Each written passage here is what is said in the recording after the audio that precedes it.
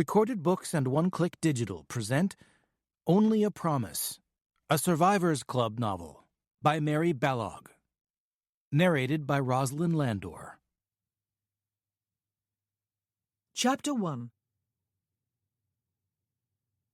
There could surely be nothing worse than having been born a woman, Chloe Muirhead thought, with unabashed self-pity, as she sucked a globule of blood off her left forefinger and looked to see if any more was about to bubble up and threaten to ruin the strip of delicate lace she was sewing back onto one of the Duchess of Worthingham's best afternoon caps. Unless, perhaps, one had the good fortune to be a duchess, or else a single lady in possession of £40,000 a year, and the freedom to set up one's own independent establishment. She, alas, was not a duchess, or in sole possession of even 40 pence a year, apart from her allowance from her father. Besides, she did not want to set up somewhere independently. It sounded suspiciously lonely. She could not really claim to be lonely now. The Duchess was kind to her. So was the Duke in his gruff way. And whenever her Grace entertained afternoon visitors, or went visiting herself, she always invited Chloe to join her. It was not the Duchess's fault that she was 82 years old to Chloe's 27, or that the neighbours with whom she consorted most frequently must all be upward of 60. In some cases, they were very much upward. Mrs. Booth, for example, who always carried a large ear trumpet and let out a loud, querulous "Eh?" every time someone so much as opened her mouth to speak, was 93. If she had been born male, Chloe thought, rubbing her thumb briskly over her forefinger to make sure the bleeding had stopped and it was safe to pick up her needle again, she might have done all sorts of interesting, adventurous things when she had felt it imperative to leave home. As it was, all she had been able to think of to do was write to the Duchess of Worthingham, who was her mother's godmother and had been her late grandmother's dearest friend, and offer her services as a companion. An unpaid companion, she had been careful to explain. A kind and gracious letter had come back within days, as well as a sealed note for Chloe's father. The Duchess would be delighted to welcome dear Chloe to Manville Court, but as a guest, not as an employee. The "not" had been capitalized and heavily underlined, and Chloe might stay as long as she wished, forever, if the Duchess had her way. She could not think of anything more delightful than to have someone young to brighten her days and make her feel young again. She only hoped Sir Kevin Muirhead could spare his daughter for a prolonged visit. She showed wonderful tact in adding that, of course, as she had in writing separately to him, for Chloe had explained in her own letter just why living at home had become intolerable to her, at least for a while, much as she loved her father and hated to upset him. So she had come. She would be forever grateful to the Duchess, who treated her more like a favoured granddaughter than a virtual stranger and basically self-invited guest. But oh, she was lonely too. One could be lonely and unhappy while being grateful at the same time, could one not? And, yes, she was unhappy too. Her world had been turned completely upside down twice within the past 6 years, which ought to have meant, if life proceeded along logical lines, as it most certainly did not, that the second time it was turned right side up again. She had lost everything any young woman could ever ask for the first time: hopes and dreams, the promise of love and marriage and happily ever after, the prospect of security and her own place in society. Hope had revived last year, though in a more muted and modest form, but that had been dashed too, and her very identity had hung in the balance. In the 4 years between the two disasters, her mother had died. Was it any wonder she was unhappy? She gave the delicate needlework her full attention again. If she allowed herself to wallow in self-pity, she would be in danger of becoming one of those habitual moaners and complainers everyone avoided. It was still only very early in May. A largish mass of clouds covered the sun, and did not look as if it planned to move off any time soon, and a brisk breeze was gusting along the east side of the house, directly across the terrace outside the morning room, where Chloe sat sewing. It had not been a sensible idea to come outside, but it had rained quite unrelentingly for the past 3 days, and she had been desperate to escape the confines of the house and breathe in some fresh air. She ought to have brought her shawl out with her, even her cloak and gloves, she thought, though then, of course, she would not have been able to sew, and she had promised to have the cap ready before the Duchess awoke from her afternoon sleep. Dratted cap and dratted lace! But that was quite unfair, for she had volunteered to do it, even when the Duchess had made a mild protest. "Are you quite sure it will be no trouble, my dear?" she had asked. "Bunker is perfectly competent with a needle." Miss Bunker was her personal maid. "Of course I am," Chloe had assured her. "It will be my pleasure." The Duchess always had that effect upon her. For all the obvious sincerity of her welcome and kindness of her manner, Chloe felt the obligation, if not to earn her living, then at least to make herself useful whenever she was able. She was shivering by the time she completed her task, and cut the thread with fingers that felt stiff from the cold. She held out the cap, draped over her right fist. The stitches were invisible. No one would be able to tell that a repair had been made. She did not want to go back inside, despite the cold. The Duchess would probably be up from her sleep, and would be in the drawing-room, bright with happy anticipation of the expected arrival of her grandson. She would be eager to extol his many virtues yet again, though he had not been to Manville since Christmas. Chloe was tired of hearing of his virtues. She doubted he had any. Not that she had ever met him in person to judge for herself, it was true, but she did know him by reputation. He and her brother Graham had been at school together. Ralph Stockwood, who had since assumed his father's courtesy title of Earl of Berwick, had been a charismatic leader there. He had been liked and admired and emulated by almost all the other boys, even though he had also been one of a close-knit group of 4 handsome, athletic, clever boys. Graham had spoken critically and disapprovingly of Ralph Stockwood, though Chloe had always suspected that he envied that favoured inner circle.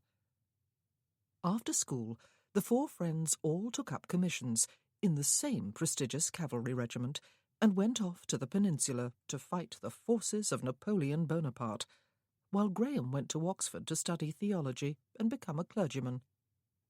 He had arrived home from the final term at school upset, because Ralph Stockwood had called him a snivelling prig and lily-livered coward. Chloe did not know the context in which the insult had been hurled, but she had not felt kindly disposed toward Graham's erstwhile schoolmate ever since, and she never had liked the sound of him. She did not like boys, or men, who lorded it arrogantly over others and accepted their homage as a right. Not many months after they had embarked for the peninsula, Lieutenant Stockwood's 3 friends had been killed in the same battle, and he had been carried off the field and then home to England so severely wounded that he had not been expected to survive. Chloe had felt sorry for him at the time, but her sympathies had soon been alienated again. Graham, in his capacity as a clergyman, had called upon him in London, a day or 2 after he had been brought home from Portugal. Graham had been admitted to the sick-room, but the wounded man had sworn foully at him and ordered him to get out and never come back. Chloe did not expect to like the Earl of Berwick then, even if he was the Duke of Worthingham's heir and the Duchess's beloved only grandson. She had not forgiven his description of her brother as a lily-livered coward. Graham was a pacifist. That did not make him a coward. Indeed, it took a great deal of courage to stand up for peace against men who were in love with war. And she had not forgiven the Earl for cursing Graham after he had been injured, without even listening to what Graham had come to say. The fact that he had undoubtedly been in great pain at the time did not excuse such rudeness to an old school friend. She had decided long ago that the Earl was brash, arrogant, self-centred, even heartless. And he was on his way to Manville Court. He was coming at the Duchess's behest, it must be added, not because he had chosen of his own free will to visit the grandparents who doted on him. Chloe suspected that the summons had something to do with the Duke's health, which had been causing her Grace some concern for the past couple of months. She fancied that he was coughing more than usual, and that his habit of covering his heart with one hand when he did so was a bad sign. He did not complain of feeling unwell, not, at least, in Chloe's hearing, and he saw his physician only when the Duchess insisted. Afterward he called the doctor an old quack, who knew no better than to prescribe pills and potions that served only to make the Duke feel ill. Chloe did not know what the true state of the Duke's health was, but she did know that he had celebrated his 85th birthday last autumn, and 85 was an awfully advanced age to be. However it was, the Earl of Berwick had been summoned, and he was expected today. Chloe did not want to meet him. She knew she would not like him. More important, perhaps, she admitted reluctantly to herself, she did not want him to meet her, a sort of charity guest of his grandmother's, an ageing 27-year-old spinster with a doubtful reputation and no prospects. A pathetic creature, in fact. But the thought finally triggered laughter, at her own expense. She had whipped herself into a thoroughly cross and disagreeable mood, and it just would not do. She got determinedly to her feet. She must go up to her room without delay, and change her dress, and make sure her hair was tidy. She might be a poor, ageing spinster with no prospects, but there was no point in being an abject one who was worthy only of pity or scorn. That would be too excruciatingly humiliating. She hurried on her way upstairs, shaking herself free of the self-pity in which she had languished for too long. Goodness, if she hated her life so much, then it was high time she did something about it. The only question was what? Was there anything she could do? A woman had so few options. Sometimes, indeed, it seemed she had none at all, especially when she had a past, even if she was in no way to blame for any of it. When he found his grandmother's letter beside his plate at breakfast one morning, along with a small pile of invitations, Ralph Stockwood, Earl of Berwick, had only recently returned to London from a 3-week stay in the country. He had come to town because at least it offered the promise of some diversion for body and mind, even if he did not expect to be vastly entertained. He would no doubt lounge about at his usual haunts in his usual aimless way for the duration of the spring season. The whole of the beau monde had moved here too for the parliamentary session, and for the frenzy of social entertainments with which it amused itself, with unrelenting vigour, for those few months. Ralph did not have a seat in the House of Lords, his title being a mere courtesy one, while procuring a seat in the House of Commons had never held any real appeal for him. But he always came anyway, and attended as many parties and balls and concerts and the like as would alleviate the boredom of his evenings. He whiled away his days at White's Club, and frequented Tattersall's to look over the horses, and Jackson's boxing saloon to exercise his body, and Manton's shooting gallery to maintain the steadiness of eye and hand. He spent as many hours with his tailor, and his bootmaker, and hat-maker as were necessary to keep himself well turned out, though he had never aspired to the dandy set. He did whatever he needed to do to keep himself busy. And he always yearned for... Well, that was the trouble. He yearned, but could name no object of his yearning. He had a home, Elmwood Manor in Wiltshire, where he had grown up, and that he had inherited with his title from his father. He had also inherited a perfectly competent steward who had been there forever, and therefore he did not need to spend a great deal of time there himself. He had almost sole use of his grandfather's lavish townhouse, since his grandparents scarcely came to London any longer, and his mother preferred to keep her own establishment. He had fond relatives, paternal grandparents, a maternal grandmother, a mother, 3 married sisters and their offspring, and some aunts, uncles, and cousins, all on his mother's side. He had more money than he could decently spend in one lifetime. He had— what else did he have? Well, he had his life. Many did not. Many who would have been his own age, that is, or younger. He was 26, and sometimes felt 70. He enjoyed decent health, despite the numerous scars of battle he would carry to the grave, including the one across his face. He had friends, though that was not strictly accurate.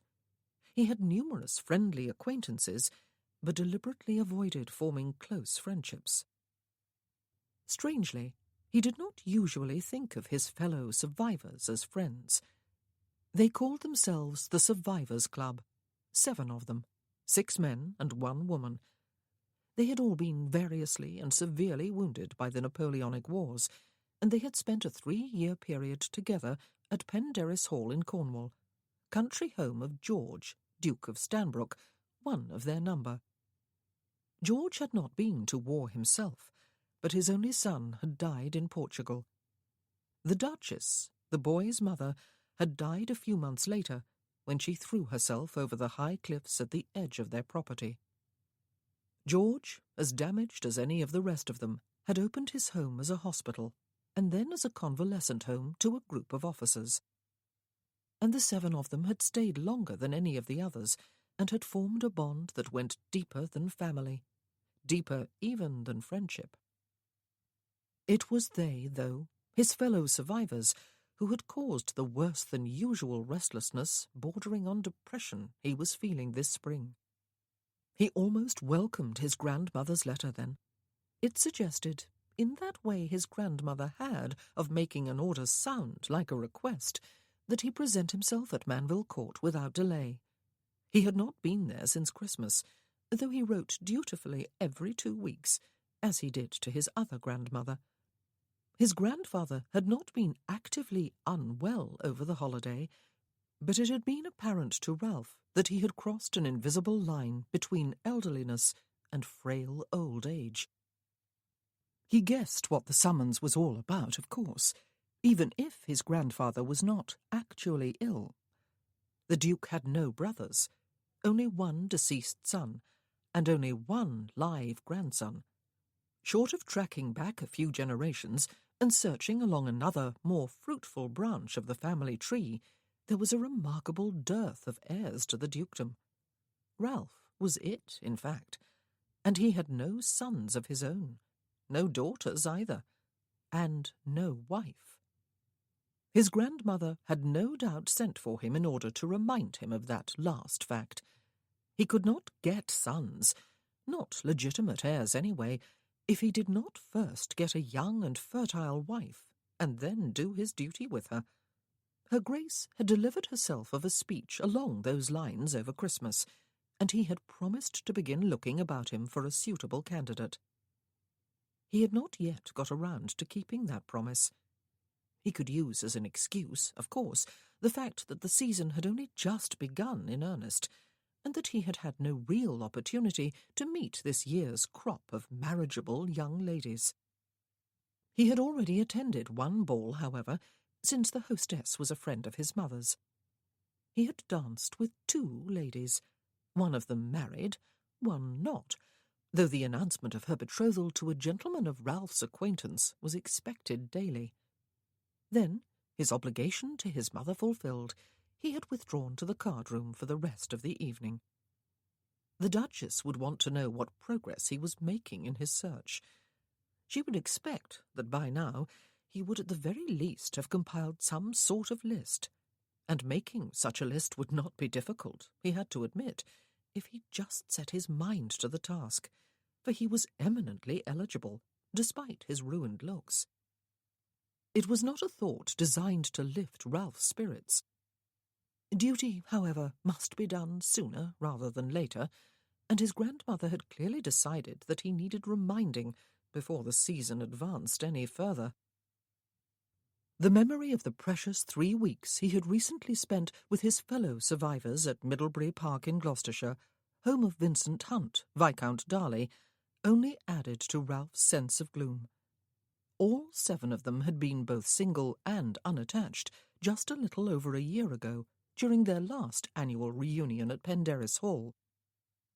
Without giving the matter any conscious thought, Ralph had assumed they would remain that way forever.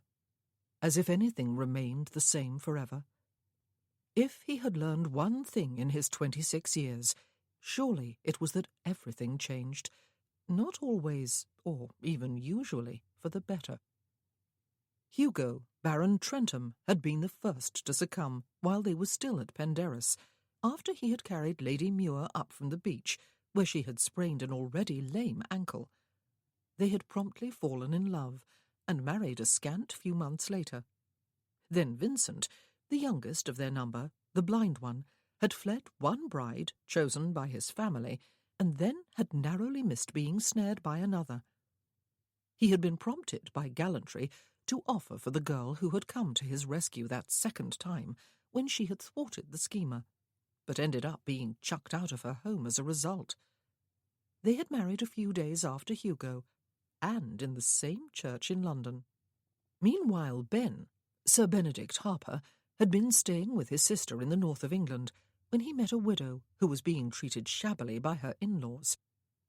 He had chivalrously accompanied her when she fled to Wales, and had ended up marrying her, as well as running her grandfather's Welsh coal mines and ironworks.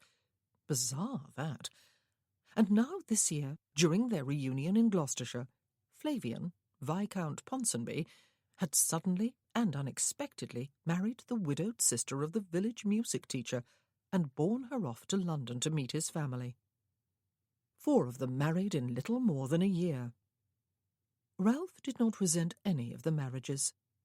He liked all 4 of the wives, and thought it probable that each marriage would turn out well, although in truth he knew he must reserve judgment upon Flavian's, since it had happened so recently and so abruptly, and Flav was a bit unstable at the best of times, having suffered head injuries and memory loss during battle. What Ralph did resent was change, a foolish resentment, but one he could not seem to help. He certainly did not resent his friend's happiness. Quite the contrary. What he did resent, perhaps, though resentment might be the wrong word, was that he had been left behind. Not that he wanted to be married, and not that he believed in happiness, marital or otherwise. Not for himself, anyway. But he had been left behind. 4 of the others had found their way forward. Soon he would be married too. There was going to be no escaping that fate. It was his duty to marry and produce heirs, but he could not expect the happiness or even the contentment his friends had found. He was incapable of love, of feeling it, or giving it, or wanting it.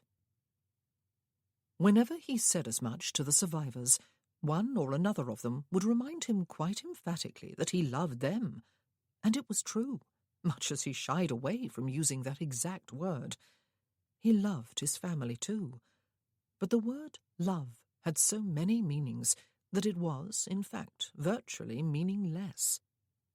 He had deep attachments to certain people, but he knew he was incapable of love, that something special that held together a good marriage, and sometimes even made it a happy one. There were a few social commitments he was forced to break after his grandmother's letter arrived, though none that caused him any deep regret. He sent his apologies to the relevant people, wrote a brief letter to his mother, who was in town and might expect him to call, and set out for Sussex and Manville Court in his curricle, despite the fact that it was a brisk day in early May, and there was even the threat of rain. He never travelled by closed carriage when he could help it. His baggage followed in a coach with his valet, though he doubted he would have much need of either. His grandmother would be too eager to say her piece, and quickly sent him back to London with all its parties and balls and eligible brides. Unless grandpapa really was ill, that was. Ralph felt an uncomfortable lurching of the stomach at the thought. The Duke was a very old man, and everyone must die at some time, but he could not face the prospect of losing his grandfather. Not yet. He did not want to be the head of his family, with no one above him and no one below. There was a horrible premonition of loneliness in the thought, as if life was not an inherently lonely business. He arrived in the middle of the afternoon, having stopped only once to change horses and partake of refreshments, and having been fortunate enough not to get held up at any toll booths or to get behind any slow-moving vehicles on narrow stretches of road. The front doors of Manville stood open, despite the fact that the afternoon was not much warmer than the morning had been. Obviously, he was expected, and there was Weller, his grandfather's elderly butler, standing in the doorway and bowing from the waist when Ralph glanced up at him. He was not looking particularly anxious, not that Weller ever displayed extreme emotions, but surely he would have done if grandpapa were at his last gasp. And then his grandfather himself appeared behind Weller's shoulder, and the butler stepped smartly aside. "The Duke said, a characteristic sound that fell somewhere between a word and throat-clearing, as Ralph relinquished the ribbons to a groom and took the steps up to the doors 2 at a time. "Making a filial visit just as the London season is swinging into action, are you, Berwick? Because you could not go another day without a sight of her Grace's face, I dare say." "Good to see you, sir." Ralph grinned at him and took the Duke's bony, arthritic hand in his own. "How are you?" "I suppose her Grace wrote to tell you I was at death's door," the old man said. "I dare say I am, but I have not knocked upon it or set a toe over the door-sill yet, Berwick. Just a bit of a cough and a bit of gout, both the results of good living. Well, if you were sent for, you will be expected upstairs. We had better not keep the Duchess waiting." He led the way up to the drawing-room.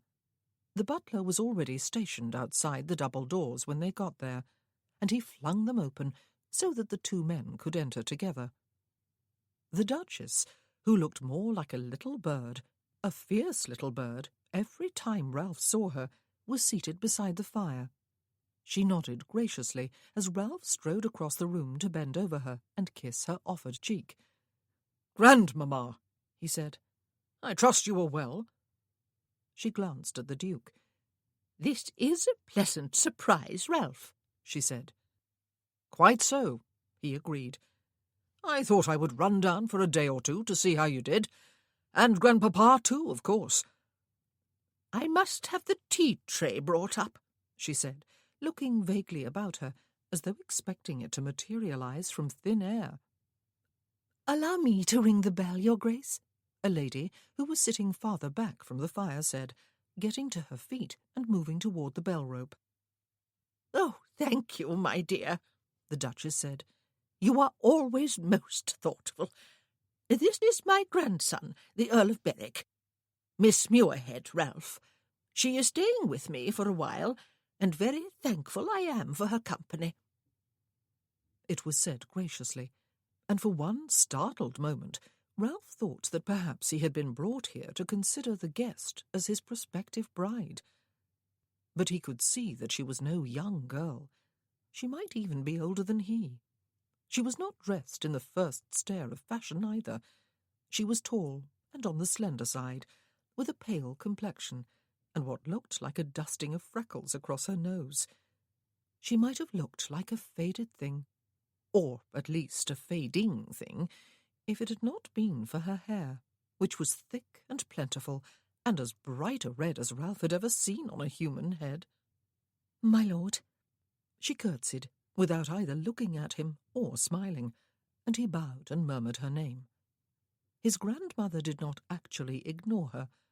Neither did she draw her any more to Ralph's attention, however, and he relaxed. Obviously she was of no particular account.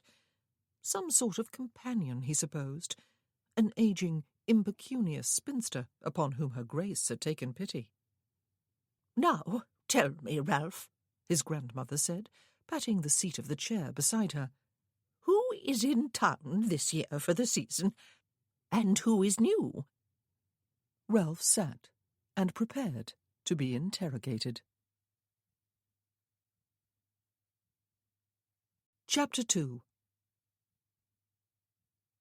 The Earl of Berwick was really quite different from what Chloe had expected. There were his looks, for one thing. He was not the handsome boy she had always imagined, frozen in time, arrogant and magnetically attractive, riding roughshod over the feelings of others. Well, of course he was no longer that boy.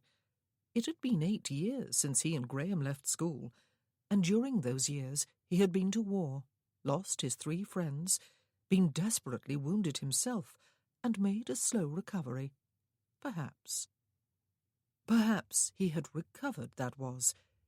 She had never really wondered what war did to a man, apart from killing him or wounding him, or allowing him to return home when it was over, mercifully unscathed.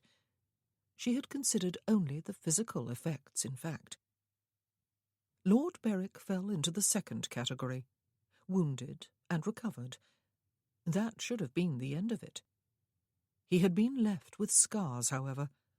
One of them was horribly visible on his face, a nasty cut that slashed from his left temple, past the outer corner of his eye, across his cheek and the corner of his mouth to his jaw, and pulled both eye and mouth slightly out of shape.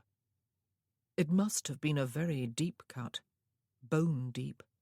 The old scar was slightly ridged and dark in colour, and made Chloe wince at the thought of what his face must have looked like when it was first incurred.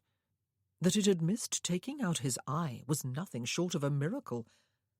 There must have been some permanent nerve damage, though.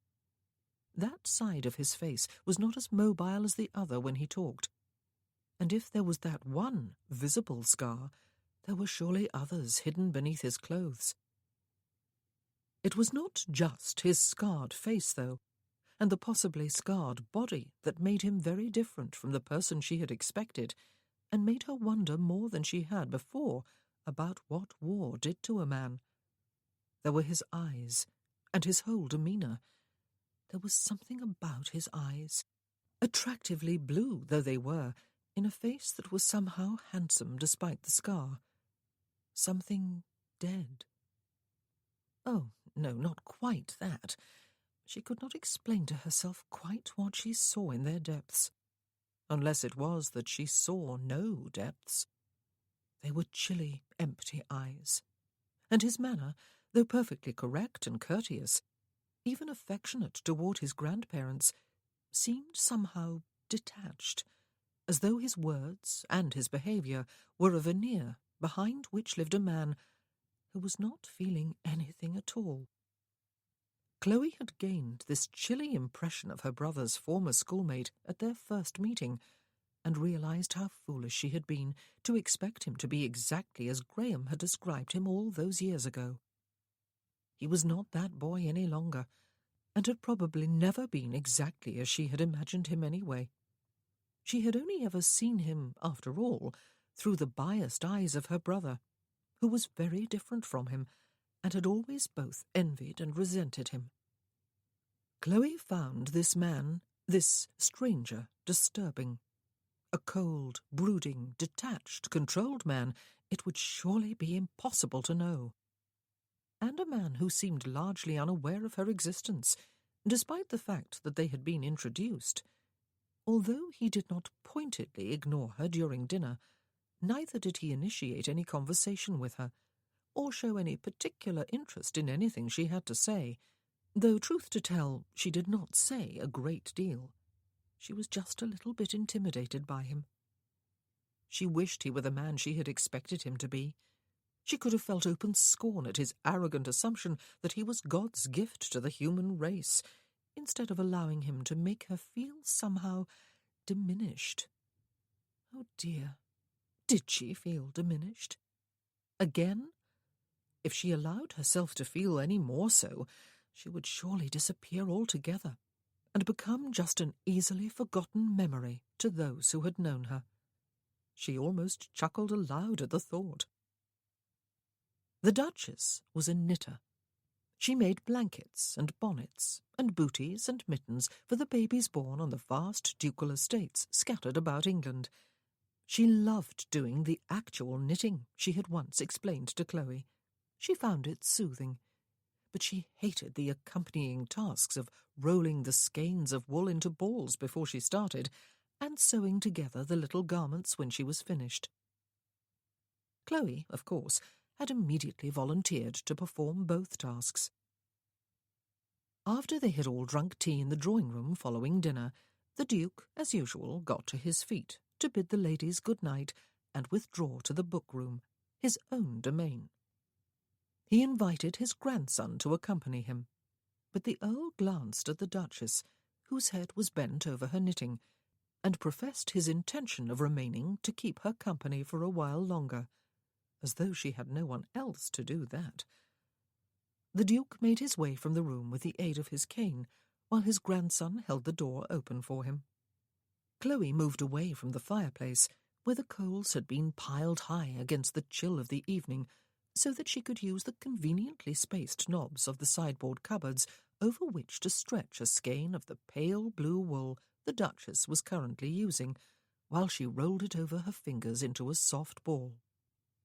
She sat down to the task, her back to the room, thankful that she had something to do while her Grace settled into a conversation with the Earl. "You will have noticed a difference in your grandfather since Christmas," the Duchess said, after the door was closed. "He seems to be doing well enough," the Earl of Berwick said. "That is because he has put on a good show for you today," she told him, "as he does for everyone when he is outside his book-room and his private apartments." "And when he is not?" the Earl asked. "Your grandfather's heart is weakening," she told him. "Dr. Gregg says so. But, of course, he will not give up either his pipe or his port." "They are indulgences that give him pleasure," the Earl said. "Being deprived of them would perhaps make him miserable, and neither improve his health nor prolong his life." "That is exactly what Dr. Gregg says." The Duchess sighed. "It would not surprise me at all, Ralph, if Worthington does not survive another winter. He had a chill after Christmas, and was a long time recovering from it, if he has recovered fully, that is. I doubt he could fight off another." "Perhaps, Grandmamma," the Earl said. "You are being over-pessimistic." "And perhaps," she said sharply, "I am not. The fact is, Ralph, that at some time in the not-too-distant future you are going to be the Duke of Worthington yourself, with all the duties that go along with the title." Chloe heard the slow intake of the Earl's breath. The ticking of the clock on the mantel seemed louder than usual. "I shall be ready when the time comes, Grandmamma," he said. "But I do not want the time to come. I want Grandpapa to live forever." "Forever is not granted to any of us," the Duchess said. "Even tomorrow is not granted as by right. Any of us can go at any moment." "Yes," he said. "I know." There was a whole universe of bleakness in his voice. Chloe's hands stilled as she turned her head to look at him. He was standing to one side of the fire, his elbow propped on the mantelpiece. There was a stillness about him that chilled her. Yes, he must know as well as anyone how quickly, and suddenly, life could be snuffed out. She wondered why he had been allowed to purchase a military commission when he was heir to a dukedom and had no brothers to provide spares in case of his demise. She shivered slightly and wished she had brought her shawl over here with her, instead of leaving it draped over the arm of the chair on which she had been sitting earlier. But she would not get up now to fetch it and draw attention to herself. She resumed her self-appointed task. "Even you," her Grace added unnecessarily. "Yes, I know." Chloe wound the wool more slowly during the silence that ensued. She was halfway through this particular skein and did not want to finish it too soon. She would have to return to her chair, or else sit here idle, staring at the sideboard cupboards. Either way, she would risk drawing attention to herself. She wished now she had made some excuse and left the room with the Duke. "It is time you married, Ralph," the Duchess said bluntly into the silence. "Yes, I know." "You knew at Christmas time, when we spoke on the same subject," she said. "Yet I have not heard that you are courting any particular lady, Ralph, despite the fact that I have my sources of information. Tell me that you do have someone in mind, someone young and eligible, someone both ready and willing to do her duty." "I do not, I must confess," he said. "I have met no one with whom I can imagine spending the rest of my life. I know I must marry, but I do not want to marry, you see. I have nothing to offer. I am fully aware, however, that must will have to take precedence over want. I shall start looking, Grandmamma, as soon as I return to London. I shall start looking in earnest. I shall make my choice before the end of the season, well before. There, it is a promise. Are you reassured?" "You have nothing to offer?" the Duchess said, her tone incredulous. "Nothing to offer, Ralph? I doubt there is a more eligible bachelor in England." "Nothing of myself to offer, I meant," he told her, his voice quieter than it had been, so that Chloe had to still her hands again in order to concentrate upon hearing him. "There is nothing, Grandmamma. Nothing in here." Presumably he was tapping his chest. "Nonsense," she said briskly.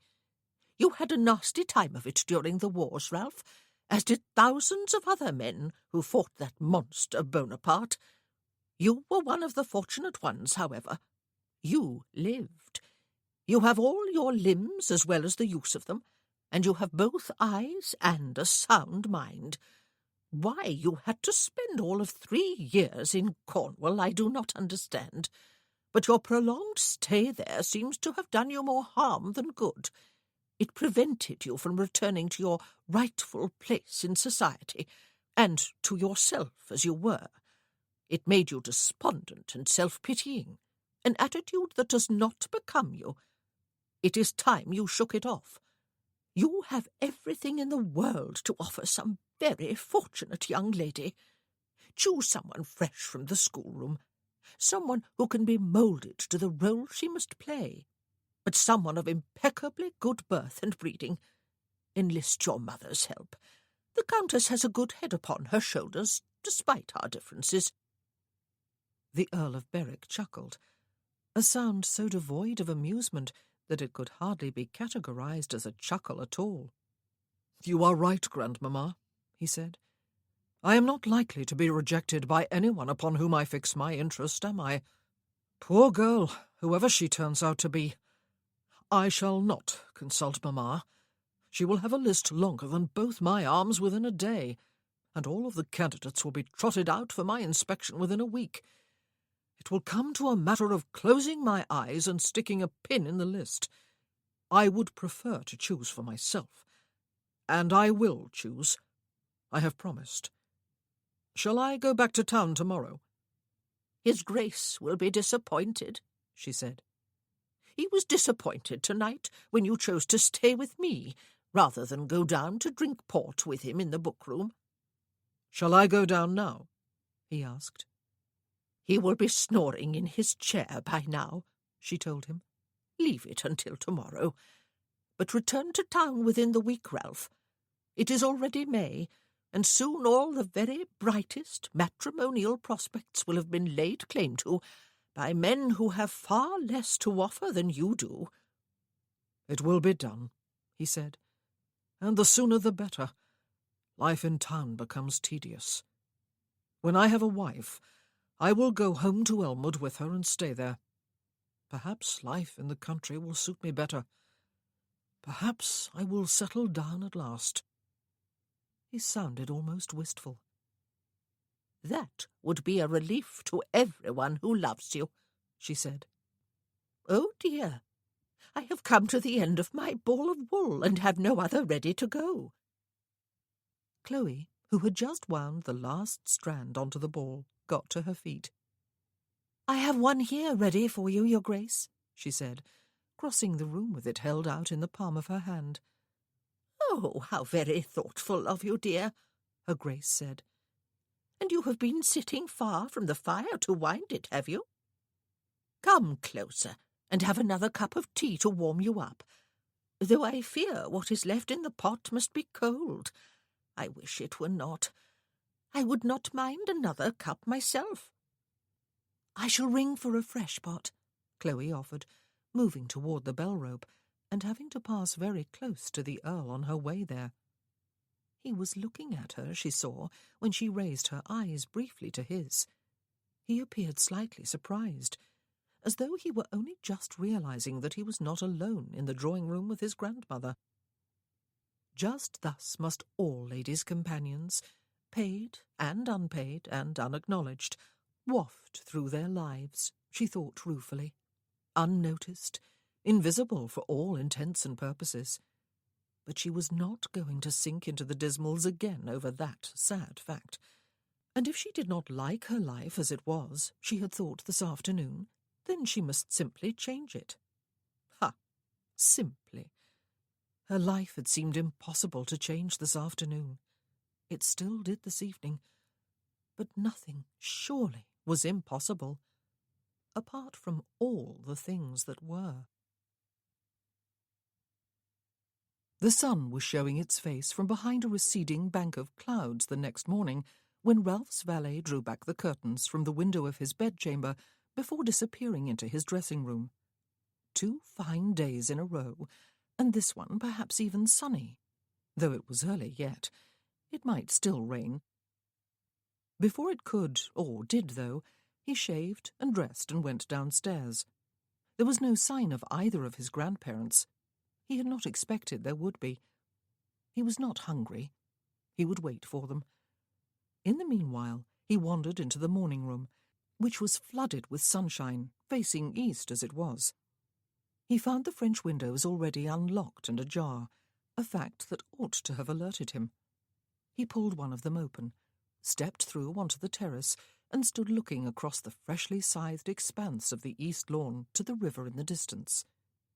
He drew in a deep breath of fresh air and released it slowly. He had not slept well. He had kept waking himself up from dreams that were not exactly nightmares, but were bizarre nonetheless. He could remember only one of them, one of the more coherent. He had been in a ballroom he did not recognize, a room so long that even with a telescope he doubted he would have been able to see the far end of it. Along its full length, stretching to infinity, was a line of young ladies, all dressed in ballroom finery, and all of them plying a fan, though they were otherwise motionless. And he was marching with slow deliberation along the line, clad in his scarlet, gold-faced officer's dress uniform, inspecting them, his mother on one side, Graham Muirhead in full clerical robes on the other. It was not one of those dreams that defied interpretation, though why Muirhead of all people should have popped into it he could not imagine. Ah, and then he could. He became suddenly aware of a flutter of movement off to his right, and turned his head sharply to see Miss Muirhead standing a short distance away, bonnetless and clutching the corners of a shawl to her bosom, presumably to prevent it from blowing away in the non-existent wind. He felt instant irritation. She had overheard that very personal conversation he had had with his grandmother last evening, and had not had the decency either to clear her throat, to remind them of her presence, or to leave the room. He had been quite unaware of her, as one tended to be unaware of servants, though she was not a servant, was she? She was a guest of his grandmother's, one who ran and fetched for her, and effaced herself in a most unguest-like manner. A woman seemingly without character, or personality, or conversation. Was she related to Graham Muirhead by any chance? It was not a common name, Muirhead. His irritation only increased at the possibility that there was a connection. "My lord," she murmured. "Good morning." He inclined his head curtly to her and stepped off the terrace in order to stroll out across the lawn, where he could be alone again. What he must do now, he decided, as he approached an old oak tree and set a hand upon its sturdy, familiar trunk, was spend as much of today as he could with his grandfather and then return to town tomorrow. He could make the excuse of a pressing engagement, and he would not be lying. He had an urgent appointment with his own destiny, and there must be at least one ball and half a dozen other parties of varying sorts to choose among for tomorrow evening. And, of course, he had been invited to all of them. There were always myriad entertainments every evening during the season. He must simply find his invitations, make his choice, and go. He was quite resigned to what his immediate future had in store for him. He had had enough time to think about it after all. His grandmother had talked openly about it at Christmas time. His mother had been hinting for at least the past year. He had been procrastinating. That must stop. He would persuade his grandfather to talk about his boyhood and young manhood today. Grandpapa enjoyed telling the old, oft-repeated stories, and who knew if Ralph would be hearing them for the last time? Was his grandfather ailing? Or could he go on, as he was now, for another 10 years or so? The answer to that question, impossible to know, did not affect the central issue, though did it? The Duke had an heir, but that heir himself did not. And life, as Ralph's grandmother had observed last evening, was always uncertain, even for the young. He could die at any moment. Indeed, there had been times when he had wanted to die, and had even tried to help the process along. But he would not be drawn into remembering those dark days. Now was the time to think of life. Though what sensible man would wish to be responsible for bringing yet another human life into this world? He shook his head. Such thinking must not be pursued. "How old do you think it is?" a voice asked from behind him, and he turned in amazement to discover that Miss Muirhead had followed him across the lawn and was standing just a short distance away. "The oak, I mean." He gazed at her without smiling. Had he asked for company? Did he look like the sort of man who would feel lonely and pathetic if left to stroll alone? But he looked at the trunk beneath his hand and up into the spreading branches, and perhaps he ought to have ignored her question and her entirely. "Several 100 years," he said. "Perhaps even more than 1,000.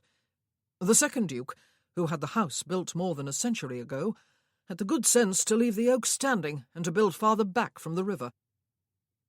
"It looks like a child's paradise," she said. "Did you climb it as a boy?" "It is too visible from the house," he said.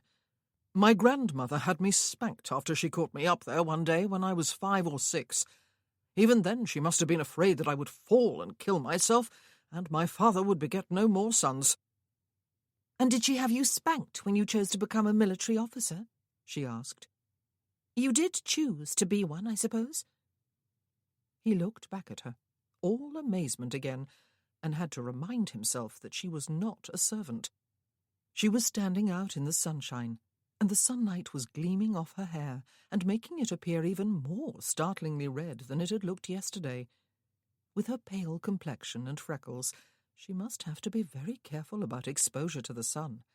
Her skin would surely burn horribly, yet she was wearing no bonnet. He was surprised to notice, now that he was looking fully at her, that she was rather good-looking, even beautiful in a unique sort of way. Her eyes were large and decidedly green.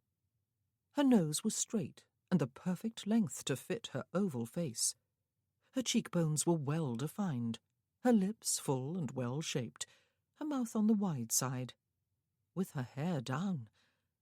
But she had asked him a question, an impertinent, intrusively personal question. He answered it nevertheless. "I begged and pleaded with my father to no avail," he told her, "and my mother was firmly and tearfully on his side. My grandmother threatened to have me whipped, horsewhipped, to use her exact words. I suppose she thought I had outgrown spankings. But my grandfather surprised us all, and incensed everyone but me. It had been his boyhood dream, it seemed, to be a military officer, a general no less. But of course it had not been allowed, because he was a duke's heir and had no brothers. His own son had been a disappointment to him. Yes, he said it in the hearing of my father, who was the epitome of the dutiful heir. 'Let the boy have his way, then,' he said of me. 'Let him follow his dream of glory.' I was 18 years old, and just getting finished with school. I was as innocent and as ignorant as a newborn babe. But the word of the Duke of Worthington was law to his family, and so he purchased my commission in the very best regiment, as well as all the finest trappings money could buy." "But your dream was soon shattered," she said softly. What did she know about it? He looked stonily at her, before turning his head away sharply. Should he stride off toward the river, and trust she would not come trotting after him to offer her company and her conversation again, or should he stride back to the house and rely upon outpacing her? He hesitated a moment too long. "I could not help but overhear your conversation with her Grace last evening," she said. "I was not deliberately eavesdropping." His eyes returned to hers. He removed his hand from the trunk and leaned his shoulder against it. She must think a gale was blowing. She had a death grip on the corners of her shawl. "I understand," she said, "that you do not wish to marry, but that you must." He crossed his arms over his chest and raised one eyebrow. Her impertinence knew no bounds. Though she was quite correct, she had not been eavesdropping. She had been in the drawing-room by right of the fact that she was a guest here. "I do not believe it is just your youth, is it?" she asked. He raised the other eyebrow to join the first. "That makes you reluctant, I mean," she said. "It is not just that you are young and wish for more time to sow some wild oats before you settle down. It is not, is it?" He felt a curious mixture of urges. One part of him wanted to bellow with laughter. Another part wanted to explode with fury. "I believe," she continued when he remained silent, "it is as you told the Duchess. You have nothing to offer, beyond what almost every single girl in the land and her mamma want. I am not expressing myself very well, am I? But I know what I mean, and you know. There is nothing left inside you to offer, is there? Something has taken it all away. War, perhaps, and you are empty." He had turned cold. It was still quite early morning, of course, and he was standing in the shade of the tree, away from what heat there was in the sun. But it was not that. It was not an outer coldness. "You presume to know me inside and out, do you, Miss Muirhead?" he said, his voice matching his feelings. "After, what is it, an 18-hour acquaintance?"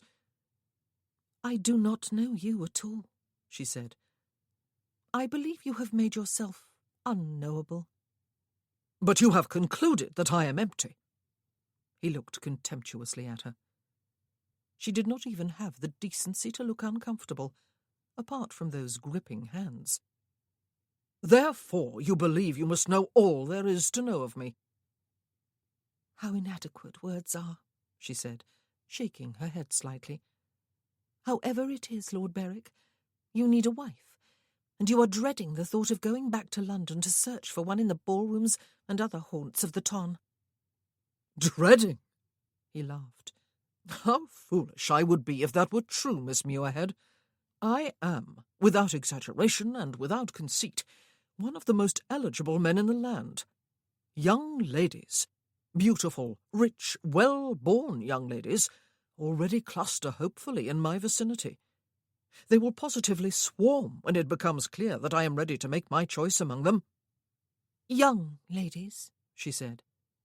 "I suppose you mean straight from the schoolroom. Poor girls, as you yourself observed last night. The one you choose is not likely to remain happy for long, is she?" "Because I look like this."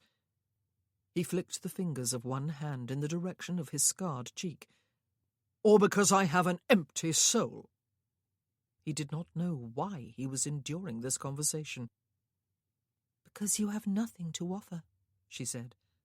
"Nothing that would make a young, hopeful, innocent girl happy after the euphoria of the wedding is over." "A countess's title, with the prospect of a duchess's to follow, will not make her eternally ecstatic?" he asked. "And taking precedence over almost every other lady in England for the rest of her life, having wealth untold at her fingertips, and all the clothes and carriages and jewels and other faradiddle she could ever dream of." "I know by the tone of your voice that you agree with me," she told him. He laughed again. "You think I will be a cruel husband, Miss Muirhead?" "Probably not knowingly," she said.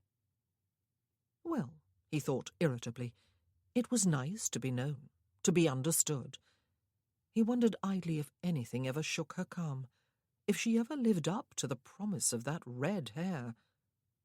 "You would do better to marry me," she said. What? He stood where he was, his arms folded, his eyes riveted upon hers.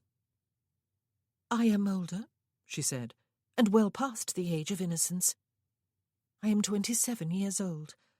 However, I still have many childbearing years left, and have no reason to believe I may be barren. My father is the 6th baronet of his line, and my mother was the daughter of a viscount. I have no illusions about marital happiness, and would be quite willing to accept the marriage for what it would be. I would not interfere with your life. I would live mine in a way that would never publicly embarrass you, or privately inconvenience you. If you were to agree to marry me, you would be saved from all the bother of making your choice among the many eligible young ladies in whom you have no interest whatsoever." He found his voice at last. "I have no interest in you, Miss Muirhead." It was brutal, but he felt savage and cold to the heart. "Of course you do not," she said, looking unmoved, though a downward glance showed him that her knuckles had whitened against her shawl. "I would not expect it, or desire it.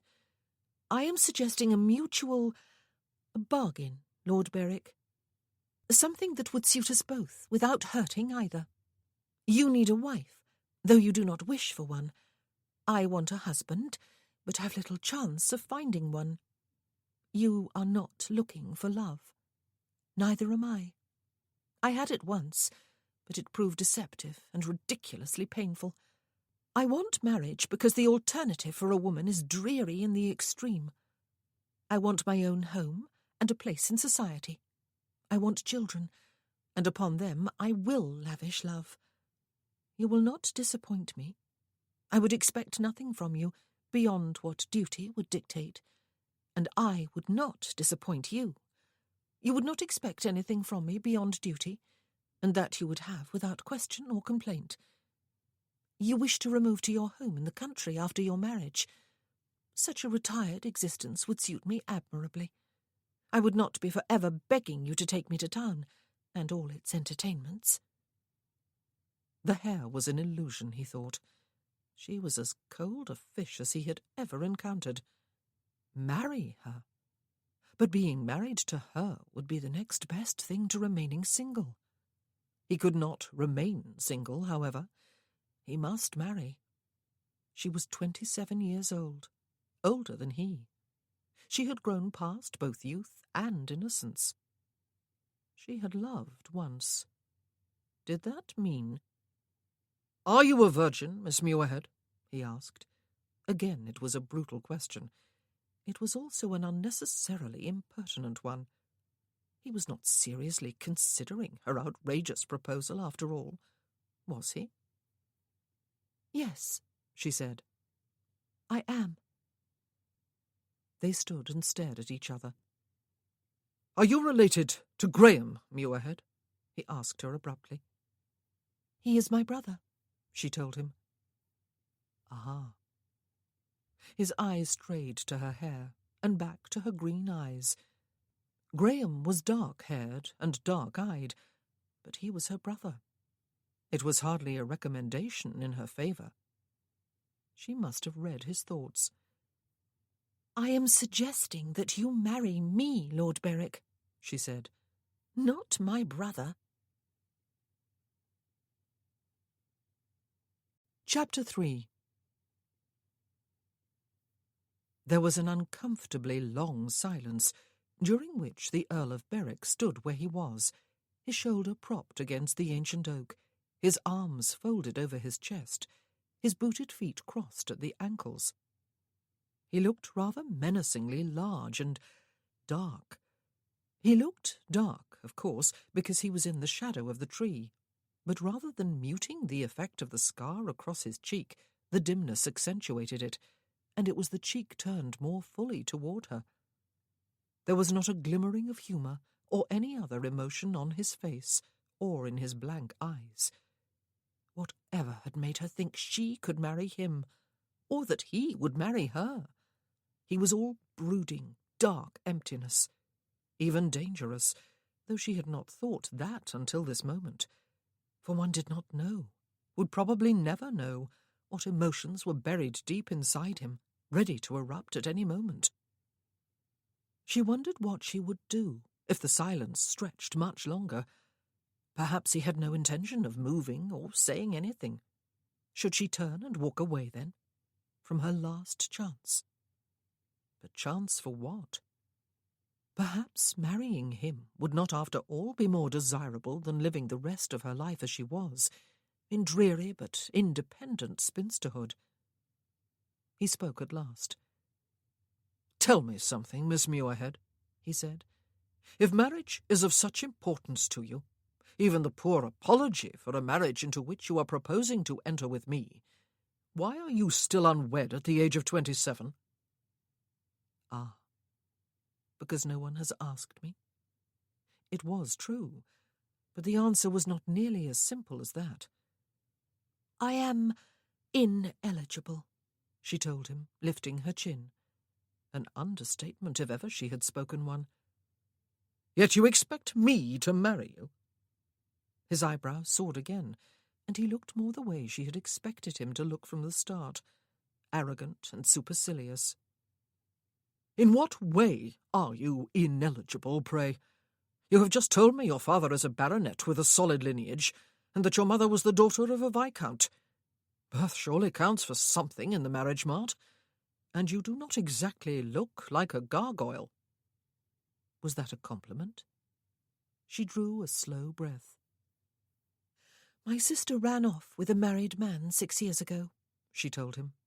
"He married her a year later, a scant 3 months after his wife died, and 1 month before her confinement.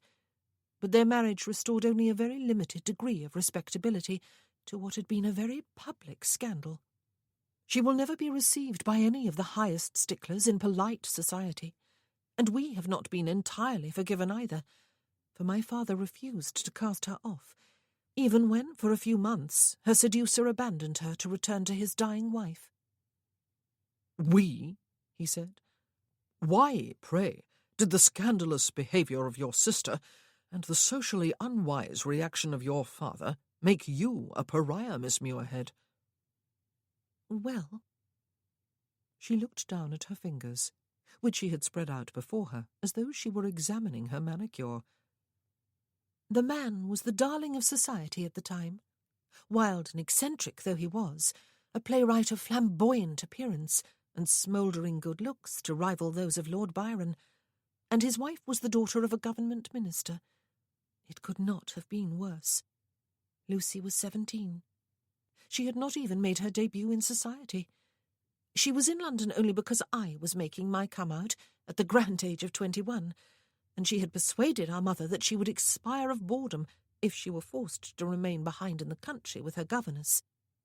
She met Mr. Nelson in Hyde Park when she dropped her reticule, and its contents spilled at his feet, while she was walking there one morning with Mamma's maid. His wife's family made a dreadful fuss after he had run off with her.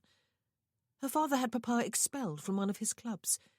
Her brother forced a quarrel upon my brother in a public place, and challenged him to a duel. Graham refused to fight. The Earl interrupted the ghastly narrative. "Did he, by Jove?" he said. "But, yes, I suppose he would." "Oh, he kept the appointment," she said, looking up at him with a frown. "But he would not take up one of the pistols.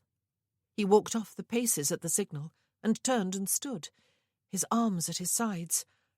Apparently he did not even stand sideways to offer a narrower target. His adversary bent his arm at the elbow and shot into the air, and everyone jeered at Graham for his cowardice, though I still think it was the bravest thing I have ever heard of. My mother insisted that we try to weather the storm, while Papa went in pursuit of the runaways, and Graham tried in vain to apologize to Mrs. Nelson and her family. We attended those entertainments to which we had already been invited, but new invitations stopped coming. When Mamma took me calling upon ladies who had always welcomed us, they were suddenly not at home, even if other people's carriages were drawn up outside their doors to give the lie to their words. When we arrived at Almack's one evening for the weekly ball, it was to the discovery that our vouchers had been revoked. There was a brief silence. "Why were you 21 when you made your come-out?" "My grandmother died when I was 18, she explained, and Mamma insisted we go into strict mourning, though Papa said it surely was not necessary to ruin the plans that had been made for me. My mother was very ill for a couple of years after that. It was the illness that finally killed her, though she did rally to take me to London for my long-overdue debut into society." "And you never went back to London after that first time?" he asked. "Not in 6 years? Memories are notoriously short among the beau monde. Yesterday's scandal is soon swallowed up by today's indiscretion, and that by tomorrow's catastrophe. And it was not you who had eloped. Who was the man you loved?" His eyes raked over her from head to toe, and she clutched the ends of her shawl again. "What?"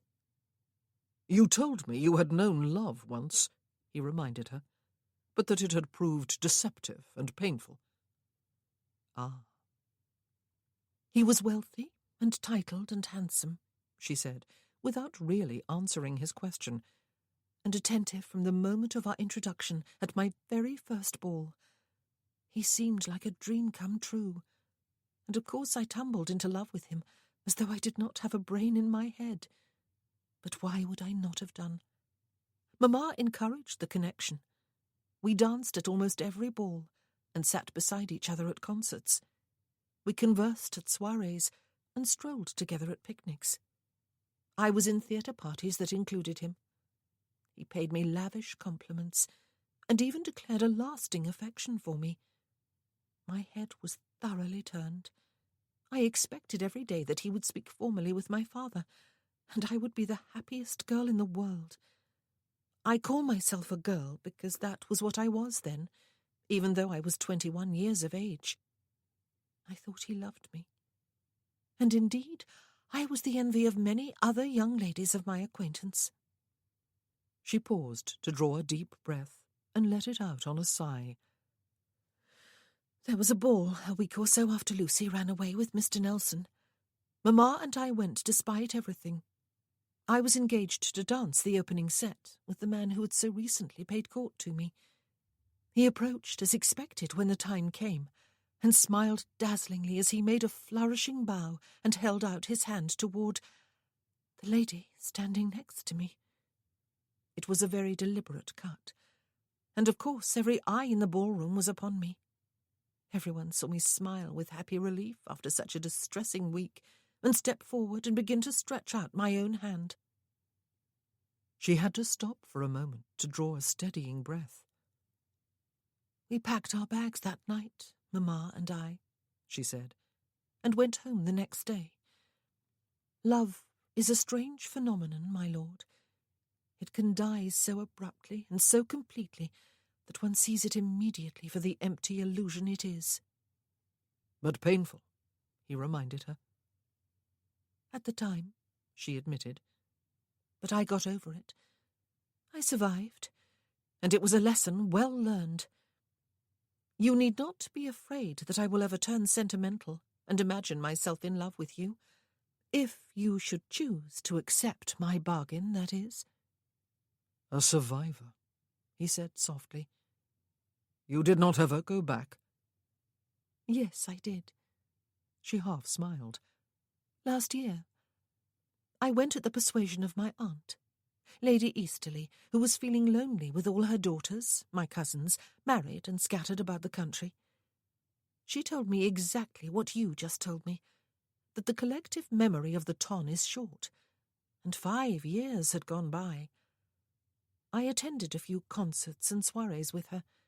I had agreed to accompany her to some parties, and even one ball that was being given by a cousin of my uncle's. But suddenly the gossip began. Strange whisperings and significant glances my way. I thought at first it must be the old scandal rearing its head, but it was something else, something totally unexpected and terribly silly. Aunt Julia told me what it was about one morning when I was getting ready to go out to the library, and Graham arrived soon after to confirm what she had said. She clasped her hands behind her back. She closed her eyes for a moment before opening them and continuing. I dare say, she said, that if you were in London last spring, you met Lady Angela Allendale, daughter of the Marquis of Hitching. She had come from the north of England to make her debut, and took the ton by storm. She risked a glance at him. I remember hearing she was a diamond of the first water, he said, with half the bachelor population of England dangling after her. I never saw her. I made sure not to. At that time I was still avoiding all possible danger of being trapped into marriage. She had hair and eyes the exact colour and shade of mine, she said. She had my pale complexion, too. When a few people began to remark upon the likeness between us, there were those among the older members of the ton who remembered the handsome, red-haired Marquis, her father, as a young man in London, paying court to the lovely Miss West, my mother, before financial distress caused him to change his affections and propose marriage to the heiress of a vast fortune, who is now the Marchioness of Hitching. The Earl of Berwick offered no comment when she paused. My mother and father married before the end of that season, she said. Mamma always spoke of their whirlwind courtship as a great love story. I did not believe any of the gossip that was soon in full flight last year. I still do not. I tried to brazen it out, just as I had 5 years before. But at a picnic I attended with my aunt, I had the misfortune of coming face to face with I came face to face with my former beau and greeted him by name. He raised his quizzing glass to his eye, looked pointedly through it at my hair, made me a slight and distant bow, and walked away, making sure I heard the remark he made to the gentleman who was with him. The word bastard was part of it. I went home the next day. She had been standing too long in the same position, she realized. There was a buzzing in her ears, a coldness about her head and in her nostrils, and she feared she was close to fainting. She drew a breath, shook her head, looked about, dug her fingers into her palms, and willed herself not to do anything so utterly humiliating. "And you confronted your father?" Lord Berwick asked. No, she admitted. I told him a few weeks in London had been enough, that I had been bored and homesick. The gossip followed me eventually, however. Some people who were staying with our neighbours over Christmas recognised me at a local assembly, and the story spread like wildfire until it reached Papa's ears. He was incensed. He made a scene. He was stopped only just in time from challenging one of the visitors to a duel. We went home early, and then I asked him. He would not give me a direct answer. He told me he had loved my mother from the time he first set eyes upon her, and that she had loved him. He told me he had always loved me, before my birth and every day after. I was his firstborn, his beloved elder daughter, he said. He told me there were some redheads among his ancestors, but he was vague about exactly when he had married Mamma. I did not know the date, I realized, and I did not press the point, or make any attempt to find out another way. I was born the February after that season. I do not believe the gossip, but you ought to be aware of it, I suppose. If you are considering my proposed bargain, that is, which I do not suppose you are. She moved at last, turning to face the house. She had really not thought this through carefully enough last night, had she? She had thought only of proposing her bargain in a lucid and dispassionate way. It had seemed a real possibility, a marriage that would be of equal benefit to them both. She had not really considered the personal baggage she brought with her, all of which would deter any sane man from wanting any connection whatsoever with her. And now she had spilled it all out, and she felt drained and humiliated, and appalled at her own temerity.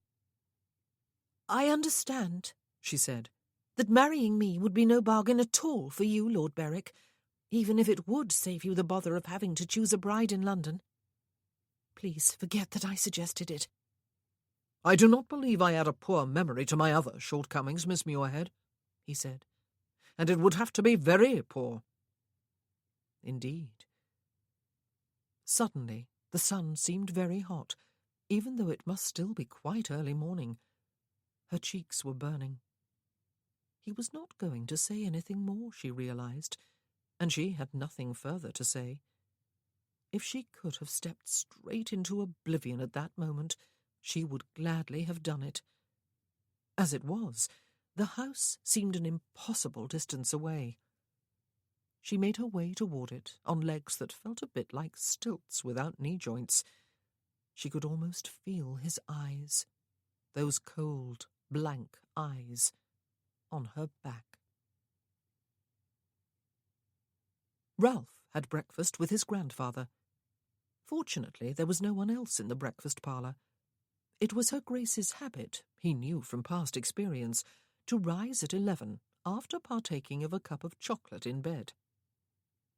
The two of them spent the rest of the morning in the Duke's study, talking on a variety of topics, until the old gentleman nodded off over a cup of coffee.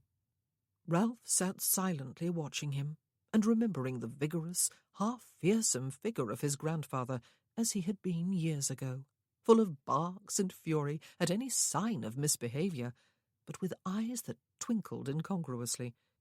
One of his waistcoat pockets had always slightly bulged out of shape with the sweetmeats he carried there. Ralph went riding after luncheon. He went to see his grandfather's physician, and found him just returning from a distant farm, to which he had been summoned to set the broken arm of a labourer who had tumbled from a barn loft. His Grace was not suffering from any particular malady, Dr. Gregg assured the Earl of Berwick, except old age, of course. His heart was not as strong as it had once been, as was to be expected, and he had a tendency to fall victim to any chill that happened to be lurking in the neighbourhood.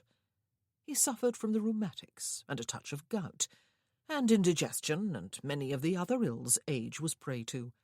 He was frail when compared with a younger man, but he might outlive them all for anything the physician could say to the contrary. Ralph thanked him, shook him by the hand, and took his leave. His grandmother was unnecessarily fearful then. Grandpapa was not at death's door. However, no matter how close the Duke was to his end, the fact remained that there was only the one heir. It was that heir's clear duty to marry and produce sons of his own, preferably while his grandfather was still alive. Ralph determinedly kept his mind off the peculiar events of the early morning. It was made easier by the fact that Miss Muirhead did not put in an appearance for the rest of the day, and when the Duke remarked upon her absence during dinner, her Grace explained that the poor young lady was feeling under the weather, and was keeping to her own room for fear of infecting either of their graces. "She really is kindness itself," her Grace remarked. After that, Ralph was more determined than ever to leave in the morning. He spent the evening with both grandparents and ended up reading aloud to them, while his grandmother knitted and his grandfather rested his head against the chair back and closed his eyes. The Duchess looked speakingly at Ralph when he began to snore softly. Ralph read on. He took his leave the next morning and drove back to London in his curricle under heavy clouds that again threatened rain at every moment, but did not actually shed any. The weather exactly matched Ralph's mood. His future course had been set for him, and there was no longer any possibility of procrastinating. The days of his freedom, if he ever had been free, were effectively over. What if no one was ever free, though? What if everything was preordained? But only deeper depression could come from thinking thus, and he shrugged off those thoughts and turned to others. Yesterday morning. Was she just a fortune hunter? A gold digger? A cold fish? I am ineligible. To be fair, perhaps, it had sounded as if none of the disasters that had befallen her was her fault. She was enjoying the pleasures of her first season when her sister ran off with that stupid-ass Freddie Nelson. At least he assumed that was the playwright she had spoken of, who seemed to believe that a flamboyant lifestyle was a good substitute for brains and talent. She was not the one who had made a prize spectacle of herself during the resulting affair of honour. How exactly like Graham Muirhead, though, to turn up for a duel and then refuse to take up a pistol or make as small a target of himself as he could. Nor was it her fault that the man who had made her the object of his gallantries, she had not named him beyond starting to call him Lord Somebody or other, had turned out to be a cad of the first order, and it was not her fault that her mother had once been shockingly indiscreet with a man with hair of a distinctive shade of red, or that he had passed on that feature to the child she had borne less than 9 months after her hasty marriage to Muirhead. Ralph felt little doubt that the gossips, for once, had the right of it. Miss Muirhead probably felt little doubt either, though she denied it. As much as none of these crimes was her fault, she was, indeed, ineligible. She must have been mad, or just desperate, to expect that he would marry her simply to save himself the bother of courting someone else. His grandmother had received her as a guest into her home, it was true, despite her notoriety, but she would surely have 40 fits of the vapours if he should suddenly announce his intention of marrying the woman, and he could only imagine the reaction of his mother and sisters. He shook off the thought of Miss Muirhead. He had other more pressing and even more dreary things to consider. He ought to have begun his campaign that evening. He had even found an invitation to a ball that would be attended by all the cream of the ton and its daughters.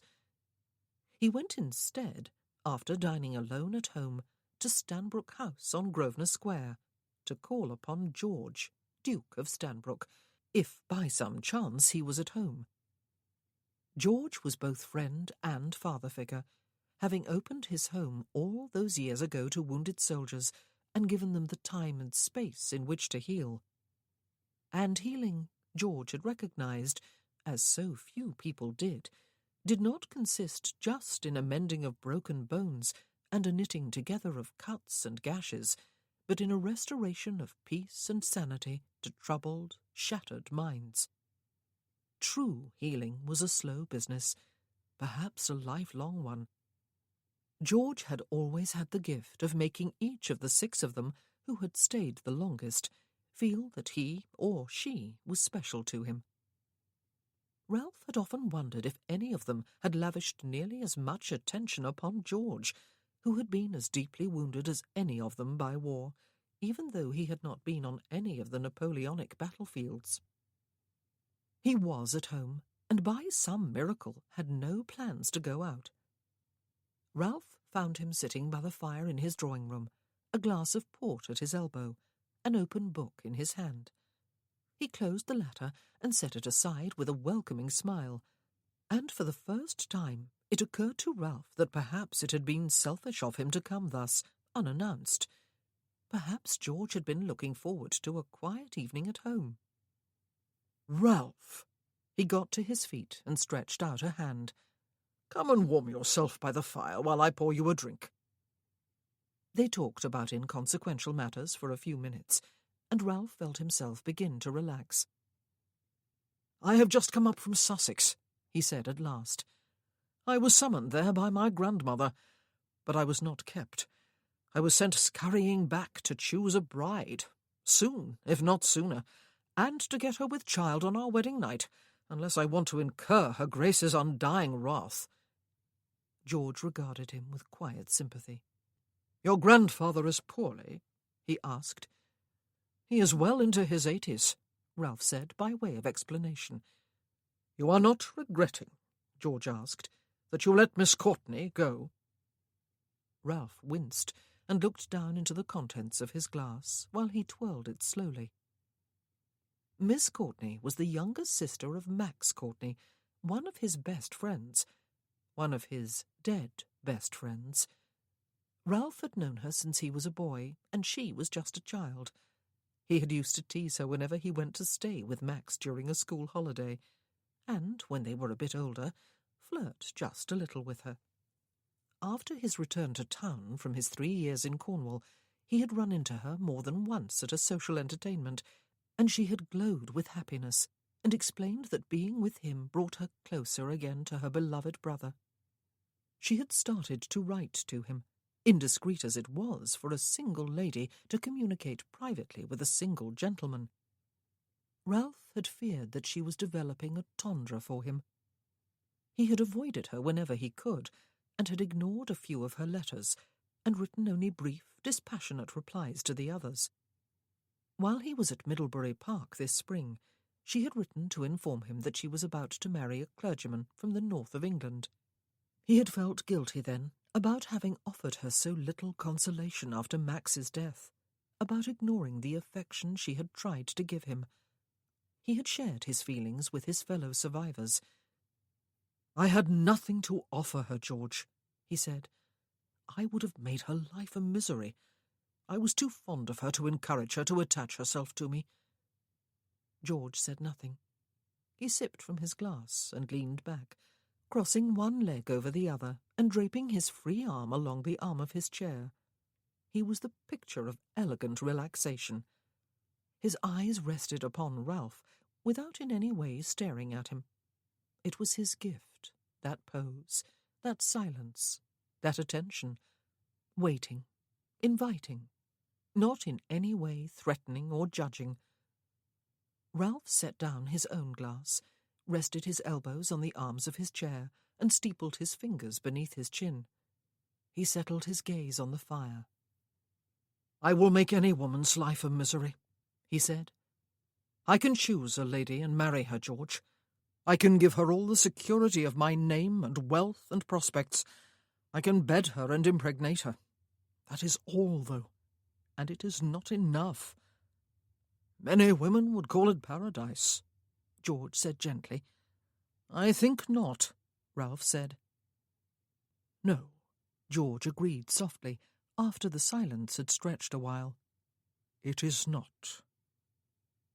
Ralph's eyes moved to his. George agreed that a marriage devoid of all feeling, even affection, would be hell on earth. He had never talked of his own marriage, which had begun at a very young age, and ended when his wife committed suicide after the death of their son in the peninsula. "There are all those young ladies out there," Ralph said, "eager to find husbands at the great marriage mart. Eligible husbands. I am as eligible as anyone could possibly be. Any one of them would be ecstatic to net me, even if I do look like this." He freed one hand in order to gesture toward his scarred cheek. "Some say the scar makes you more dashing," George said. "I have to marry one of those girls," Ralph said harshly. "Soon. And then I will shatter her dreams and ruin her life." "And yet," George said, "the very fact that you know it, and pity the young lady you will choose, demonstrates that you care. You do care. You just have not fully understood that yet." Ralph gazed broodingly at him. "I should hate you," he said. George raised his eyebrows. "For saving my life," Ralph told him. "More than once." It was something they had not spoken of for a long time. Those occasions when Ralph had tried to take his own life. The further occasions when he had wanted to do it, but had talked about it instead, until he had been persuaded out of it. "And do you," George asked, "hate me?" Ralph did not answer him. He transferred his gaze back to the fire. "There is one woman," he said, and stopped. He did not want to think about that one woman. George was silent again. "Did you ever meet Lady Angela Allendale last year?" Ralph asked. "The incomparable?" George asked. "She had an army of young bucks and a few older ones dangling after her, but would settle for none of them. Is she back this year? Is she this one woman?" "And did you hear," Ralph asked, "any scandal about a young lady who looked exactly like her and was almost certainly a byblow of the Marquis of Hitching?" "I did, yes," George said, "and thought how unfortunate it was that the poor lady had inherited his very distinctive colouring, and looked so exactly like his legitimate daughter that she was almost bound to arouse gossip. She was not strictly illegitimate, though, if I remember correctly. She was the acknowledged daughter of some baronet. Muirhead, I believe." "Yes," Ralph said. "Is she the one woman?" George asked. "She is staying with my grandmother at Manville Court," Ralph explained. "Her mother, now deceased, was her Grace's goddaughter. Miss Muirhead is there, I believe, because she feels uncomfortable at home with her father, who insists that the gossip is so much nonsense, yet almost came to public blows with someone who brought that gossip into his neighbourhood. She suggested a mutually beneficial bargain to me yesterday. She wants a husband, but no emotional tie. She knows that I need a wife, but have no emotional tie to offer." "A match made in heaven, then," George said softly. "Perhaps," Ralph agreed. There was a lengthy, rather heavy silence, during which a log shifted and crackled in the fire, sending a shower of sparks up the chimney. "Tell me why you were considering making what would appear to be an unwise connection with this unfortunate lady," George said. "Is it perhaps because you believe you will end up hurting her less than you would one of the innocents just out of the schoolroom? Be careful if that is so, Ralph. We can all be hurt, even ladies who have become social pariahs. Even you. But tell me." Ralph gazed broodingly into the fire before he spoke again. "We can all be hurt." Chapter 4. It was her last chance, Chloe had thought yesterday, when she made her proposition to the Earl of Berwick. Her last chance.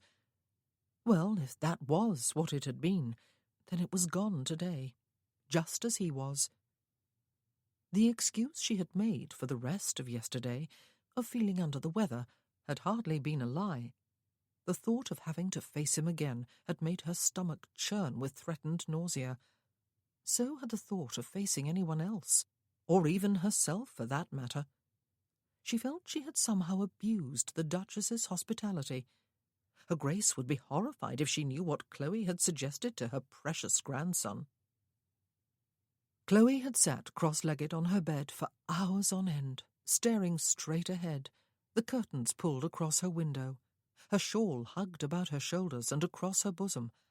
If she got to her feet, she had thought, once or twice when she had been tempted, she might see herself in the dressing-table mirror, and if she got to her feet, she would have to admit that life went on, and that she had no choice but to go on with it, day after dreary day, until the end, which doubtless would be far distant just to spite her.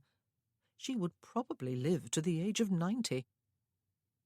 Her life, since the age of 18, had been one disappointment and disaster after another, culminating in last year's ghastly suggestion that everything in her life so far had been based on a lie. For of course she had suspected, and still did, that perhaps her papa was not her real father. The Marquis of Hitching.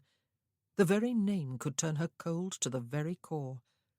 Yet she had still dared to hope this morning that the future might yet hold something for her. The dashing of that hope had caused her to hit the rock bottom of despair again.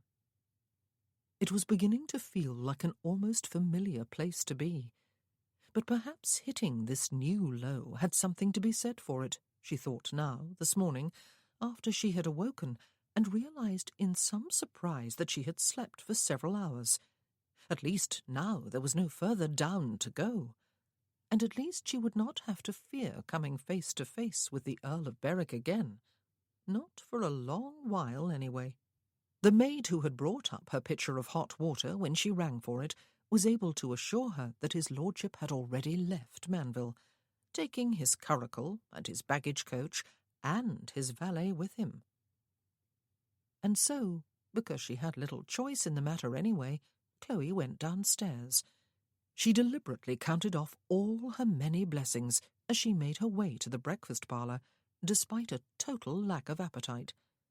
There was much for which to be grateful, not least of which was the fact that she was not an employee at Manville Court, but a guest, and her Grace was invariably kind to her. She had the freedom to wander where she would, the park about the house being extensive and beautifully landscaped, and summer was coming. Everything looked better in the sunshine and heat. Oh, yes, there were many blessings. There were thousands of women who would give a right arm for her life. Her thoughts touched upon her father, who had been very upset before she left home, and even more so when she did leave, but she shied away from those particular memories. She had had to leave. She had needed to put some distance between them while she sorted out a few things in her mind, though she could not quite name what those things were. Either she believed him, or she did not. Why was she here if she believed him? 4 days after the Earl of Berwick had returned to London, Chloe went for a longer than usual walk. The weather seemed to have turned a corner from the chill of late spring to the warmth of approaching summer, and the sun was shining. The Duchess had gone visiting, but had said, with a twinkling smile at luncheon, that she did not expect Chloe to accompany her, since Mrs. Booth had grown very deaf, and would surely be happier with the company of just one very old friend. Chloe walked across the east lawn, taking care to give the old oak tree a wide berth, until she came to the river and the humpbacked stone bridge that led across to the meadow, which was an integral part of the park, though it was made to look half wild rather than cultivated. It looked very inviting in the sunshine, its waving grass liberally dotted with daisies and buttercups and clover. Even from this side of the river she could see butterflies fluttering among them. But she was not in the mood today for sunshine or gaiety. Perhaps some other day. She followed the path along the near bank instead, and was soon in the deep shade of the trees that grew in a dense band on both sides of the river. The water was dark green here, until it quickened its pace into small eddies, with white bubbles of foam as it approached the downward slope to the west, and the rapids and the series of falls that would take it plunging into the large, natural lake below. She slowed her steps and revelled in the smells of water and greenery, in the sights of the myriad shades of green and the occasional shaft of sunlight, in the sounds of rushing water and shrill birdsong. She picked her way carefully on the natural stepping stones of the rough path, though fortunately they were dry and posed no real danger. And then she was down and came out into full sunlight on the bank of the lake. Shade and the sound of the falls fell away behind her. She was still determinedly counting her blessings. How very fortunate she was to have this park to walk in whenever she chose to step beyond the confines of the house, and how fortunate to have the house itself to live in for as long as she wished. She did not know how long she would stay. Surely, eventually, she would return home. She knew her papa had always loved her as dearly as he loved Graham and Lucy, who were undoubtedly his. She knew that the gossip and her questions had caused him a great deal of distress. She did not know if he had told her the truth. Perhaps she never would, and perhaps it did not matter. She loved him anyway. She knew that, at least. But if she only knew without any doubt what the truth was.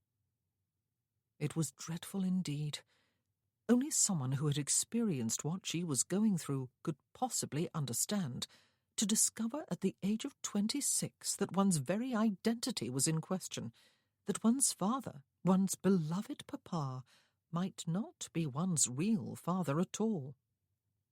One of her reasons for leaving London in a great hurry last spring had been her horror at the possibility that she might run into the Marquis of Hitching somewhere and somehow feel a connection to him. It had been worse than horror, in fact. It had been mindless panic. If there was one person in this world she never wanted to meet, or even glimpse in passing, it was the man who had known her mother 9 months before her birth. She shook off the unwelcome, plaguing thoughts yet again, and tried very hard to rejoice in the peaceful beauty of her surroundings. She stooped to pick up a few flat stones, and leaned back against the slender trunk of a willow tree that bowed its branches over the water on either side, enclosing her in what seemed like her own private world. The water was blue here, and sparkled in the sunshine. The fronds of the willow were very green. The air was loud with birdsong. She took one of the stones in her right hand, positioned it carefully with her thumb, and tossed it across the water in the way her father had taught her, with endless patience, when she was a child. But she was out of practice. It hit the surface and sank from sight without bouncing even once. Well, one must not give in to defeat after just one try, or even, perhaps, after 20. Her second stone bounced 5 times, an all-time record, and was halfway across the lake before it finally sank from view. Chloe smiled smugly. Even her father had never done better than that. Oh, Papa. Suddenly she felt like weeping. She should have been content with the triumph of those 5 bounces, she thought ruefully a short while later, when the 5th stone, and the 3rd in a row, bounced once half-heartedly before sinking. Though perhaps her attempts had accomplished something. She was feeling a little more cheerful. "It is all in the flick of the wrist," a voice said from so close by that Chloe jumped with alarm and dropped the 3 remaining stones. She peered through the fronds of the willow to her left, but she had not mistaken the voice. It was not one of the gardeners. The Earl of Berwick was standing out on the grass a mere few yards from the tree. He must have walked the direct route down from the house. He was dressed for riding, complete with long, drab coat worn open, and tall hat that cast his face in shadow but did not quite mask the menace of his scar. He was flicking a riding crop against the supple leather of his boots. Her heart felt as though it had leapt into her throat and was beating wildly there like a bird trying to escape. "If you had been here a few moments ago," she said, "you would have seen one of my stones bounce 5 times. "Braggart," he said, "or fibber." "It is true," she protested. What on earth was he doing back at Manville? And not just at the house, but down here at the lake? She felt a little ridiculous standing where she was, as if she were cowering behind the willow fronds, hoping not to be seen. She pushed her way through and stepped out onto the grass.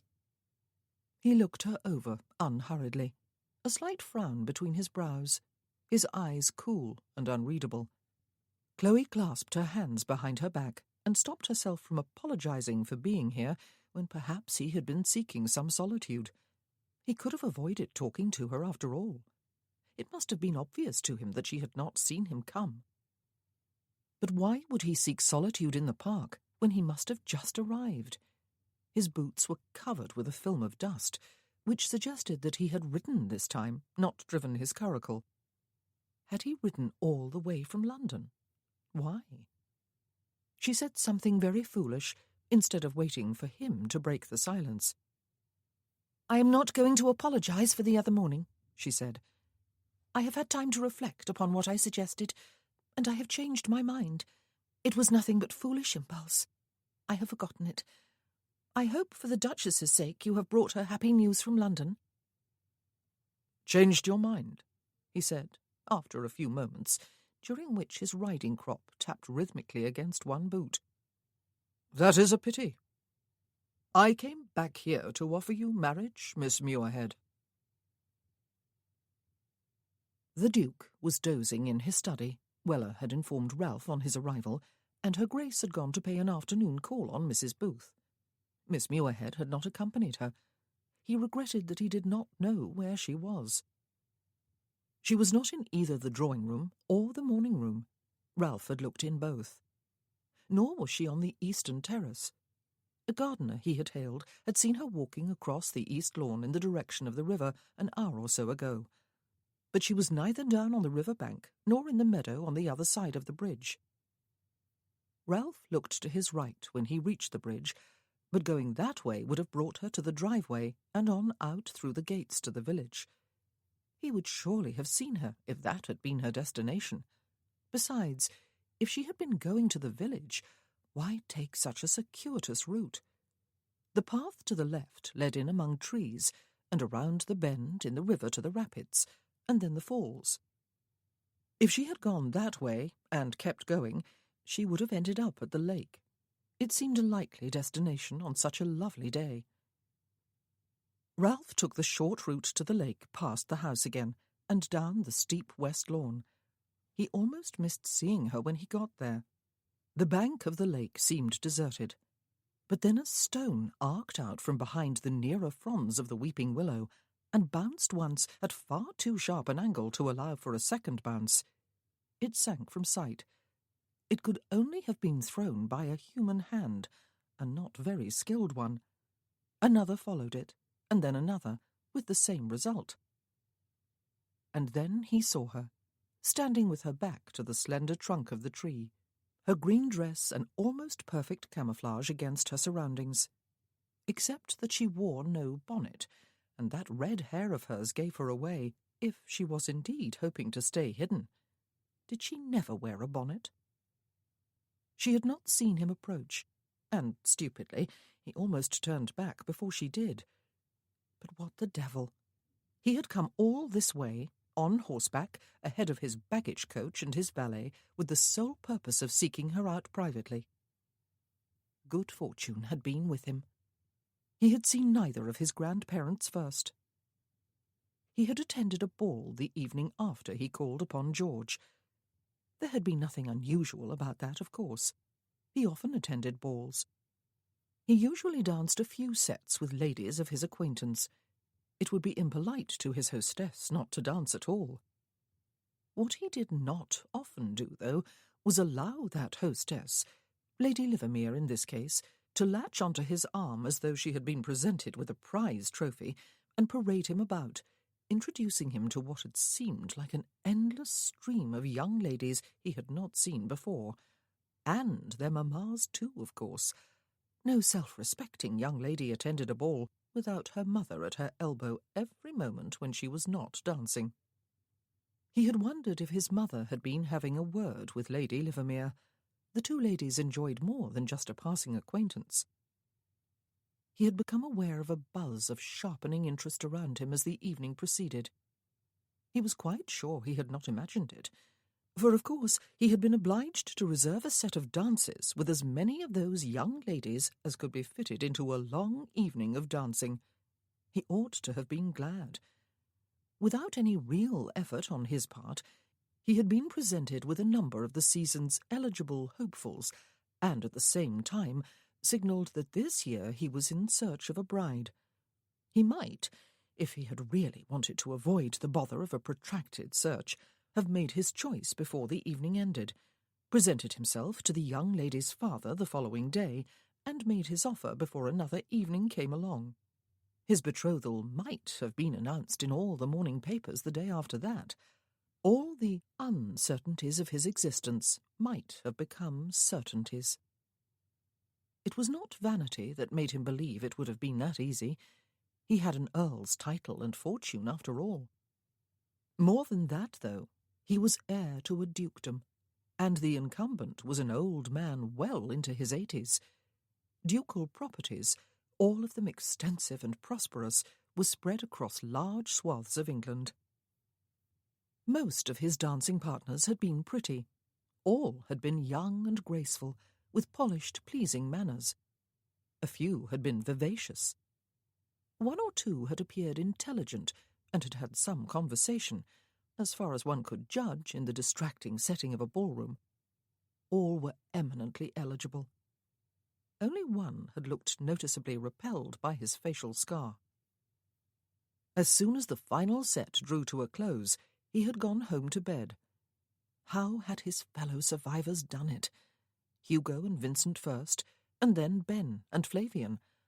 How had they been able to give up everything to take on a lifetime commitment that might well bring them nothing but misery, and, equally important, if not more so, that might bring misery to their wives?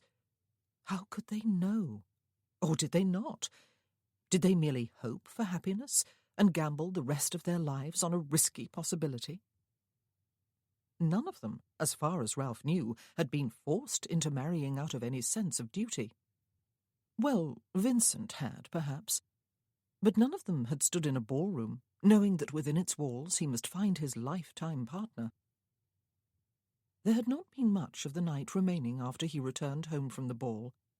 He had spent it staring upward at the intricately ruched satin canopy over his bed, thinking not about any of the very real candidates for his hand that he had met in the course of the evening, but about the very ineligible Miss Muirhead.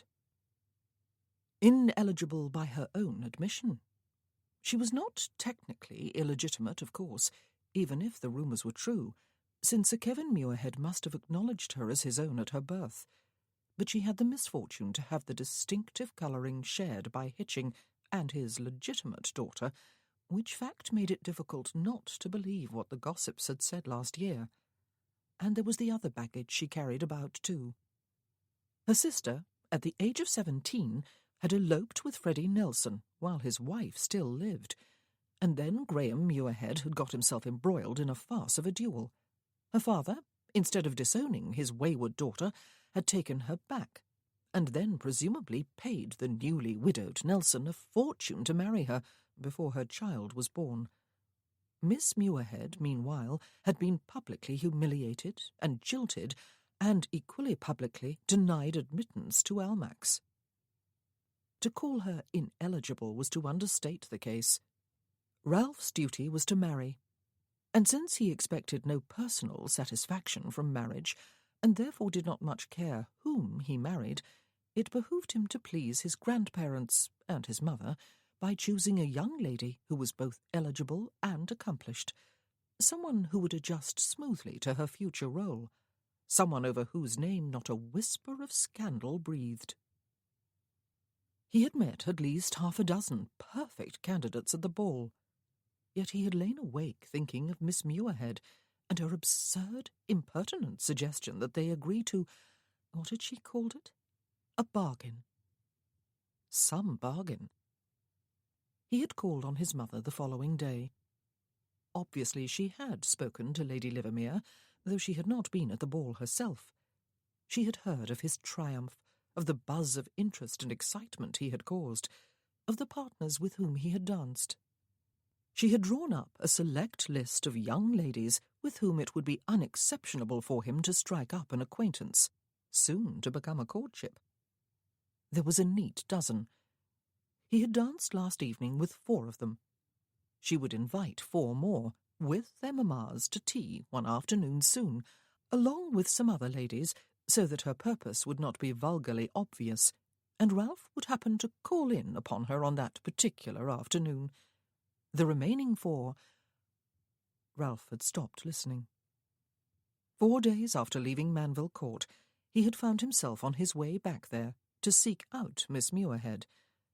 Suddenly, her so-called bargain had looked like the best of his options. At least neither of them would be hurt by it. How could one suffer disappointment when there were no expectations? She wanted a husband and a home and family, a perfectly understandable ambition for any woman. He needed a wife and family. Neither of them expected, or even wanted, love or romance, or any of those finer sensibilities some people of a romantic disposition deemed necessary for a good marriage. He had nothing whatsoever to offer along those lines, and she did not want anything. She was done with love. He carefully kept his mind away from what George had to say on the topic. She was ineligible, yes, but unfairly so. In all the admittedly unsavoury events in which she had been involved during the past 6 years, she appeared to have been quite blameless. And, he had recalled as a final point in her favour, she wanted to live a quiet life in the country. She wanted nothing more to do with London and its myriad entertainments. Neither did he. However it was, no matter how much he was rationalising instead of using plain common sense, he had come. He had sought her out, and he had told her quite baldly why he had come. "I came back here to offer you marriage, Miss Muirhead." But he had said it only after she had had her own say on the subject. "I have had time to reflect upon what I suggested, and I have changed my mind. It was nothing but foolish impulse. I have forgotten it." He liked her the better for her spirited words, for thumbing her nose at him to all intents and purposes. He liked her better for the fact that her chin had jutted upward, and an almost martial gleam had lit her eyes. "Why?" she asked him now. It sounded like a challenge. Chapter 5. Chloe's hands were still clasped behind her back, tightly. For some reason, the third finger of each hand was crossed over the forefinger. "I have to marry," he said in answer to her question. "Given that fact, I would rather it be to someone who neither expects nor craves what I cannot give. I can give my name with all it entails at the present, and promises for the future, and I can offer security and respectability and protection. I can give a home and children. Indeed, the latter is what I will work most diligently to give. But you know all this. I can offer all the material benefits of my wealth and position. I will allow you freedom within the bounds of respectability. I will not, however, give love or romance, or even a feigned affection I do not feel, though I will show unwavering respect and courtesy. You informed me a few mornings ago that you wish to be married, to have a secure home of your own, to have children of your own. You informed me that you have no wish for any emotional bond within marriage. Is this correct, Miss Muirhead?" His eyes and his voice were quite devoid of emotion.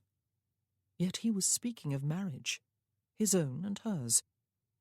He could not have made it sound more impersonal if he had tried. But of course she was the one who had started it all. She had overheard what he said to his grandmother, and, remembering his words during the night that followed, she had seen the faint chance of improving her situation. Improving? "I will not, however, give love or romance, or even a feigned affection I do not feel." What had happened to him? He had not been like this when he was a boy at school. Graham had always described him as a vibrant, charismatic figure, as a passionate leader everyone wanted to follow. "Yes," she said, matching the tone of her voice to his. "It is correct." "Then I offer you marriage," he said. Just like that, with a simple yes, she could be a wife and mother. She could have a home of her own, the security and respectability of being a married lady. Never again, even if he predeceased her, would she feel essentially homeless and rootless and without identity. She would be Chloe Stockwood, Countess of Berwick. She would discover what it felt like to be with a man. For years she had wondered and ached with the secret and very unladylike longing to find out. "Then I offer you marriage." She closed her eyes and wondered if being married under such bleak circumstances would actually be worse than remaining as she was. But how could it? Nothing could be worse. "I will allow you freedom within the bounds of respectability." Did that mean what she thought it meant? And did it presuppose that he would take a similar freedom for himself? Would she be able to bear it? She thought briefly of the dreams of romance and love and marriage with which she had embarked upon her come-out season at the advanced age of 21, and of the ghastly awakening that had killed those dreams. Reality was preferable. With this marriage, she would at least know ahead of time just what to expect and what not to expect. There would be no surprises, and therefore no emotional ups and downs. There were always far more downs than ups when one allowed oneself to be caught up in emotion. "A home," she said, opening her eyes to look at him again. "In the country?" "Elmwood Manor in Wiltshire is mine," he said. "It is a sizable manor surrounded by a pleasingly landscaped park. I have not spent a great deal of time there since my boyhood, but I intend to change that after my marriage." "You would live there in the spring?" she asked, "as well as in the summer and winter?" "Neither London itself nor the spring season holds any great appeal for me," he told her. "I would be happy to avoid both. Once I am married, I will be able to do just that. I wish for a wife for my home and a mother for my children, not for a hostess for my social life. I would never compel you to go where you had no wish to go." She almost asked him to promise, but a gentleman's word was promise enough. "Very well, then." She gazed steadily at him, while her fourth and little fingers crossed behind her back, too. "I accept." He did not smile or toss his hat exuberantly skyward.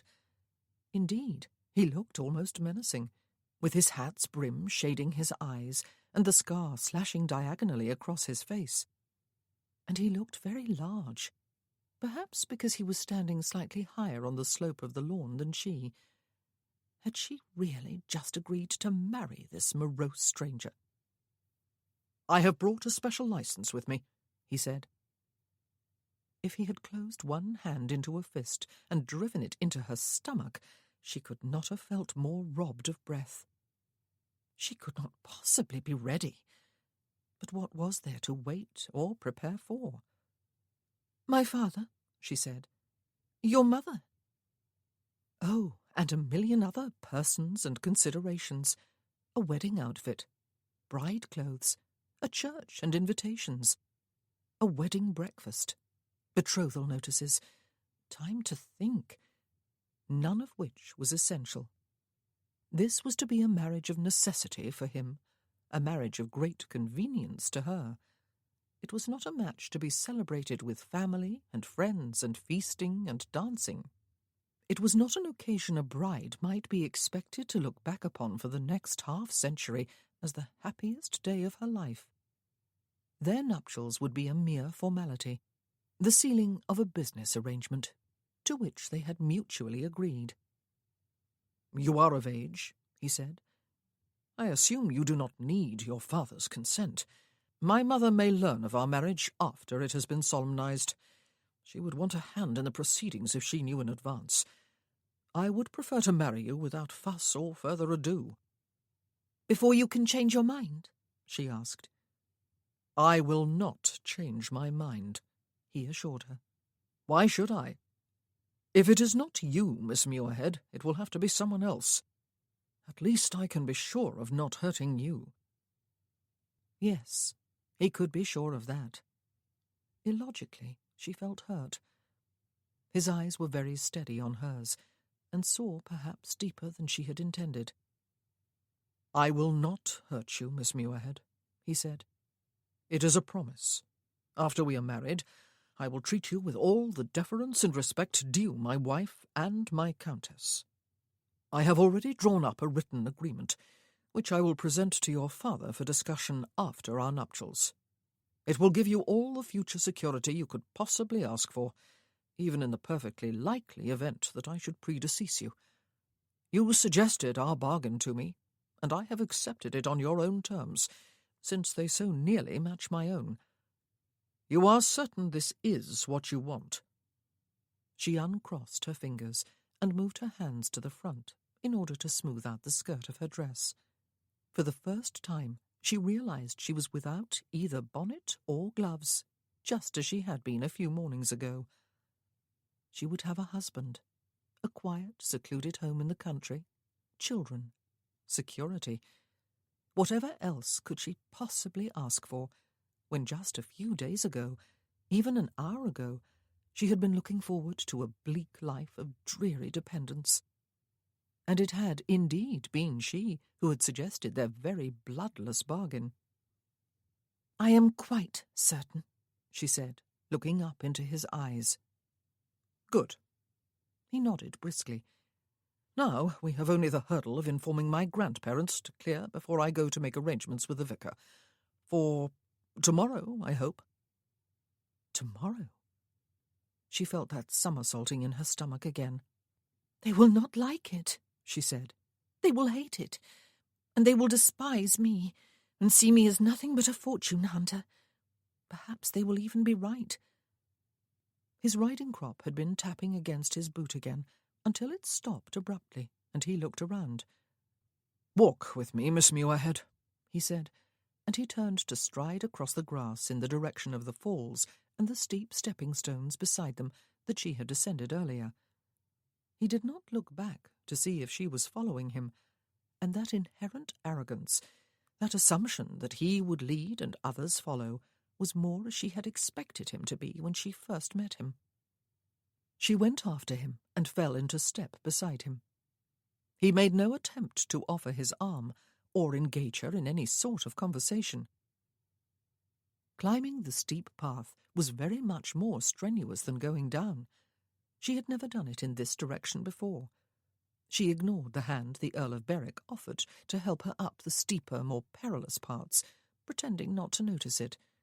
He did not press the point, but went on ahead of her until they were up the steepest part and had only the rapids to pass before coming to level land. He had stopped walking to look back down, and Chloe stood beside him, the sound of rushing water half deafening her again. "This was my favourite spot in the park when I was a boy," he said, his voice raised. "I was strictly forbidden to come here alone, so of course I came all the time." She almost laughed. "It is dangerous for a child," she said. "Of course," he agreed. "And for adults, too.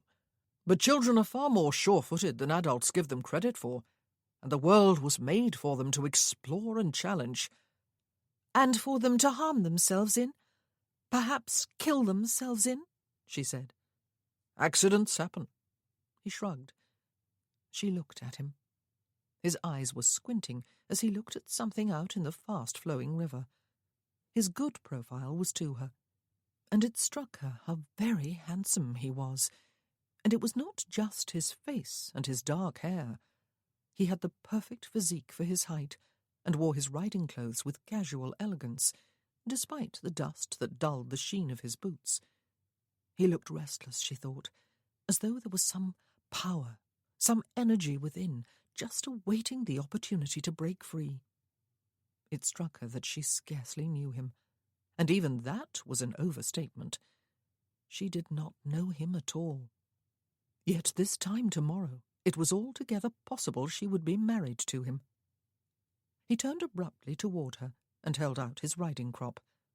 "Take this," he said imperiously, and when she took it, looking at him in some surprise, he pulled off his riding gloves and thrust them at her too. "Take these. and he stepped out into the river, his right foot on a submerged stone, while his left foot reached ahead to another. The riverbed was sloping here. The water was flowing fast over a rocky bed. The falls began only a few yards away. If he missed his footing... Chloe bit her lower lip and refrained from calling out a warning to him to be careful, or from demanding to know what on earth he thought he was doing. He stopped halfway across and bent over a group of stones that poked above the surface of the river. She could not see what he was doing, though his hand went once to the pocket of his coat. After that he turned and picked his way back toward the bank. "Whatever were you thinking?" she cried, when he was safe beside her again. She had no choice but to speak loudly in order to be heard over the din of the falls. "You could have killed yourself." He looked at her with blank eyes, though she had the disturbing sensation that there was something hovering in their depths, something almost mischievous. He took his crop and gloves back with one hand and reached into his pocket with the other. He came out with a single stone, a flat, thin, smooth, almost round pebble. "Perhaps," he said, holding it out to her, "the next time you are at the lake, you can make this one bounce 6 times. She took the perfect stone and stared at him. "You risked your life?" she asked him. "For a stone I may well pitch into the water without achieving even a single bounce." "Or," he said, "for a stone that may bounce 7 times. What? She closed her fingers about the pebble and knew in a flash that she would never throw it anywhere, certainly not into the depths of any lake. She knew she would keep it.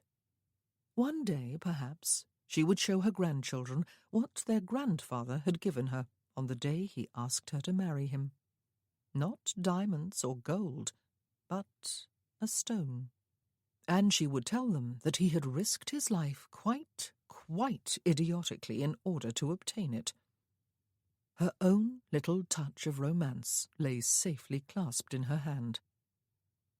"If we ever bring children to Manville," she said, "I shall tie one end of a ribbon about their wrists and the other about my own whenever they step outdoors, and not let them out of my sight for a single moment." His expression was totally blank.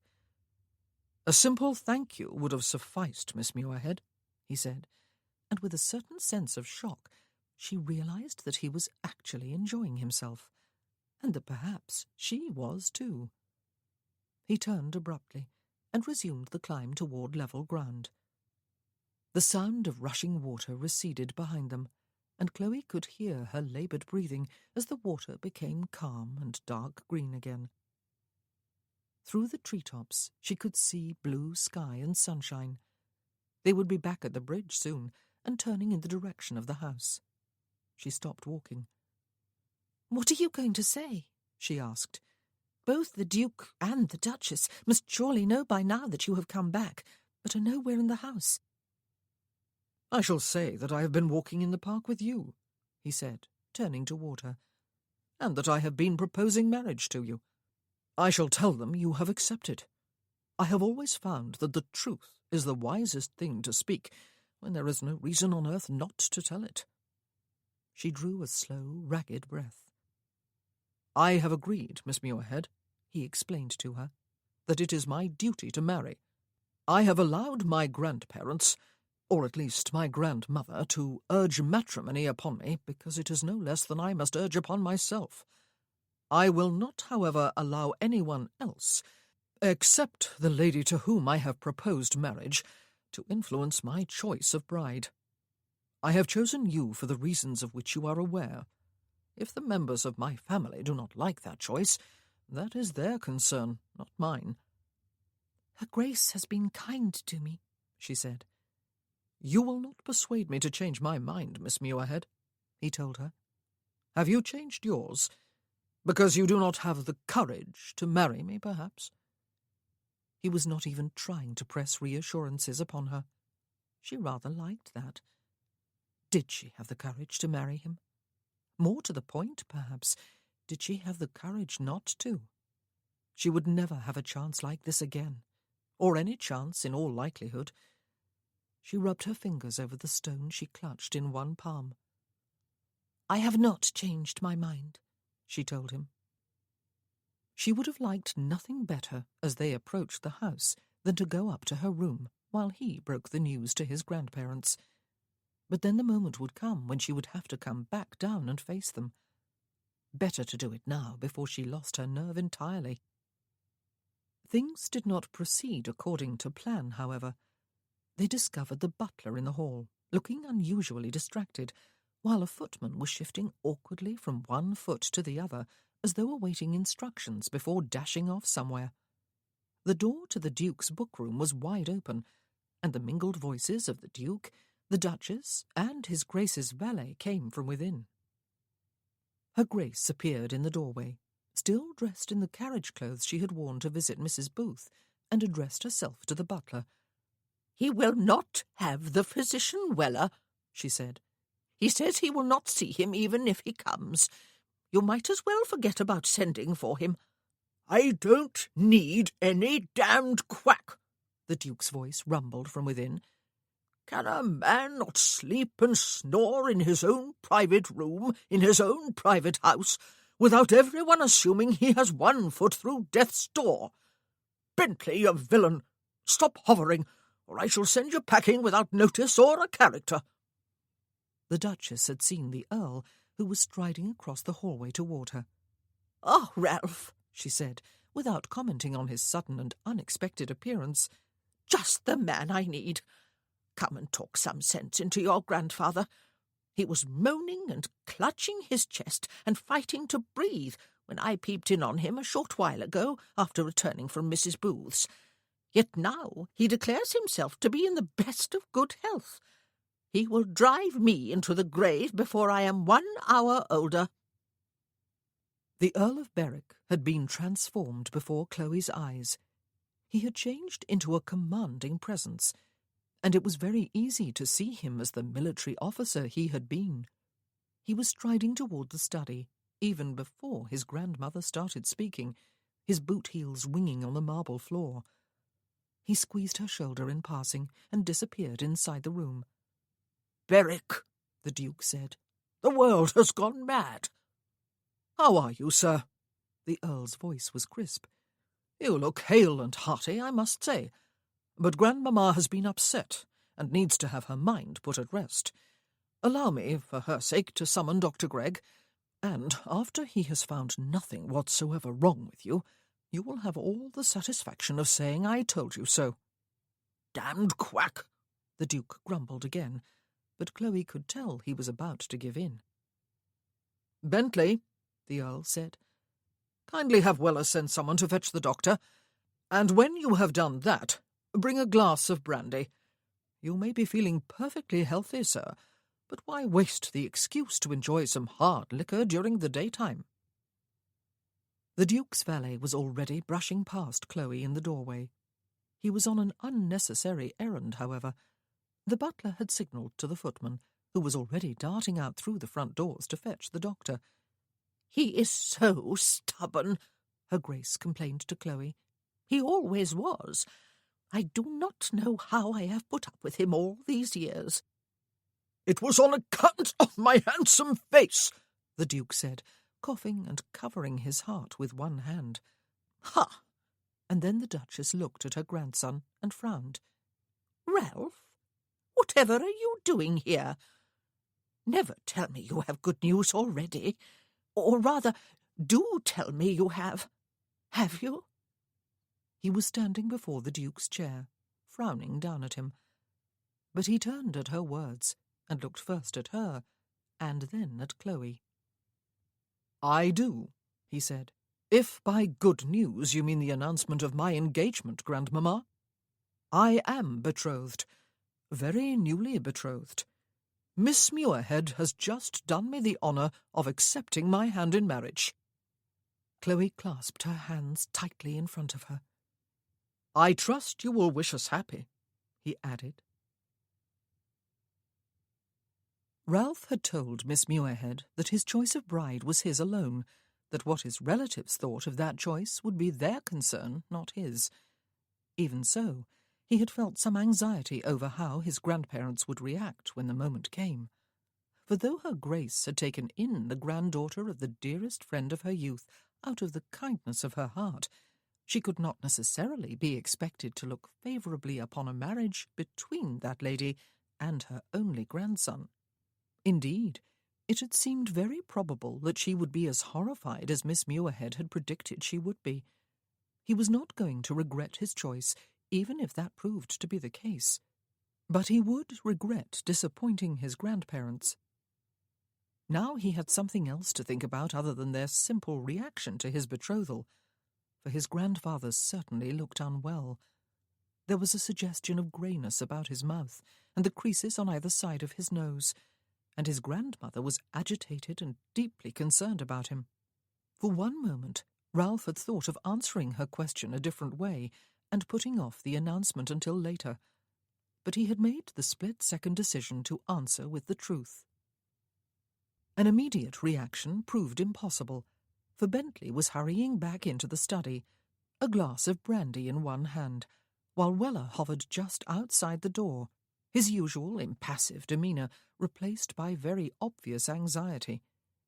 Bentley tried to hold the glass to the Duke's lips, got bellowed and rumbled at for his pains, and relinquished it into the hands of his employer, who took 2 generous sips before lowering it. "You will shut the door behind you on the way out, Bentley," he said. "Your Friday face and Weller's are enough to make me feel ill." The rest of them had been standing in a silent tableau, and continued to do so until the door clicked shut.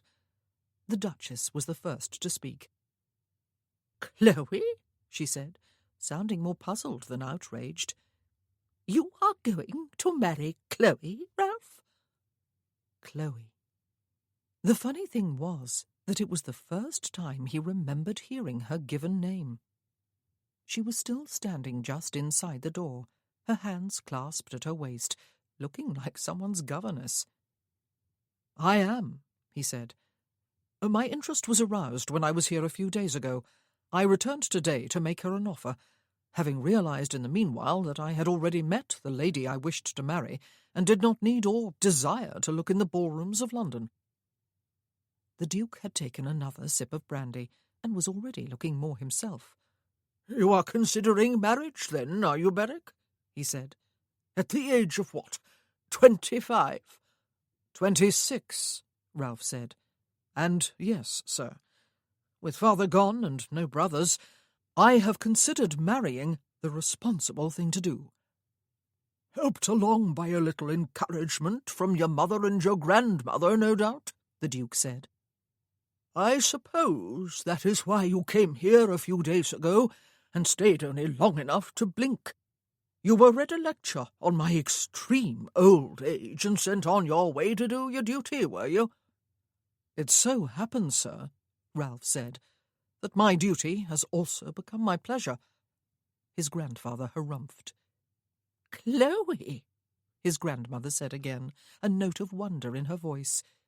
"My dearest Clementine's granddaughter and my grandson. Why on earth did I not think of it for myself? Oh, that Clemmy had lived to see this day with me." Ralph raised his eyebrows. Miss Muirhead turned her head sharply in his grandmother's direction. "Chloe, my dear," the Duchess said, spreading her arms wide. "Come and give me a hug." "You are not angry with me, Your Grace?" Miss Muirhead asked as she moved toward her.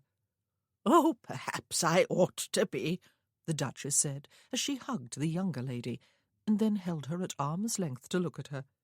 "Certainly the Countess, Ralph's mother, will expect me to be furious, as will all the highest sticklers of the ton, stuffy lot as they all are.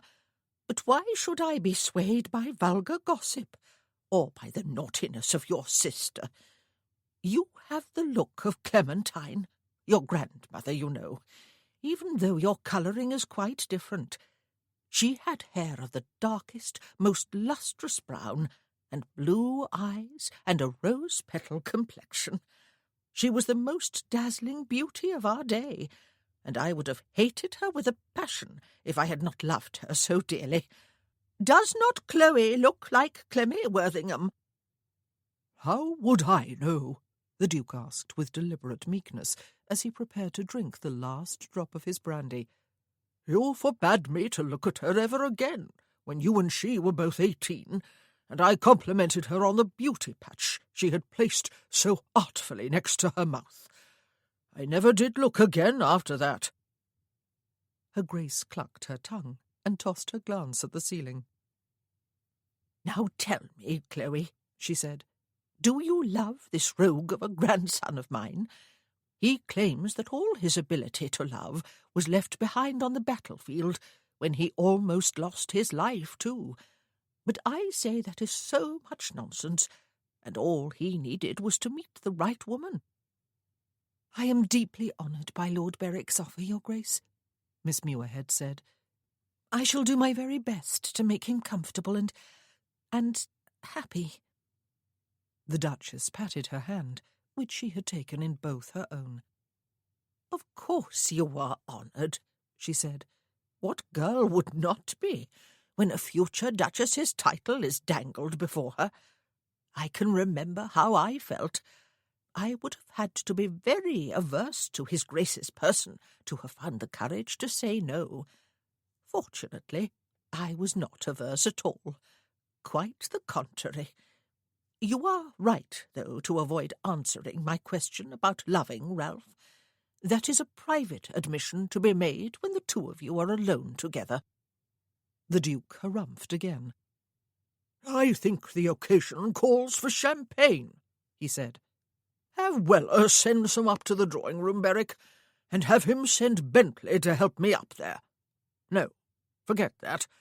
You can give me your arm, since I dare say your betrothed can get herself up the stairs without needing to lean upon you. And tell Weller that if that quack should come within the hour, he can wait and kick his heels in the hall."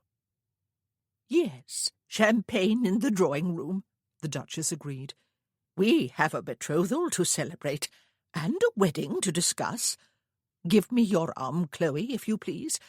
And Ralph, tell Weller that he is to come and inform me the very minute Dr. Gregg arrives." No, Ralph thought, he had not made a mistake. His announcement had distracted his grandmother in a positive way, and it had taken some of the focus of attention away from his grandfather, who had rallied, though he still looked far from well. Chapter 6. The first fence had been cleared without mishap. Ralph was less hopeful about the second.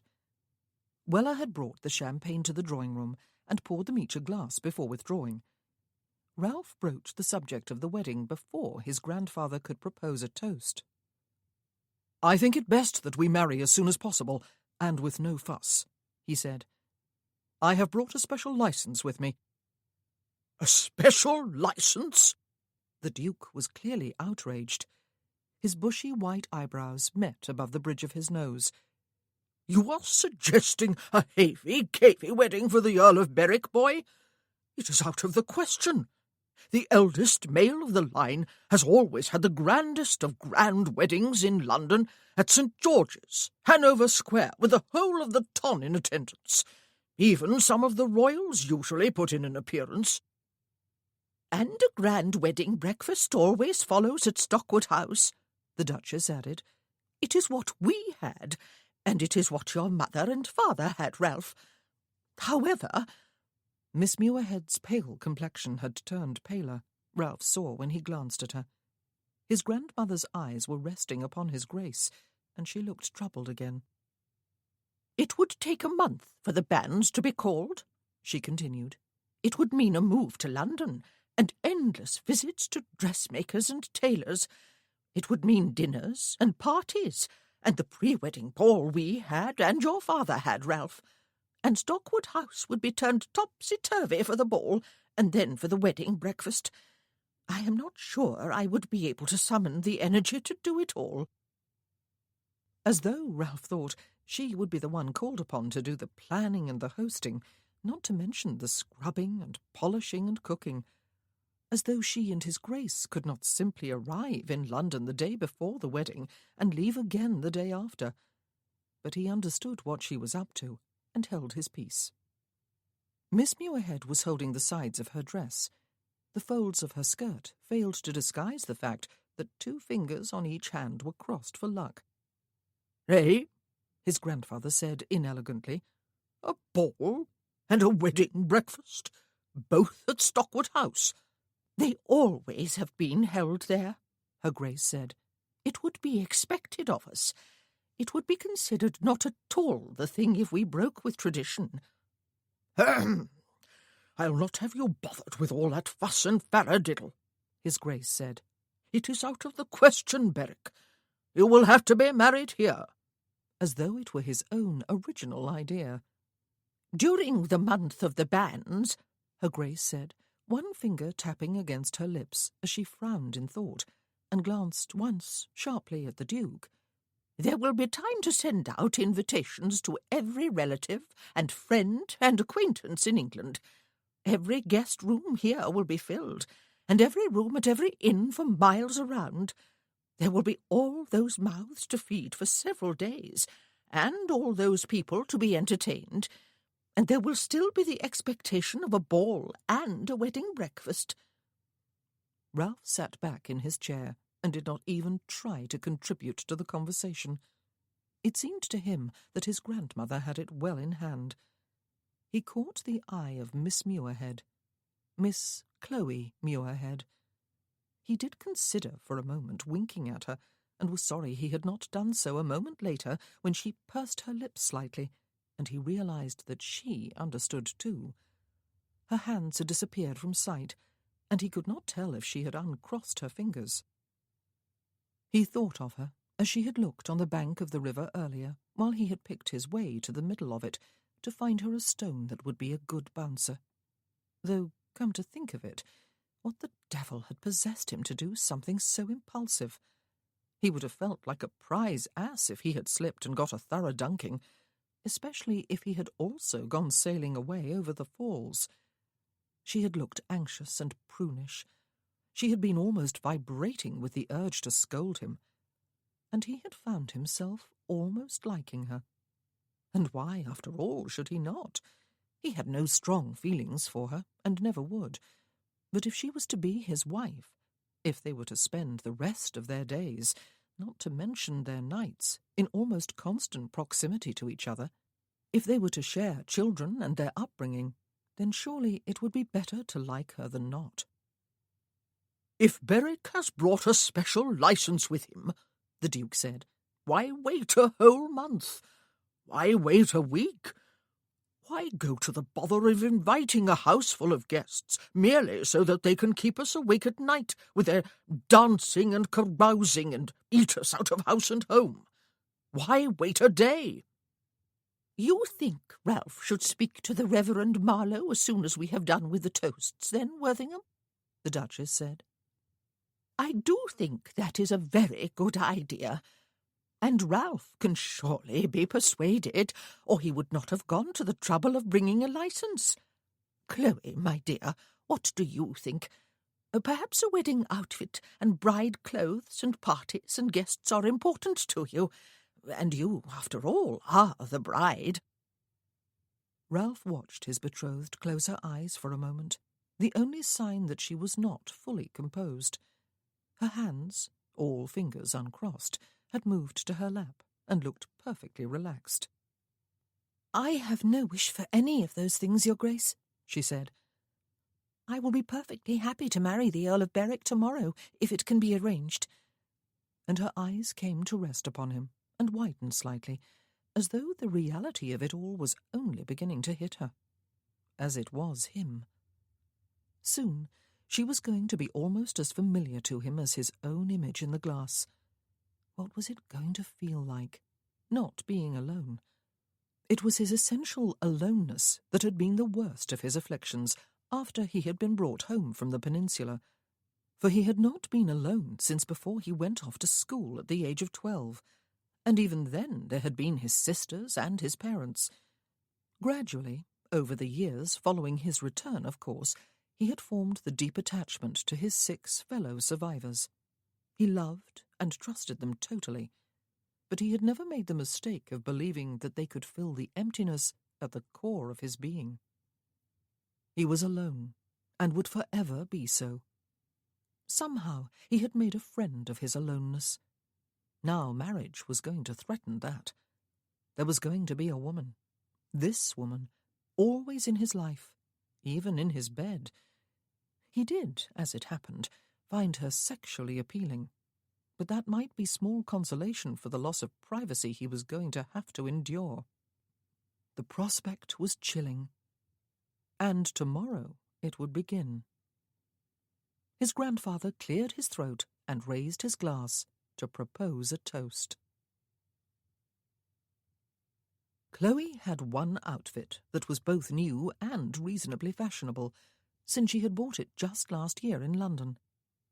She had never worn it. It was a walking dress of pale spring green with long, close-fitting sleeves, a deep ruff for a collar, a high waist, and a slightly flared skirt.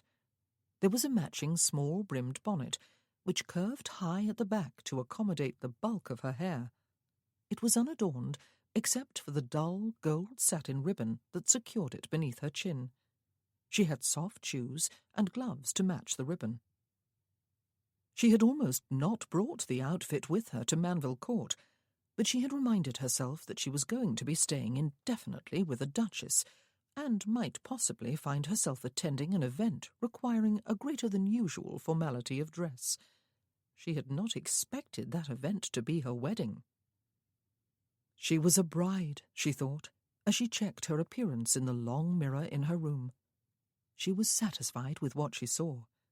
The Duchess had insisted upon sending her own maid to assist her, and Miss Bunker had created intricate curls at the back of her head before placing the bonnet just so over them.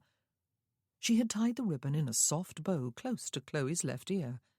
The dress looked both pretty and elegant, and surely showed off her slender figure to advantage. All of which satisfactory facts did not still the butterflies that fluttered in her stomach. The next time she stood here, perhaps an hour or two from now, to remove her bonnet before luncheon, she would be a married lady. She would be Chloe Stockwood, Countess of Berwick, if something disastrous did not happen to stop the proceedings, that was. If someone did not dash into the chapel to declare an insurmountable impediment to their marriage during that dreaded pause in every wedding service after the clergyman had posed the question. Butterflies were all very pretty in a meadow. They were altogether less comfortable in her stomach. She wished suddenly, with a great stabbing of longing, that her father was here, or Lucy, or Graham, or Aunt Julia. Oh, she wished they were all here. She had never expected to be so all alone on her wedding day. But then she had never expected a wedding day at all, had she? Not in the past 6 years, anyway, and certainly not since last year. Someone tapped on the bedchamber door behind her, and opened it without waiting to be summoned. The Duchess. She was dressed in royal blue, and wore a large, old-fashioned bonnet with tall plumes. "Bunker was quite right," she said. "You look very fine, Chloe, considering the fact that we have not had time to shop for bride clothes. Forgive me, my dear, for backing up Ralph's wish to marry today by persuading his Grace that it was his suggestion. I regret it being obliged to do so, for it is not what any bride dreams of. Ralph, of course, decided that the time had come when he must marry, and therefore to him the logical thing to do is simply to marry. He probably gave not a single thought to all the trappings of a wedding that his bride and both families, and the whole of the fashionable world, would both want and expect. As for Worthingham, well, he has been spoiled all his life, and does not have the imagination to understand that when some grand event happens, it does not simply materialize out of thin air, without causing endless work and great anxiety and discomfort to all sorts of people. Even so, Or we could have— I understand perfectly, Your Grace, Chloe assured her. Do you? The Duchess sat down on the edge of the bed and looked a little lost suddenly. Yes, I believe you do. I suspected the truth even before Dr. Gregg confirmed it yesterday, of course. Worthington had a slight heart attack, though I do not know quite what can be slight about it. It seems something of a contradiction in terms to me. He should be fine, as long as he takes things easy and does not eat or drink to excess. At least that is what Dr. Gregg assured His Grace and me. What he said to Ralph afterward, when they went into the village together, I do not know. I have been afraid to ask. But I feared the results of protracted wedding plans and drawn-out celebrations. It seemed best to dispense with both. I was very selfish. Perhaps, Chloe said, we ought to have waited, Your Grace. Perhaps we still could. Perhaps— But the Duchess interrupted her. Oh, you must not misunderstand me, my dear, she said. I want to see Ralph married, and the sooner the better. And the more I think of it, the better pleased I am with his choice. You are older and more experienced than any of the young girls he would have met in the ballrooms of London, and you have a great deal of good sense. He is a troubled man, Chloe. If you had known him as he used to be, you would understand. And I do not mean just his appearance. He left something behind on that battlefield, and he has not found it again since. But at least he is no longer suicidal. All he could seem to say when he was first brought back was that he wanted to die, that he wanted to put an end to it all. He even tried it once, or once that I heard of. His medication had been left within his reach, not just the next dose, but all of it. He almost— Well, never mind. It did not happen. But it was what decided my son, his father, who was still alive at the time, to send him with the Duke of Stanbrook to Cornwall, where there was a physician who dealt with cases like Ralph's. Head cases, that is. He stayed there for 3 years, until we wondered if he would ever come home. But why am I talking like this on your wedding day, when we should be in a festive mood and making our way to the chapel? Chloe felt chilled. He had wanted to die. He had actually tried to kill himself. And he had spent 3 years in Cornwall before he was deemed well enough to return home, with empty eyes and empty soul and the inability to love. Head cases, that is. What was she doing? But it was too late now to do anything but what had been set in motion yesterday. The vicar had been engaged to marry them in half an hour's time. They were not going to the village church. He was coming to the chapel behind the house, nestled among the trees, not far from the riverbank, where it began to slope downward over the rapids toward the falls. The chapel was used for family christenings, Chloe knew, and for other private family occasions. It had never before, though, been the scene of a wedding. She offered her arm for the Duchess to lean upon. They made their slow way out to the chapel, the 4 of them, past the herb garden, between the vegetable patch on the one side and the neat rows of the flower garden on the other, and on out toward the trees. The vicar would be awaiting them. There would be no other guests. Ralph was quite sure that neither of his grandparents was entirely happy about this wedding, with its absence of pomp and noble guests. Even his mother and sisters were not here. Neither was his bride's father, or brother and sister. But the wedding was important to them nonetheless. His grandfather, Ralph suspected, had been more shaken by yesterday's mild heart attack than he cared to admit. Though he did not speak much about the succession, Ralph believed he would be easier in his mind if he could see his grandson, and only immediate heir, married. His grandmother, too, was worried, even though Ralph had not told her what Dr. Gregg said yesterday, as the 2 of them made their way into the village. A heart attack of the sort his Grace had suffered, though mild, he had warned, could be merely the first in a series of such attacks.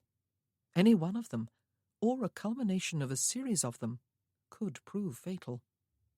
Grandmamma was afraid the fuss of a large wedding would be beyond the Duke's strength.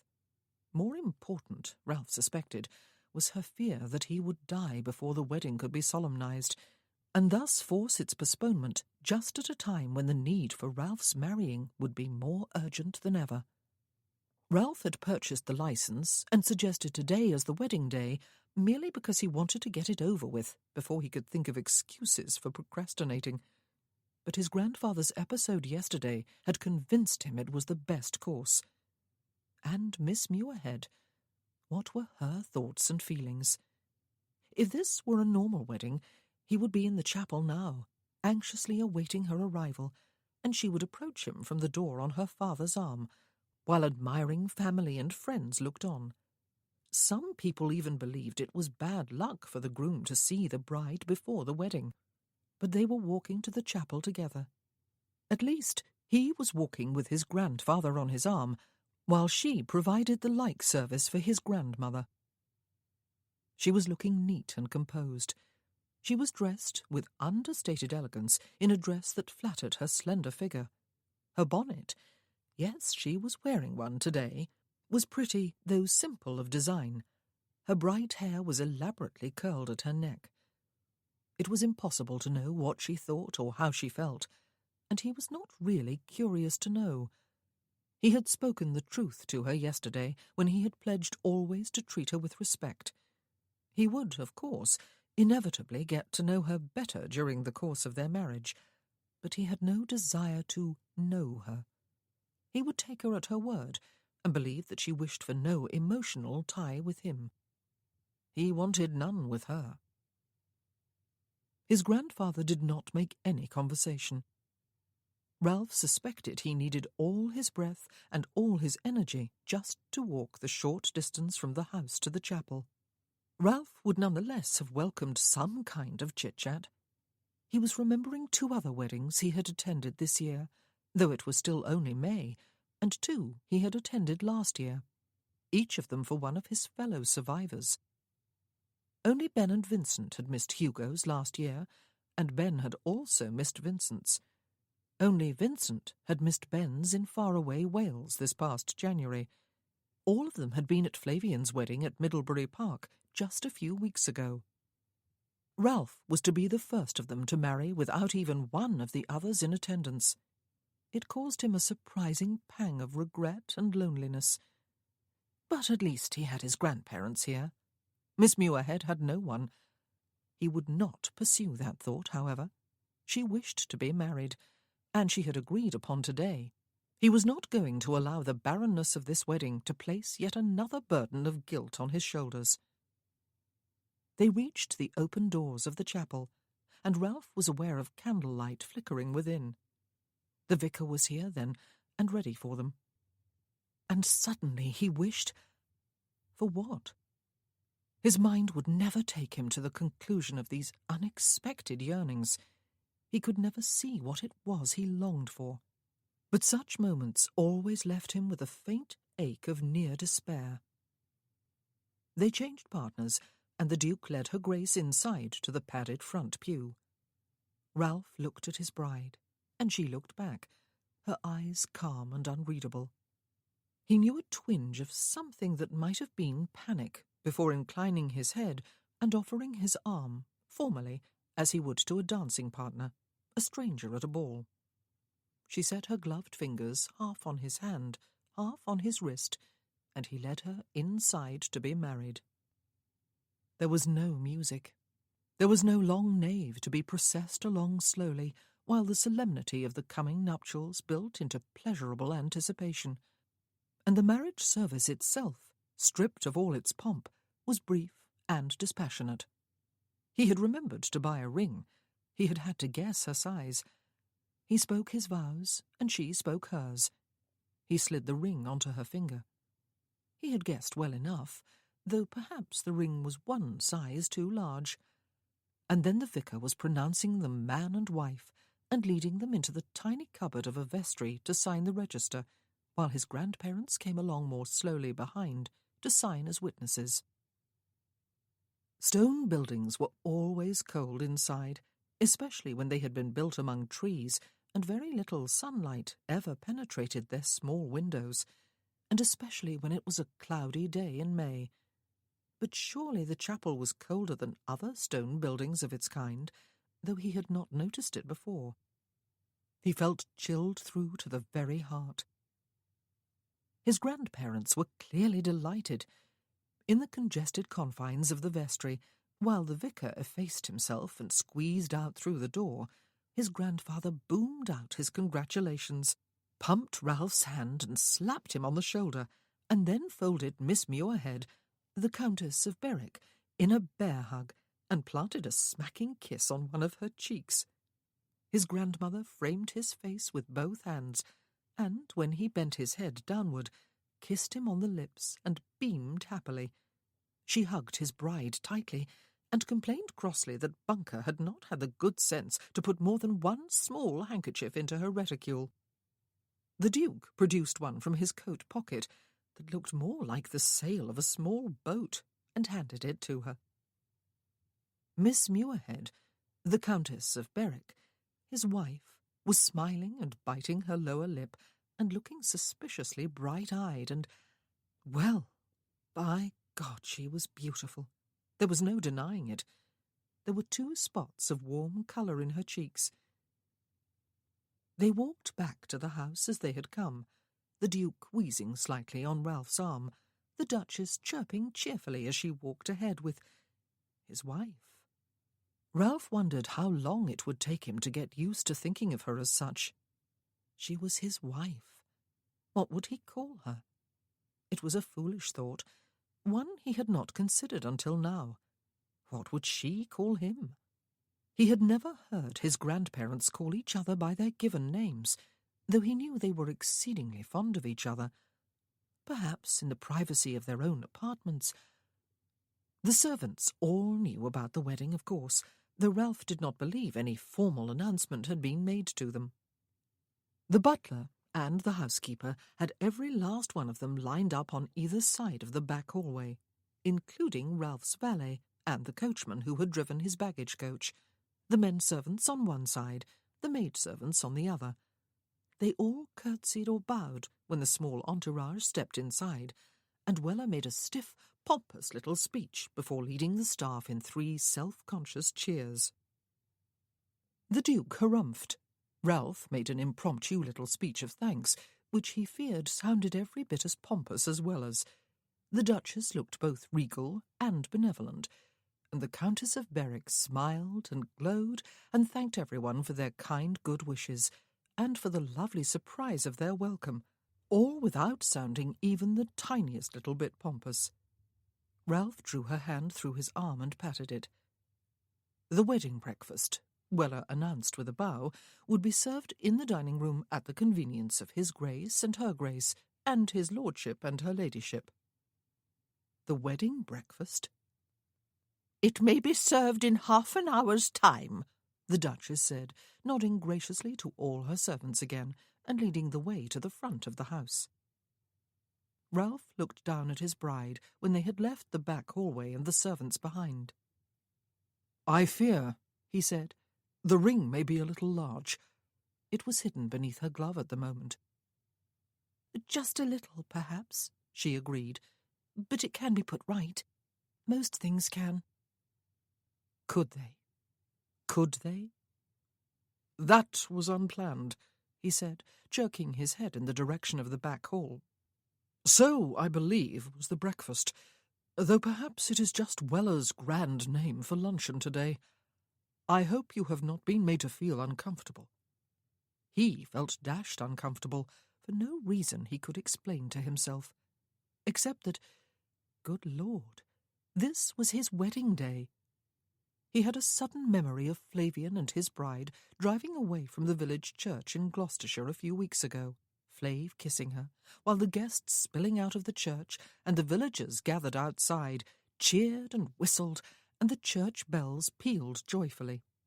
Ralph felt a little ashamed of the shabby apology for a wedding to which he had subjected his bride. He had not even offered a token kiss.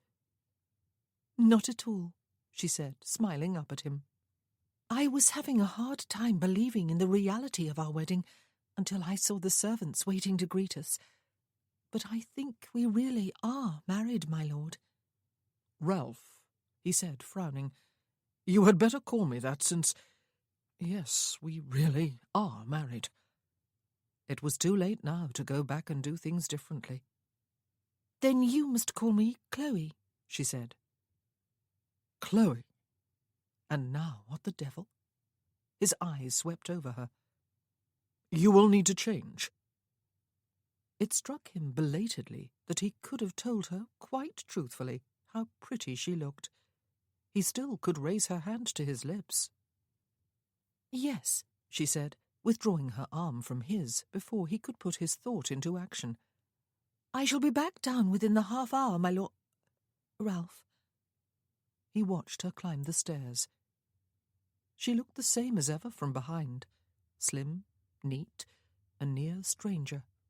But within the past hour, everything had changed. She was his wife. She was Chloe, and he did not have any idea how to deal with her, or how to deal with married life. He did not want to have to deal with either. Tonight there would be the consummation. He strode off in the direction of the book-room to make sure the exertions of the past hour had not been too much for his grandfather. Chapter 7. Chloe sat on the side of her bed, her hands clasped in her lap. She felt restless and self-conscious, though she was still alone. She was wearing the nightgown she had made a little over a year ago, before she went to London to stay with her aunt.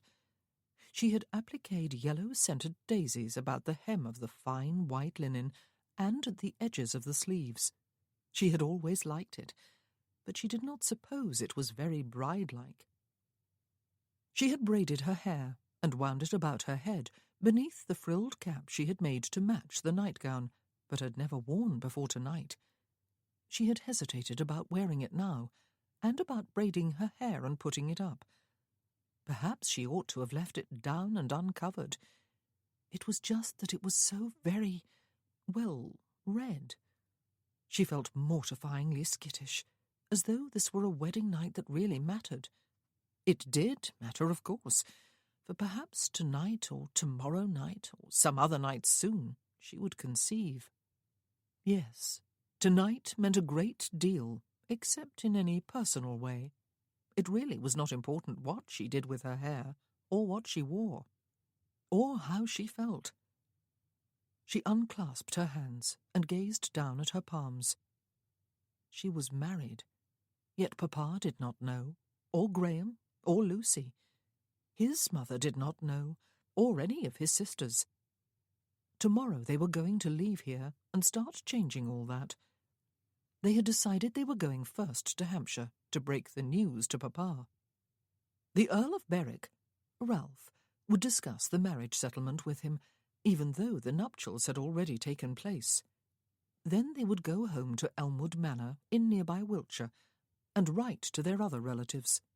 So many letters to be written, so many people to be surprised.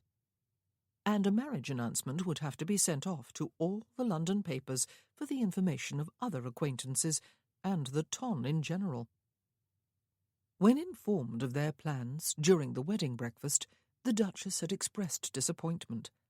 In her opinion, they ought to proceed to London immediately after calling upon Chloe's papa.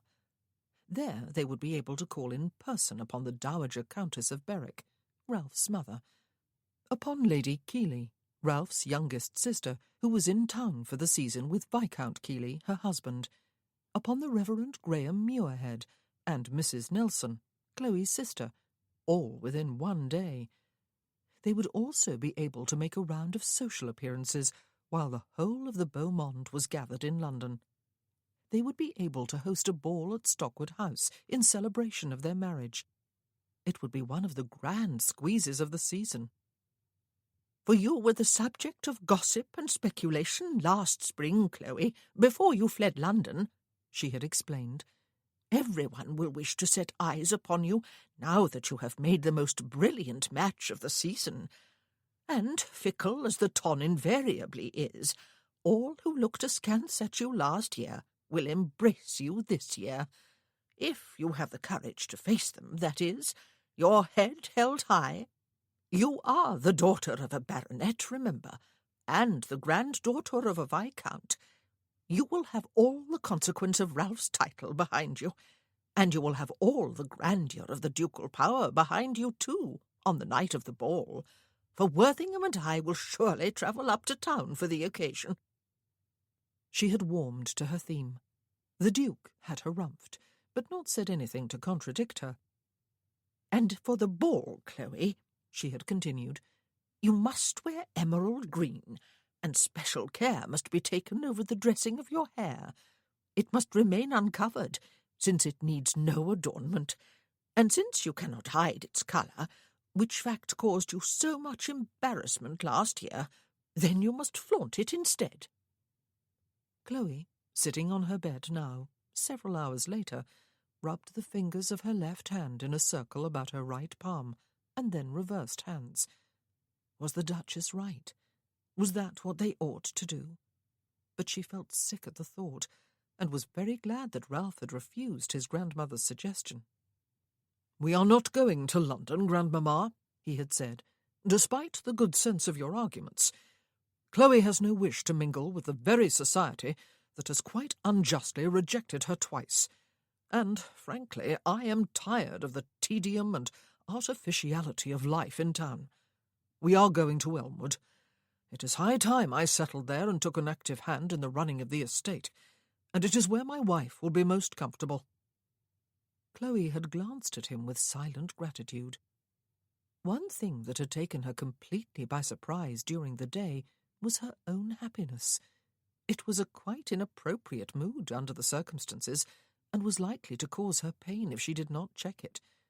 It would certainly bring her embarrassment if her husband should suspect, though it was not as though it were the happiness of love or the expectation of romance. It was just, well, it was just that she was married. It had been the strangest, most subdued of wedding days. It ought to have felt dreary and anticlimactic, and anything but happy. Who, after all, would want a quiet wedding in a tiny chapel to a man who had no personal feelings for her, and for whom she had almost none? It ought to have chilled her to the bone, despite the touching scene with the servants when they arrived back at the house, and the festive little wedding breakfast, complete with flowers and ribbons and candles and even a small wedding cake, all of which the servants had planned and prepared without even her Grace's knowledge. Chloe ought to have been outraged, or at least upset, when her new husband chose to spend the evening alone with the Duke, while she sat in the drawing-room with the Duchess. She ought to be feeling as flat as the flattest of pancakes now. Instead, apart from a certain nervousness, she was happy. She was a married lady. Her new title was unimportant to her, for she would be just as happy to be plain Mrs. Stockwood. The fact that she was married meant everything. She clasped her hands again, and consciously stopped herself from twiddling her thumbs. But despite her restlessness, what was it going to feel like? She waited in happy anticipation of the arrival of her bridegroom and the consummation of her marriage. Soon she would be a married lady in every sense of the word. What a blessing it was that her courses had finished just 2 days ago. She wondered if she would stay happy. There was not necessarily a link between happiness and love, was there? One did not have to be in love with one's husband in order to be happy with him, did one? Would she be happy with the Earl of Berwick? He had once wanted to be dead. He had even tried to kill himself. He had been taken to Cornwall to heal and recuperate, but even now he was a man who could not love, a man with cold, empty eyes. He was very different from the boy he had been. Even the Duchess said so. It was as though a large part of him, All that was brightest and best really had died. Chloe shut her eyes tightly and bent her head forward. How would she be able to live with him? There was a firm knock on the door of her bedchamber. She lifted her head sharply and looked toward the door, but it did not open. "Come in," she called. He was wearing a long dressing robe of dark blue satin. It might have looked almost effeminate, but it somehow emphasized both his muscularity and his masculinity. Or perhaps it seemed that way merely because he was in her bedchamber and he had come to assert his marital rights. She ought to have prepared something to say, she thought, too late. She said nothing and tried not to clutch her hands too tightly. He closed the door behind his back, and she could see his eyes take in the bed turned down on both sides for the night, the branch of candles burning on the dressing table, her bare feet, her modest nightgown, her cap. His eyes paused on that last item. "I hope I have not kept you waiting," he said. "No." There was a brief silence, and she felt her breath quicken. "I shall try not to hurt you," he told her. "After tonight, you should find it more comfortable." It? Yes. His voice and manner were quite matter-of-fact, even brisk. He appeared to share none of her embarrassment. Now what? Too late, it occurred to her that she might have had some wine brought up. She could have poured them each a glass now and begun some easy, relaxed conversation about something. Instead, she was as skittish as a young girl, perhaps more so. Her age and inexperience embarrassed her. He came toward her and held out a hand for one of hers. "Come," he said. "Pain or not, I believe you will be more comfortable afterward, will you not?" "Oh." She allowed him to draw her to her feet. "Yes, I believe I will. I am so sorry. I am nervous. I do not know quite what to do." "It would be strange if you did," he said, "since you have admitted to never having done this before. Lie down while I extinguish the candles." He drew the covers farther back on the near side of the bed so that she could lie down, but he turned away before she actually did so. She was thankful for that. She lay down on her back and closed her eyes. Then, against her eyelids, she saw sudden darkness. She could hear him coming around the foot of the bed to the other side. There was a coolness as he drew the covers farther back. And then she felt the mattress beside her depress beneath his weight. Tomorrow night, she thought, and the next night, and the night after that, this would be a growingly familiar ritual, without embarrassment or awkwardness. Perhaps it would be something to which she would look forward. She hoped so. There had been those nameless and unladylike yearnings that had often plagued her through the last 10 years or so, and she hoped it was this for which she had yearned, that it would live up to her hopes. It was one of those nights that was almost as bright as twilight. She could see, as well as feel, that he had turned onto his side and raised himself on one elbow to lean over her. His hand moved flat down her side, from her waist to her hips, and on down the outside of her leg, until he reached even lower and grasped the hem of her nightgown and drew it upward. She had to half lift herself until it was bunched about her waist. He came on top of her then, and she realized in some shock that he had shed his robe and was wearing nothing beneath it. His legs pressed between hers and pushed them wide, and his hands slid beneath her buttocks to lift her and tilt her.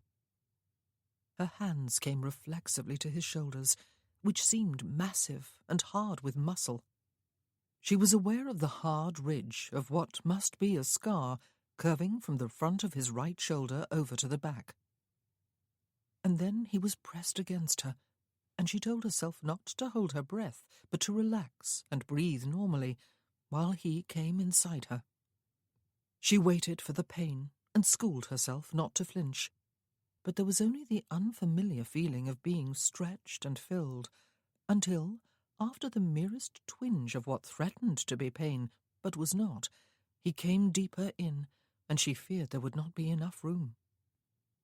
He held still in her, while his hands slid free, and he half raised himself on his elbows. It was only then she realized how heavy he had been on her.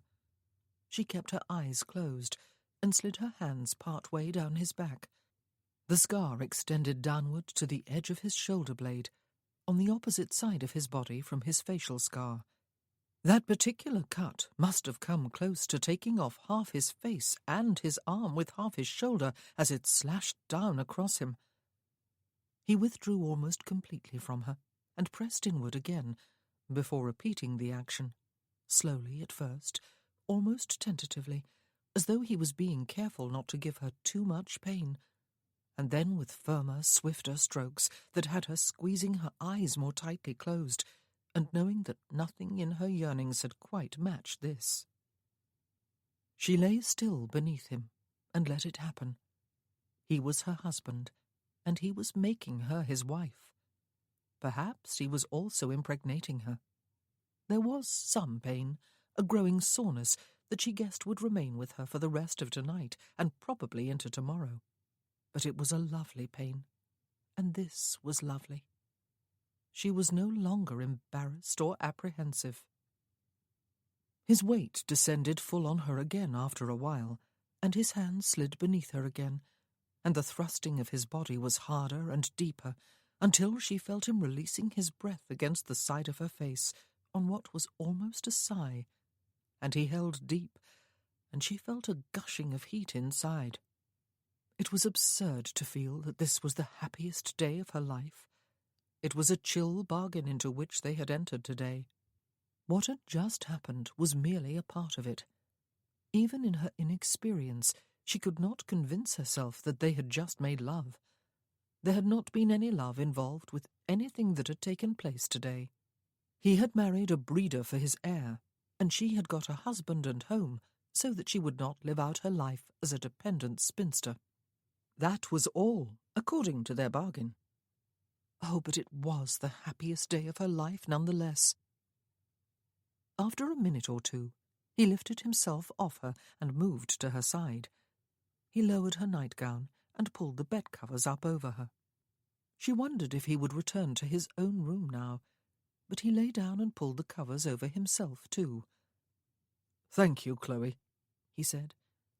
She turned her head his way, and only just stopped herself from thanking him too. "I hope it was not too painful for you," he said. "No," she said. "No, it was not." "I will try to see to it," he said, "that you do not regret today." "A wedding without guests or any pomp," she said. "I rather liked our wedding." "I meant our marriage," he said. "I will try to see to it that you do not regret marrying me." "I will not," she assured him. "It is all I have ever wanted, you see. A respectable marriage, and a home and a family. I will not regret our marriage." She thought of the emptiness of his eyes, and hoped she spoke the truth. "I will try to see to it that you do not regret it either," she added. "I will not," he told her. "It is over." He did not explain what he meant, but it was a chilling little phrase. It is over.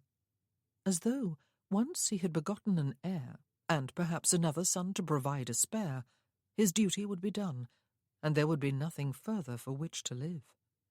Surely he had not meant that. She wished the Duchess had not told her that he had once been suicidal.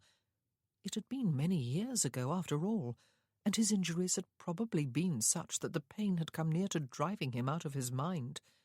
But 3 years to heal, and an empty soul afterward. Head cases, that is. She waited for him to say more, or to decide, after all, to return to his own room.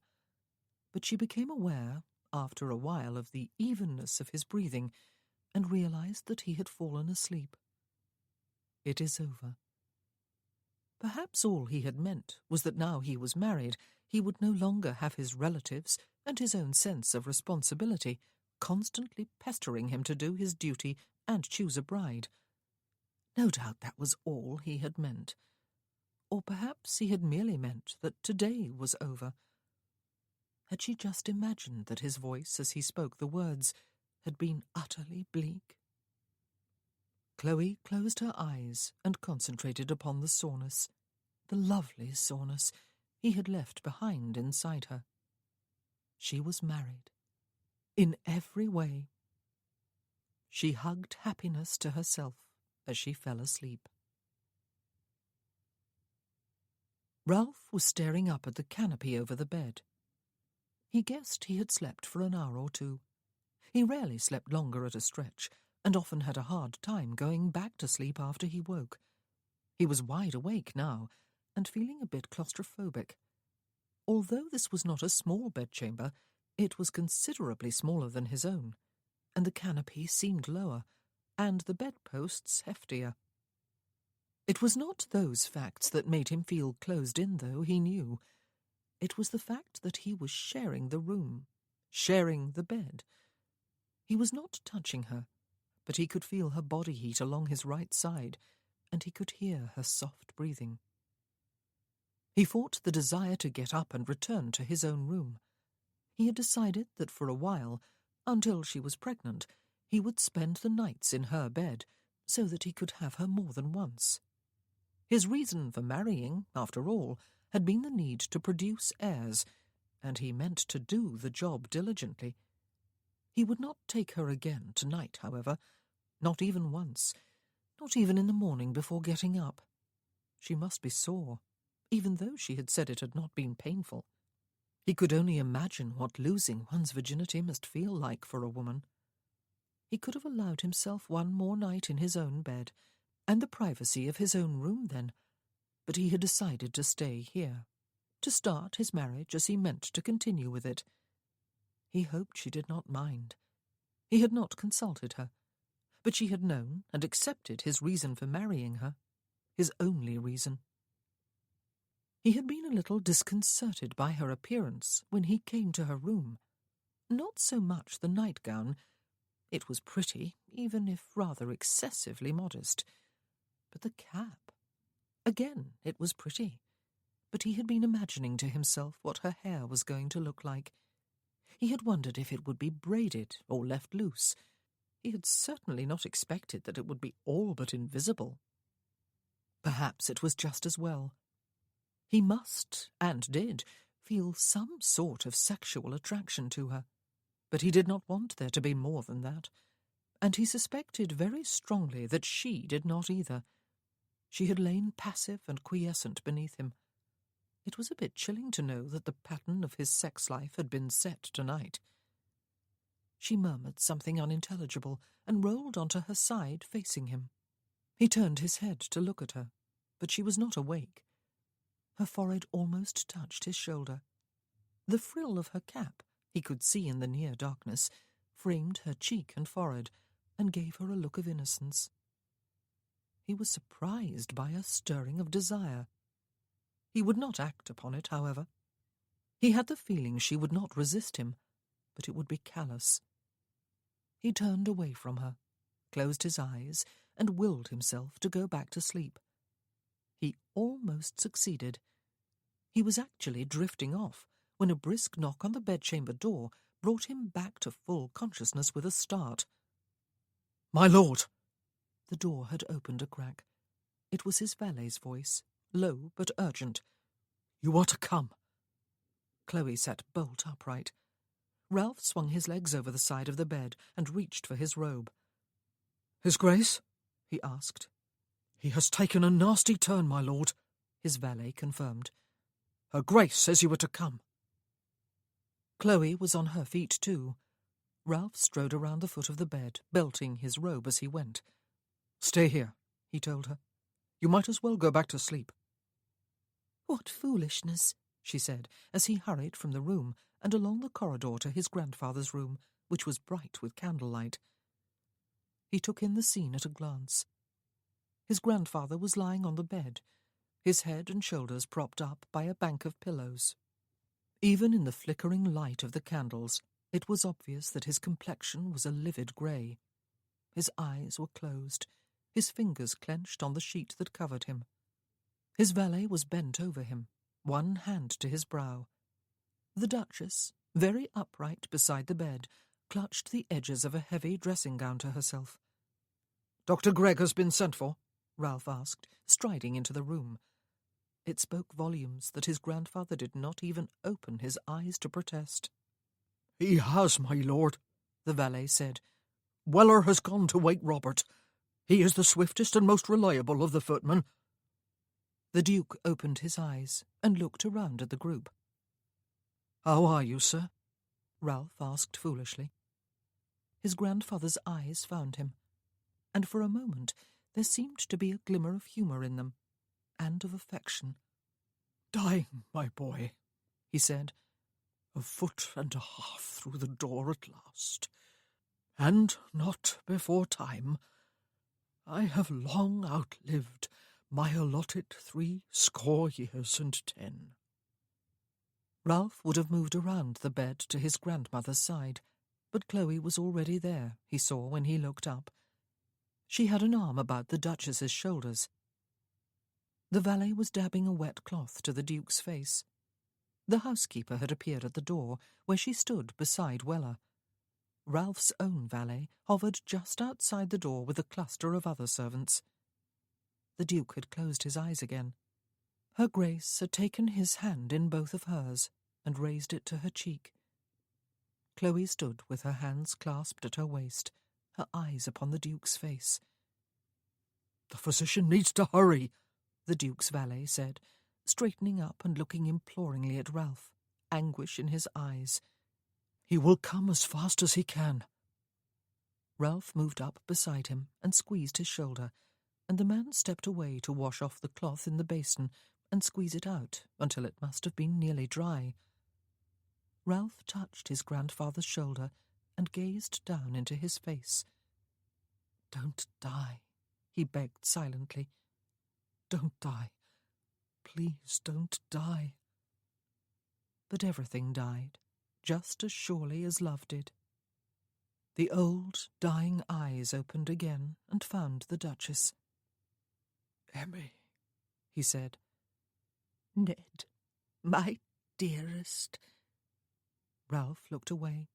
His eyes met Chloe's across the bed, and she half smiled at him.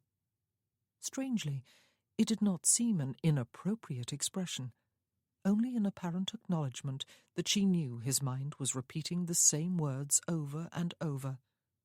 "Don't die. Please don't die." He heard himself swallow, and then, only a moment or two later it seemed, he heard his grandmother's voice again, very quiet, very calm. "He is gone."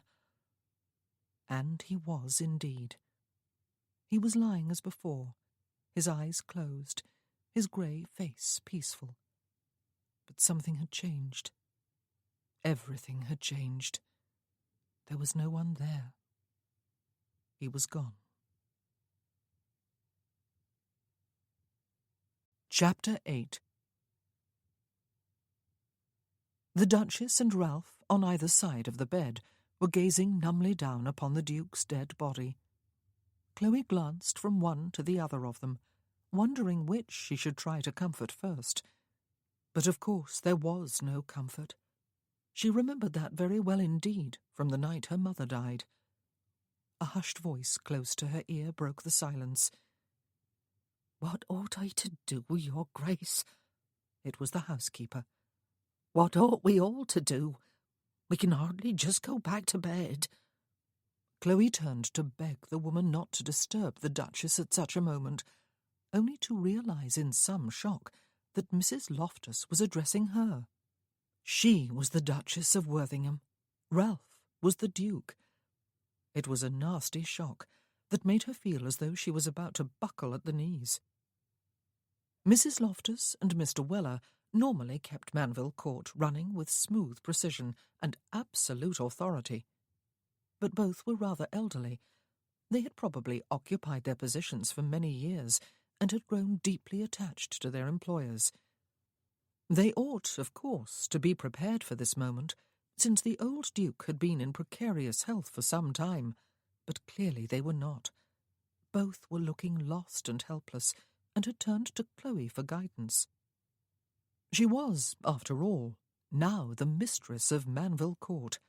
Shocking, ghastly thought. But someone had to take charge. She stepped out into the corridor beyond the bedchamber door with Mr. Weller and Mrs. Loftus, and spoke with lowered voice to the servants gathered there, and there was a fair crowd of them. Chloe doubted anyone was still in bed. "It will be best if Mr. Weller remains up here," she said. "His services will almost certainly be required. Perhaps you will choose one of the footmen to remain with you, Mr. Weller. You will wish to stay too, of course, Mr. Bentley." She looked with sympathy at the haggard face of the Duke's elderly valet, who was hovering in the doorway. "You will definitely be needed. None more so." "Yes, Your Grace," he murmured. Chloe led everyone else down to the kitchen. There she found a couple of kitchen maids and one young boy clustered forlornly about the cook. All of them curtsied to her and fell silent, looking to her for direction. They must all know far better than she what needed doing, of course, but for the moment they were collectively stunned and helpless. Only a matter of hours ago they had all been lined up in the back hall, beaming with pleasure at the sight of a new bride and groom. Chloe instructed the cook to get the fire going in the big range, and sent a maid to fill the large kettle and the boy to work the pump for her. She suggested an early breakfast for all the servants who were not otherwise employed, as the day ahead was likely to be a busy one and different from the usual routine, and none of them could be certain when they would next be at leisure to partake of a good meal. She directed that a tea tray be prepared and the kettle kept at the boil so that tea or coffee could be made at a moment's notice. She suggested that a batch of scones be baked as soon as possible, and that one of the footmen should check the liquor decanters in the drawing-room to make sure they had been filled last night. She assigned another footman to make sure the coal scuttle in the drawing-room was full, and sent a maid up with him to light the fire and start warming the room. Mrs. Loftus would supervise everything else that needed doing, Chloe told them all, since Mr. Weller was otherwise occupied, at least for now. But in the meanwhile, she said at last, and before doing anything else, they must all take a few moments to return to their rooms to dress. Goodness knew when they would have another chance, and any visitors who arrived later might consider it odd, to say the least, if they found all the servants and other residents of the house in their nightgowns and nightcaps. She was suddenly acutely aware of her own nightgown and old dressing-gown, and of her frilled cap, and of the fact that this had been her wedding night, and the servants were all fully aware of the fact. Her words drew a weak laugh from everyone as they dispersed. In the absence of a black dress, it had not occurred to her to bring any of her old mourning clothes to Manville with her. Chloe donned a dark blue one. It would have to do for now. She left her hair braided about her head. By the time she came back downstairs, she had thought of a few other things that needed to be done without delay. Robert had just returned with the physician, only to learn that they had arrived too late. Chloe comforted him with the assurance that Dr. Gregg could not have saved the Duke's life anyway, and she sent the footman back to the village to fetch the vicar, even though it was still night. The presence of a clergyman was needed, and the Reverend Marlowe would not mind the hour. Indeed, he would probably be hurt if he was not summoned until after daybreak. It was not often he was called to the deathbed of a Duke of Worthingham. She sent the footman who was on duty in the hallway to fetch something with which to muffle the sound of the door-knocker, black crape if possible. And then there was nothing left to do that she could think of. She stood in the hall for a few moments and glanced up the stairs. Ought she to go back up there? Was that where her place was, at her husband's side? But there was nothing she could do, and the thought of going back into that room, with its silent, empty presence, was daunting. If she had not left at all, it would be different. But she had. She could not go back. She went into the drawing-room instead and pulled her Grace's chair closer to the fireplace. She picked up the fire tongs and heaped a few more coals onto the fire. The room still felt chilly, but she was too restless to sit.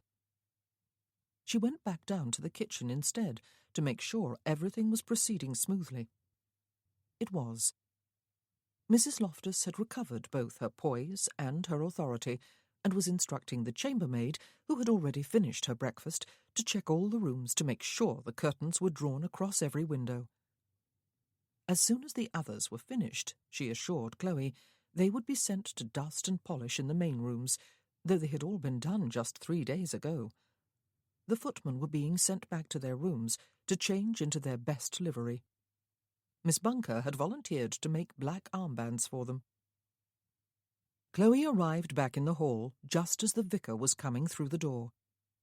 He strode toward her, both hands outstretched. "My dear Duchess," he said, squeezing hers tightly, "under what sadly different circumstances we meet today. Please accept my deepest sympathies, and those of my dear wife. But the Lord is merciful, you know. Yesterday it was very clear that His Grace was happy he had lived long enough to witness the nuptials of his only grandson." She led the way upstairs, but she was glad to relinquish him to the care of Weller, who was waiting on the upper landing, all stiff, formal dignity. She sat in the drawing-room after that, waiting, and gradually dawn greyed the room through the curtains. It struck her fully then. The Duke, that gruff but kindly old gentleman, of whom the Duchess was so very fond, was dead, gone, leaving a heavy emptiness behind, even for her. She could only imagine what her Grace and Ralph were feeling, and indeed she could imagine it. Her mother's death still felt recent. When the drawing-room doors finally opened, Chloe got to her feet and pulled the bell-rope before turning. It was a moment she had been dreading. Ralph had his grandmother on his arm. Both were fully dressed, both in black. Her Grace was straight-backed and regal, her face looking as though it had been sculpted of marble. Ralph's was ashen, stern and forbidding. Dr. Gregg and the Reverend Marlowe came behind them. Choosing which one to comfort was instinctive. Chloe hurried across the room and drew her Grace into her arms. They clung wordlessly together for several moments before Chloe led her to her chair by the fire and spread a lap-robe over her knees. "The tea-tray will be here in a moment," she said, "and a plate of scones." "I could not eat or drink a thing, Chloe," her Grace said. "but Dr. Gregg and the vicar will be glad of some refreshments, I dare say. I regret that they were dragged from their beds at such an hour. Perhaps they would prefer something stronger than tea, though." Both men held up staying hands and shook their heads. Dr. Gregg assured her Grace that a cup of tea would be much appreciated. "And you will drink too, Grandmamma," Chloe told her Grace firmly, "and have a bite to eat. You must." The Duchess smiled wanly. "I just asked Weller how the servants are faring," she said. "He told me they have been under your direction and that everything is running smoothly. Thank you, my dear. I might have guessed you would take charge without any fuss or panic. I will drink tea since you insist, and I will try half a scone." Ralph, meanwhile, had crossed the room without a word to anyone and stood now at the window. He had opened the curtains back a few inches and was staring out at the grey dawn, his hands clasped at his back. A tray, on which there was both a coffee-pot and a teapot, was carried in almost immediately. Chloe busied herself pouring and carrying around the cups and saucers, and then the freshly baked scones. The Reverend Marlowe had seated himself close to the Duchess and was speaking quietly to her. Dr. Gregg stood at his shoulder, listening and looking down at the Duchess with obvious concern. Chloe crossed the room to her husband, set a cup of coffee down on a table close by, and rested a light hand on his sleeve. She felt his arm stiffen, though he did not flinch quite away from her. "Ralph," she said softly, Everyone, he said without turning his head, keeps calling me your Grace. I have poured you some coffee, she said, and there are fresh scones. I want nothing, he said. He went peacefully, she told him. An utterly foolish thing to say, of course, but what did one say? You became a countess yesterday, he said. A duchess today. It is the stuff dreams are made of. Her hand tightened a little on his arm before she removed it. Did he mean? But of course he did not. I beg your pardon. He turned his head sharply to frown at her. I do beg your pardon, Chloe. I did not mean that the way it sounded. For once, there was something in his eyes more than the usual blankness. There was apology there, and pain. Oh, I know, she said, but it is the truth nevertheless, and I wish it were not so. Drink your coffee, or I will bring you tea if you prefer, and try to eat a scone. I shall fetch some for both of us, though I have no appetite either. Such mundane matters, when there were worlds of emotions to feel, and realities of which to think and speak. One of the most horrible realities about the death of someone closely related, she remembered, was the necessity of going on almost immediately with the trivialities of living, as though nothing of any real significance had changed. Coffee will be fine, he said, his eyes straying to the cup. I'll share a scone with you. She went to fetch it and to pour herself some tea, and then she returned to stand beside him again. They ate half a scone each from the same plate before he took up his coffee.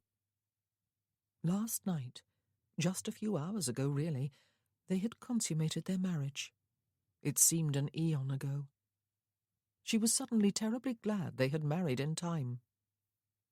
Weller and Mrs. Loftus have ruled Manville with an iron thumb apiece for longer than I can remember, he said. I understand they came close to falling apart last night, however. They were quite devoted to the Duke, of course. But you held them together, and now, I understand, all is running smoothly again. They would have done very well without me, she said. They would have managed, of course, he agreed, but they looked to you for leadership, and you gave it. She set down the empty plate, pleased at his approval, and picked up her cup and saucer. I am your wife, she said, and she was, in every way. You are my duchess. He frowned at her. Which fact makes me the Duke. Hell and damnation. He did not apologize for his shocking words. Perhaps he did not even realize he had spoken them aloud. I had better start behaving like one, he said, setting down his empty cup and saucer. Come. And he moved toward the fireplace and waited for Chloe to seat herself before speaking.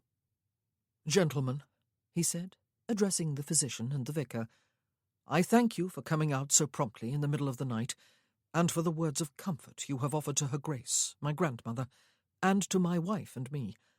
We are indeed grateful. We will need to discuss the funeral, Reverend Marlowe. Not now, though. I will be sending my grandmother and my wife to bed soon. They both need to sleep, or at least to rest if sleep is not possible. Perhaps you will return later. Both men recognized their cue to leave. Ralph saw them on their way, and Chloe was alone with his grandmother for a few minutes. Her Grace was staring into the fire, but both the cup and the plate beside her were empty. It is the strangest feeling in the world, she said. One moment, someone is there, speaking one's name. The next moment, his body is still there, but he is not, and never will be again. There is no calling him back. What was not said before he went will never be said now. His body is still upstairs. It looks like him, and yet does not. He is not there. Chloe clasped her hands and refrained from offering words of meaningless comfort. Her Grace turned her head and smiled at her.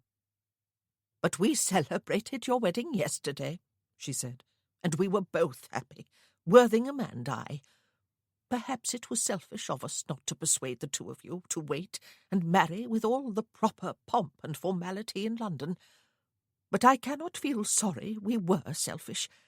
Somehow it felt like the loveliest wedding I have ever attended, with the possible exception of my own. And you cannot know the comfort it is to me today, Chloe, to know that Ralph is married and has a wife to see him through this difficult time, and to know that you are no longer just my guest, my dear Clemmie's granddaughter, but my own granddaughter by marriage. I could not bear to be the Duchess any longer, you know. I am so glad that your position as Ralph's wife has relegated me to the position of Dowager Duchess. Oh, Chloe, my love." Her eyes welled with tears, and Chloe hurried over to perch on the arm of her Grace's chair and wrap an arm about her shoulders. "How am I to go on without him?" her Grace asked, tipping her head sideways to rest on Chloe's shoulder. "Oh, the selfishness of the man to go before me!" She laughed shakily and fumbled for a handkerchief. "But in some ways I am glad he did. I shall do better without him than he would have done without me. He would have been lost. I just wish we could have gone together." Ralph came back into the room as she was blowing her nose. His eyes met Chloe's, and he came toward them and went down on his haunches before his grandmother's chair. He held out his hands to her as she tucked away her handkerchief. "Grandmamma," he said when she took them, "I will send you up to your room now and have Bunker summoned. Chloe will accompany you and then go to her room. You must both lie down and try to sleep." His voice was quiet, even gentle, but there was a thread of implacable will in it, and Chloe guessed that he might be somehow transformed by his new role, that he would take his responsibilities very seriously. Perhaps, she thought, they would even be his salvation, though she did not know quite what she meant by that. He drew his grandmother to her feet, and Chloe stood too and offered her arm. "But perhaps you would be more comfortable in one of the guest rooms, Grandmamma," Ralph suggested. "Because only our dressing-rooms stand between my room and your grandfather's, do you mean?" she asked. "But I am not afraid. He would never have harmed a hair on my head while he lived. Why would he harm me now that he is dead? Besides, he is no longer there, you know. No one is." He looked bleakly at her as she took Chloe's arm and they went upstairs together. Chloe was back down no more than 5 minutes later, however. He was still in the drawing-room, gazing into the fire, one arm propped on the mantel above his shoulder. He turned his head and raised his eyebrows at sight of her. "What are you going to do?" she asked him. "No one knows anything of what has happened here in the last 24 hours, he said. "No one knows of our marriage. No one knows of the Duke's passing. It is a dizzying thought, is it not? There were no guests at our wedding. We chose not to wait. Now, for the next big event, we must wait, for there are all sorts of people who will want to be here for the funeral. He was the Duke of Worthingham. There are family members to inform about both events, and friends and his closest associates, as well as some dignitaries to inform of my grandfather's passing. There must be no delay if they are to have the chance to travel here in time. Notices must be put in the papers, and there are all sorts of other details to attend to, some of which I have probably not even thought of yet. I have summoned my grandfather's secretary to meet me in the study. He is my own secretary now, I suppose. He is probably waiting for me there already." Something inside Chloe turned cold and still, for there are all sorts of people who will want to be here for the funeral. Of course. Oh, of course. There would be no setting out today or tomorrow for Hampshire, and then, after a visit with Papa, for Elmwood Manor and home. There would be no setting out until after the funeral, which would be attended by all sorts of people. There are family members to inform, and friends, and his closest associates, as well as some dignitaries. And perhaps, even probably, there would be no setting out even then. For surely Elmwood would no longer be their principal home. Manville Court would be. She felt a moment's dizziness and shook it off. This was not a time to think of herself. "There will be letters to write, then," she said briskly. "Many of them, and not all of them identical. And the notices to the papers will need to be composed and copied several times. That is a great deal for 2 men to do with so little time. I shall come with you." He turned fully away from the fire and frowned at her. "You need not concern yourself," he said, his tone almost chilly. "You have been up half the night, and you have been busy. Go and rest." "You have been up just as long," she pointed out. "There is a great deal to do, and I shall help you do it." He looked as if he was going to argue, or perhaps issue orders. He appeared suddenly haughty and autocratic, and then an expression almost like a smile flitted across his face before it was gone. "I am reminded," he said, "that I really do not know you at all, Chloe. You intend to be more than just the mother of my children, do you?" "What I agreed to be," she told him, "and what I promised to be yesterday in church, was your wife. Having your children is just one of my obligations." "Obligations," he said softly. "They are not always negative things." She smiled at him suddenly. "I like writing letters." But she felt as though something cold was clutching her heart. She had not been expecting any of this. How foolish of her. Despite all the signs and warnings that had stared her in the face since she arrived at Manville Court, she had not even thought of this happening in the near future. And now the future had become the present. "Come, then." He strode past her to the door, and then stopped and looked back at her, still frowning. "I suppose trotting along at my heels is another obligation, is it? Take my arm." Arthur Lloyd, the late Duke's secretary, already had lists drawn up of people he considered needed to be informed and things that had to be done. Chloe sat down beside him, and Ralph looked over their shoulders, though the secretary had tried to relinquish his own chair to his grace, and together they completed the lists and divided up the tasks. Chloe had made it clear that she was not going to simply go away. She undertook to write to her brother and sister and aunt and uncle, Lord and Lady Easterly. She also wrote a letter to her father to be included with the more formal note Ralph composed. She made several copies in an elegant sloping hand of the wedding announcement and the death notice that Lloyd had drafted, and Ralph had approved, after Chloe had suggested a few minor adjustments to the wording. Ralph wrote to his mother and sisters and his 6 fellow survivors, while Chloe and Lloyd dealt with a formidable number of more formal notes that needed to be sent to various other people of importance, for whom the announcement in the papers would not be sufficient. When Ralph and Lloyd began to discuss what needed to be done to prepare the house for the arrival of family members and close friends for the funeral, Chloe looked up from the letter she was writing and told them quite firmly that they need not concern themselves with domestic matters. That was her domain, and she would confer with Mrs. Loftus. Ralph exchanged a straight-faced stare with the secretary before saying that in that case he would start jotting down ideas for the funeral to discuss with the vicar.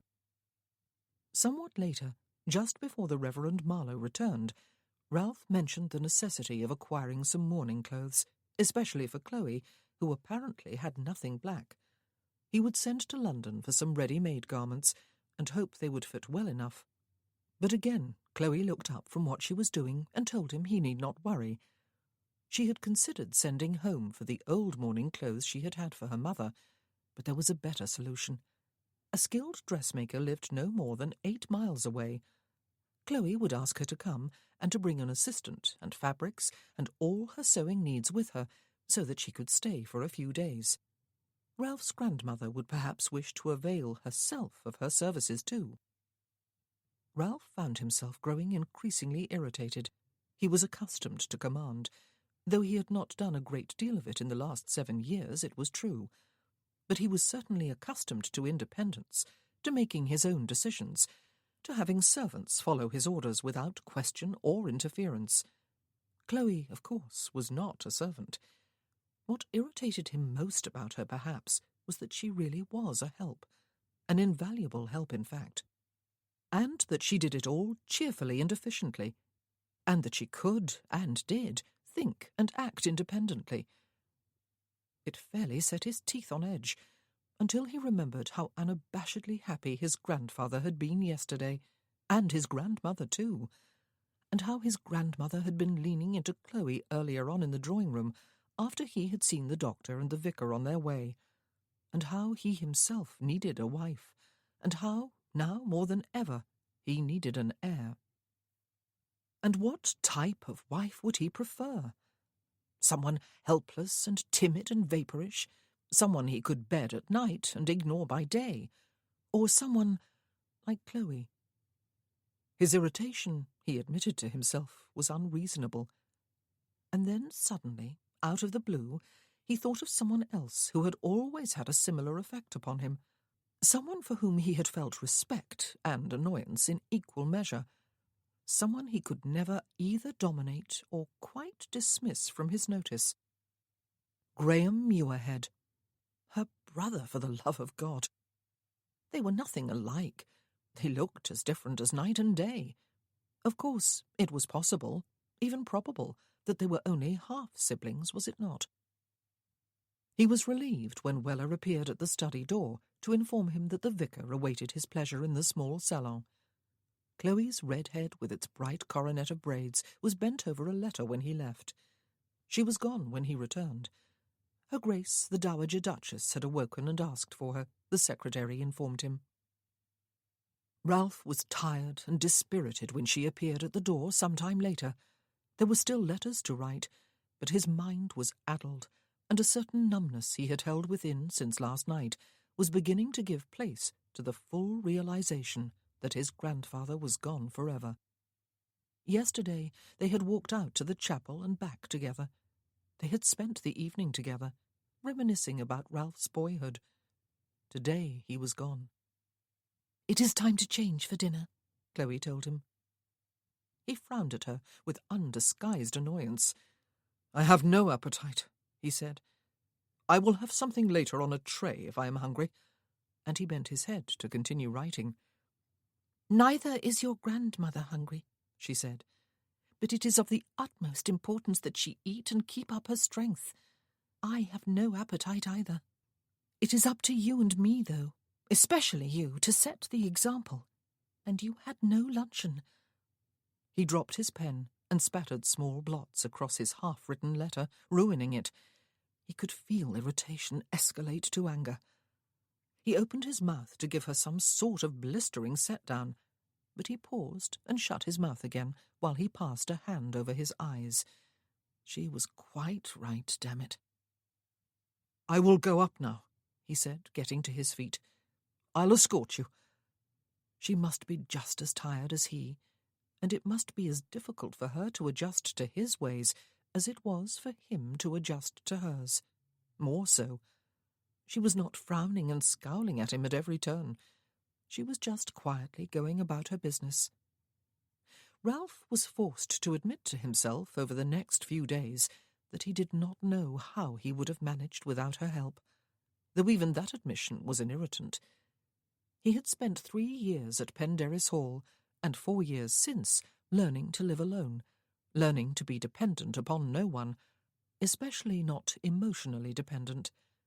Not that he was growing emotionally dependent upon his wife. Sex, after all, was not an emotion, which was a very good thing, for he came near to becoming dependent upon it during those days leading up to the funeral, or rather during the nights. Tired though he was each night, he went to her bed and found some relief from the stresses of the day in her body. It was never an overly erotic experience. She always wore her nightgown to bed, and he never tried to remove it. She always wore a nightcap too, the glory of her hair all but hidden beneath it. But he took her twice each night, 3 times on one occasion, and he did not even pretend to himself that it was all out of duty and the need to beget an heir. though that was his justification for taking pleasure when his grandfather's body was still in the house, laid out downstairs in the staterooms. He had no idea if it was a pleasure for her too. She always lay quietly beneath him, her body warm and relaxed and moist within, prepared to welcome him. But her arms almost always came about him when he was on her, the fingers of one hand running lightly over the worst of his scars, the sabre cut that had almost severed both his arm and his shoulder after first opening up his face. She never commented on the ugliness of it, though she had seen it in the mornings when he got up from her bed, naked, as he always slept. His body was not a pretty sight, he knew. She never flinched from it, though. He had the feeling she was going to be a good wife. She would probably be a good mother, too. He was not sure if he was more pleased than annoyed. His whole life felt invaded. And his very identity had changed yet again. Earl of Berwick, 5 years ago, when his father died suddenly while Ralph was still at Penderys. Now Duke of Worthingham, and a married man. He sometimes wondered where Ralph Stockwood had gone, if anywhere. Perhaps he was still there, lurking and lowering somewhere deep inside. But he was not sure he wanted to search for him. Sometimes sleeping dogs really were best left lying. Chapter 9. Chloe was kept very busy during the days following the old Duke's passing, and had little time to reflect upon the trials that were facing her, though they were many. Even the original situation had been daunting enough, when she was merely the new Countess of Berwick, and had only to face her own relatives and in-laws with the fact of her sudden marriage. Merely. And only.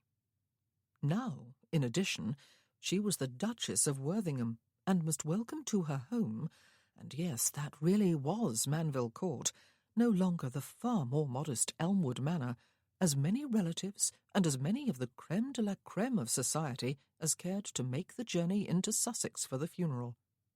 Ralph and his grandmother believed that a large number of people would wish to pay their last respects.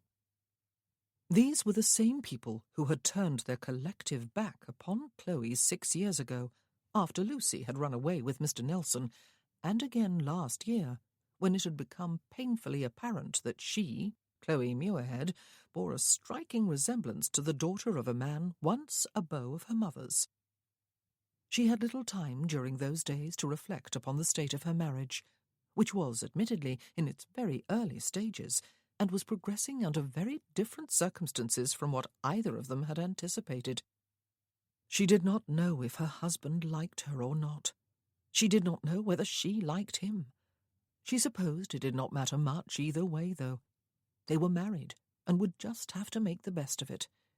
It was not as though either of them had any romantic illusions. The days were difficult. She threw herself into her new role because she knew she was needed, and because she knew, too, she must begin as she meant to go on.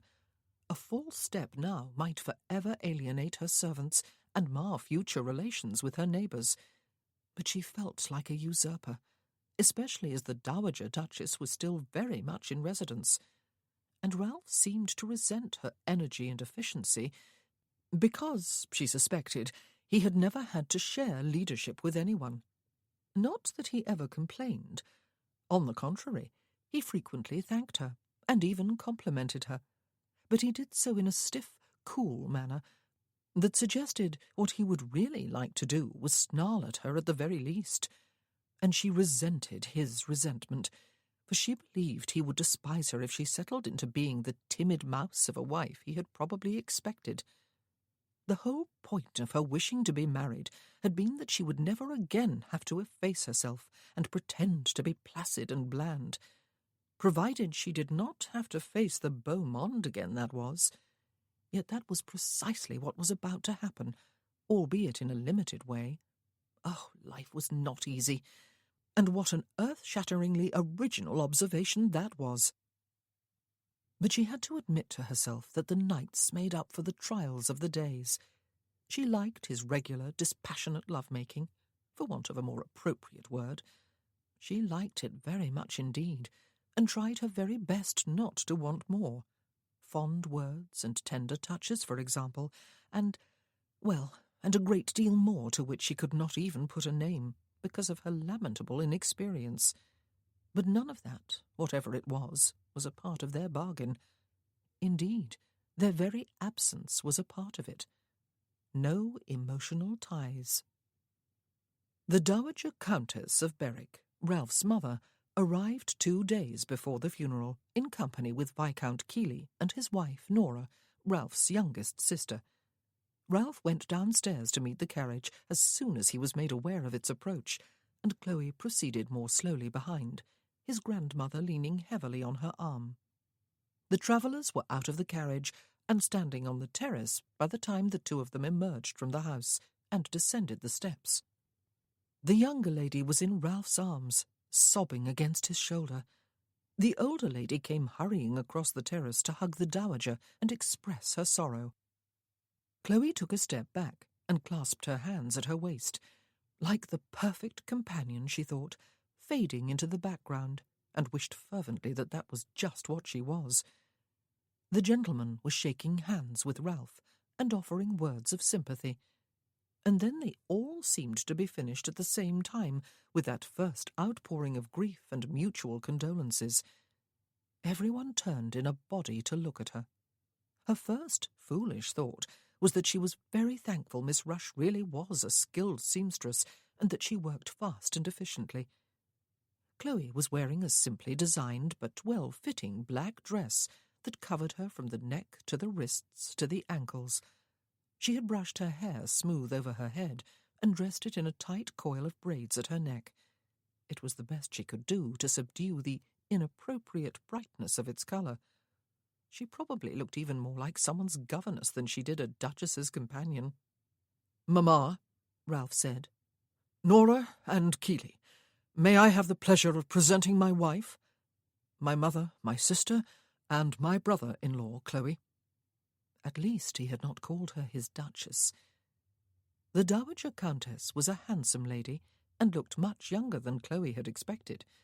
Her daughter was a younger version of her. Ralph resembled them both. The Dowager looked at her with colder eyes even than her son's, and inclined her head with almost exaggerated graciousness. Viscount Keeley made her a graceful bow, and Lady Keeley looked her over from head to foot, before raising her eyebrows and looking away. Chloe was the only one of them to curtsy, and she was left with the feeling that she had somehow committed a social blunder. Of course she did outrank them all, a thought that caused her an inward grimace, and she could not think of a thing to say. How could she welcome them to her home after all, when they must know it so well as the home of the late Duke and the Dowager Duchess?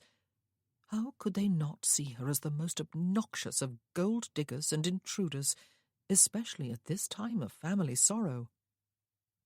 "Ah, there is the housekeeper," her mother-in-law said, glancing up to the open doors of the house and reaching out a hand to take Ralph's arm.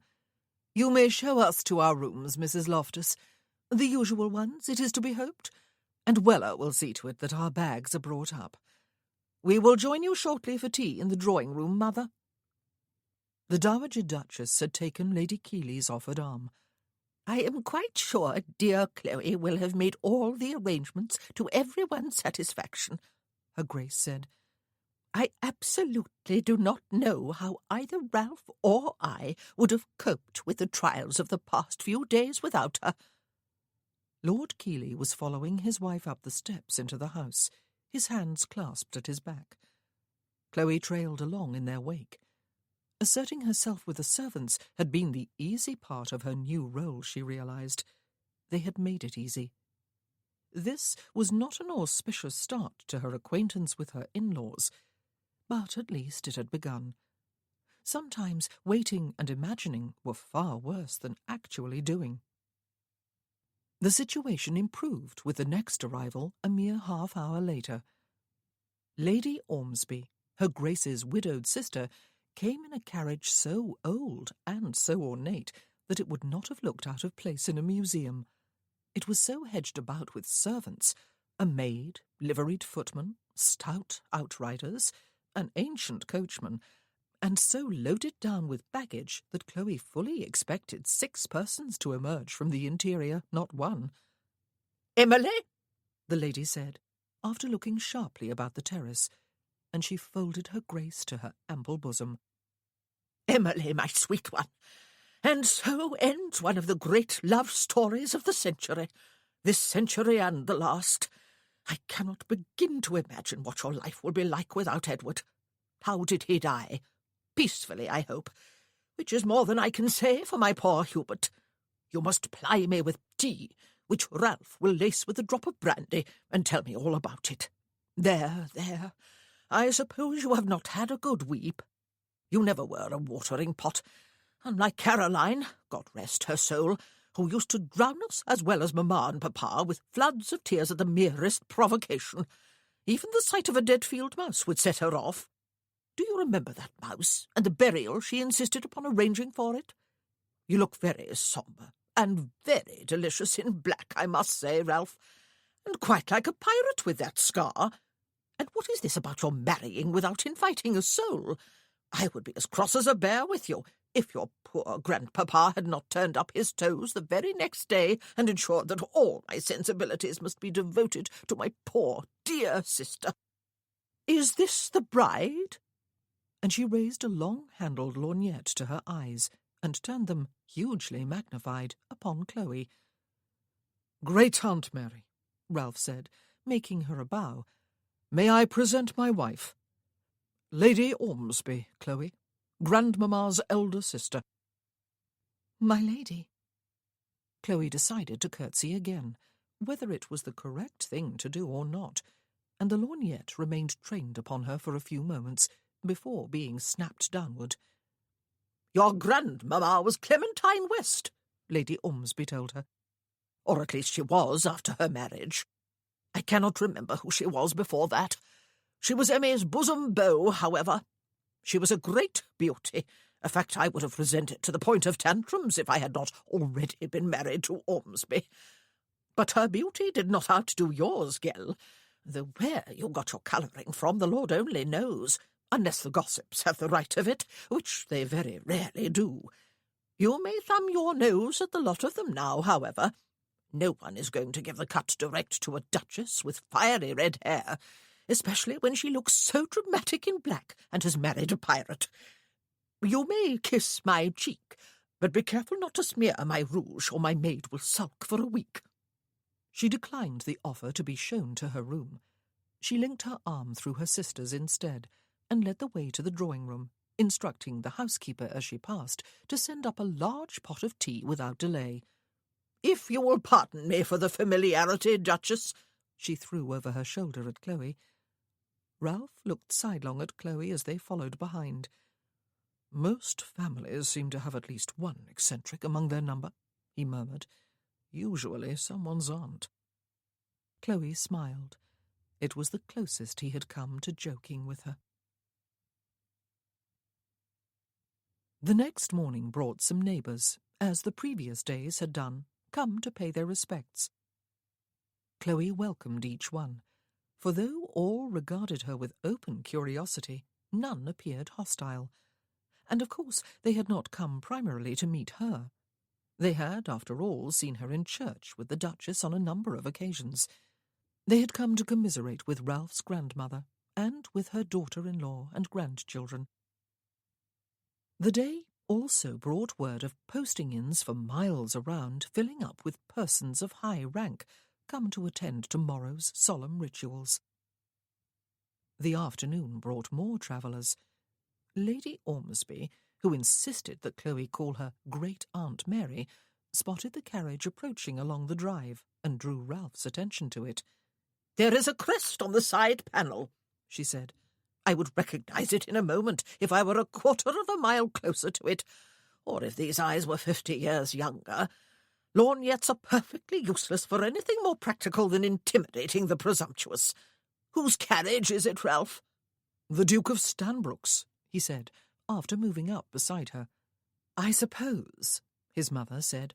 "He will expect to stay here. You must have him informed, Mother, that only family is to stay, or I shall do it if you find it difficult.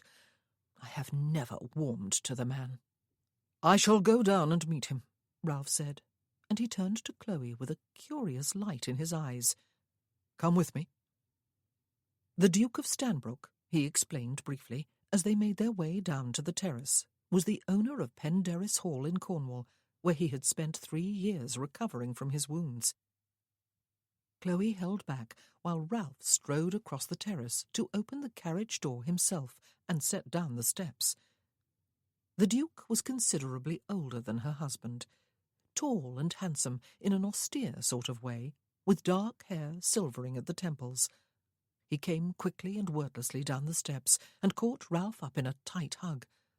She saw both their faces before they broke apart, and was startled to see raw emotion in both. Then they turned back to the carriage, and Ralph held out a hand to help someone else alight. A lady. She was small and blonde and very pretty, and she set her hands on his shoulders and stood on tiptoe to kiss him on his good cheek and murmur something Chloe could not hear. Another person followed her down, a great giant of a man with close-cropped dark hair and a face that was all frowns and ferocity as he caught Ralph up in a hug even tighter than the Duke's. "Oh, lad," he said after a few silent moments, "we came with George as soon as we heard." Chloe found them even more intimidating than her in-laws for some inexplicable reason, for she sensed immediately that they were of a world shared by her husband, a world from which she was excluded. Ralph had been transformed before her. The deadness had gone from his eyes, and instantly, unreasonably, she resented these people. She was his wife, yet she had never until this moment glimpsed any of this animation in him. They all turned together, rather as his family had done yesterday, suddenly aware, it seemed, of her silent presence a short distance away. Ralph extended one arm toward her, his fingers slightly beckoning, putting her somehow in the wrong for not having approached of her own volition. His eyes held hers, and they were blank and unreadable again. "Chloe," he said, "let me present the Duke of Stanbrook and Lord and Lady Trentham. My wife, the Duchess of Worthington." The two men regarded her gravely. The outsider, they seemed to be thinking. Lady Trentham smiled with unaffected warmth, however, and she came limping toward Chloe and took both of Chloe's hands in hers. "Duchess," she said, "what a wretched honeymoon you are having, you poor thing. And how sad that we cannot celebrate your new marriage with you just yet. I am delighted for you both, nevertheless. All the survivors are dearly fond of one another, as I am sure you know, but they have opened their close circle to welcome each of the newly acquired wives. Hugo and I have been married for not quite a year, and there have been 4 other marriages since, counting yours.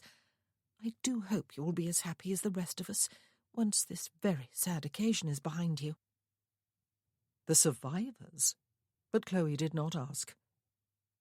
"Thank you," she said, smiling back, and then looking from one to the other of the men. "And welcome to Manville Court." The Duke of Stanbrook was holding out a hand for hers. "Duchess," he said, taking it in both his own as he looked directly into her eyes. "I strongly suspected, when Ralph left London a few days ago, that I would be meeting you soon, though I did not suspect it would be under such sad circumstances. I am sorry about that, but I am glad Ralph has you to bring him some comfort." "Let me look at you, lass," Lord Trentham said, his amiable voice at variance with the fierceness of his facial expression. He took her right hand in his large one.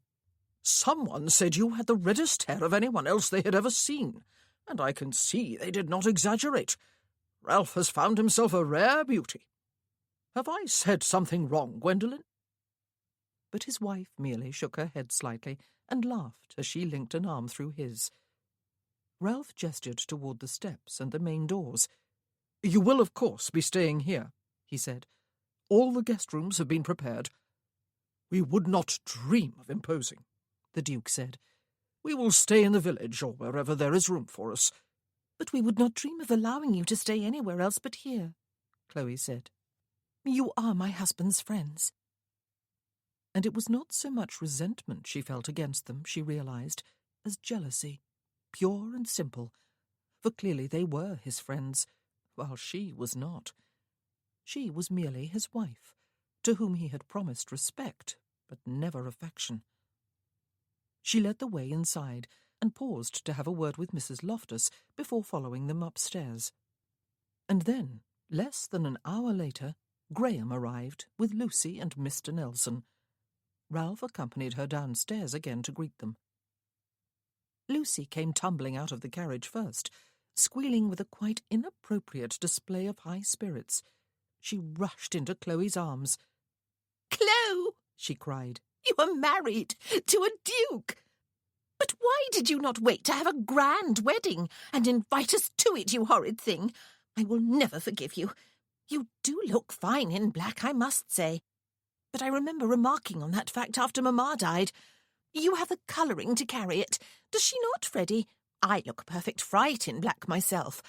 I simply fade away behind dark, dreary colours. But I ought not to run on so, ought I? You have suffered a bereavement, and I dare say you are quite sad about it, even if the Duke was an old man."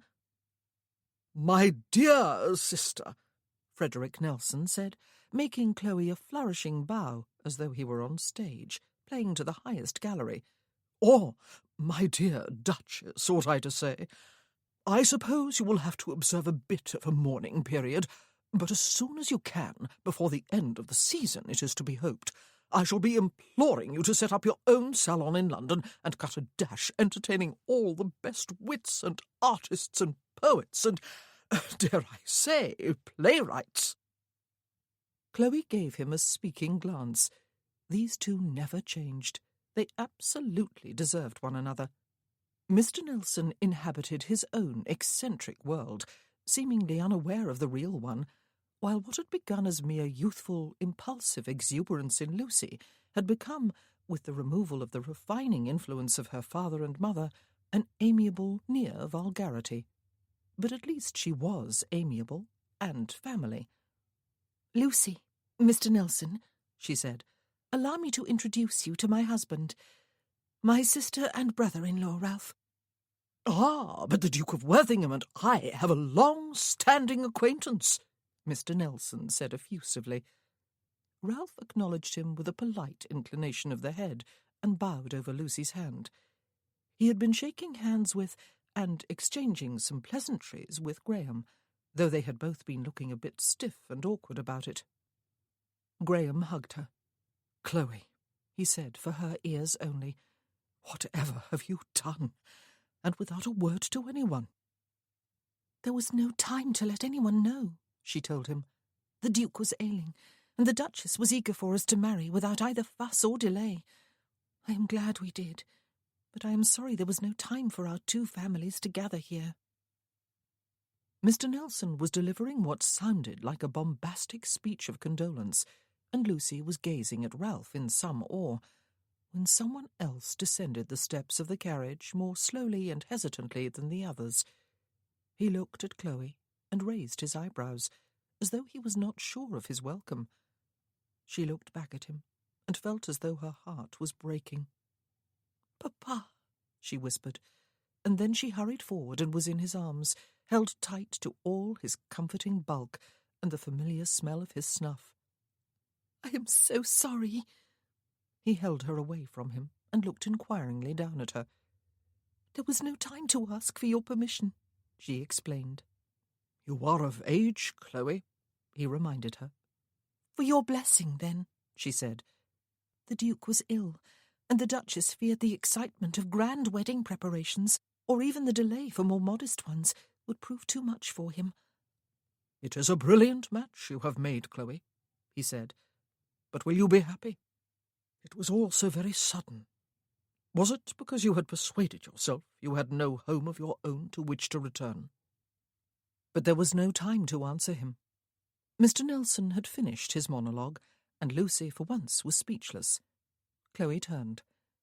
"This is my husband, Papa, the Duke of Worthingham. My father, Ralph." The two men shook hands, sizing each other up. Neither smiled. "I hope to make amends later, sir," Ralph said, "for not having consulted you before I married your daughter. I thank you for undertaking such a long journey. It will be a comfort to my wife to have her family with her during the next few days." "I was in London when Chloe's letter to my son was delivered," her father said. "I was there to spend a couple of weeks or so with him and my younger daughter and grandchildren, and my sister. I was glad to be able to avail myself of the opportunity to come here to offer my condolences." "Do come inside, sir," Ralph said. "I will have you taken up to some guest rooms," Chloe said, slipping a hand through her father's arm. "And then you must come back down to the drawing-room for tea. I am sure you will wish to pay your respects to Her Grace." "You are Her Grace, Chloe," Lucy said. "But I know who you mean. You mean the old Duchess. I dare say I shall be awed speechless when I meet her. We are not received by many of the highest sticklers of the ton, you know. But everyone will have to be polite to us for the next few days, will they not? And to you too, Chloe. After last year, I expect—" "I believe it would be wiser, Lucy," Graham said, "to hold your tongue." "Oh, you are so stuffy, Gray," she said, rolling her eyes. But, mercifully, she obeyed him. Chapter 10. The rest of the day proceeded in a bit of a whirl for Ralph. In a way, he was thankful. For the past few days, he had gone more than once to spend time with his grandfather, laid out in state for those who wished to pay their respects, and more each time he felt his loss. For his grandmother had been right on the morning of his death. His body was there, but he was not. Only memories of him remained. Most of Ralph's memories of his paternal grandparents were of pure, unconditional love, not unmingled with some pretty firm discipline when it had been necessary. His father had always been bookish and reserved in manner. His mother had always been distracted by her social obligations. Not that either parent had been cruel or unloving or even neglectful, but they had lacked a certain warmth that Ralph had found in his grandparents. Which fact made him wonder what sort of father he would make to his own children. Chloe, he was almost certain, would be a good mother. She had told him on the morning she suggested her bargain that she would love any children they might have, and he believed her. The servants loved her. He did not believe that was an exaggeration. Servants had only ever respected him, though maybe that was not strictly accurate. A number of the older ones had been party to some sort of conspiracy to protect him from his grandparents' wrath whenever, as a boy, he had got himself into one of his frequent scrapes. There were other arrivals later in the day. His eldest sister, Amelia, and her husband, an aunt and uncle, a few cousins, a few particular friends of his grandparents, and then 3 unexpected guests. Flavian, Viscount Ponsonby, a fellow survivor, came with his wife from Candlebury Abbey, their country home some distance away, though also in Sussex, where they had been hiding away on their honeymoon. And, very late in the evening, Vincent, Viscount Darley, the blind one of their number, arrived, having travelled all the way from Gloucestershire with his valet and his guide dog. They could not have lingered anywhere on the road to have arrived in time. Ralph was more deeply moved than he could say. The only 2 of their number who had not come were Ben, who lived in the farthest reaches of West Wales, and Imogen, who was in Cornwall. Ralph was late going up to bed that night. Very late, in fact. Everyone had wanted to sit up and talk, as invariably seemed to happen in the face of a recent death. It was as though the living needed to assert their vitality against the great silencer. But his grandmother and his great-aunt had finally gone to bed, and almost everyone else retired soon after. Chloe, Lady Ponsonby, and Lady Trentham went up together. Ralph was pleased to see. They seemed all to like one another. Finally, Only he and his fellow survivors remained in the drawing-room, and Graham Muirhead. It was an annoyance to Ralph at first that Muirhead chose to intrude upon the closeness of their group, but it was unreasonable of him, for this was not a gathering of the Survivors' Club. Graham was as much a guest in his house as the others were.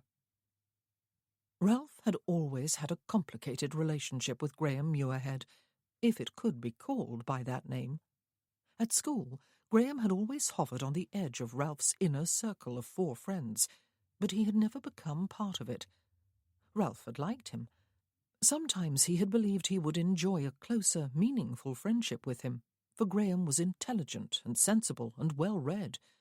At other times, Ralph had found him so irritating that even his worst enemy would be a preferable companion, for Graham had a mind of his own, and did not scruple to disagree with any idea or scheme that ran contrary to his beliefs.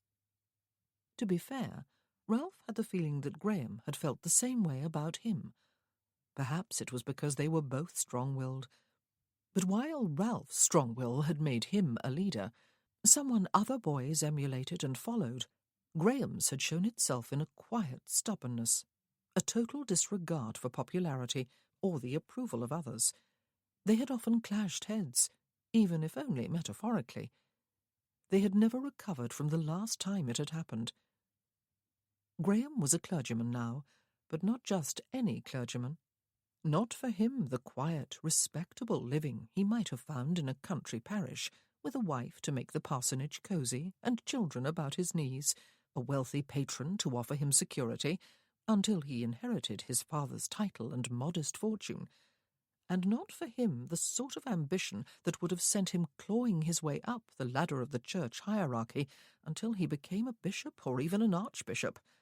Oh no, Graham Muirhead had attached himself, by personal choice, to a poor parish in the very least desirable area of London, his parishioners being the slum-dwellers, pickpockets, whores, drunks, moneylenders, ragged orphans, and other undesirables who filled its confines to overflowing, not to mention the filth and stench of the streets.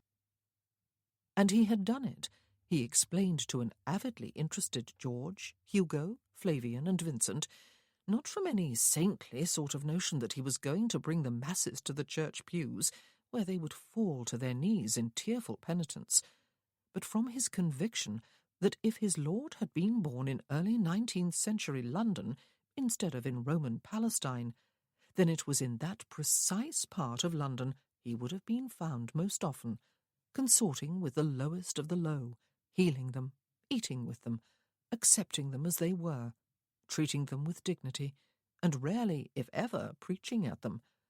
Simply loving them, in other words. "For that is what my religion is," he explained, without any suggestion of pious pomposity, "and what it impels me to do with my life, simply to love and accept without judgment." Faradiddle, Ralph had wanted to say, with great irritability, at the same time as there was an ache of something, tears, in his throat. For the words were not self-righteously spoken or designed to impress. They were merely Graham being Graham. "Damnation!" Hugo exclaimed, slapping one large hand on his knee. "But you are right, Muirhead." "I would rather you than me," Flavian said, "but you have my deepest admiration." "Is love enough, though?" George asked. "Love does not find homes for those orphans, or respectable employment for those whores, or comfort for those who are robbed." "No man can do everything," Graham explained. "Each of us can do only what is within his power. If we dwell upon our inability to solve the world's problems, our only possible recourse is to despair. Despair accomplishes nothing." A spirited debate followed, in which Ralph did not participate, though he listened and watched with interest, and with something he recognized as resentment. For these men all liked one another. Graham Muirhead fit right in as though he were one of them. What was Ralph's problem, then? Did he want to keep his friends to himself, unwilling to share? The possibility that that might be the case was embarrassing, to say the least, and childish. Ralph. George's eyes were resting upon him, and the others turned to look at him too, even Vincent. We are keeping you up, and you need rest. One has only to look at your face to see that. You were very deeply attached to your grandfather. Tomorrow will be difficult for you. I actually find it rather soothing, Ralph said, just to sit here and listen to you all talk. Thank you for coming. I really did not expect it. You too, Graham. It means a great deal to Chloe to have her family here with her. Hugo got to his feet, rubbing his hands together. Well, I am for my bed, he said, a signal to them all, including Vince's dog. It was well past midnight when Ralph let himself into his wife's room without tapping on the door as he usually did. He expected that she would be asleep. He had even considered staying in his own bed tonight, but he found the prospect cheerless. He would not wake her, though, he had decided. Tomorrow was going to be busy for her, too. There was a small coal fire burning in the fireplace. That was unusual. But then he saw she was seated in an armchair beside it, her arms wrapped about her legs, her bare heels resting on the edge of the seat. Her nightgown covered her to the ankles and to the wrists. Her nightcap allowed a mere glimpse of her hair. Even so, she looked more inviting than any courtesan he had ever encountered. A rather absurd thought, surely. Firelight flickered warmly off her person and off one side of her face when she turned it toward him. He set his back against the door and crossed his arms over his chest. He had a strange and strangely disturbing sense of homecoming. Chloe turned to look at him. She had not been sure he would come. She ought not to have waited up, but she had been unable to go to bed. If she had, she would not have slept. I thought you would be sleeping, he said. No. I am sorry, he said, that my mother and Nora and Amelia are still virtually ignoring you. They will come around if you are willing to give them time. It is just that my sudden marriage took them completely by surprise, and they are quite unjustly punishing you. I should perhaps have told my mother about you before I left London. She had not expected his mother and sisters to welcome her with open arms. At least they had not been openly unkind, but she did not want to think about them tonight.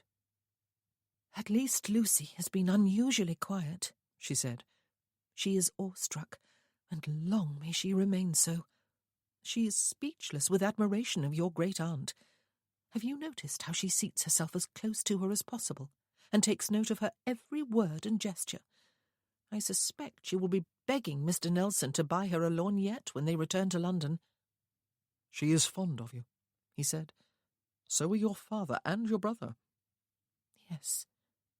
She did not want to think of Papa either tonight.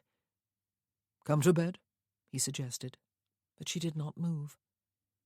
"Tell me about the survivors," she said.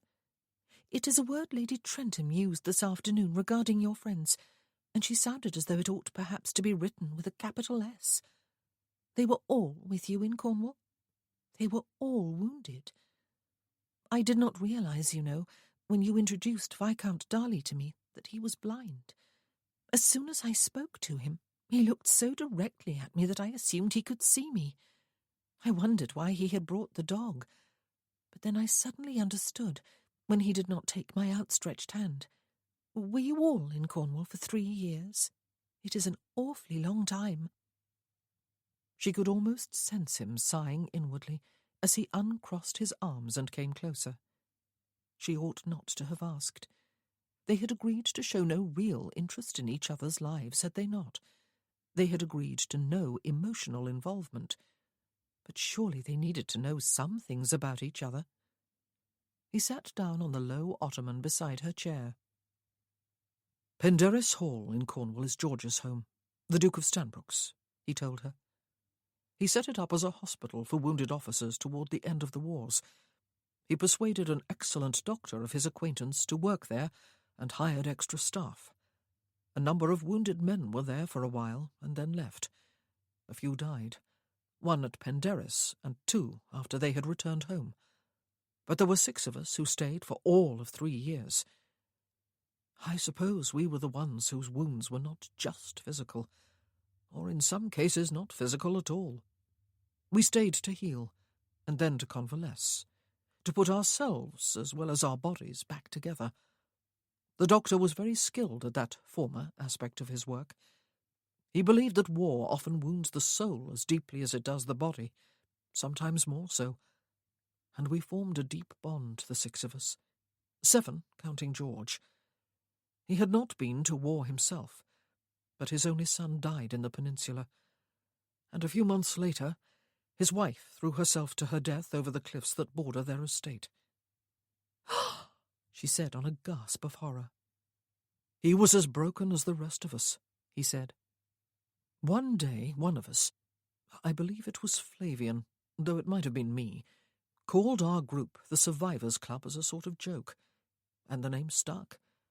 The 2 who are not here now are Ben, Sir Benedict Harper, who lives in West Wales with his wife, and Imogen, Lady Berkeley, who lives in Cornwall. Ben's legs were crushed in a cavalry charge, and he has never recovered the full use of them, despite Herculean efforts on his part. Imogen's husband died under torture in the peninsula, and she was made to watch some of it as well as his death. We all left Penderys at the same time 4 years ago. It was probably the hardest thing any of us has ever had to do, though it was absolutely necessary, of course. We could not live out our lives in an artificial bubble. Now we get together for 3 weeks each year in the early spring, usually at Penderys, though this year we went to Middlebury Park in Gloucestershire, Vincent's home, instead. He did not want to leave his wife so soon after her confinement.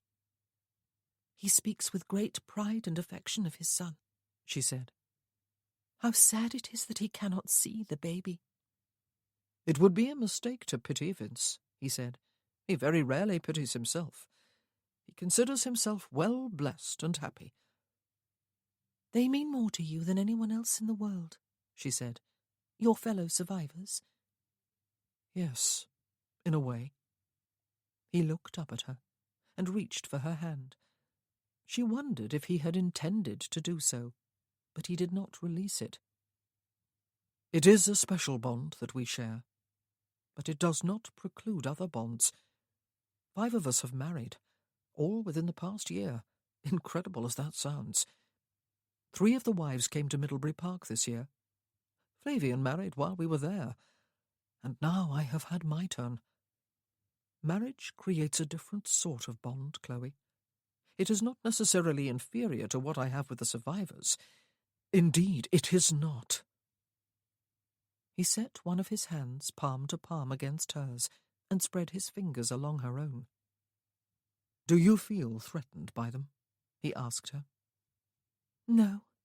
She shook her head, not sure she spoke the truth. I have seen evidence of your physical hurts, Ralph, and I realize they were dreadful indeed. What were your other hurts? Why were you at Penderys for 3 years? Why did you leave there so changed, and with such lifeless eyes and empty soul, and believing yourself incapable of love? Chloe did not ask those questions out loud. She was terribly aware of Ralph's hand pressed to hers, large, long-fingered, darker-skinned than her own, very masculine, and of his head just below the level of her own, bent over their hands. In the firelight, there appeared to be gold strands in his dark hair. Despite her initial reaction, she liked his friends, his fellow survivors. And yes, it was a word that would need a capital S if written. The rather austere bearing of the Duke of Stanbrook was explained by his history, by the loss of his only son in battle, and the suicide of his wife shortly after. But instead of allowing those 2 deaths to embitter or destroy him, he had concentrated his resources upon bringing healing to others who had suffered. There was no outer sign of the injuries Lord Trentham must have sustained.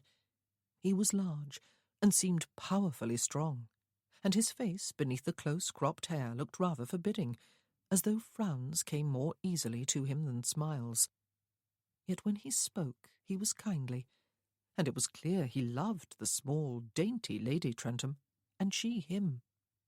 Yet he had been damaged enough by the wars to have spent 3 years with the others at Penderys Hall. Viscount Darley's injuries were more obvious. He was a very young man even now, perhaps even younger than Ralph. How old must he have been when... It did not bear thinking of.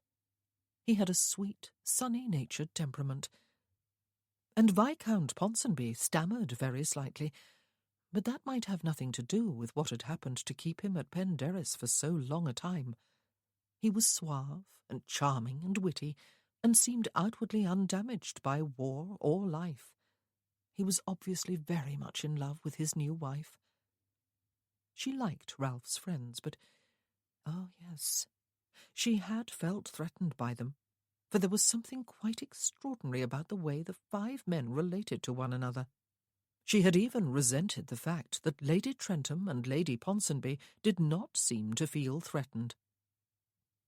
Everyone now gathered at Manville Court, with the exception of her father and Lucy and Mr. Nelson, knew Ralph better than she did. Even Graham. She knew almost nothing. And so she had asked her questions, even though it was late, and she ought perhaps to have gone to bed instead of waiting up for him. And she ought to have allowed him to go to bed.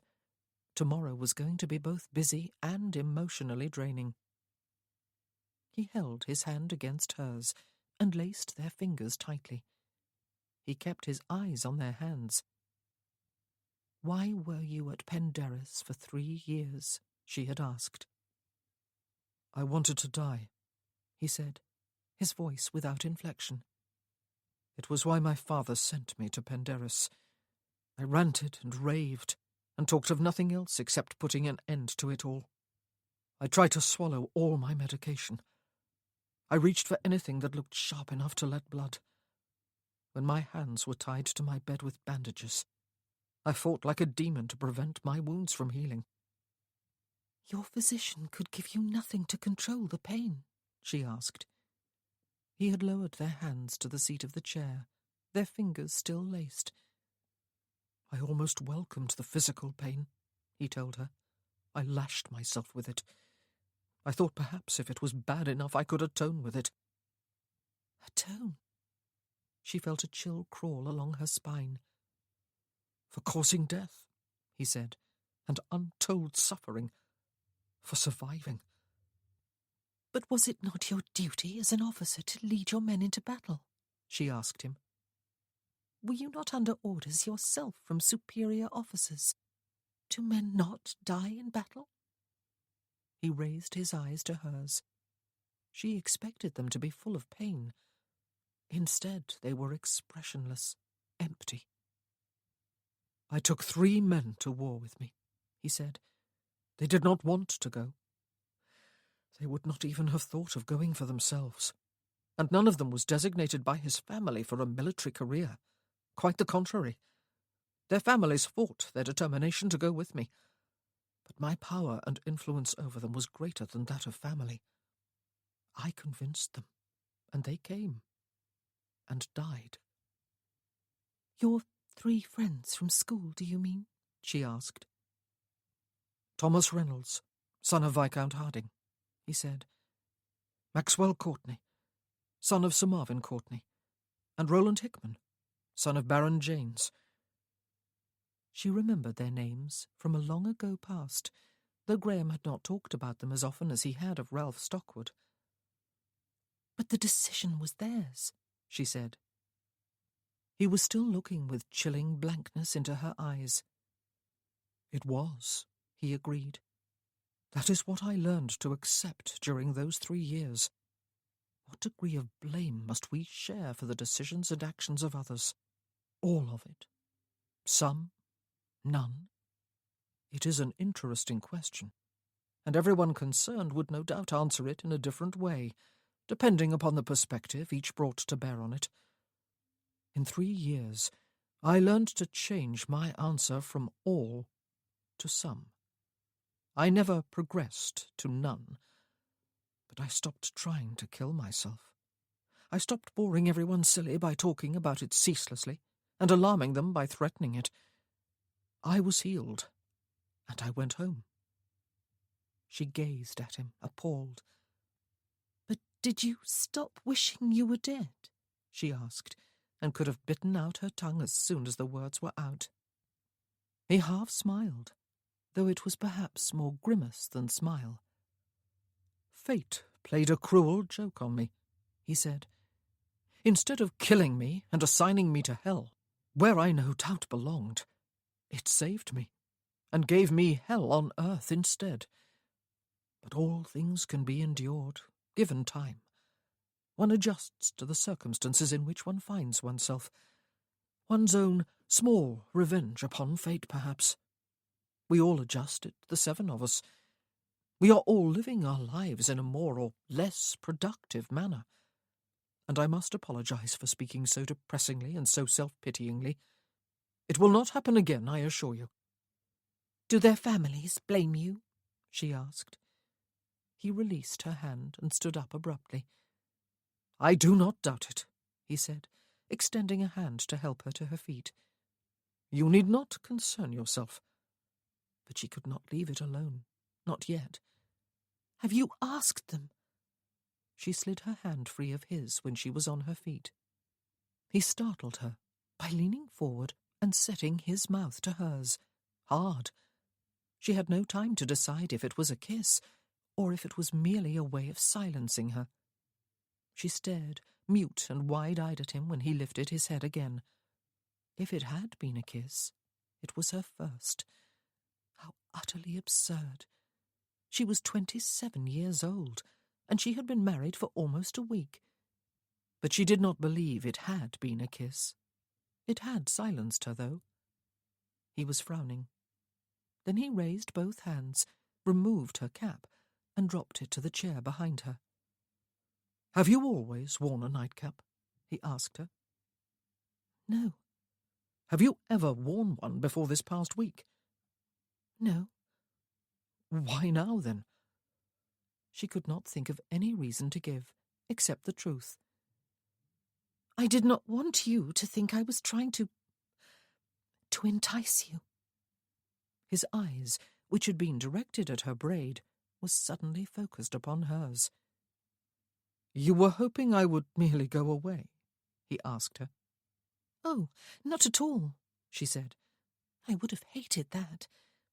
But I did not want you to think... How could she complete the sentence?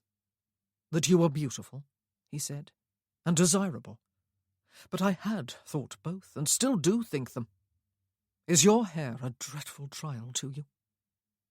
Baron Cornell, her beau during her first season, had once laughingly told her that with her hair she could pass any day for the most luscious and flamboyant of courtesans, and the highest paid to boot. He had apologized when he realized that he had deeply shocked her, but she had never forgotten. And then, last year... Yes. It was the simplest answer she could think to give. Every woman wants to be thought beautiful, and she was no exception. But she did not want to be looked upon with lascivious hunger, as she had been looked upon too many times for comfort. His hands were drawing out the pins that held the coils of her braid to her head. When it fell, like a heavy pendulum against her back, he reached behind her, removed the ribbon that bound the end, and unravelled the braid.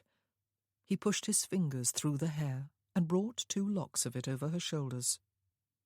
We made our bargain, he said. We each know what to expect of the other and what not to expect.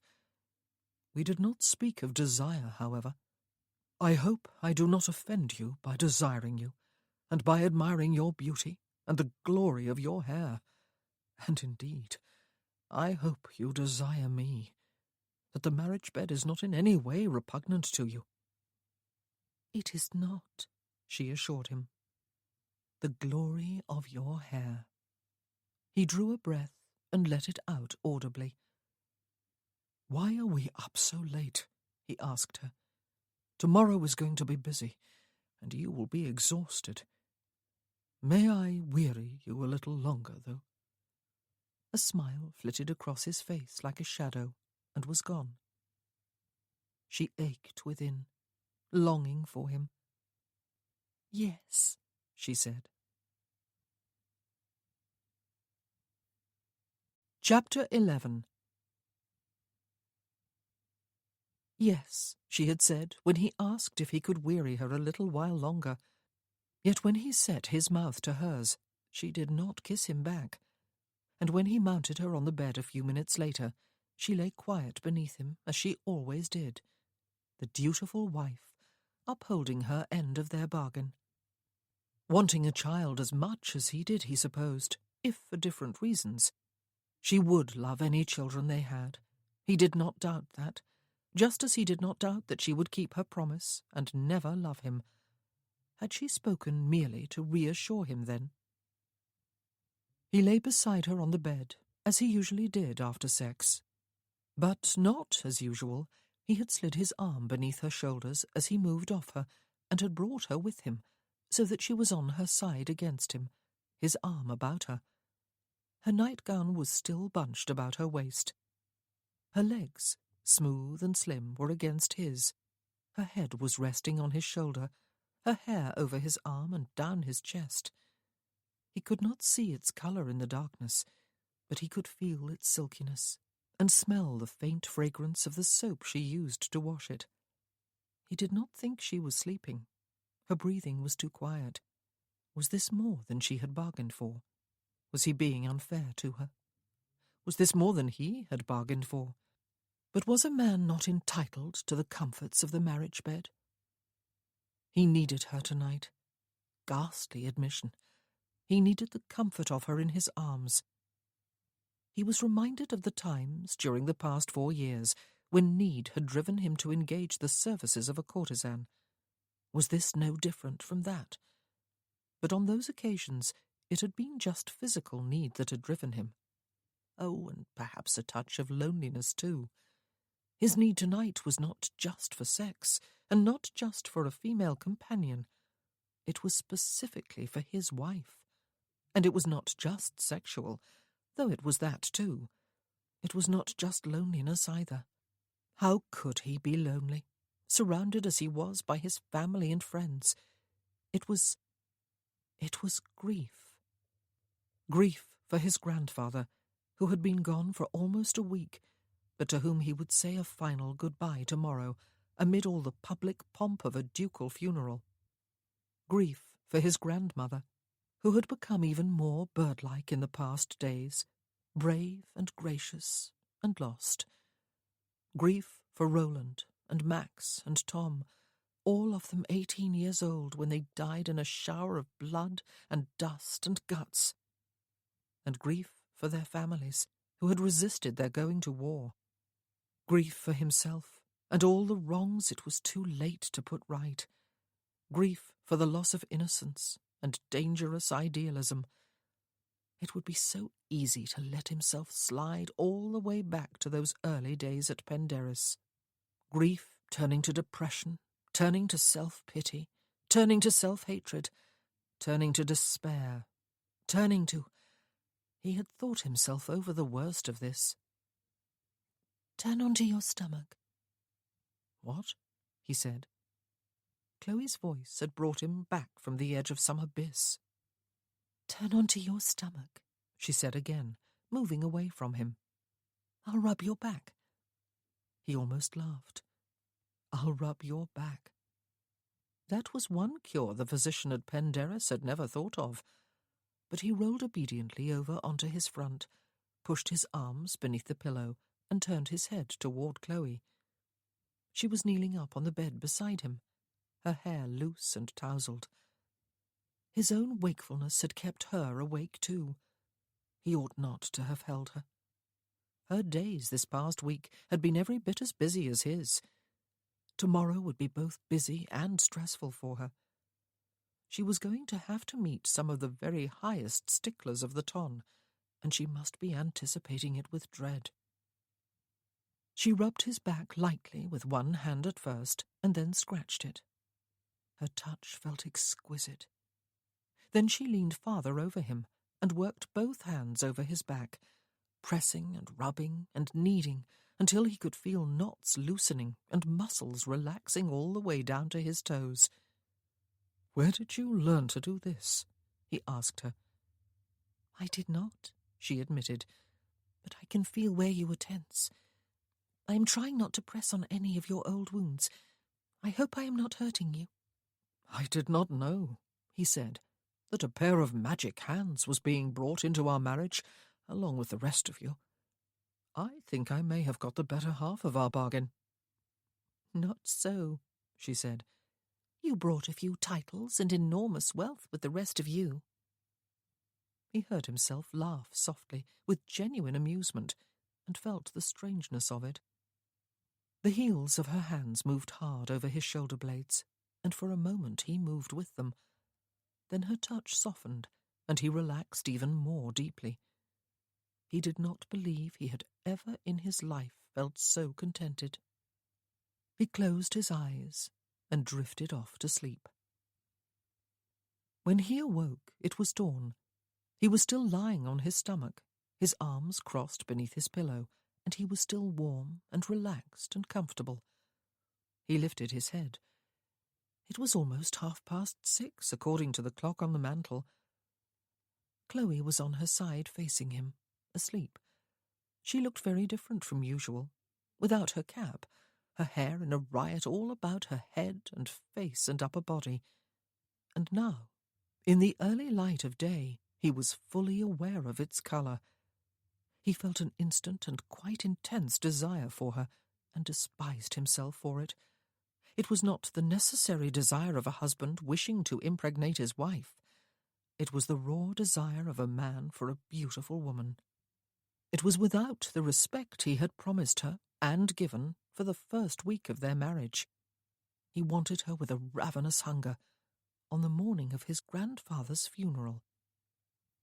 She opened her eyes. After a moment they focused upon him, and she smiled. "You slept," she said. "I did." He took her each morning before rising. It was necessary to do so, after all. He could see from the expression on her face that she expected it this morning too, that perhaps she would even welcome it. He set a hand on her shoulder, as he usually did, to turn her onto her back. But before she could move, his fingers tightened and then released her. "It is going to be a busy day," he said curtly. "Have another hour of sleep. I am going out for a ride." And he turned away from her and his own desire for her, swung his legs over the side of the bed, sat up and reached down for his dressing gown. He did not look back as he left her bedchamber. The comforting thing about difficult days, Chloe had learned from experience, was that the sun rose at the start of them and set at the end, just as it did on any other day, and there was always the assurance of better days ahead. She faced the day of the late Duke of Worthingham's funeral with a determined courage, for it was not about herself. She was not to be a central player, even though she was the wife of the new Duke and must welcome an unknown number of members of the ton into her home during the course of the day. It would not be an ordeal impossible to face. She had greeted Ralph's mother and sisters and other members of his family during the last 2 days after all, and in many ways that had been worse. She would get through today, and then everyone would go away again, and she would be able to relax at last. She would begin her new life in earnest here at Manville Court. A large number of outsiders did indeed attend the funeral in the village church during the morning, and then followed the sombre cortege on its slow procession to the family burial plot beside the chapel where Ralph and Chloe had married just the week before. Everyone then proceeded to the house to partake of refreshments and to express their sympathies. Chloe did not have to face any of them directly until that last phase of the proceedings. She was introduced then to virtually everyone, including people with whom she had a previous acquaintance. Most nodded graciously but distantly to her. The occasion made that quite acceptable. Some regarded her with frosty, haughty stares, and were only as civil as good manners dictated. But at least they were good-mannered. A small few, were amiable, and even engaged her in conversation, and congratulated her on her marriage. No one gave her the cut direct. And there were, of course, those who had come purely for Chloe's sake, her father and brother and sister, and also Lord Easterly, with Aunt Julia, Papa's sister. Her aunt and uncle hugged Chloe, and congratulated her on her marriage, and smiled at her with genuine warmth. Sarah Touchet, Ralph's middle sister, and her husband arrived at the church only just in time for the service, and had no opportunity to talk to anyone before it was over. Sarah made a point of seeking out Chloe at the graveside after the burial, though, and hugged her briefly. "Amelia and Nora both wrote long letters to tell me all about you," she said. "I am so pleased Ralph had the good sense to marry you. I was very much afraid he would choose some insipid miss straight from the schoolroom, someone of whom my sisters would have approved with unqualified delight. If no one has yet told you, I am the rebel of the family, and proved it when I rejected the very flattering offer of an earl 3 times my age during my first season, and married Andy instead. He was as rich as Croesus, and I loved him to distraction. But to my family, those details did not make up for the fact that he was a mere mister, and that his maternal grandfather, the one from whom most of the money came, had been in trade." With that, she hugged Chloe briefly again, and then turned to leave. "Now I must go to poor Grandmamma. She will be feeling more than desolate today. She and Grandpapa adored each other, you know. Oh, you probably do know. You were living here, were you not, when Ralph met you?" And she was gone in a whirl of black crape and dark facial veil. But it was touches like her unexpectedly friendly greeting that sustained Chloe through the day. She did not dwell upon her own discomfort at being surrounded once more by members of the ton, however. Much of her attention was focused upon the Dowager Duchess, who bore herself with stoic dignity throughout the long day, but who must be inwardly reeling from grief and exhaustion. And most of the rest of her attention was upon Ralph, who wore his new ducal mantle with dignity, and looked like a marble statue. She tried not to remember the early morning. What was it that had sent him away from her bed so abruptly? His abandonment had felt like a slap across the face, yet his words had suggested kindness. "It is going to be a busy day. Have another hour of sleep." There had been a fleeting expression on his face before he turned away and got up from the bed, but she had not been able to explain to herself what it had been. Disgust? But it had not been that definite. Revulsion? No, that was basically the same thing as disgust. Disapproval. But he was the one who had unpinned her hair last night and made her look like a wanton. There had been something in that expression, something to explain why he had avoided the usual morning intimacy. He had said last night that he desired her, but this morning he had turned away even from what he normally considered his duty. Her hair? She did not have any time during the day to dwell upon the disturbing shifts in their relationship that had happened through the night, but the puzzle of it was there in the back of her mind all day, like a dull, heavy ache. Something had shifted. She knew him better, yes, understood him more fully after listening to at least part of his story last night. She had heard enough to understand that the 3 years he had spent in Cornwall had not really healed him at all. His physical hurts had been dealt with, and perhaps the worst of his suicidal tendencies. But the blackness weighing upon his soul was still there, and perhaps always would be. For a while last night, with the telling and what had followed, they had seemed to grow closer. He had held her after they made love, and when she had felt his inability to relax and sleep, he had allowed her to rub his back and work upon his knotted muscles with untrained, instinctive hands and fingers, to the extent that she had soothed herself as well as him. She had put him to sleep, and had lain gazing at him for a while afterward, before her own eyelids drooped, and she slept too. It had felt as though they had crossed a barrier and drawn closer to being married.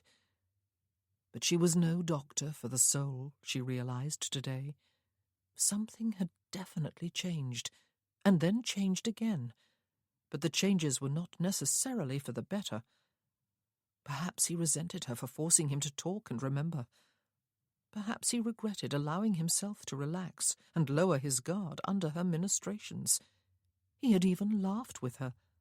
But early this morning he had looked at her with her hair down and had seen something different from the quiet, unemotional, undemanding wife he had bargained upon getting.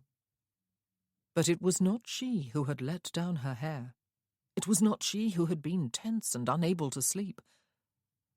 The day drew to its inevitable end after all the outside guests had taken their leave. The worst of the ordeal was over. The house guests drifted off to bed until Chloe felt herself able to withdraw too. She went up with Lady Ponsonby and Lady Trentham again, both of whom she liked. Ralph stayed downstairs with his fellow survivors. It felt just like last night, except that the funeral was over and a certain emptiness had settled over the company during the evening. She was not going to wait up tonight, she decided. She was so weary she hardly knew what to do with herself, and she did not want to see what look Ralph would have in his eyes when he came to her room, if he came, and if there was any expression there at all.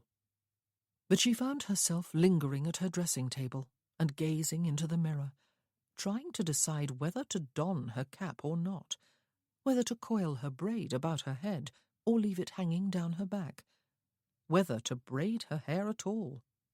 It was such a foolish indecision. Was she trying to decide which choice would better please her husband?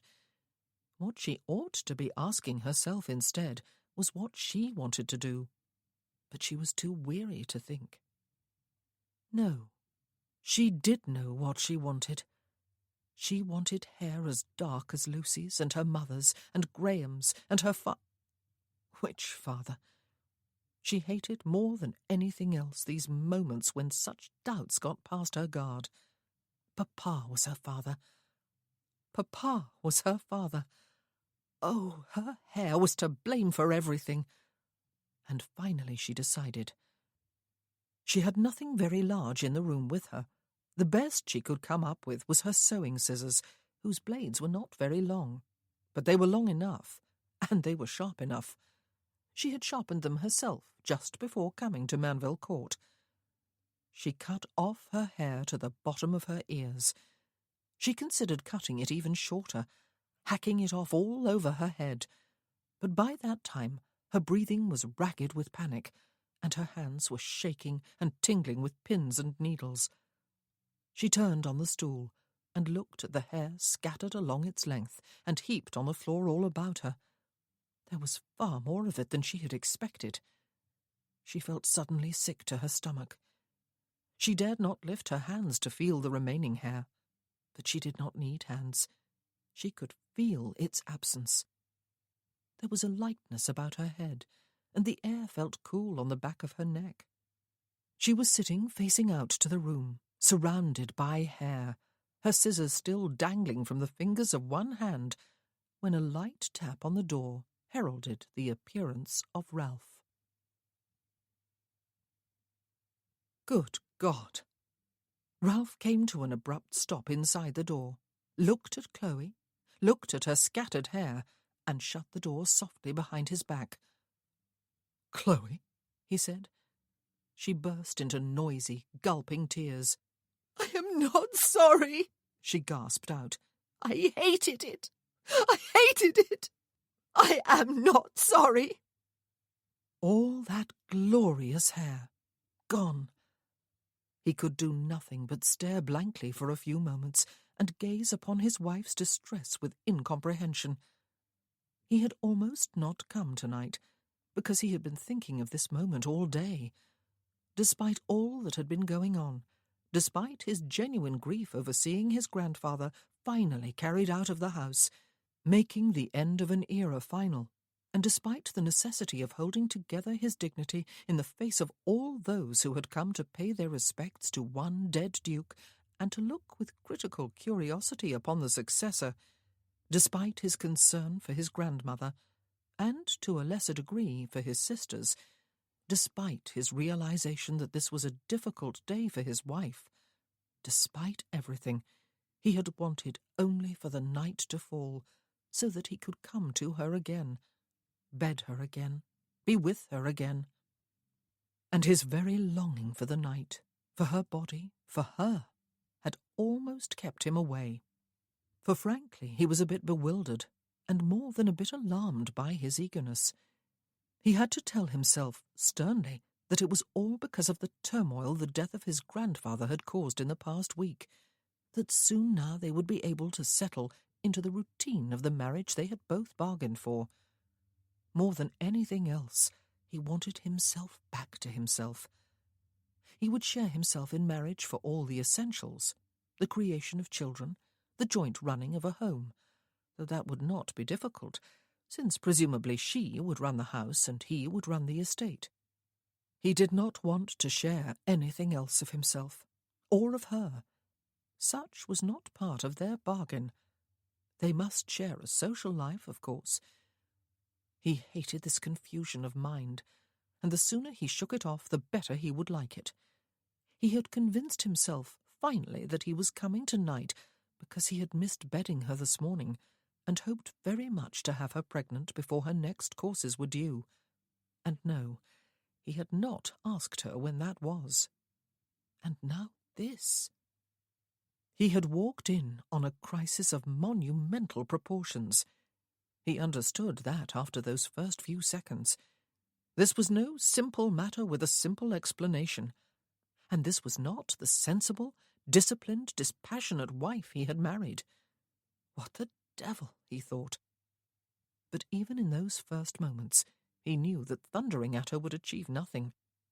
Neither would standing here and murmuring her name.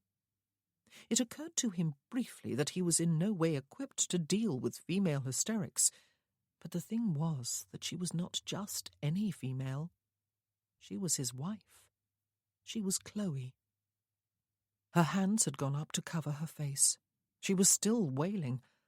Her hair stuck out on either side of her head, coming to an abrupt end just above the tips of her earlobes.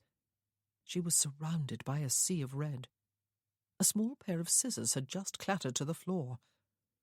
"Come, come, this will not do," he said, striding toward her, grasping her by both elbows and lifting her onto her feet and clear of the hair before he wrapped one arm about her waist and held her face to his shoulder, with the other hand spread over the back of her head. He crooned something unintelligible even to himself against her ear and rocked her, rather as if she were a child who had fallen and scraped her knee. "I hated it," she said once more, gulping and gasping between words. Presumably she was talking about her hair.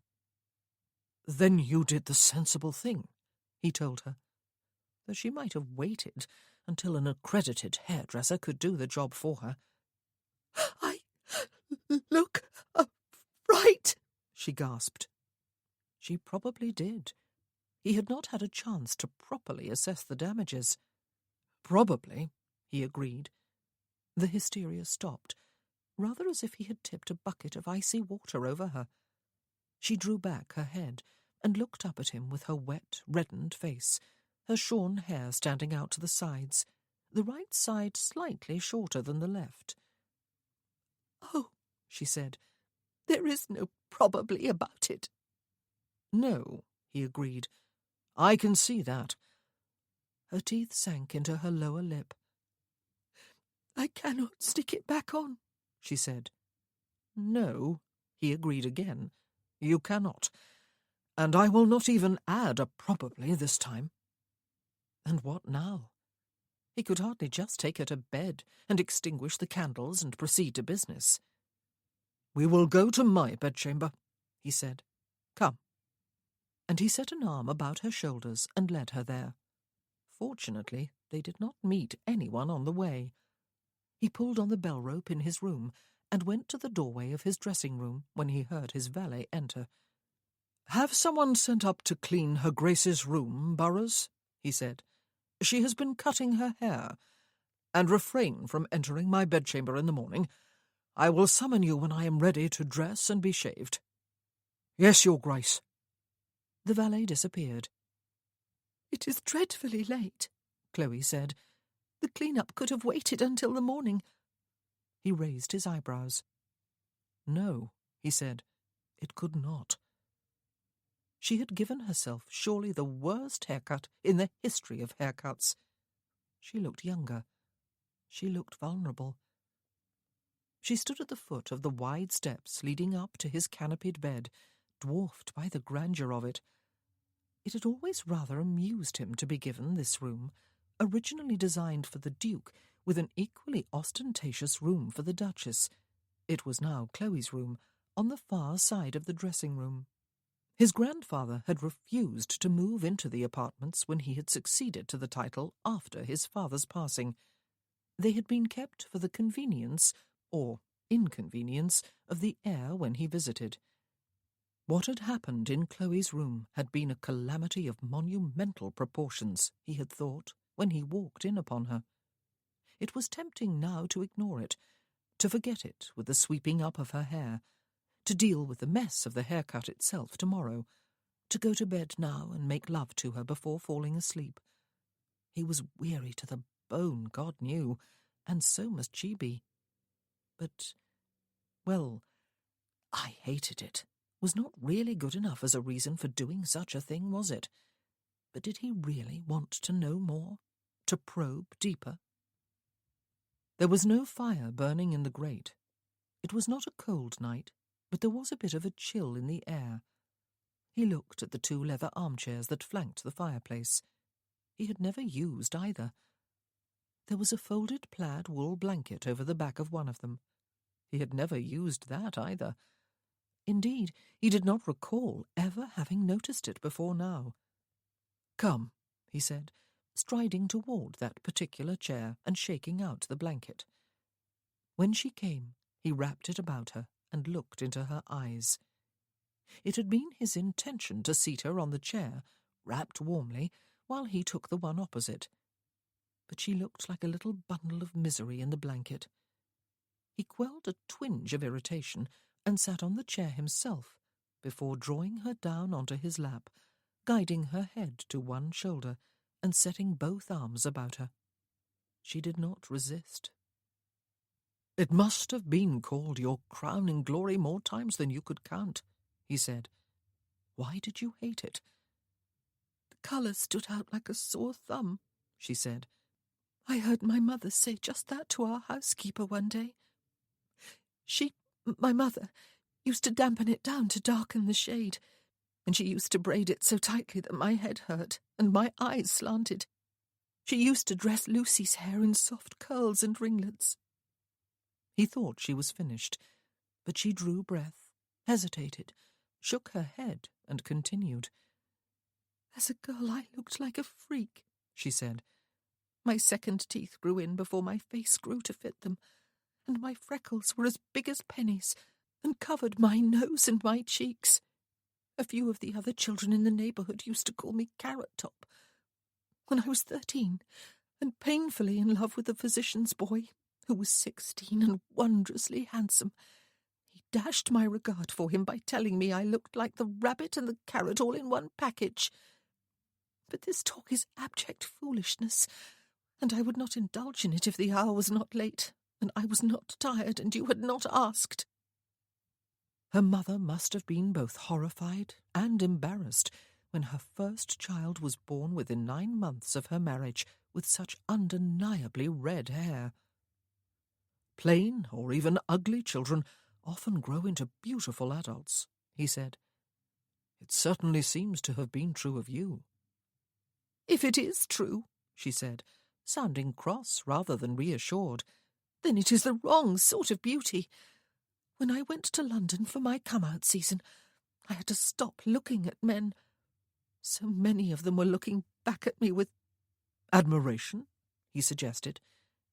Had it been such an unwelcome surprise? Surely she had left behind her likeness to a rabbit years before then. "With lust," she said, "though I hardly knew the meaning of the word then. There was no respect in those looks. It was not the admiring, even worshipful way they looked at the delicate, accredited beauties. One older lady, who had a great deal of influence in the ton, once told me there was a certain vulgarity about hair of so decided a red, as though I had chosen the shade, as though my hair defined my character." A more confident young beauty would simply have smiled at such spite, knowing that she could take the ton by storm with such startling good looks if she chose, as Lady Angela Allendale had done last year. "Lust is often a form of admiration," he told her. "Coupled with good manners, it could be seen as flattering." "Not when one is told that one could be the most expensive, sought-after courtesan in London if one wished to be," she said. "If someone actually said that to you," he said, "I hope you slapped him very hard across the face." "He apologized," she said, "when he saw that he had distressed me." He felt a sudden suspicion. "Was this the man who was paying court to you before your sister ran off with Nelson?" he asked her. "It does not matter." She sighed, her breath warm against his neck. "I had a fortunate escape from him. Sometimes it takes time and a bit of maturity to realize that." She still had not named the man. Perhaps it was just as well. He realized he'd reached a point where he would want to do a great deal more than just slap the man's face. "And then there was last year," she said. "If only I had been born with my mother's dark hair, none of that would have happened. No one would have thought of spreading such vicious gossip. And that was all it was, gossip. I am so sorry. I hate habitual complainers. They are a dead bore." Yes, he should be bored, but in listing her complaints about her hair, she had told him a great deal about herself. He had not wanted to know. He still did not. It would be altogether more comfortable living through the marriage to which they had agreed if he knew her only by her day-to-day behaviour. But he was beginning to realize that it had been naive of him to expect such a shallow relationship. Something occurred to him. "Why tonight?" he asked her. "If you have hated your hair all your life, why was tonight the crisis point? Did something happen today? Did someone say something?" "No." She sighed and did not continue. She was not relaxed, though. He could feel tension in her body, warm though it had become inside the blanket. He waited. "It was because of this morning." "This morning?" He frowned. "Last night you unbraided my hair," she said against his neck. "You spoke of the glory of it, and of your desire for me. This morning you looked at me with distaste and left to go riding, and I knew that something in our marriage had been spoiled, and that my hair was to blame. Always my hair. Tonight I thought you probably would not come at all."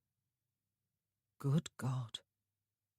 He set his head against the high back of the chair and closed his eyes. He had not bargained for this. Why the devil had he taken off her nightcap last night? It had been a bit like opening Pandora's box. How was he to explain to her? "Chloe," he said, "I cannot love you. I cannot love." "I have not asked it of you," she said. "I do not ask it. Did you think last night and this morning that I was—" "No," he said, cutting her off. I knew that you were not trying to lure me, to use your own word from last night. Also, last night we agreed that desire is not a bad thing in a marriage such as ours, but I would not take advantage of your acquiescence. This morning I was afraid of taking advantage." "So you went away out of respect?" she asked him, sitting up on his lap and frowning at him. "It was most certainly not out of revulsion," he said. or out of any feeling that you were behaving like a courtesan. The very idea is absurd, Chloe. You? So why the deuce did you cut your hair?" She was still frowning, and then she was not. Her eyes smiled first, and then her mouth curved upward at the corners. Her hair, just as red as ever, stood around her face like a blunt-edged, flat-topped halo. He heard himself laughing then, and stopped abruptly. But she was laughing too. Does it look quite appalling?" she asked him. The truth? Good God, had he actually laughed? Again? "Does it?" "It does," he said, and she laughed once more, and then bit her lower lip. "I shall have to hide away until it grows back," she said. "Or have it cut by someone who knows what she or he is doing," he suggested. "Even shorter?" "Well, it cannot be cut longer, can it?" he said. "I'll tell you something, though, Chloe. You are still beautiful, and I still desire you, with respect for our bargain." Her laughter stopped, but she continued to gaze at him. No, he could not love her, not in that way.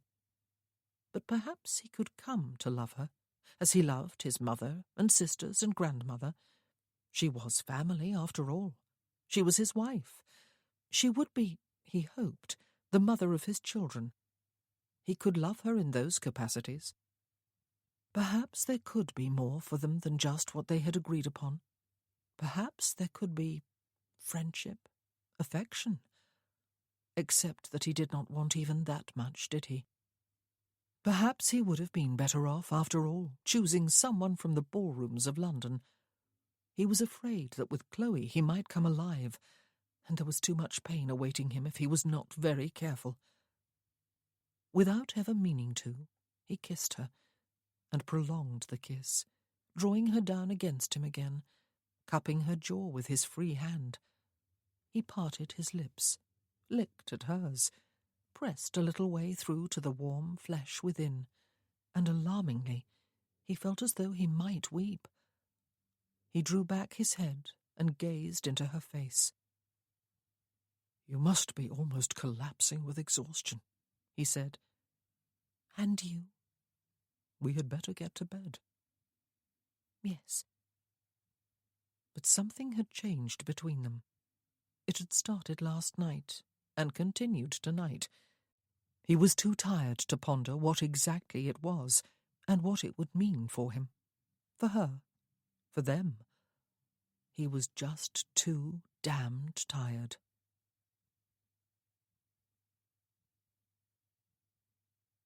Chapter 12. "It is high time you had a maid of your own, Chloe," Ralph said. "I know you have never had one, and say you would not know what to do with one if you did, but you do need one, and this is a case in point. Besides, you are the Duchess of Worthington now, and the servants will soon be muttering with disapproval if you do not behave like one. It is never wise to get on the wrong side of one's servants." He was fully dressed, and looked elegant and rather formidable in black. He also looked irritated. He was standing at the foot of the steps leading up to his bed, his feet slightly apart, his hands clasped at his back. In Chloe's estimation, he looked every inch the aristocrat he was, and she marvelled anew at how he could be two different men, the Duke she saw now, and the man who had held her on his lap last night, and then taken her to bed and made love to her, despite their exhaustion. Secretly, that was what she called it now, since having marital relations sounded far too stilted, even in her own mind, though making love was not at all accurate, of course. He had even kissed her last night while they were still seated on the chair.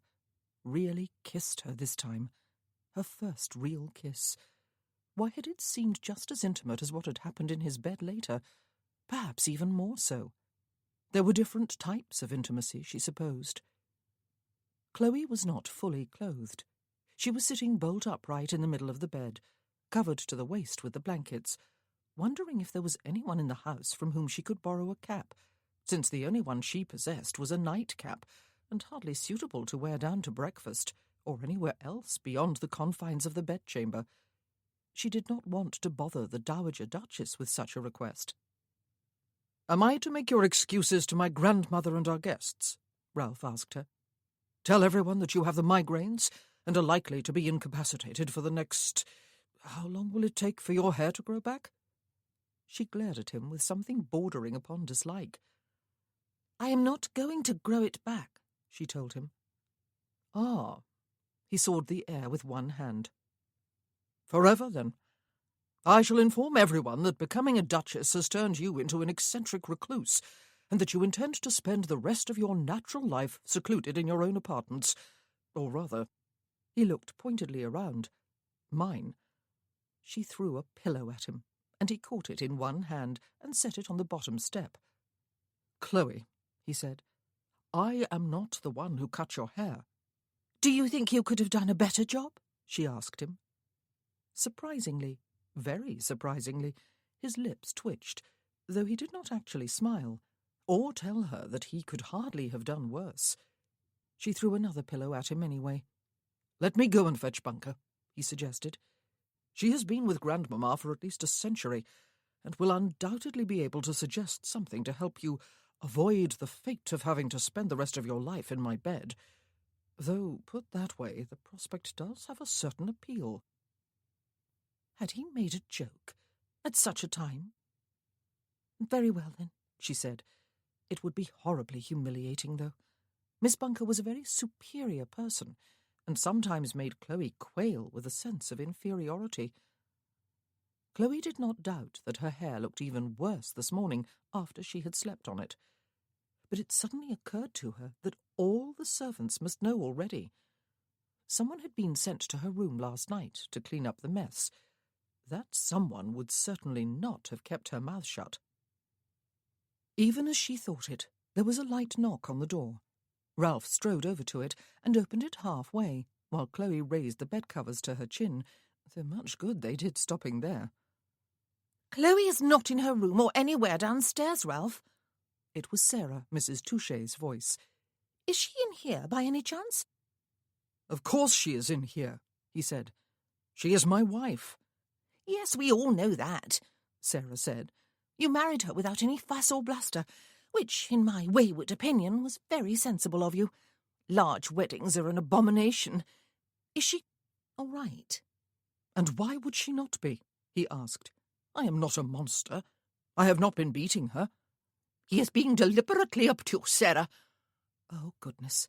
Great-Aunt Mary was out there, too. "Did she cut it off herself, Ralph? Made a mess of it, did she? And is ashamed to show her face, or rather her head? Oh, let us in, boy. That pirate's face of yours does not make me quake in my slippers." "How did you know?" he asked, holding his ground, while Chloe prepared to dive beneath the bedcovers. "How did we know?" his great-aunt asked rhetorically.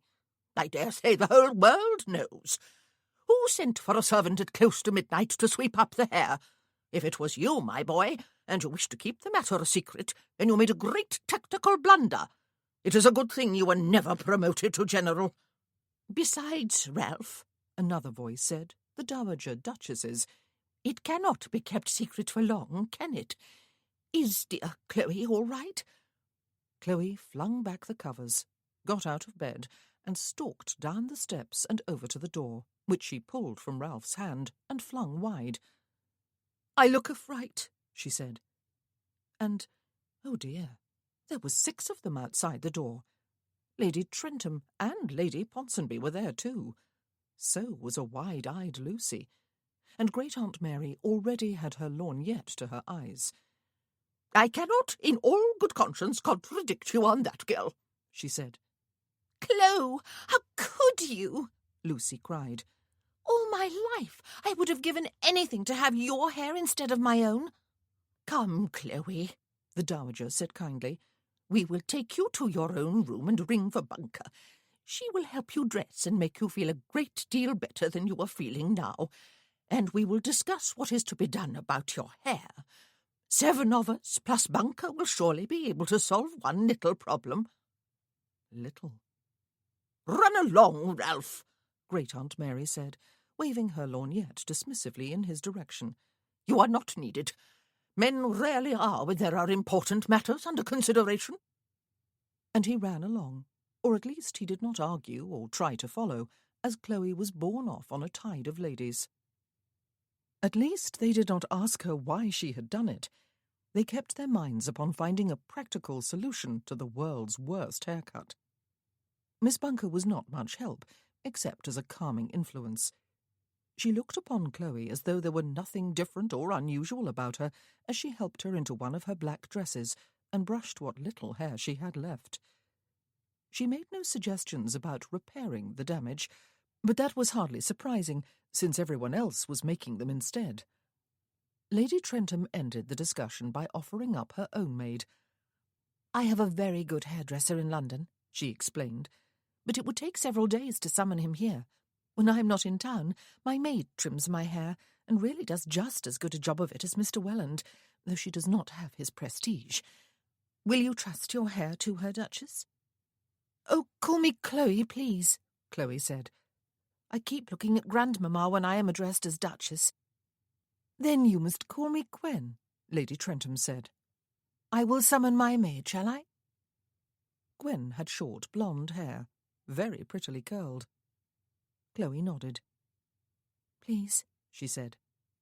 "You are fortunate enough to have thick hair, Chloe," Viscountess Ponsonby observed. "And it has a natural wave.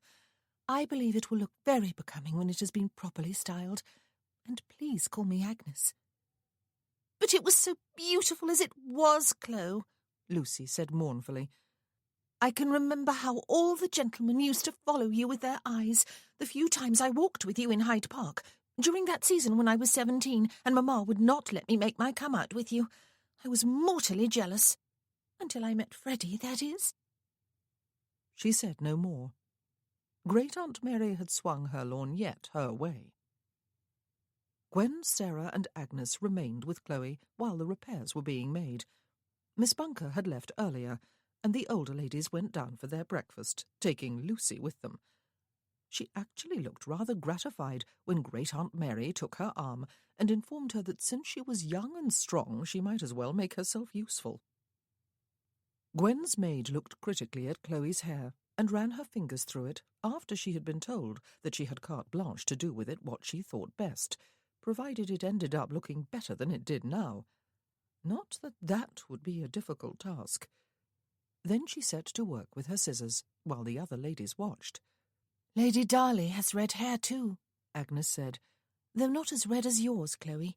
Hers is more auburn. She cut it off too, long ago when she was a girl. She has grown it back since she married Lord Darley last year. She was a thin, shorn little waif when I first met her shortly after their wedding.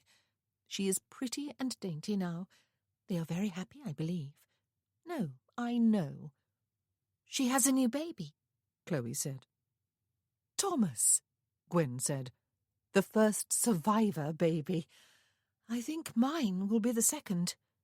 Her cheeks turned suddenly rosy, as both Chloe and Sarah looked involuntarily in the direction of her stomach, and Agnes smiled at her. "How lovely for you," Sarah said. "Hugo did not want me to come here with him," Gwen said. "I have only just stopped feeling horribly bilious in the mornings, but I hate being apart from him, even for a few days, and I know he hates being away from me. I lost a child to a miscarriage once, a long time ago, during my first marriage. I am ecstatic to be given another chance, and terrified, but not as frightened as Hugo is, poor thing. I am very happy for you, Gwen." Chloe smiled at her. "You do not resent them, the survivors?" "Resent them?" Gwen tipped her head to one side and looked rather curiously at her. "I met them all at once. I had trespassed unknowingly upon Penderys' property. I was walking on the beach below the house and tried to climb to the top over a steep fall of loose stones. I slipped and sprained my bad ankle, and Hugo found me and carried me up to the house. Meeting them all was a bit daunting, I must confess, especially as local gossip would have it that the Duke of Stanbrook had pushed his wife over a cliff, when in reality she jumped to her death. But they were all very kind to me and very courteous. I had to stay there for a few days until my brother came to fetch me. No, I do not resent them. They share an extraordinary bond with one another, Agnes added, but they live their own separate lives too, and love is not a finite thing. They love one another, but they have plenty of love left over for their wives and families, or for a husband in Imogen's case, if she ever remarries. Did you know that one of the survivors is a woman? Chloe nodded, and then remembered that she must keep her head still.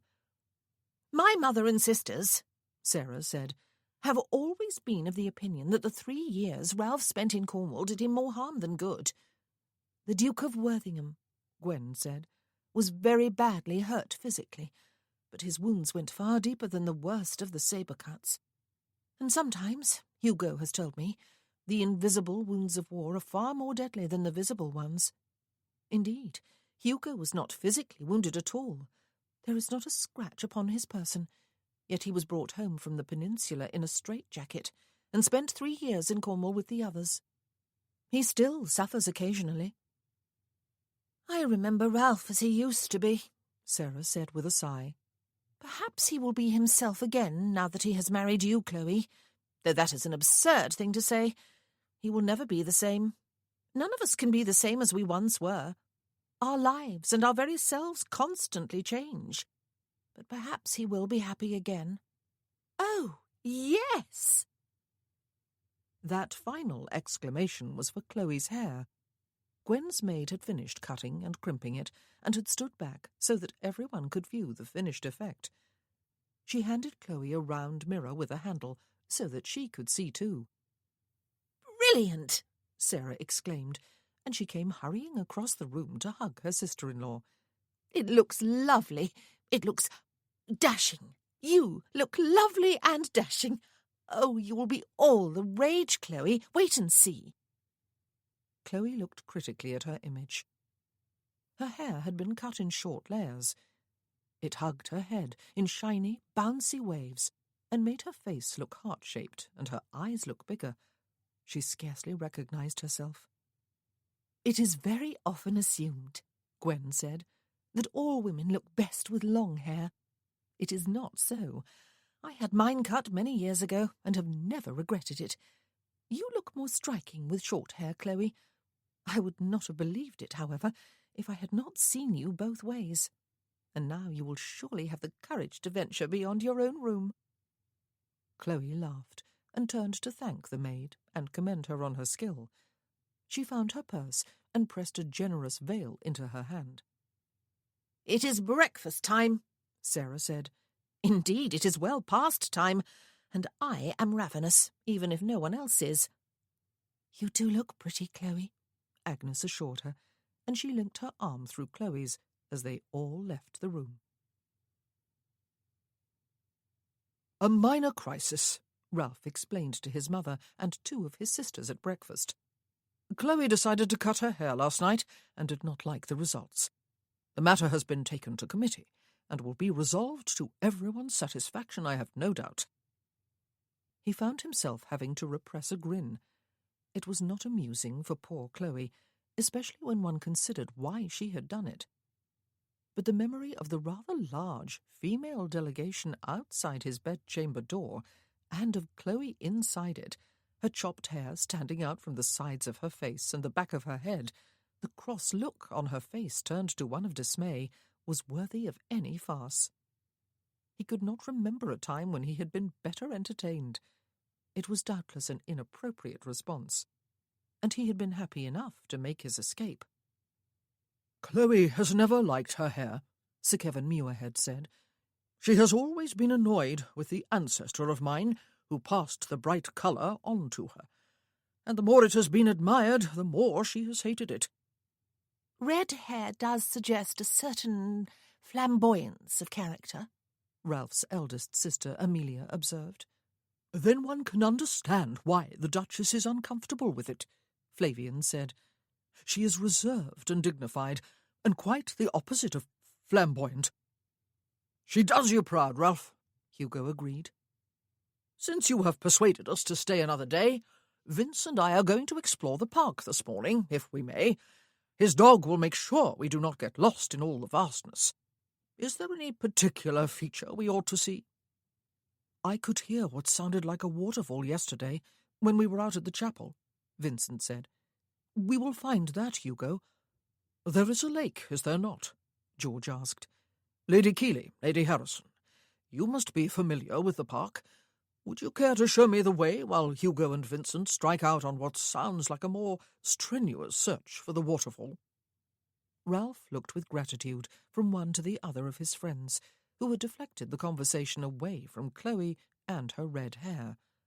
He wished there was more time to spend with them than just today, and was tempted to ignore his other responsibilities and lead the way to the falls himself. But they were not the only ones who would be gone tomorrow. The gentlemen rose to their feet as his grandmother, his great-aunt, and Mrs. Nelson came into the dining-room. "Lady Trentham's maid is at work upon Chloe's hair," Great-aunt Mary reported. "Lady Trentham swears that she is competent with the scissors. The consolation is that the girl certainly cannot make Chloe look worse than she looked when we knocked upon your bedchamber door, Ralph. Someone fetch me coffee before I expire." Ralph saw that his grandmother was looking wan but composed this morning. He wondered if the worst was behind her or ahead of her. He strongly suspected the latter, and hoped for the former. "Sir," Ralph said, addressing Sir Kevin Muirhead, "may I offer you another cup of coffee in the study?" They discussed the marriage settlement, even though the marriage had already been solemnized. Ralph wanted to assure his father-in-law, and to commit it to writing, that Chloe and any children of their marriage would be well cared for while he lived, and properly provided for after his death. "You have been more than generous, considering the fact that I am able to offer only a modest dowry," Sir Kevin said when all had been settled. "I have been worried about Chloe for the past several years. I was even more worried when I learned of her hasty marriage, but you have set my mind at ease. At least I believe you have. Why did you marry her, Worthingham?" The question took Ralph by surprise. "I am the last of my line, sir," he explained. "One would have to climb quite high into the family tree to find a branch upon which there is another male heir. It was my duty to marry and set up my nursery, and my grandfather's deteriorating health imposed some urgency upon me, even though I am only 26. I met your daughter here a couple of weeks ago, and—" No. He could not bring himself to say he had fallen violently in love with her. It would be a patent lie. "I considered her an eligible wife. She is a little older and more mature than any of the young ladies I had met in London. She is beautiful. Not that looks were a primary concern with me. She is a lady of birth and breeding. I asked, and she accepted." "It all happened very quickly," her father said. "Did she tell you anything of her past?" Ralph leaned forward slightly over his desk. "All but the name of the bounder who jilted her so cruelly after your younger daughter eloped with Nelson," he said, "and who told her she could easily pass for a courtesan. Who was he, sir? Who is he?" "Lord Cornell?" Sir Kevin raised his eyebrows. "I would have refused my permission anyway if he had asked to marry Chloe. I had already suggested to my wife that she discourage the connection. He was a notorious womanizer. I doubt he would have asked, however. Marriage is too burdensome a leg-shackle for gentlemen such as he." Ralph had a slight acquaintance with Baron Cornell. A fine physical specimen of manhood, he was said to delight in breaking female hearts and then boasting of his conquests. Poor, innocent 21-year-old Chloe had believed him to be a serious suitor for her hand. "And she told me what happened last year." Ralph watched the older man closely. "Ah, that was almost unfortunate," Sir Kevin said with affected unconcern. "She bore a certain resemblance to a nobly born young lady, I understand, and tongues wagged, as tongues will. It is a pity Chloe took fright and ran home, though. Her actions merely fanned the flames of baseless gossip. But she has always been oversensitive to the opinions of others." "Sir," Ralph fingered the edges of the desk blotter, "I wish you will tell me whether there is any truth in those rumours." Is there any possibility, or even a certainty, that Chloe is the natural daughter of the Marquis of Hitching? I assure you your answer will go no farther than this room, unless you yourself choose to repeat it. I would appreciate knowing the truth. It will make no difference to my relationship with the Duchess, but I would know my heir's forebears. Of course there is no truth in them. His father-in-law sat abruptly back in his chair on the other side of the desk and glared at Ralph for a long moment before his shoulders slumped and he looked downward. There was a rather lengthy silence. I loved her mother from the moment I first set eyes upon her, and she had a regard for me. But she was dazzled.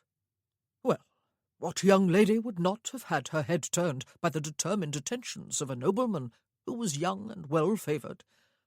It was all over very soon. She loved me for the rest of her life. Anyone would tell you the truth of that. But she was honest with me when she came to sit beside me at a concert one evening, after avoiding me for a few weeks. She feared she might be with child, she told me. We married a few days later by special license, and Chloe was born a little over 7 months after that. She was a small baby. Her birth was premature, or so everyone was happy to believe, myself included, for my wife had not been sure.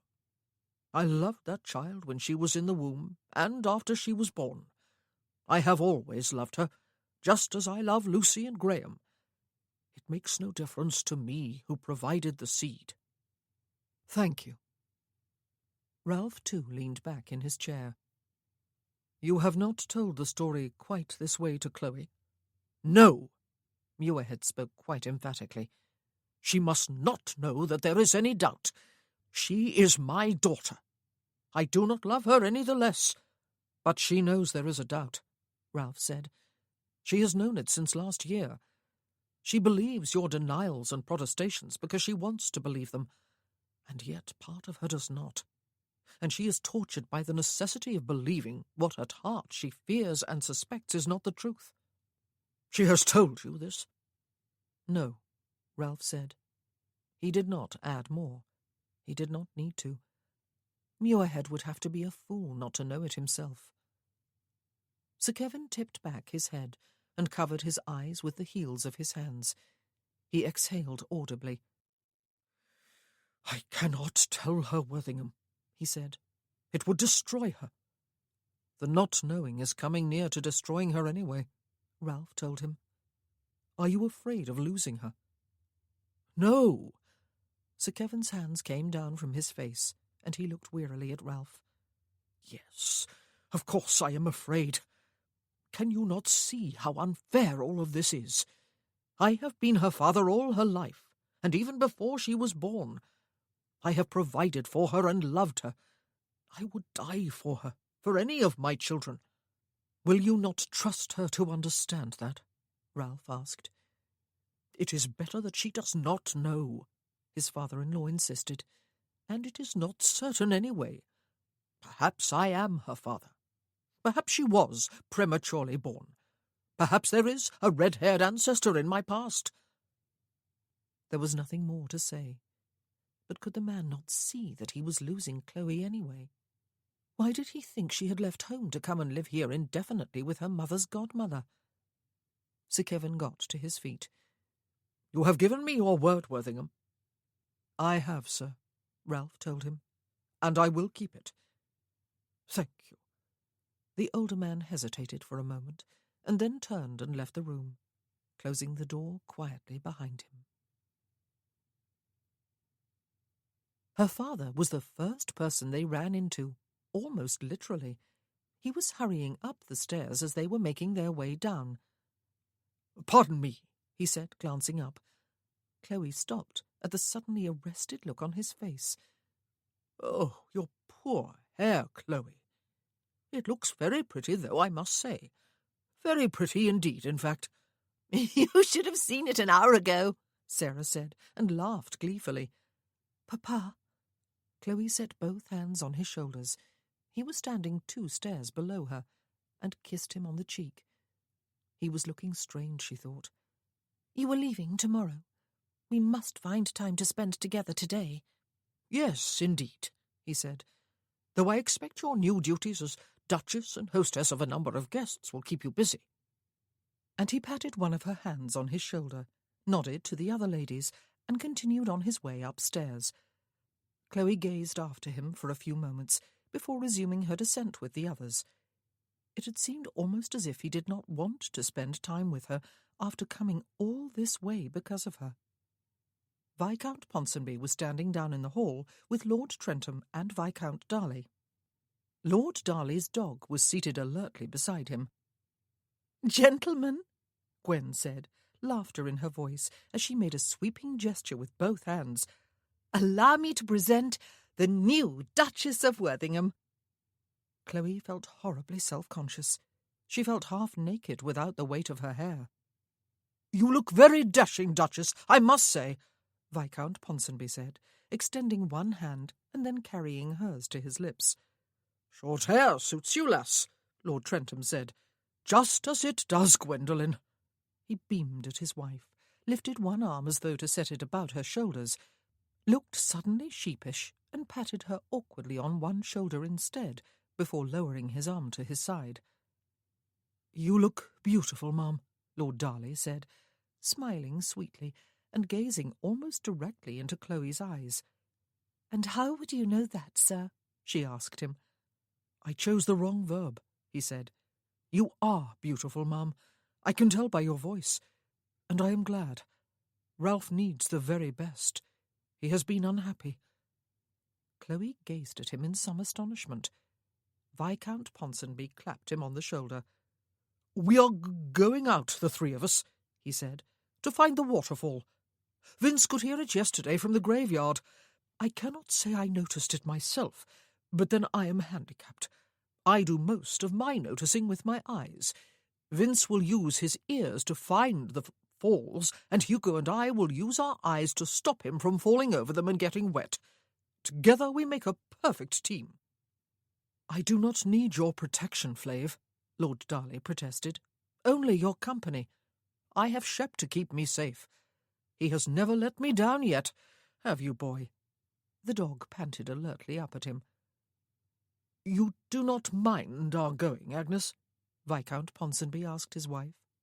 Chloe could feel any vestige of resentment melt away.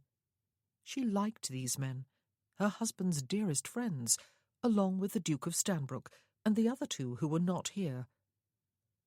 "Even so, Vince," Ralph said as he came out from the study, "let Hugo and Flav keep an eye on you, will you? For my sake. The path beside the rapids and the falls is a rough one." "What do you think, Ralph?" his sister asked, making the same flourishing gesture toward Chloe that Gwen had made a few moments before. He stopped in his tracks and took his time about answering. "It was an inspired decision of yours to cut it off, Chloe," he said at last. "It is perfect, and you look perfectly beautiful." He had an audience, of course. He could hardly say she would have been better advised to cut her head off as well as her hair. But Chloe bit her lower lip and felt warmed through to the very heart. She blinked back tears. How very idiotic of her. "You look perfectly beautiful." And then her heart, the very one that had just been warmed by his compliment, turned a complete somersault in her bosom, even if only figuratively. For he smiled right into her eyes.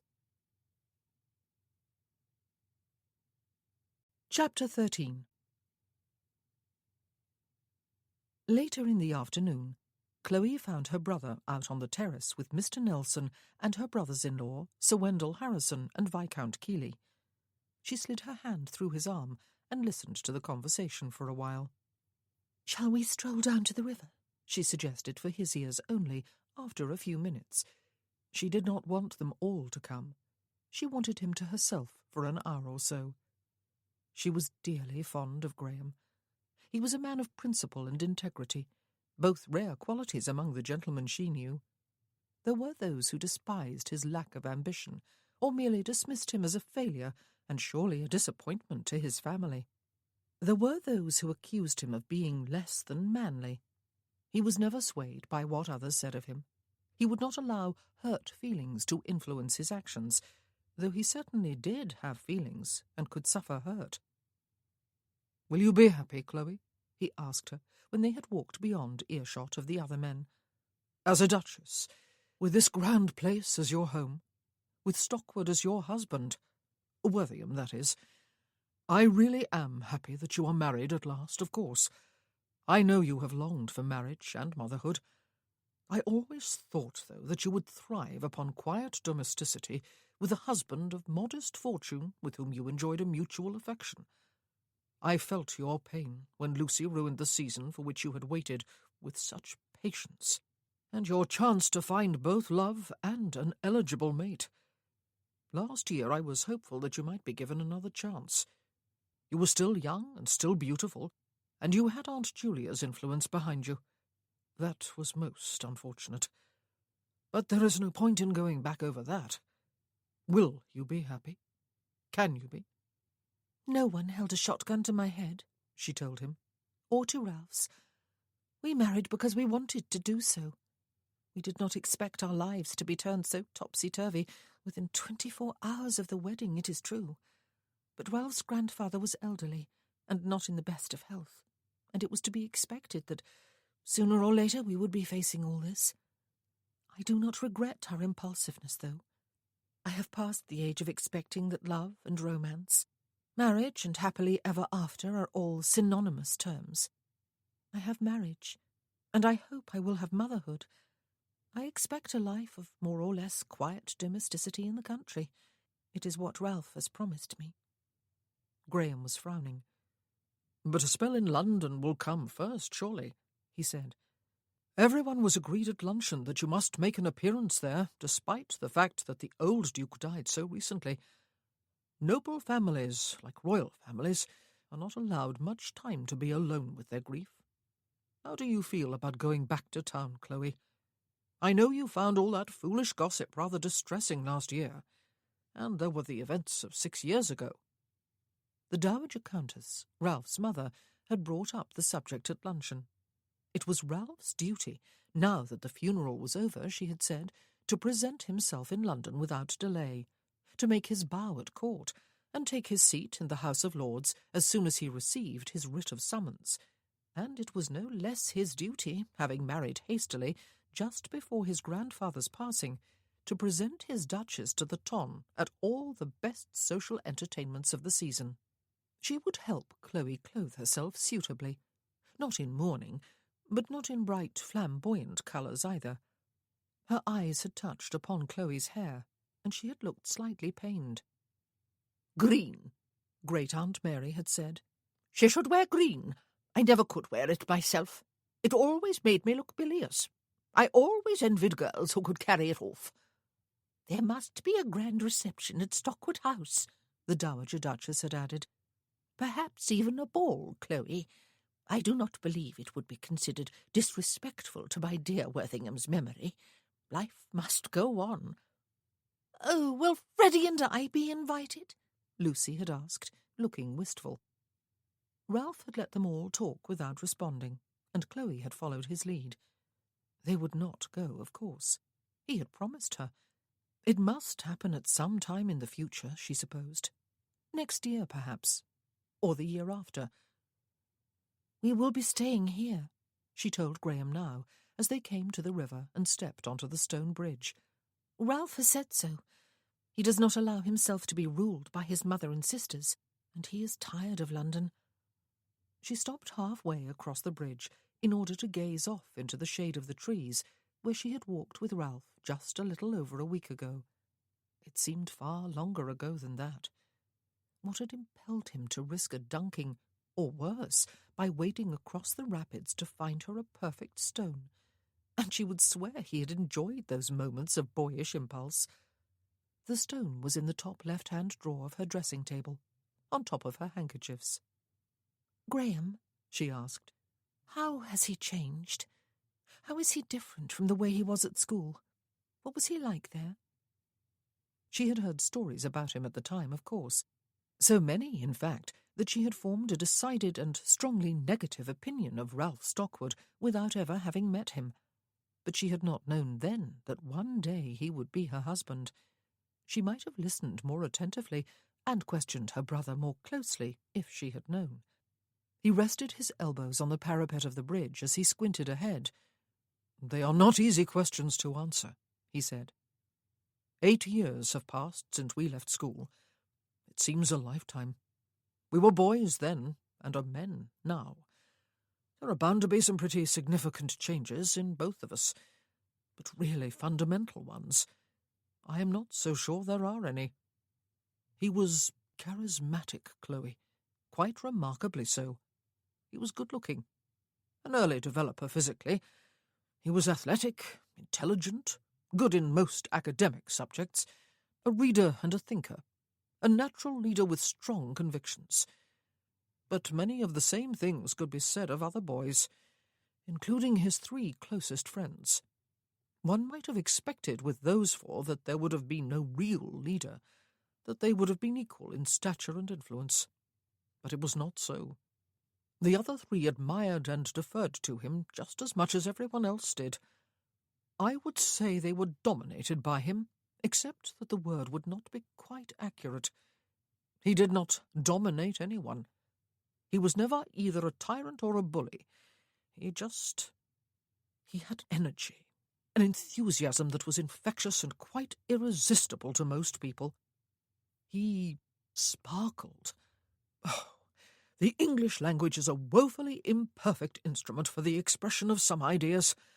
Suffice it to say that I have never encountered anyone quite like Ralph Stockwood as he was at school. He has changed, then?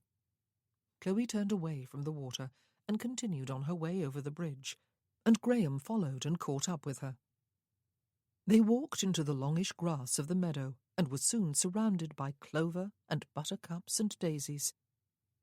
It was sad to think that once her husband had sparkled with an enthusiasm and a fervour for life.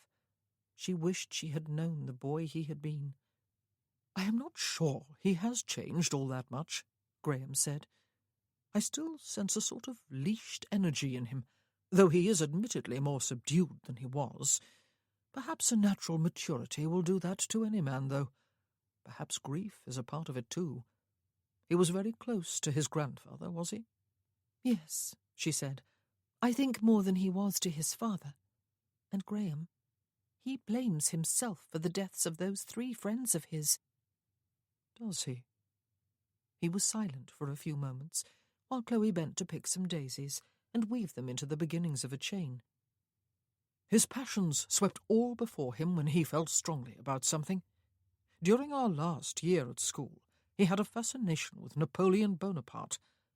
At first, he admired the man enormously, but the more he learned about him, the more he changed his mind, until he was obsessed by the idea that the man must be stopped if the world was to be saved from tyranny. He could never be content with passionate ideas, though. If Bonaparte must be stopped, then it was not enough to expect others to do the stopping. One must be prepared to do it oneself, or at least to do one's part. He could talk of nothing else for weeks on end. It was his duty to take up arms and an officer's commission as soon as school ended and to go off to fight in the wars. It was everyone's duty, even men like himself who had more reason to stay at home than to face the dangers of war. And if one's family was opposed to the idea, for whatever reason, then its members must be convinced of one's greater duty to save the world for freedom. Any reluctance those 3 might have felt at the start was quickly swept aside, and they became as passionately eager as he was to ride into the glory of battle in a righteous cause.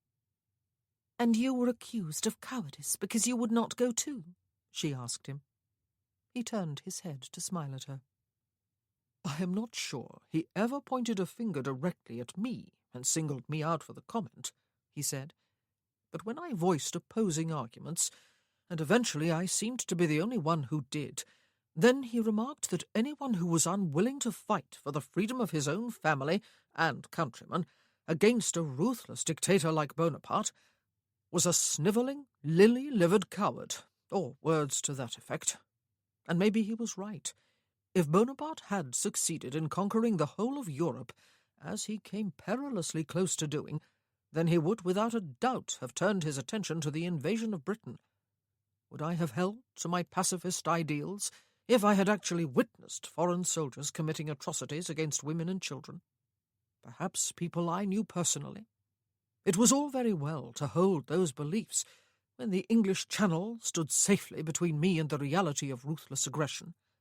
But if the Channel had been breached, I am not sure, Chloe.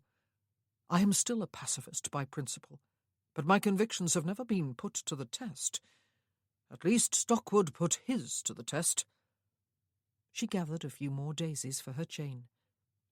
"Life seems so simple when one is very young, does it not?" she said. "Good and evil, black and white, they seem to be polar opposites, with no shady areas between.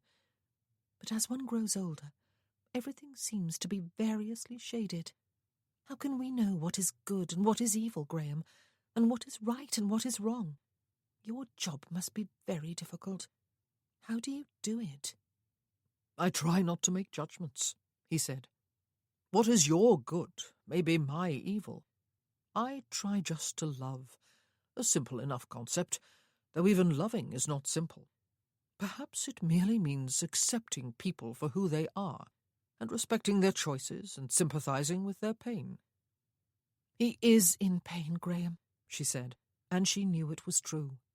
He was not empty of emotion as she had thought at first. The emptiness sat upon a seething well of suffering and pain, mainly the agony of guilt. "I know." He stopped walking and turned to gaze back toward the house. He spoke softly, without looking at her. "So are you, Chloe." Her mind denied it. She had been lonely and unhappy and insecure, that was all. Now she was married, and she was happy. Well, contented, anyway. "And you?" she asked. "It is the human condition," he said. "No one who lives into adulthood can escape it.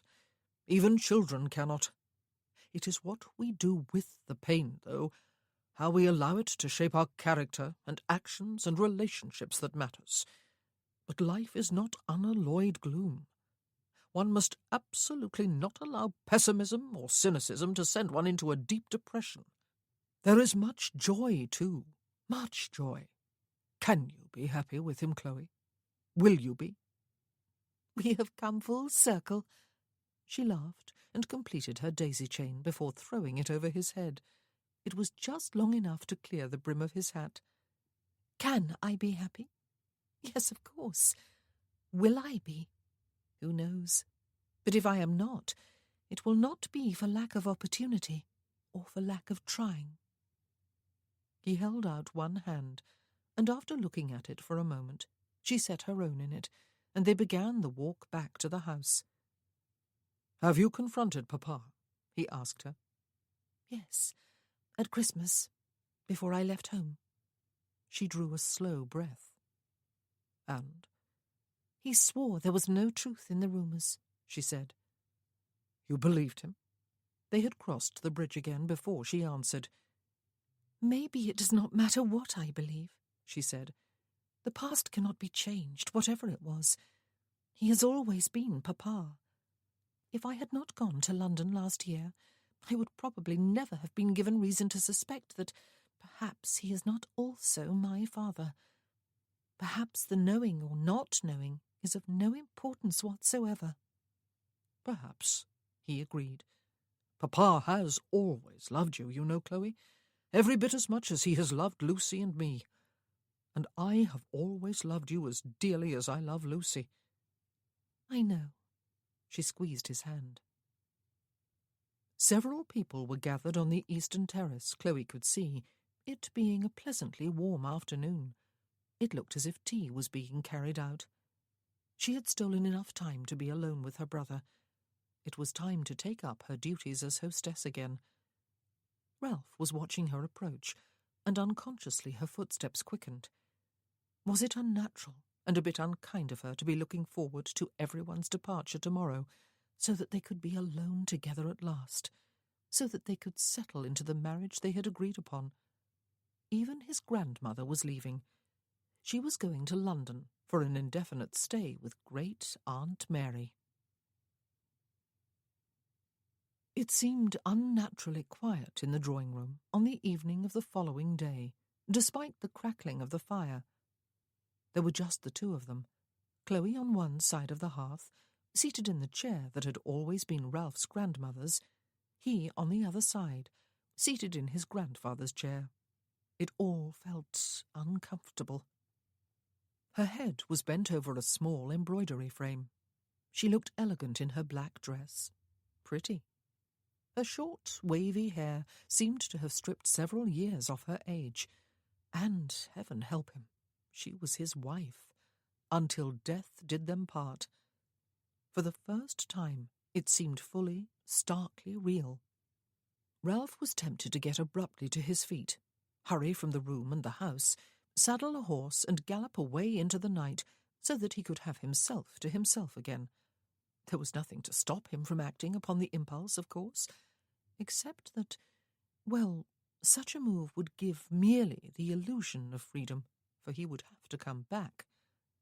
He was the Duke of Worthington, something he had hoped not to be for years and years yet.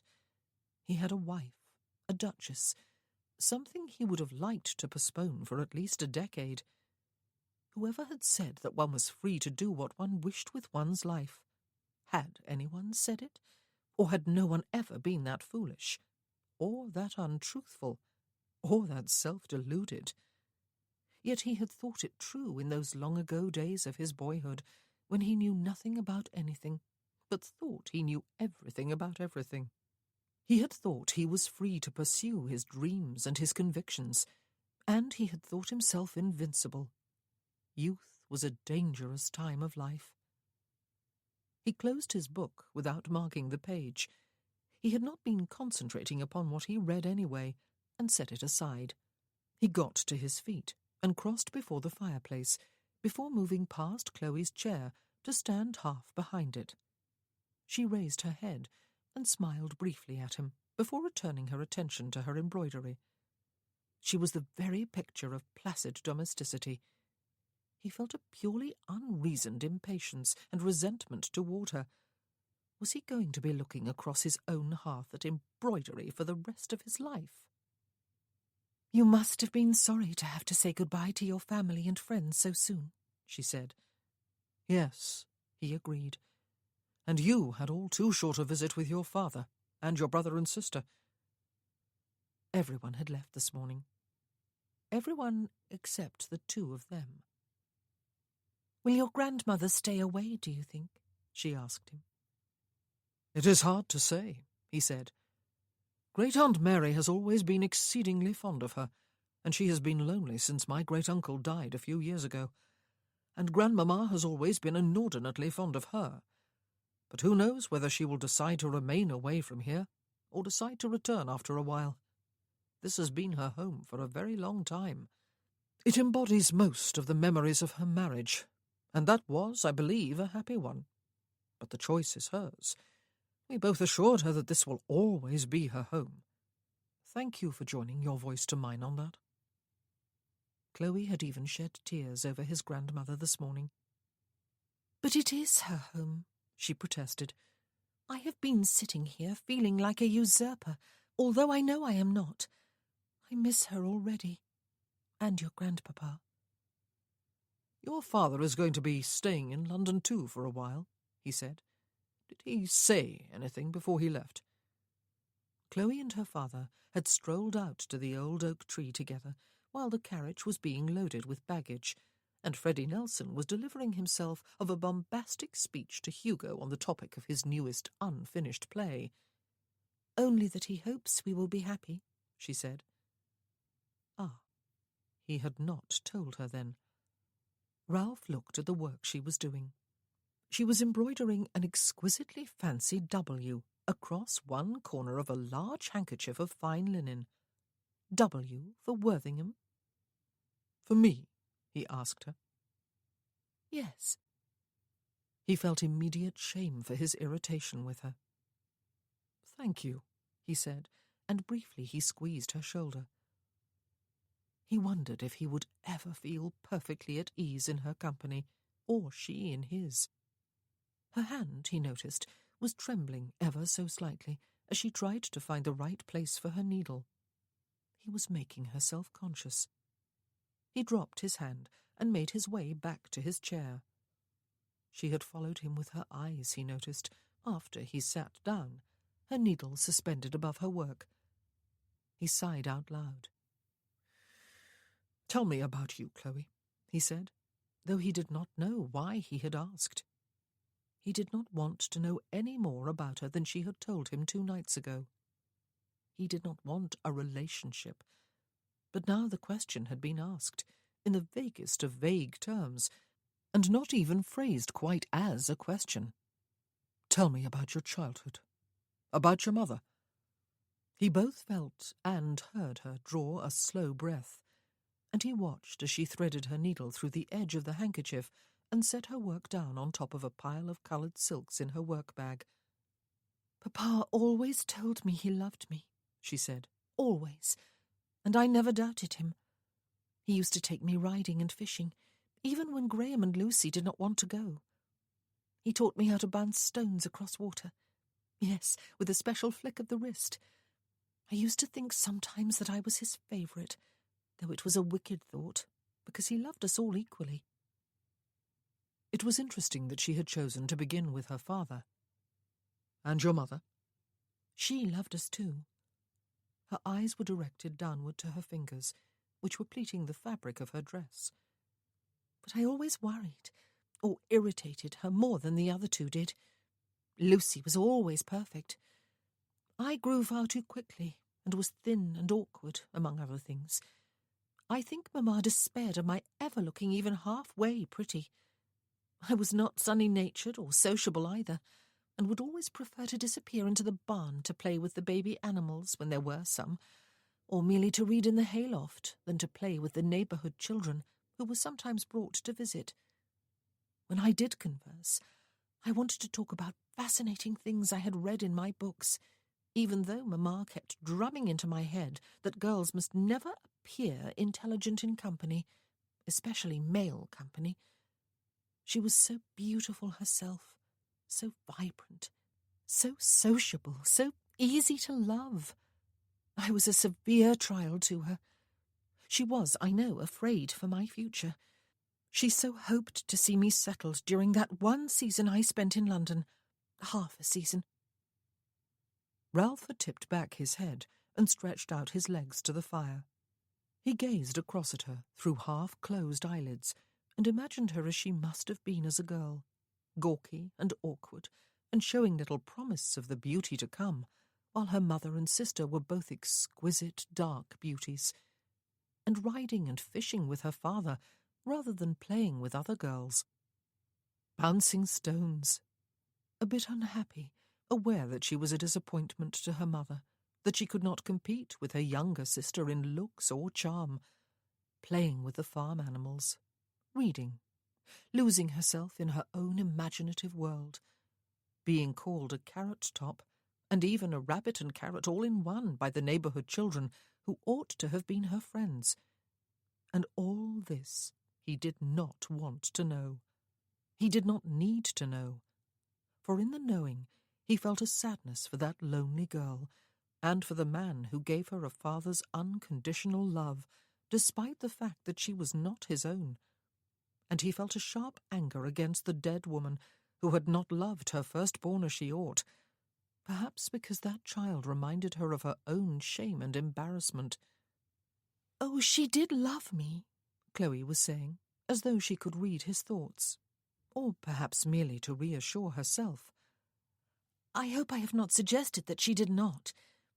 She took me to London for a come-out season, when really she ought to have remained at home. She had been very ill, and she was ill again after we returned. I dare say she forced herself out of sheer willpower to appear healthy when we were there. And then she died. She wanted to see me well settled first. Married. She wanted to see me happy. It is all Papa has ever wanted for me too, that I be happy." "What did you tell him earlier?" he asked, "when he said just that he hoped you would be happy?" She sank her teeth into her bottom lip for a moment, and her cheeks coloured. I told him he must not worry, she said. I told him I was happy. And are you? He asked. It was a very unfair question. It was, moreover, another question he did not want answered, but it was too late now to recall it. She was smoothing out the creases she had just made in her skirt. Happiness is just a word, she said. It is like love in that way. There are many definitions, all of them accurate, but none of them all-encompassing. I am not sorry I married you. And that, he said, is one definition of happiness, is it? That you are not sorry for something you have done? She raised her head and looked back at him, and laughed softly. It was a beguiling sight and sound. I am a married lady rather than a spinster, she said. My present and my future are respectable and secure.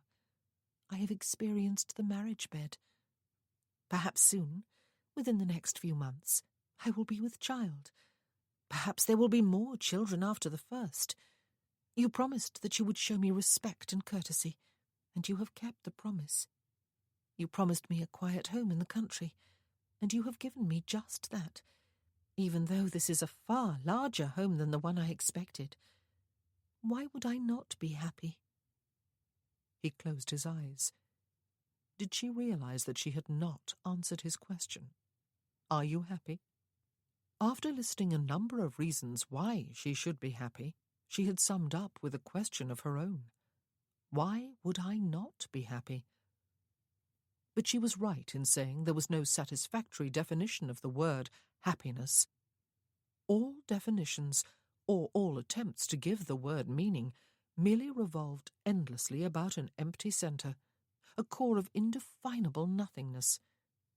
As a boy, he had known what happiness was without any need of words, and he had forged his way toward it with confident, unfaltering strides.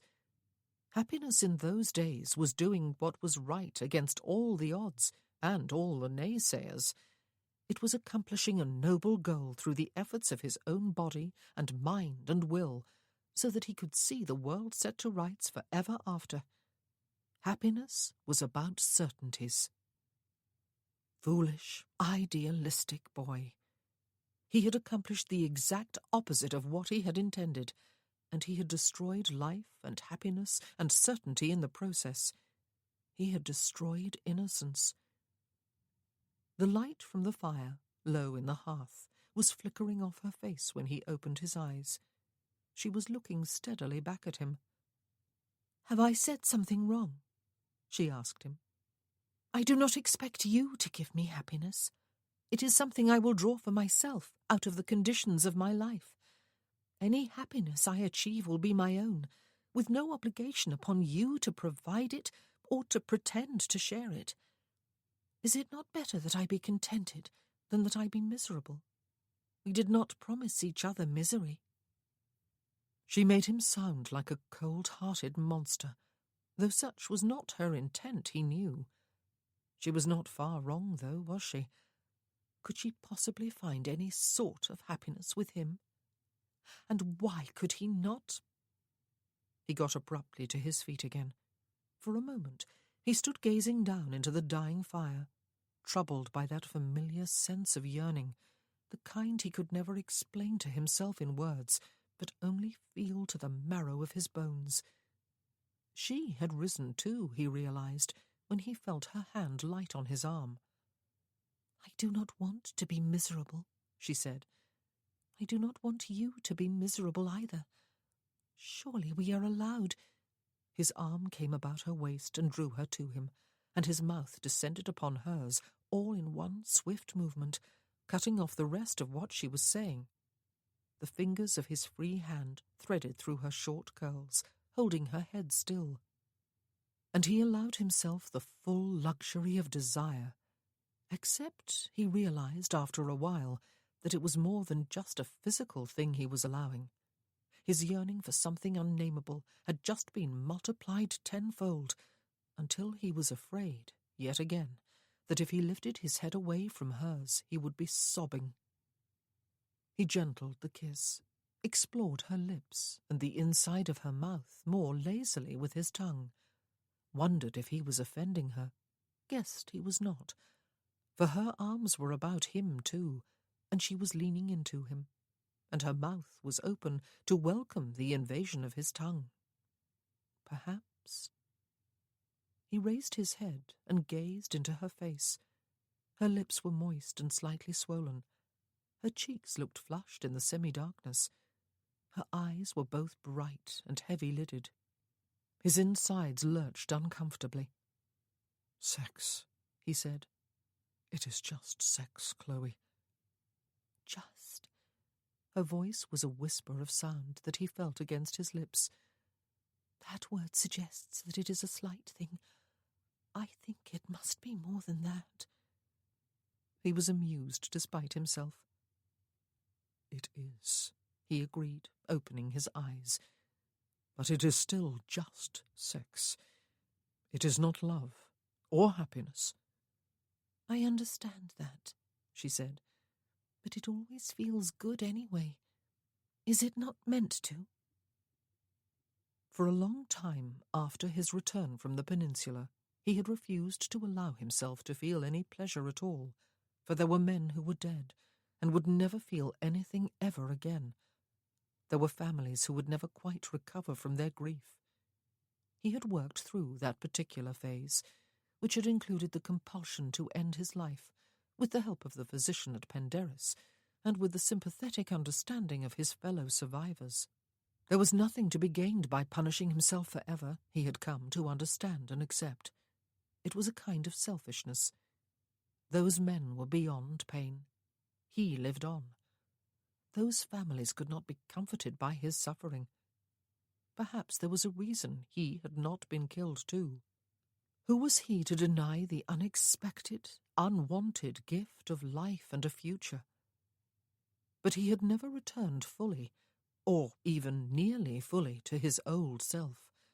He had instinctively shied away from pleasure, laughter, anything bordering upon happiness, illogical as he knew it was. He was not alone in this marriage, however, the very reason for his reluctance to marry. He did owe his wife something, despite the chilling terms of their bargain, to which she had agreed, which, in fact, she had suggested. She wanted happiness, though she would not demand that he provide it.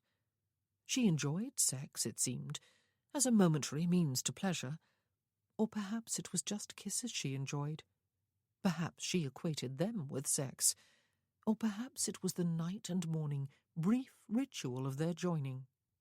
Perhaps it was time to find out how much she enjoyed it. "It could feel better if we went to bed," he said. "But it would have to be somewhat different from what we have been doing there since our wedding, Chloe." She gazed at him. "Perhaps," he said, "you would prefer to get back to your embroidery." "That can wait," she told him. He stood back and offered her his arm very formally. Very formally she took it. He could not, it seemed, hold back change, but he had learned that lesson long ago. How foolish of him to have forgotten when he had come to marriage terms with her. Chapter 14. He took her to his own bed again, that vast monstrosity on its high pedestal that was nevertheless more comfortable than any other bed Chloe had ever encountered. He did not allow her to go to her own room first to change into her nightgown. When she protested, he informed her that she would not need it, and he proved his point as soon as the door was firmly shut behind them by unclothing her one garment at a time, including her stays and her shift and her garters and stockings, until she was standing naked before him, bathed in the light of what seemed like 1,000,000 candles. He had a good look, too, while he was playing lady's maid, and he made no effort to stop his hands from brushing against her skin. Indeed, he was probably making an effort to see that they did touch her. What surprised Chloe most was the fact that she hardly felt embarrassed at all. It would have been a bit silly to do so, of course, since she had been his wife for longer than a week, and had already lost an exact count of the number of times he had had relations with her. But even so, standing naked before a fully clothed man with all her imperfections ought to have been more disconcerting than it was, except that he did not look disappointed, and her body was humming with what she could only guess was desire. It occurred to her that perhaps she ought to unclothe him, since he had done it for her, but she could not bring herself to be quite that bold, and he seemed to be doing well enough on his own. She noticed, after his waistcoat and then his neckcloth had followed his evening coat to the floor, that he really looked very attractive indeed in his shirt and tight pantaloons, but he was not wearing the former much longer. He peeled it off over his head and dropped it. His valet was going to be very cross with him in the morning. It was a good thing she had no maid yet to be cross with her. He undid the buttons at his waist and opened the fall of his pantaloons, and in no time at all he was as naked as she. The difference was, of course, that she had seen him before. There were other scars in addition to the one about his shoulder and the one that slashed across the left side of his face. None of them, even the facial scar, marred his beauty. And he was beautiful. His hands came to her shoulders then. They looked very dark-skinned against the paleness of her own flesh, and down behind to spread over her shoulder blades, so that he could draw her against him until her nipples touched his chest, shocking her all the way down to her toes. He was rock-solid, except that a rock was not warm and inviting, and did not have a heartbeat. Her own hands found his shoulders as he lowered his head and kissed her open-mouthed again. Kisses were such an unexpected delight, and a shock too, for she had never imagined that lips would part, that mouths would open, that tongues would explore and tangle, and even simulate the marital act, or that such shocking activities would have a taste and a sound, and would send sensations to which she could not put a name sizzling through her whole body until she yearned for the touch of him there. Oh, she thought, and it was one of her last coherent thoughts for some time to come, she must not fall in love with him. It would be the most naive and foolish thing she could possibly do. Sex, he had said. It is just sex, Chloe. She must remember that. But just sex was glorious beyond imagining, she discovered, during the hours after he took her up the steps and laid her on the bed. He followed her down onto it without extinguishing any of the candles. She was able to watch everything they did, and to see that he watched too, until at some time during the night the candles guttered out one at a time, and there was darkness. By then, though, they were sated and exhausted. His hands, his fingers, his lips, his tongue had touched every inch of her body on the outside, and a good portion of her body on the inside too. And after the first round of sex, her own hands and mouth had grown almost equally bold. He had been on top of her. She had been on top of him. And once he had even been on her but behind her. And none of it had been just the mildly pleasurable experience she had come to look forward to since her wedding night. Instead, it had been... But there were no words. Only feelings that built and built, time after time, to some pinnacle of glory, before exploding into something that made glory seem a paltry thing. Oh, no. Really, there were no words. It occurred to her once or twice, particularly when she heard herself cry out for no apparent reason, that perhaps she ought to be ashamed, that perhaps ladies did not behave with such wanton abandon. Undoubtedly ladies did not, in fact, but she always pushed the unwelcome thought aside. If ladies did not experience the wonders of sex, then they were to be pitied. They did not know what they were missing. By the time the last of the candles wavered and went out, he was sleeping, sprawled on his stomach beside her, his head turned toward her, his nose almost touching her shoulder, one of his arms flung heavily across her waist. He smelled of sweat and something else, very male. It was surely one of the most enticing smells in the world, which was a very strange thought to be having. The bedcovers were down around their knees. It had been sex, she told herself, and because it had been just that, he had enjoyed it as much as she had, and it was enough. She would make it enough. But please, please let their relationship not revert now to the way it had been every other night. Let him not be satisfied simply to have proved a point to her. She had enjoyed every night, and every early morning with him too, but from now she knew they would not be enough without this, at least occasionally.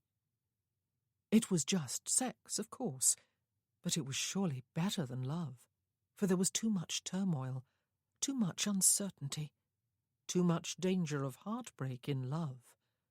There was only enjoyment to be had from sex.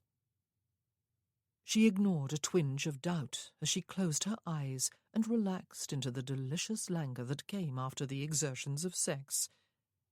This had been better than love. When Chloe awoke some time later, Ralph was gone from the bed, though it was still full dark. He was not gone from the room, though. He was standing by the window, with the curtains pulled back, and he was half-dressed again in his shirt and pantaloons. His hands were on the window-sill, his shoulders slightly hunched. "Ralph," she said. It was chilling to see that he was dressed when there was still no sign of dawn. He did not turn or say anything for a few moments. Then he sighed and spoke. "We will be going to London next week, Chloe." "What?" Chloe sat up abruptly and clutched the covers to her naked breasts. But she knew she had not misheard. "Next week," he said, choosing the most trivial detail to repeat. "You said we were to remain here," she told him. "You promised me." He turned, leaned back against the sill, and crossed his arms. She could see him only as a dark silhouette, but he looked both impatient and menacing. "But they are right," he said. "My mother, my grandmother, all the rest of them. It is necessary that we go to town." "But you promised." "Everything has changed, Chloe," he said harshly. "Can you not see that? It was naive of us to plan our future as though we could go to Elmwood after our wedding and live in retired rural bliss there forever after. We knew my grandfather was well into his 80s. We knew he was infirm. We knew he was bound to die soon, even if we could not have predicted that it would be quite so soon. The whole reason for our marriage, on my part anyway, and you were fully aware of it, was to secure the succession, and the whole point of doing that was that the dukedom matters. I would not have married otherwise, you or anyone else. The dukedom is more than an impressive title to attach to my name. It is an important office, and brings with it duties and responsibilities. The Duke of Worthington may not hide away in the country the way the Earl of Berwick, with his courtesy title, could have done. I ought to have taken that fact into consideration when I agreed that we would live in the country and ignore society and the London season. I ought to have reminded you that we were free to live as we wished, only until my grandfather died. The Duke of Worthington will be expected to make his bow to the king, and to be ready to take his place in the house when he is summoned. And, since he is a married man, he will be expected to make his appearance in society with his Duchess at his side. Unfortunately, the Duke and Duchess are not just impersonal entities. They are us, you and me." "You married to secure the succession," she cried. "I married for other reasons. I married for a life of quiet domesticity, and you agreed that it would be so. It was a mutual bargain we made. You cannot change the rules now." "Rules?" He leaned a little more toward her. "Have you not heard a word I said? Are you quite as naive as you sometimes seem? When have you ever known life to follow any rules we may try to impose upon the chaos? You knew whom you were marrying. You must have known that everything would change one day. Your grandparents lived here for years, she said. They never seemed to believe it was their duty to spend the season in London. They were old, he reminded her, and they were thoroughly well established in their role. I am 26 years old. You are 27. We are novices. We have yet to establish ourselves, to prove ourselves worthy of the role for which fate has chosen us. There are duties associated with the privilege of rank and fortune, Chloe, and one of them is to mingle with our peers. I wish to God it were not so, but it is. You may break a promise you made me, then, she said, in order to win the approval of people who mean nothing to you. Clearly I mean nothing to you. Even to her own ears, there seemed to be something a bit childishly petulant in her outburst. What promises have I made? He pushed away from the window-sill and turned back to the window. I made marriage vows, which I intend to keep. You made marriage vows too, Chloe. To obey you? She scrambled up onto her knees and wrapped the top sheet about herself. She glared at his back. You are going to enforce that, are you? She could hear his fingernails clicking on the sill. You made that vow, not me. His voice was cold. I did not see anyone twisting your arm or otherwise coercing you. But you are going to coerce me into going to London. He whirled about and strode toward her. He did not stop until he was up the steps and leaning across the bed, braced on his forearms. His face was a few inches from her own. She clutched the sheet tighter and held her ground. I will not whip you into submission, he told her, nor will I tie you hand and foot and toss you into the carriage and convey you to London as my prisoner. But I do say that we will be going there next week. I have duties and responsibilities. So do you. I was born for this. I was never particularly thrilled at the prospect. Indeed, I was even careless of the reality of it when I was 18 and rode off to war with crusading zeal. My father still stood between me and the title at that time, and he seemed a firm enough bulwark. But he died of what seemed like a simple chill, and here I am. And there you are. You married me with your eyes wide open. You can cower here if you choose. I cannot, or rather I will not, force you into accompanying me next week. But remember, Chloe, that in addition to being my Duchess, you will in all probability be the mother of a future Duke, my son. How proud will he be of a mother who is afraid to show her nose to the beau monde, lest someone bite it off? How happy will my daughters be with a mother who is afraid to take them to town when the time comes for them to seek husbands, lest the ton dare find something in her about which to gossip. I am not afraid, she protested. And besides, he said, if you will not come with me to do your duty to society, you need to come to do your duty to me. You need to be bred. Her hand was stinging suddenly, and she realized in some shock that she had slapped him across one cheek. There was a heavy silence as he straightened up to stand beside the bed. I beg your pardon, he said, his voice tight. That was crude. I'm so sorry. Chloe spoke almost simultaneously. Her teeth were chattering. Did I hurt you? Ridiculous question. She had hit him across the scarred side of his face. Yes, he said, but I would have slapped me too if I had been you. Chloe flexed her hand. It was hot and throbbing. She had never slapped anyone before. He sat down on the edge of the bed and turned to look at her. Certain members of the ton once shunned you, he said, because your sister had eloped with a married man. A known rake who had toyed with your affections cut your acquaintance with calculated disdain. Several years later, last year, it was discovered that you bore a passing resemblance to a lady who happened to be taking the ton by storm during her debut season in London, and gossiping tongues began to wag with the salacious rumour that her father once paid court to your mother. So both those visits to London left you hurt. Understandably, you want nothing more to do with society. In retrospect, perhaps it was not wise of you to marry an earl who was an elderly duke's heir, but you did just that. And as a result, you now find yourself being called upon to face society yet again, in the prominent role of a duchess this time. Are you going to do it, Chloe?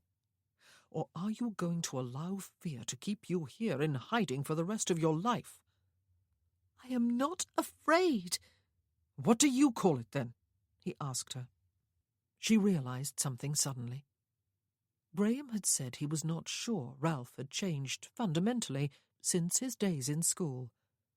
Now she suddenly realized that in an important way he was right. She could feel the power of his persuasiveness. Her will was being worn down by it. Is this how you did it when you were a boy? She asked him. Is this how you gathered other boys about you like slaves? Is this how you persuaded them to do whatever you wanted them to do, even against their will and their better judgment? Is this how you persuaded your friends to go to war with you? He shot to his feet, as though she had slapped him again, and she realized too late the viciousness of what she had said. He stood with his back to her for a few moments, while her words seemed to hang in the air between them, like a physical presence. Then he went down the steps and across the room and out the door, all so abruptly that she could do nothing to stop him but stretch out one ineffectual arm. "Ralph," she said, but the sound of her voice came at the same moment that the door clicked shut behind him. She could not run after him. She was naked beneath the sheet. She bowed her head and set her forehead against her raised knees as she wrapped her arms about them. It was full daylight by the time Chloe had pulled on her creased clothes and gone to her own room to wash and comb her hair and change into a freshly ironed dress. She made her way down to the breakfast parlour on slightly shaky legs. Early as it still was, Ralph had already eaten and was about to leave the room. He was fully, very correctly clothed, she saw. Before she could say anything, he made her a slight, formal bow. "I need to spend most of the day in the study with Lloyd and my steward," he told her. "Forgive me for leaving you to eat alone, and to occupy yourself for the rest of the day." She had come down with a head crammed full of things to say, apologies, explanations, questions. She had come down prepared to be calm and sensible, prepared to discuss, to come to some sort of agreement that would suit them both. Everything she had planned to say fled without a trace. "Oh, you must not concern yourself about me," she assured him with bright cheerfulness. "I need to spend some time with Mrs. Loftus. I have much to learn, and she knows of someone who may be suitable as my lady's maid. I will need to meet the girl to see if I agree, and I really ought to call upon Mrs. Booth, who was not well enough to attend the funeral. I should make a courtesy call at the vicarage, too. And I have my embroidery and—" He was looking cold, remote, impatient to be gone, and her voice trailed away. She wondered if she had dreamed up the man who had loved her with such hot intensity and such shocking intimacy last night, and the woman who had responded in kind. But of course she had not. It was only the word loved that was inaccurate. Sex. It is just sex. Yes, it had been. Just sex. He left the room without another word. That ill-advised night of uninhibited sex was not repeated during the following week, nor did Ralph take Chloe to his room again. He went to hers instead, and resumed their marital relationship as it had been before. That one night had been ill-advised for a number of reasons, not the least of which was that he had known even before it happened that he must break the unwelcome news to her that they would be going to London after all. He had been too cowardly to speak up during the evening. He had known she would be upset. He had known years ago, when he finally abandoned his attempts at suicide, that this time would come. After the sudden death of his father, he had known, too, that it would come in the foreseeable future, and he had made the decision, reluctant though he had been, that he would do his duty when the time came, and even before the time came in the matter of taking a bride and setting up his nursery. It would perhaps be his penance, he had thought, to accept that for which his life had been saved, to do his best, to do his duty. He had ignored one fact, or perhaps he could not have expected to know it until now. His acceptance had concerned himself. It had included a wife, but it had not taken into account the fact that his wife would be a person in her own right. Doing his duty now meant hurting Chloe, breaking the promise he had undeniably made her. It meant forcing her into doing the very last thing on earth she wanted to do, if, that was, he chose to assert his rights as her husband. He had had to decide between duty and a promise, and had chosen duty, though he had also chosen not to enforce obedience. Had he done just that once before? "Is this how you persuaded your friends to go to war with you?" He had decided that they would leave for London 1 week after the funeral, or that he would anyway. There was much to do in the interim. He was a bit sorry he had not spent more time at Manville Court during the past few years, learning something of the formidable task of running the many ducal estates. He had known this day was coming after all, and ought to have been better prepared for it. He spent the week consulting with his steward at Manville, studying reports from the other properties. Dealing with a considerable amount of correspondence Arthur Lloyd drew to his attention every day, tramping about the home farm, talking with foremen and labourers, calling upon tenant farmers and listening to their concerns. On the few occasions when he had some free time, he sat in the book-room with a book open before him. It could hardly be said that he read, or went out riding aimlessly about the countryside, or walking down by the lake, or up over the falls. During much of that solitary time, he grieved. It was incredibly difficult to be here in all the familiar surroundings, to know that it was all his now, to accept that his grandfather was gone. And he thought of his grandmother in London now with Great-Aunt Mary, but surely feeling lost and homesick. He relived scenes from his boyhood and youth here. Once, when he explored a drawer in the desk in the book-room, he found a little twist of paper lodged at the back, and discovered 3 of the familiar sweetmeats welded together inside. Always 3, and always twisted up in a piece of paper so that the sweets would not pick up lint in either his grandfather's pocket or that of the grandchild to whom he gave them. Ralph put the little bundle into his own pocket and left it there. He would give anything in the world to bring back those days, to have the chance to take a different path into the future than the one he had actually taken. Sometimes he wondered what would have happened if he had not become so consumed with his grand idea of saving the world from tyranny, or if his grandfather had put his foot down and refused to purchase his commission. But such thoughts were pointless. Regrets were pointless, as was guilt. Sometimes he found himself grieving, too, for his father, who had died almost unnoticed, by him at least. Ralph had still been very ill at Penderris at the time, too ill to return home for the funeral, or even to comprehend fully what had happened. He had never been particularly close to his father, but he had loved him. There had been no goodbye, no chance to sit with relatives after his passing to relive half-forgotten memories. No real mourning, just bruised feelings, denied and pushed deep inside. He had loved his father. He had hurt him too. He had been a disappointment to a man who took duty and responsibility very seriously, and it must have been a huge blow to his pride as a father to have his own father override his refusal to allow Ralph to go off to war. 3 times Ralph sat with Chloe in the evenings. Mostly he kept his eyes on his book when he did so, while she just as firmly directed her attention to her embroidery or to her own book. She had not initiated any conversation since the night of their quarrel, But then neither had he.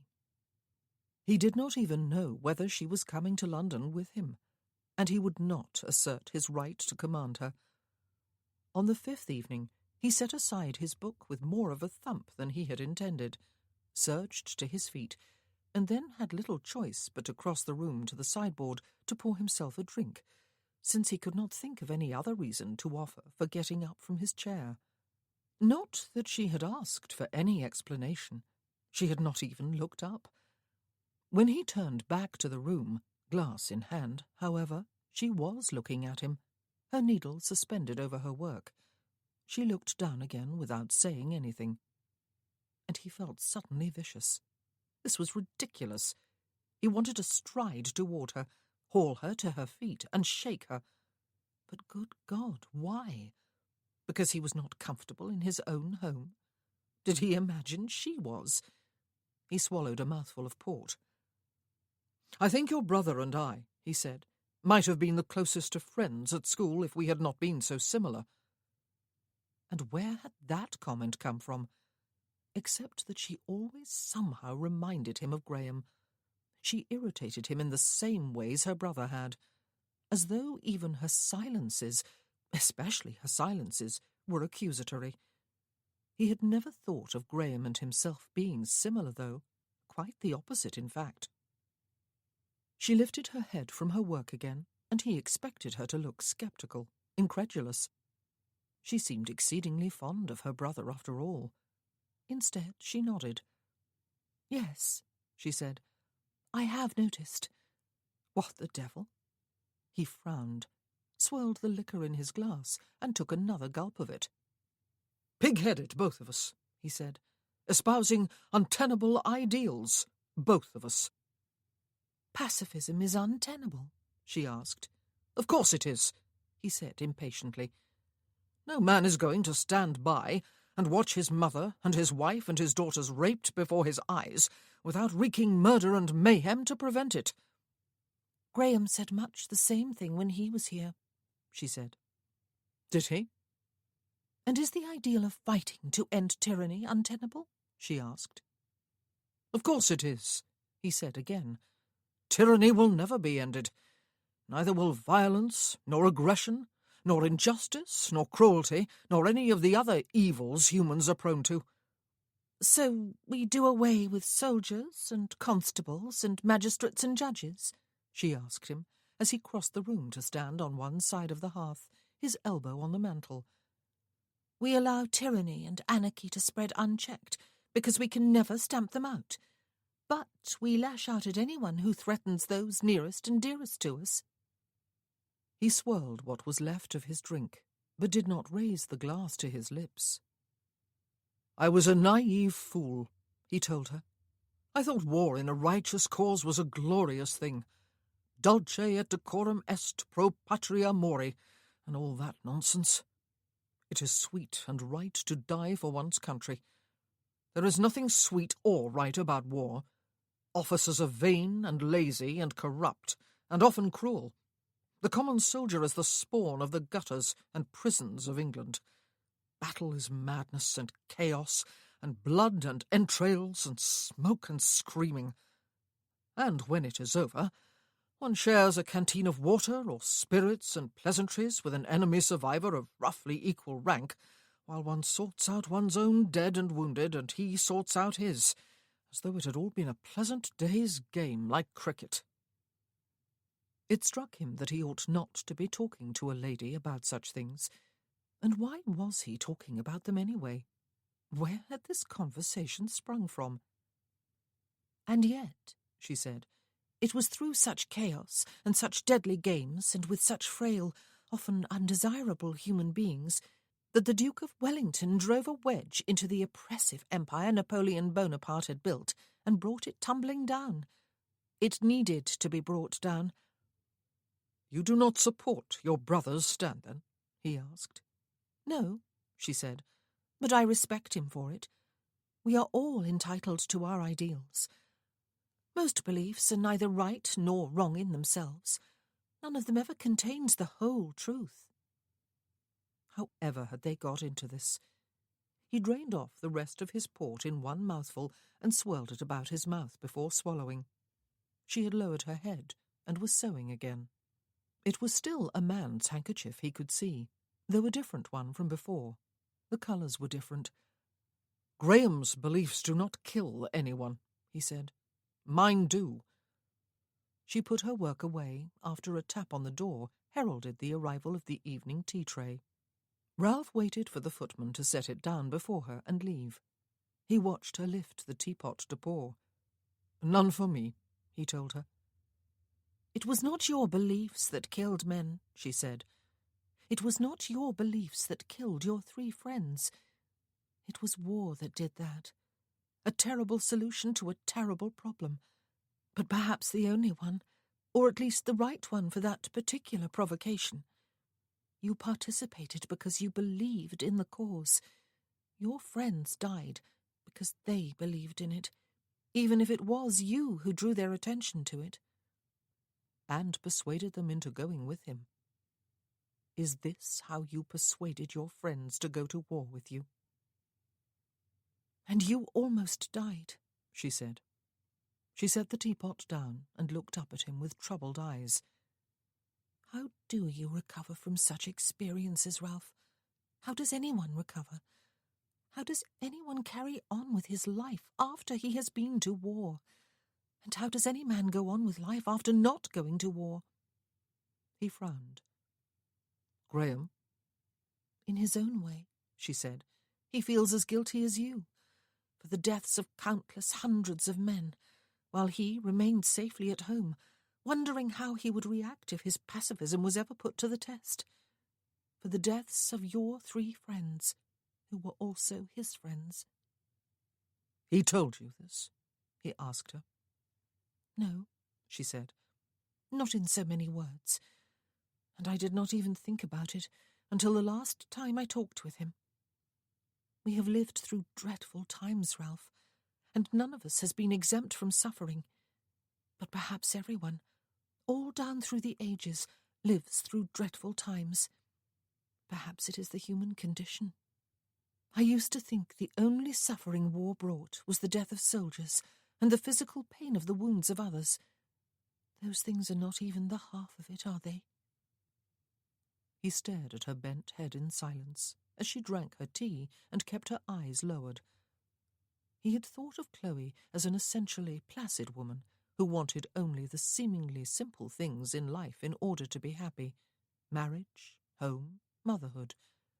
She had suffered disappointments and real pain in her life, and had finally settled for a bloodless bargain that had nevertheless brought her the rudiments of contentment, until his announcement a few days ago anyway.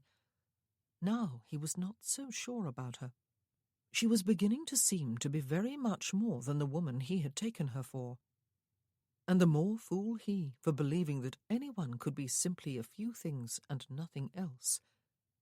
He had not expected to like her, really to like her. He had expected and hoped to be indifferent to her. He opened his mouth to speak, but she spoke first as she set down her empty cup and saucer. "I will be ready to go to London with you," she said. "The day after tomorrow, is it?" Yes. He wanted to say more. He wanted to apologize to her. For what? For the fact that his grandfather had died so soon. He wanted to comfort her. But how? He wanted, always that longing, that nameless yearning. "Thank you," he said. His voice sounded abrupt, even cold. Chapter 15. Chloe sat in an opulent carriage emblazoned with a ducal coat of arms and drawn by 4 magnificent black horses. It was driven by a stout coachman with a large footman at his side. 4 hefty outriders rode beside it, 2 on each side. All 6 men were resplendent in the ducal livery. Everyone they passed on the road to London stopped in awe and stared, the men doffing hats and pulling on forelocks, the women dipping into curtsies. Ralph was out there riding too, most of the time well ahead of the carriage, just occasionally alongside it. Perhaps to make sure Chloe had not taken fright and jumped out. He looked less conspicuously gorgeous than any of his servants. When he rode far enough ahead, he probably escaped any particular attention. It seemed absurd to Chloe that as a result of that hurried wedding in the tiny chapel 2 weeks ago, she was now a duchess, and therefore worthy of all this pomp and excessive security, not to mention the services of a maid. Mavis, Mrs. Loftus's niece, was sitting inside the carriage with her new mistress, her back to the horses, and was looking fair to bursting with pride. Chloe had gone virtually unnoticed and unguarded and unattended on her journey to Manville Court just a few months ago. Whenever they stopped at an inn for a change of horses, she was bowed and curtsied and flattered into the finest private parlour and plied with all the best refreshments the house had to offer, even though she suffered slightly from motion sickness and was never very hungry. Ralph remained outside in the inn yard each time to oversee the grooming of his horses. Even the fresh new ones were his, sent ahead from the ducal stables, so that the magnificent blacks would not have to be exchanged for inferior horseflesh. Sometimes Chloe wondered if anyone realized that he was the Duke who owned the carriage, and the horses, and employed the servants, and was married to the Duchess, then partaking of refreshments in the best parlour. He never rode inside the carriage with her, even when it rained for a whole hour. And it was not just Mavis's presence that deterred him, Chloe believed. He never travelled inside any closed conveyance when it could be avoided, he had explained to her back at Manville, when she had realised he intended to ride his horse the whole way. She wondered if it had anything to do with the time when he had been wounded and had been transported long distances in the close confines of various coaches, or if it had something to do with her. And she wondered if the whole of their married life would mirror the first 2 weeks. Occasionally they had talked, really talked, and she had felt they were drawing closer to each other, perhaps even becoming friends. And there had been that one night. But even at the time, she had known it was only about sex. His word, and not in any way about love or even affection. Even so, it had been pleasant. Strange understatement, and it had seemed to bring them closer until it had been brought to an abrupt end by their quarrel in the middle of the night. Most of the time he was withdrawn and treated her with a remote, though courteous reserve of manner. His eyes were empty of any depth. He was, in fact, as he had been from the beginning of her acquaintance with him. Despite their marriage, and the necessary intimacies of the marriage bed, despite the occasional conversation, the occasional kiss, the half a night of sex, to use his word again, nothing was different. And how could she complain? Their marriage was progressing much as they had agreed it would. She could not even be angry with him any longer for the fact that they were on the way to London. He had said they would live quietly in the country after their marriage, but he could not have foreseen the change in their circumstances coming quite as soon as it had. And he was right about duty, both his and hers. Duty summoned them to London, where he must make appearances at court and in Parliament, and where both of them must mingle socially with their peers. And so here she was on the road to town in opulent splendour, with homage being paid to her as though she was someone of great importance, which, she gathered, she was. Would she ever grow accustomed to it all? She might have found some humour in the situation if she had not been so consumed with dread at the prospect of facing the beau monde yet again. But face it she must, and face it she would. And then, at last, through the window on one side of the carriage, she could see water in the distance, a large body of it, the River Thames. "We are close to London," she observed to Mavis, who pressed her face close to the window and looked eagerly for her first glimpse of a tower or church spire.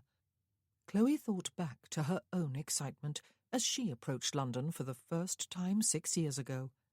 Her long-ago self would not have been at all surprised to discover that the streets really were paved with gold.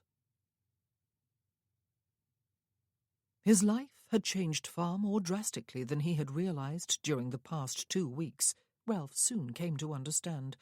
And it was not just his marriage and his acquisition of the title and all the duties and responsibilities it had brought with it. It was, well, yes, actually it was just those things. Getting himself from Manville Court to London was no longer a simple matter of mounting his horse or climbing up to the seat of his curricle and conveying himself along the King's Highway at whatever pace he chose. Now there was a duchess to convey there with him, and somehow the duchess was a larger entity than just Chloe. She was a grand, precious, fragile commodity, and had to be borne from one place to another in pomp and luxury and safety. Or so the servants decreed, and servants, Ralph was also discovering, could be quite tyrannical when it came to doing what they perceived to be their duty to ducal employers, for their own sense of consequence was at stake. How Chloe enjoyed the very public procession through the countryside he did not ask, though he almost did when it rained, and he was half tempted to join her in the carriage. He was feeling amused, despite the discomfort of the rain, and amusement was something that had been so rare with him for a long time that he had felt the urge to share it. He imagined them enjoying a good laugh together inside the carriage over the spectacle they were presenting as they moved across the countryside with minimum speed and maximum visibility. He did not join her, however. He remembered just in time that whenever they had drawn closer to each other in the past 2 weeks than they had agreed upon, he had ended up feeling an inexplicable sort of panic and had taken a hasty step back. It would be best not to share his amusement with her. Besides, she had her new maid with her. The rain soon blew over anyway, and he was glad he had remained out in the fresh air. The fact that his life had changed almost beyond recognition was even more apparent after he had ridden into Portman Square, and the ducal carriage and all its outriders, as well as the laden baggage coach, had come clattering and rumbling in behind him. Ralph would have been willing to wager a significant sum that windows about the square were suddenly bristling with spectators gathered to watch the show. He did not look to see if he was right. Stockwood House had been basically his for a number of years now. He had come and gone as he pleased, always well served by the staff, but never obtrusively. Now the double doors were thrown back, both of them, and the butler stood in the doorway, stiff and stately, in what was surely a new uniform. And behind him, if Ralph was not very much mistaken, the whole of the staff was lined up in formal rows.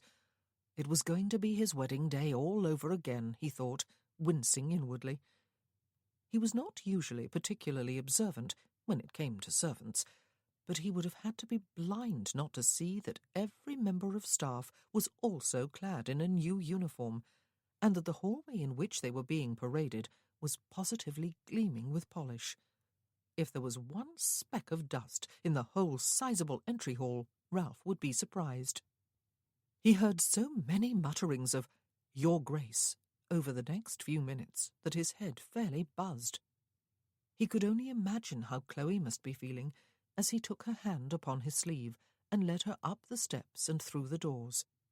If she did not flee back to Manville without stopping to remove her bonnet, he would be a fortunate man. But she surprised him. Instead of simply nodding graciously to left and right and continuing on her way up to the relative privacy of the drawing-room, or even all the way up to her own apartments, she stopped and smiled, and spent well over half an hour working her way along the lines. She carefully spoke to everyone, moving from one side to the other, repeating the names the housekeeper murmured to her, and occasionally asking a question of a servant, and stopping long enough to listen to the answer. "Thank you, Mrs. Perkins," she said, when they had come to the end of the line. "Would you have a tea-tray sent up to the drawing-room immediately, if you please?" And perhaps you and I could meet in the morning and become better acquainted. I will wish to go down to the kitchen, too, to speak further with Mrs. Mitchell.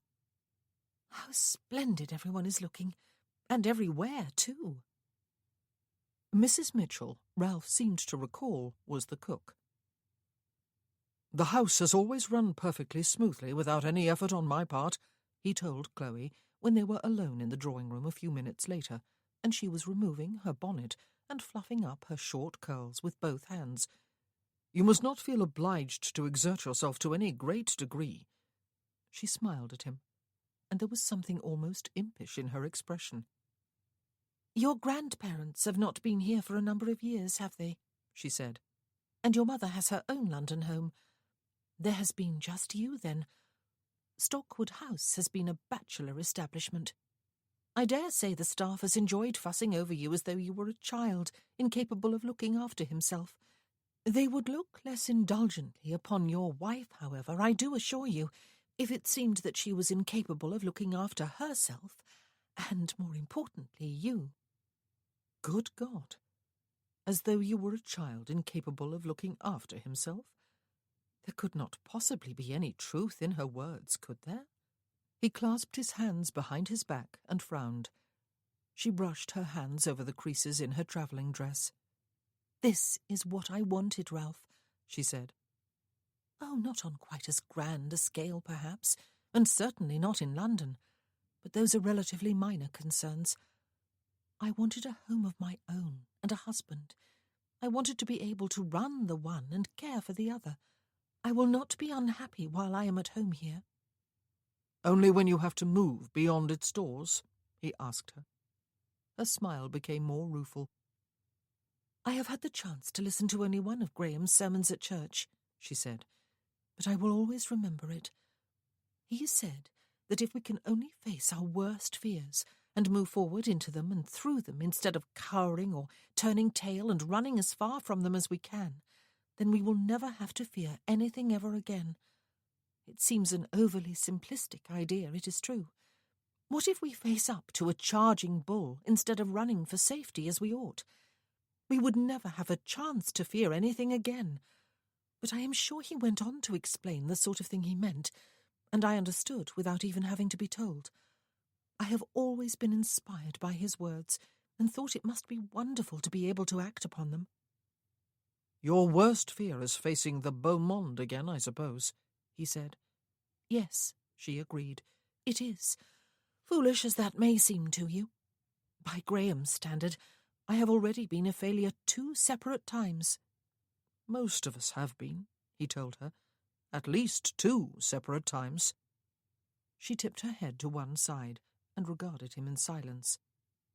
"It will be different for you this time," he said. "You will have me by your side, and you will find the courage to make a stand." "And you will have me by yours," she said, sending inexplicable shivers along his spine with her words. "And you will have courage." A footman carried in the tea-tray at that moment, and a maid followed behind him with a cake. In former times, the manservant would have poured his tea, and the maid would have cut the cake and set a slice on a plate for him. Today, however, Chloe dismissed them with a smile and a word of thanks, and performed those offices herself. There was something undeniably disturbing about the changes in his life, Ralph thought.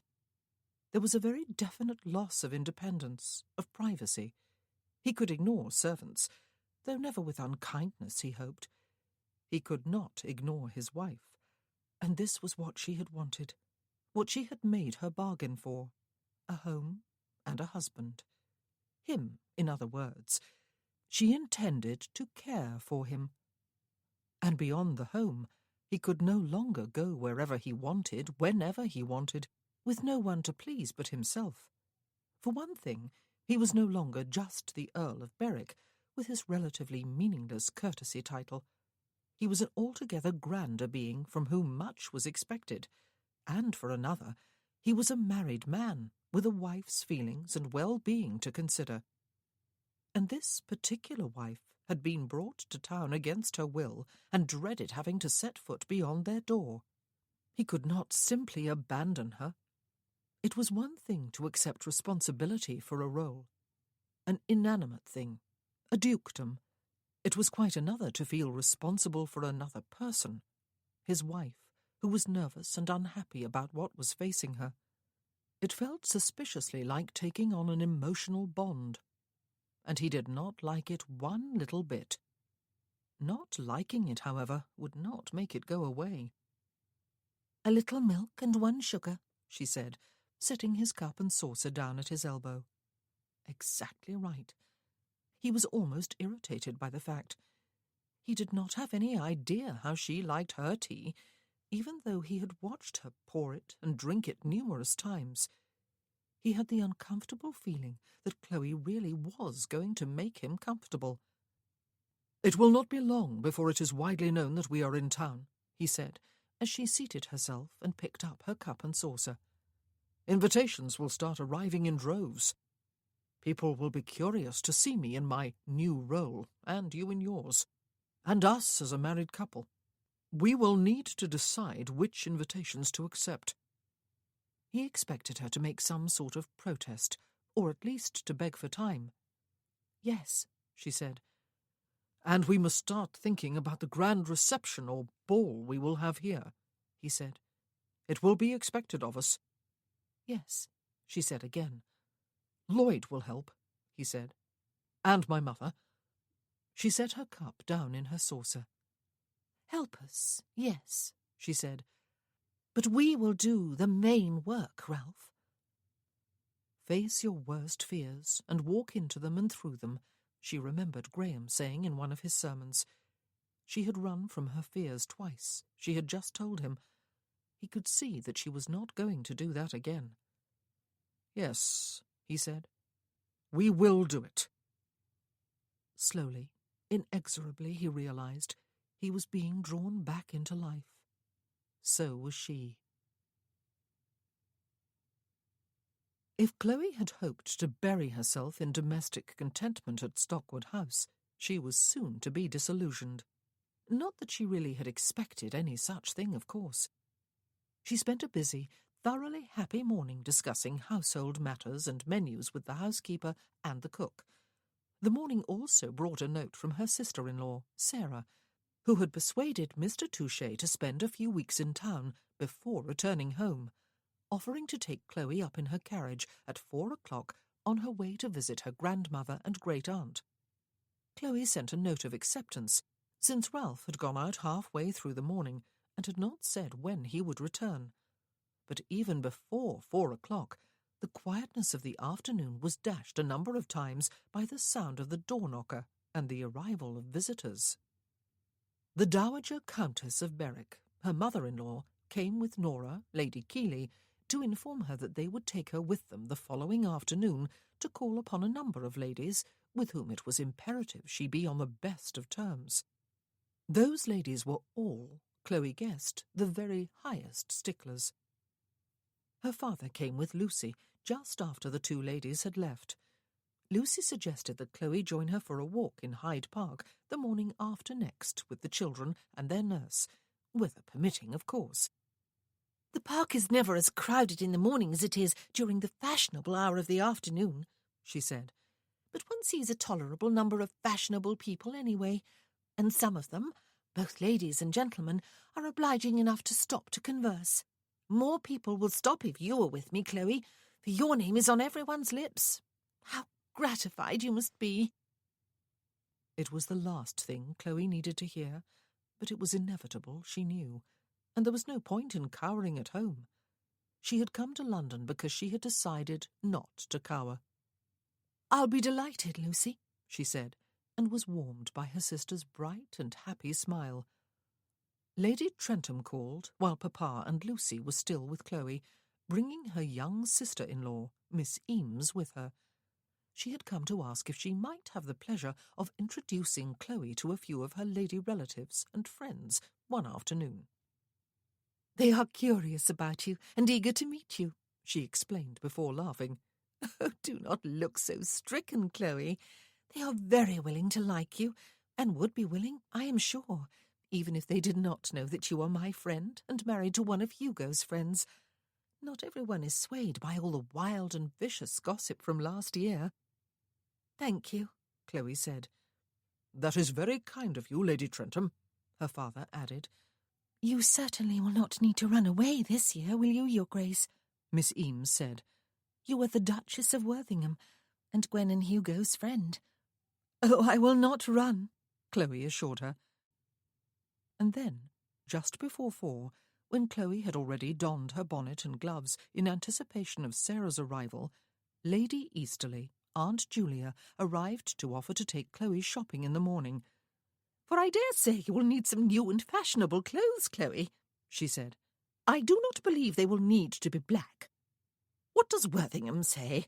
He will wish to wear a black armband for a while, I dare say, but he will probably not demand that you remain in mourning. My mamma-in-law believes I may wear colours, provided they are not too flamboyant, Chloe told her. And yes, I will need clothes, Aunt Julia.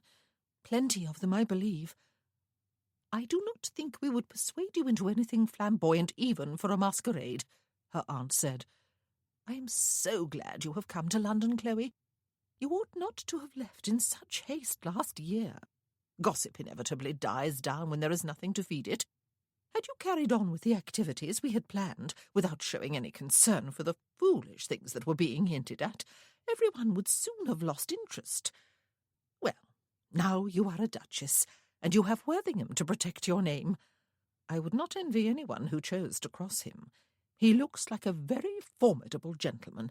There is something about his eyes, or perhaps it is his facial scar. I will not run again, Chloe assured her. And it is not just because I have Ralph to protect me, Aunt Julia. I am a lady, and I belong here. Her aunt laughed and hugged her. Sarah arrived on time to take Chloe to tea with Great-Aunt Mary and Ralph's grandmother. It was lovely to see the Dowager Duchess again, to hug her, to know that in a sense the old lady was now her grandmother too. And it was amusing to listen to Great-Aunt Mary's conversation. Both the older ladies were happy that Ralph and Chloe had come to London. Both were happy to see that neither she nor Sarah was wearing black. If we were all to wear black for a prolonged period for every relative who passes, Great-Aunt Mary said, there would be no one left to wear colours. You must wear emerald green to the ball at Stockwood House, the Dowager Duchess said. There will be one, Chloe. There will, Chloe told her, and I will wear emerald green, Grandmamma. Chloe arrived home just minutes before Ralph.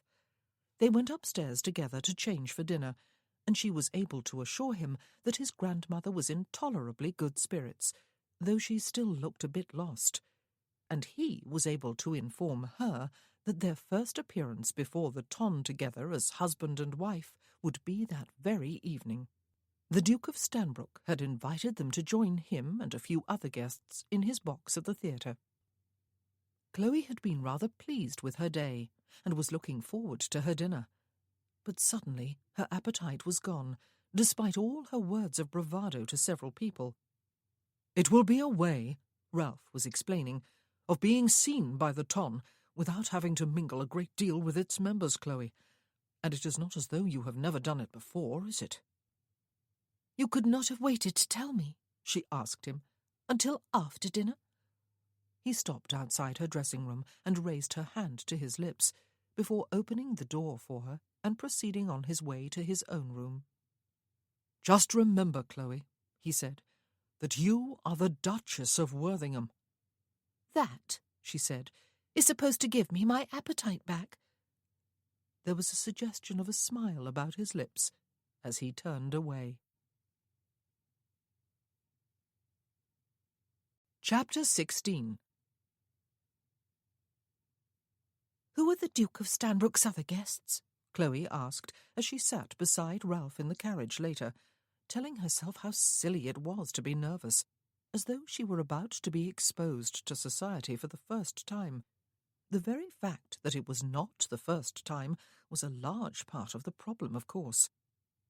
"Lady Trentham and Hugo," he told her. "The Earl and Countess of Kilbourne, Lady Trentham's brother and sister-in-law, and the Dowager Viscountess Lingate, a widow of George's acquaintance. I have not met the lady, but George tells me she was born and raised in Greece, came to England when her father was an ambassador here, and stayed to marry an Englishman. I have met Kilbourne and his wife a time or two, and have always found them amiable. They were married in the Peninsula, and ambushed by the French the very next day. He was badly wounded, and brought home, and she was assumed dead. A long time later, he was about to marry someone else, when his long-lost wife suddenly appeared to stop the wedding. And I do mean wedding. They were in the church with half the ton in attendance. "Really?" she said. "She arrived only just in the nick of time. But how wonderfully romantic!" Provided, he said, he had not forgotten her, and was not hopelessly in love with the other lady. "Oh, had he? And was he?" She turned her head to look at him, though she could not see his face clearly in the darkness. "Apparently not, on both counts," he said. "Then it was romantic," she said. "But was the other lady in love with him? Was she left broken-hearted?" He clucked his tongue. "There is no satisfying hopelessly romantic sensibilities, is there?" "But was she?" she asked again. "I have never asked her, Chloe," he said. "It would seem presumptuous, since she is virtually a stranger. Perhaps you might ask Kilbourne or his wife. But the lady concerned is now the Viscountess Ravensburg, and does not look like a mere shadow of her former self. Not that I knew her former self, it is true." She stared at his darkened profile, and realized he was talking more and in a lighter vein than usual, as a deliberate ruse to distract her, and he had succeeded. "Ralph," she said, "never try your hand at writing a love story. You would leave your female audience howling with frustration and fury. A good love story needs a good ending, not just a, well, they look happy enough sort of ending." "There go my aspirations to compete in the literary world with your brother-in-law," he said. She stared at his profile in silence. Was this Ralph? She could not see his facial expression, but she would swear there was a smile in his voice. "You would be doomed to disappointment if you tried," she said. "No one can outdo Lucy's Freddie." The carriage slowed, and she could see that they had arrived at the theatre. The light from a number of torches revealed an area crowded with carriages and people on foot. Chloe had always enjoyed going to the theatre. She was determined to enjoy it this evening too. No one, surely, had ever been driven from town 3 times. The Duke of Stanbrook was an attentive host with flawless manners. He was outside the theatre awaiting their arrival. He opened the carriage door and sat down the steps himself, instead of waiting for the coachman to descend from the box. He handed Chloe down and introduced both her and Ralph to the Dowager Viscountess Lingate, a handsome older lady. The Duke offered his arm to Chloe and escorted her upstairs to his box, talking to her the whole way, while Ralph came behind with Lady Lingate. Both the foyer and the stairs were crowded with people, to several of whom the Duke nodded graciously without stopping. It was all very smoothly and very deliberately done for her comfort, Chloe thought, though really she was not feeling very uncomfortable. The ton would not frighten her away this year, and its members would not openly snub the Duchess of Worthington, she kept reminding herself. The other 4 guests were already in the Duke of Stanbrook's box, and Lord Trentham stepped forward, hand outstretched, as soon as they appeared in the doorway. His large frame almost completely hid the tiered galleries beyond the box and the people who filled them. Chloe did not feel as much on display as she had expected. Again, she felt that it had been a deliberate move on Lord Trentham's part to lessen her ordeal.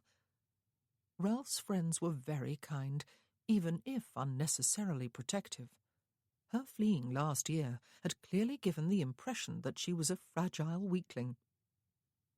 Gwen greeted her with a warm hug after her husband had wrung her hand, and turned to clap Ralph on the shoulder. "I did not realize when I called on you this afternoon," Gwen said, "that I would be seeing you again this evening, and that I would have the chance to introduce you to my other sister-in-law." Chloe looked at the other couple with interest and curiosity as Gwen introduced them. The Earl of Kilbourne was a blonde and handsome man, though coincidentally his face too was scarred, presumably from an old battle wound. His countess was small and pretty, with a face that looked as if it habitually smiled. Chloe decided almost immediately that they were a happy couple, though she had no acquaintance with them upon which to base her opinion. Perhaps it was just the romantic in her that wanted it to be true, but she did wonder about poor Viscountess Ravensburg, the Lady Kilbourne had been forced to abandon at the altar. She hoped there had been enough happy endings to go around. Her eyes met Ralph's, and she was given the distinct impression that he could read her thoughts.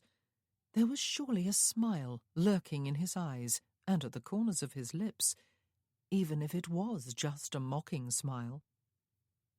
The Duke of Stanbrook directed Chloe to a plushly cushioned chair next to the balcony rail, and she took her seat, and felt suddenly as though she were in a fishbowl with a large crowd of spectators staring in at her. For the moment she found it impossible to look out, but with her peripheral vision she was aware of the lavishly draped tiers of boxes and galleries, of the myriad colours of silk and satin gowns, of waving fans and jewels glittering in the light of the chandeliers, and she knew without looking that the floor below would be crowded, mostly with men, most of them young and fashionable gentlemen, gossiping among themselves and perusing the occupants of the boxes above them through their quizzing glasses, ogling the ladies. She remembered them well from 6 years ago. She remembered the mingled pleasure and indignation of being ogled herself. Ralph was seated beside her, close enough that she could feel the reassurance of his body heat. She turned her head to smile at him. Soon she was going to have to find the courage to look beyond the box. How would she be able to watch the play otherwise? "Attending the theatre was my very favourite activity when I came to London for the first time," she told him. "Not the balls?" he asked her. "Or the soirees and Venetian breakfasts? Or the picnics and evenings at Vauxhall Gardens? Or the masquerades and—" She laughed and opened her fan. "Oh, all of it," she said. "I loved it all. I had waited 21 years, the last few of them in conscious, impatient anticipation for my moment to come, and it all far exceeded my expectations, and was wonderful beyond words." "But the theatre was especially wonderful." She laughed again. "Everything was especially wonderful. Those were the days of my innocence, and may no one scoff at innocence." She closed her fan without having used it and rested it on her lap. "Do you realise," the Countess of Kilbourne said, turning her head to address Chloe and Ralph and Gwen and Lord Trentham beyond them, "that we enjoy double the value of the admission price whenever we come to the theatre, in that we get to view both the play and the rest of the audience? I sometimes think the audience provides more entertainment than the play." "It certainly provides most of the food for drawing-room conversations the day after," Gwen agreed. "One does not hear many people discussing the play itself, but the people who attended the play are a different matter." "But without the play, Gwen," Lord Kilbourne said, "the ton would have to find another excuse to gather merely for the pleasure of observing one another and garnering fresh topics for gossip and speculation." "Ah, but there is also the daily promenade in Hyde Park," Lady Lingate said. "One could hardly say that the beau monde goes there for the mere benefit of riding or walking and taking the air." "I see I have invited a party of cynics to share my box," the Duke of Stanbrook observed.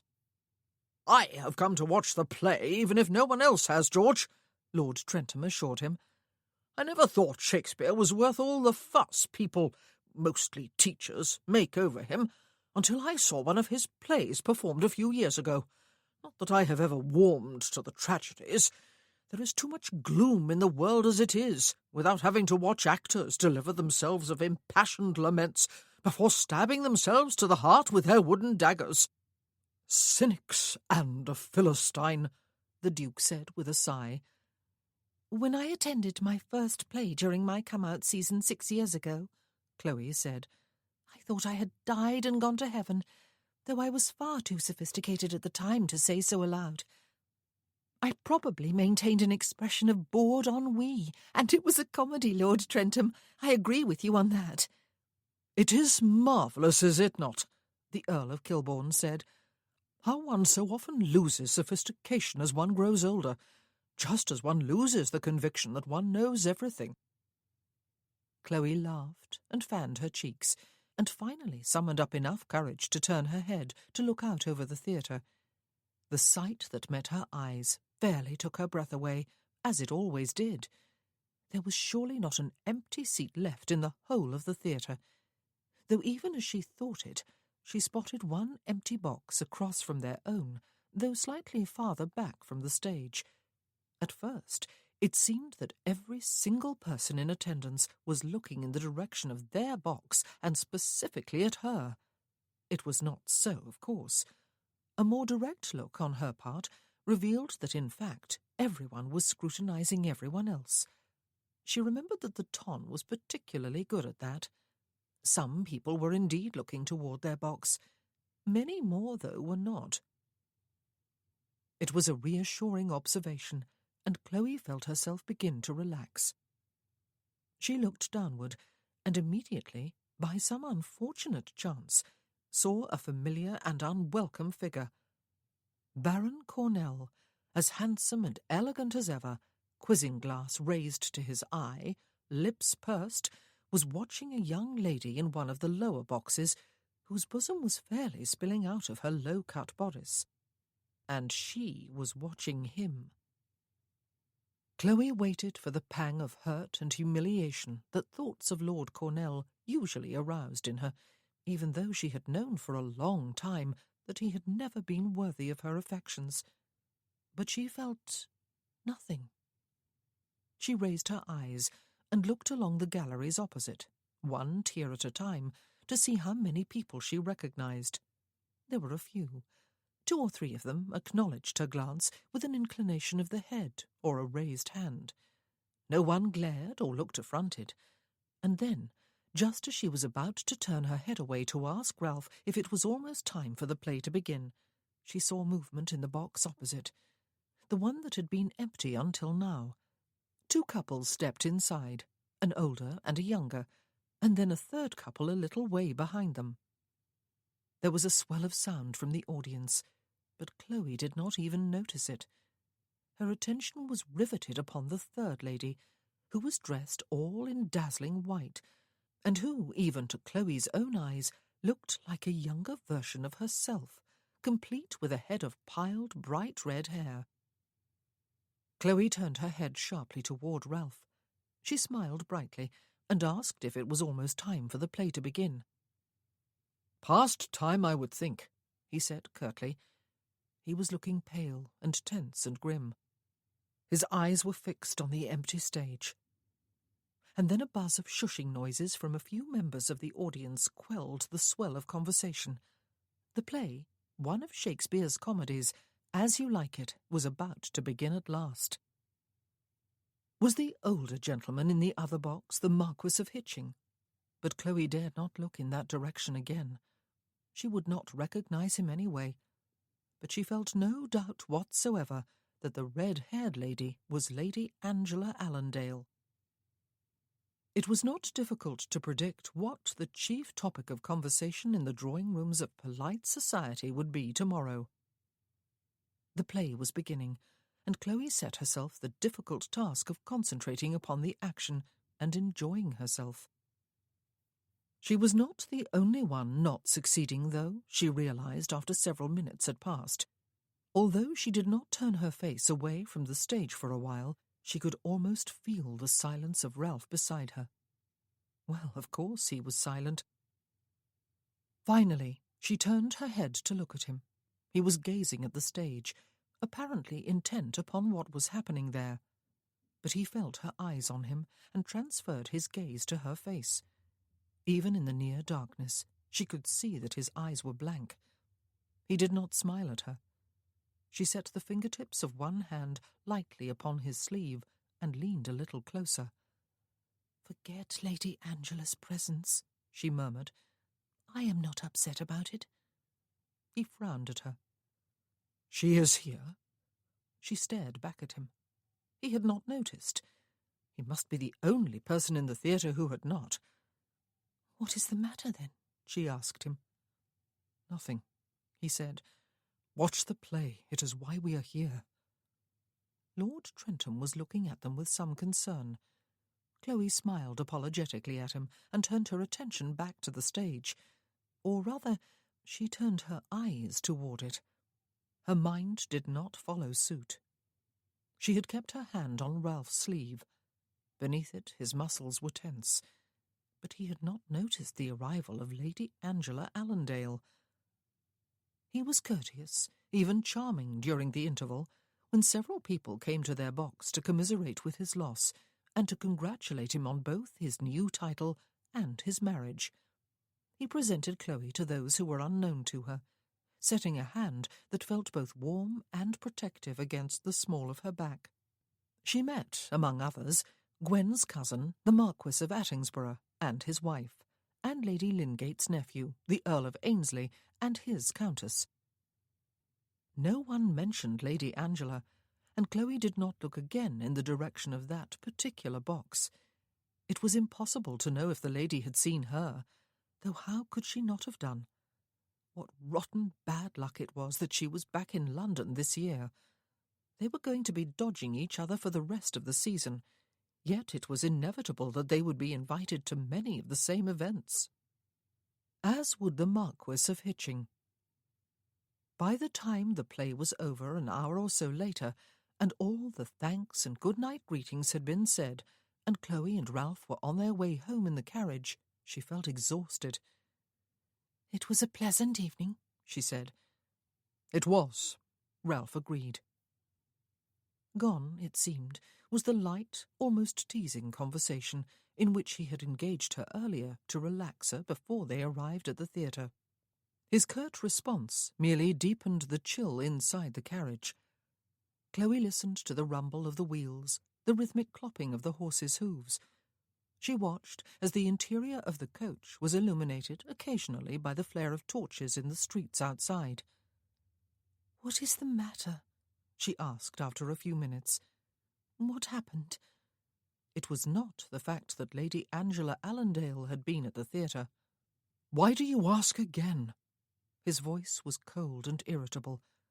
"I have already told you that nothing is the matter.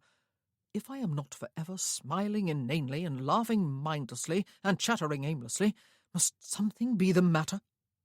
That is not the way I am, Chloe. You must not expect it of me." He was being grossly unfair. When had she ever suggested that she expected smiles and laughter and chatter from him? What had she done to incur this irritation? "Oh, I do not expect any such thing," she said, her tone as careless as she could make it. "You made it very clear from the start that there would be no emotional bond between us, no friendship, no warmth, no confidences, no real communication. It was foolish of me to imagine that something had upset you, merely because you were unnaturally quiet at the theatre." "One is not expected to chatter and disturb other audience members when a play is in progress," he told her, as though she could not have guessed as much herself. "It is considered bad manners." "I suppose," she said, "you refer to the whispered exchange that I initiated, and to the fact that it disturbed Lord Trentham." "If the glove fits, Chloe," he said, "then I would invite you to wear it." "Is it ill-mannered, then?" she asked him. "Is it idle chatter to show concern for one's husband and question him when one can sense that he is upset?" "When I am upset," he told her, "I shall burst into tears, and you may exercise all your tender sensibilities in devising a way to comfort me. When I am merely trying to enjoy a play, I would prefer not to have my concentration broken by an over-imaginative female begging to know what is the matter with me." Chloe stared at the dark outline of his profile for a few moments, her mouth open. He should have been joking. He should have turned to her, some sort of twinkle in his eye, even if the darkness made it difficult to see. He was not joking. An over-imaginative female. Not even an over-imaginative wife. She closed her mouth with a clicking of teeth and directed her attention to the darkness beyond the window on her side of the carriage. "I am sorry I expressed concern," she said. "It was foolish of me. It will not happen again." She half expected him to break the silence, to offer some sort of apology for his churlishness, or to show some sort of concern for the dismay and embarrassment she must have felt when she realized Lady Angela was also at the theatre. But they rode the rest of the way in loud, injured silence. He did not break it, and she would not. She would not break it ever again. Not until he spoke to her first, anyway. He handed her down from the carriage when they arrived home and offered his arm to escort her into the house. She took it simply because it would have been childish to refuse. Besides, the butler would have noticed, and chances were the whole staff would know before morning that the Duke and Duchess had had a falling out. She permitted herself to speak inside the hall, since it was the butler who spoke to her. No, she told him, she did not wish for any refreshments.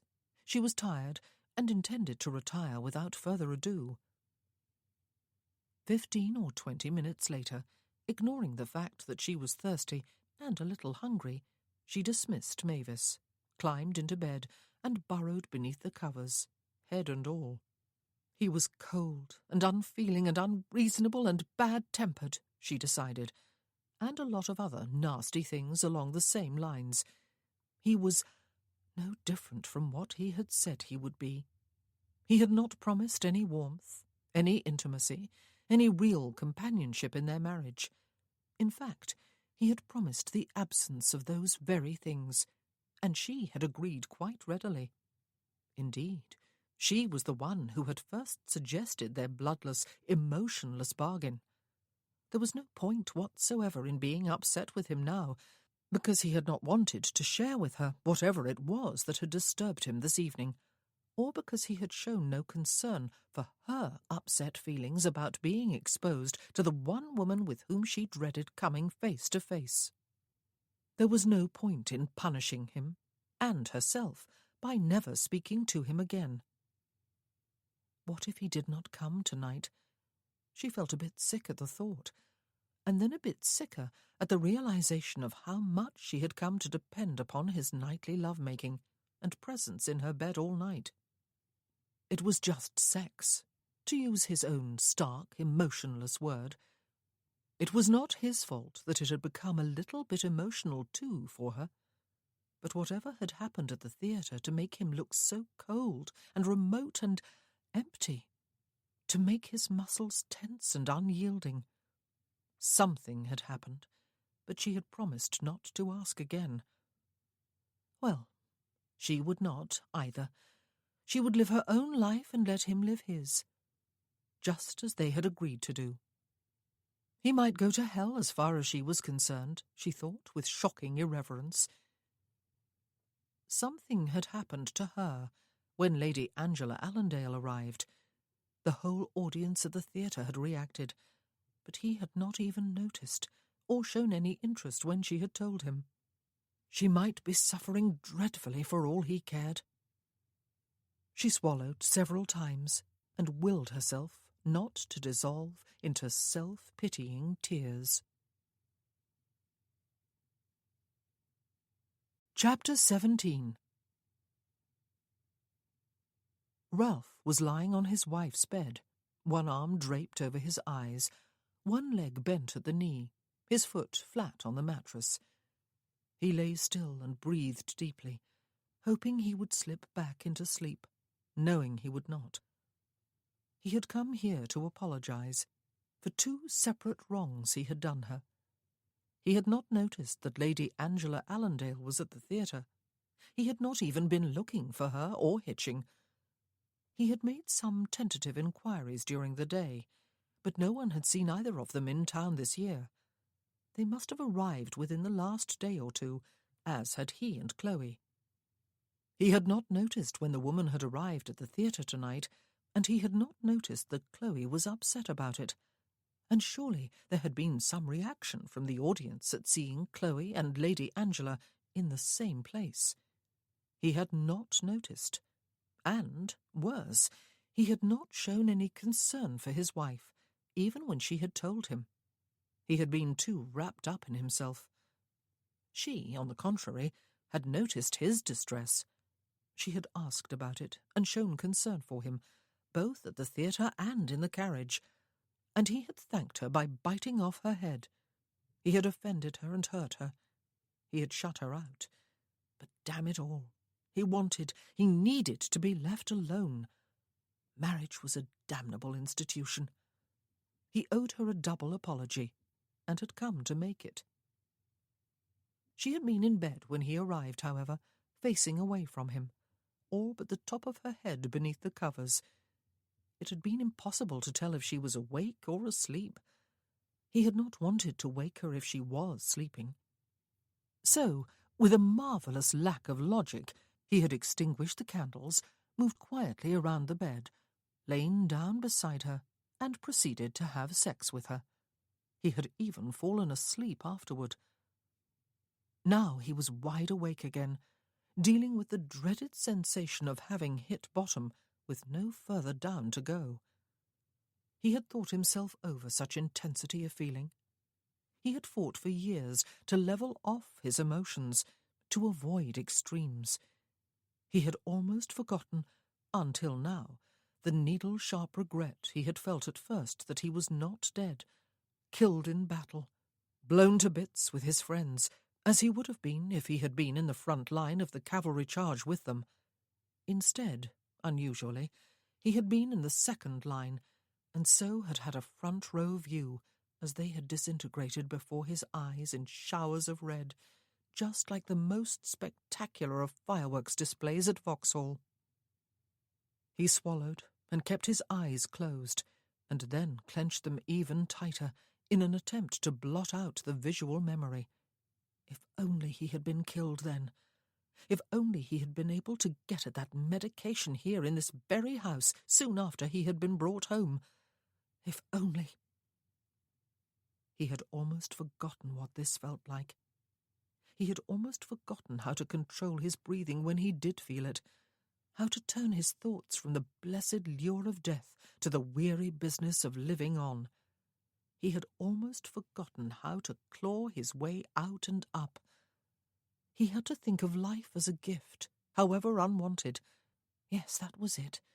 For whatever reason, his life had been spared that day and restored to him over the months and years following it. There must be a reason. If that was, and it was a very large if, one believed in some sort of divine plan.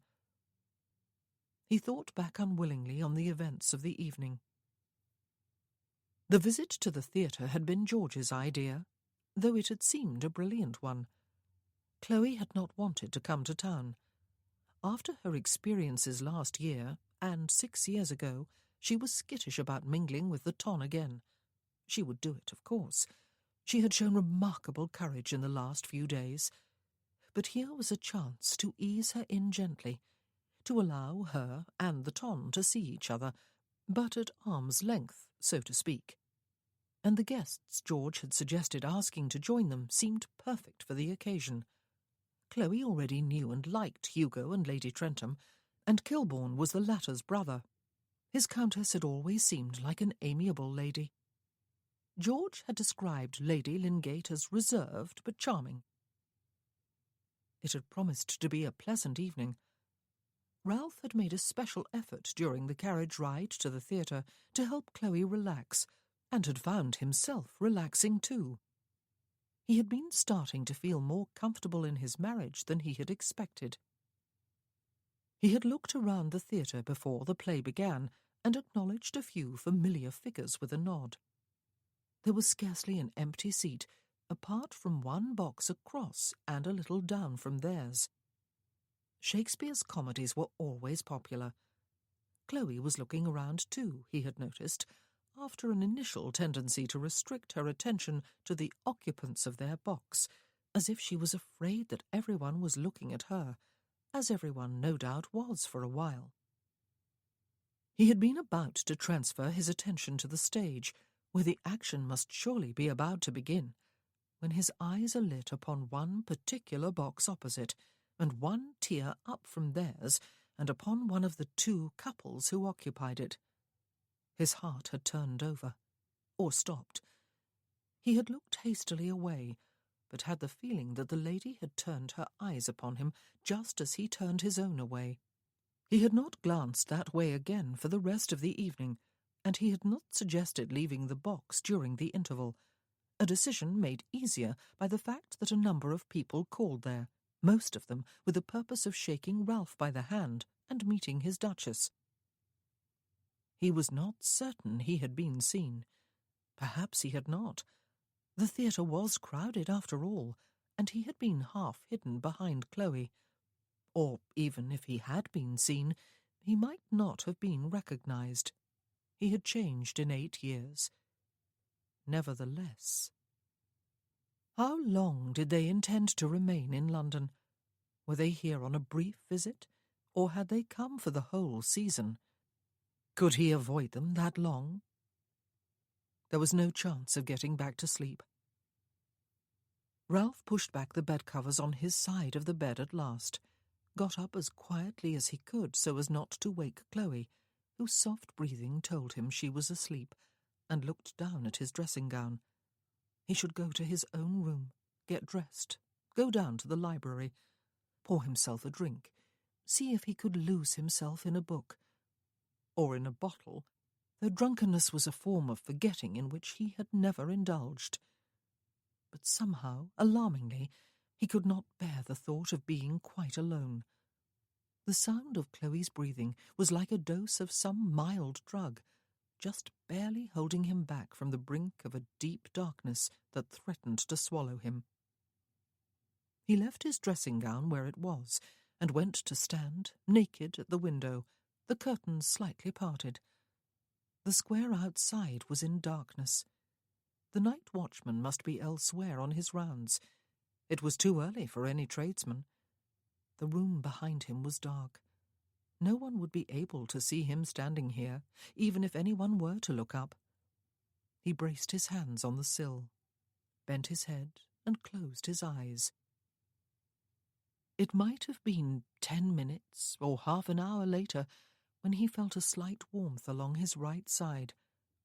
She did not say a word, and she did not touch him with her hands.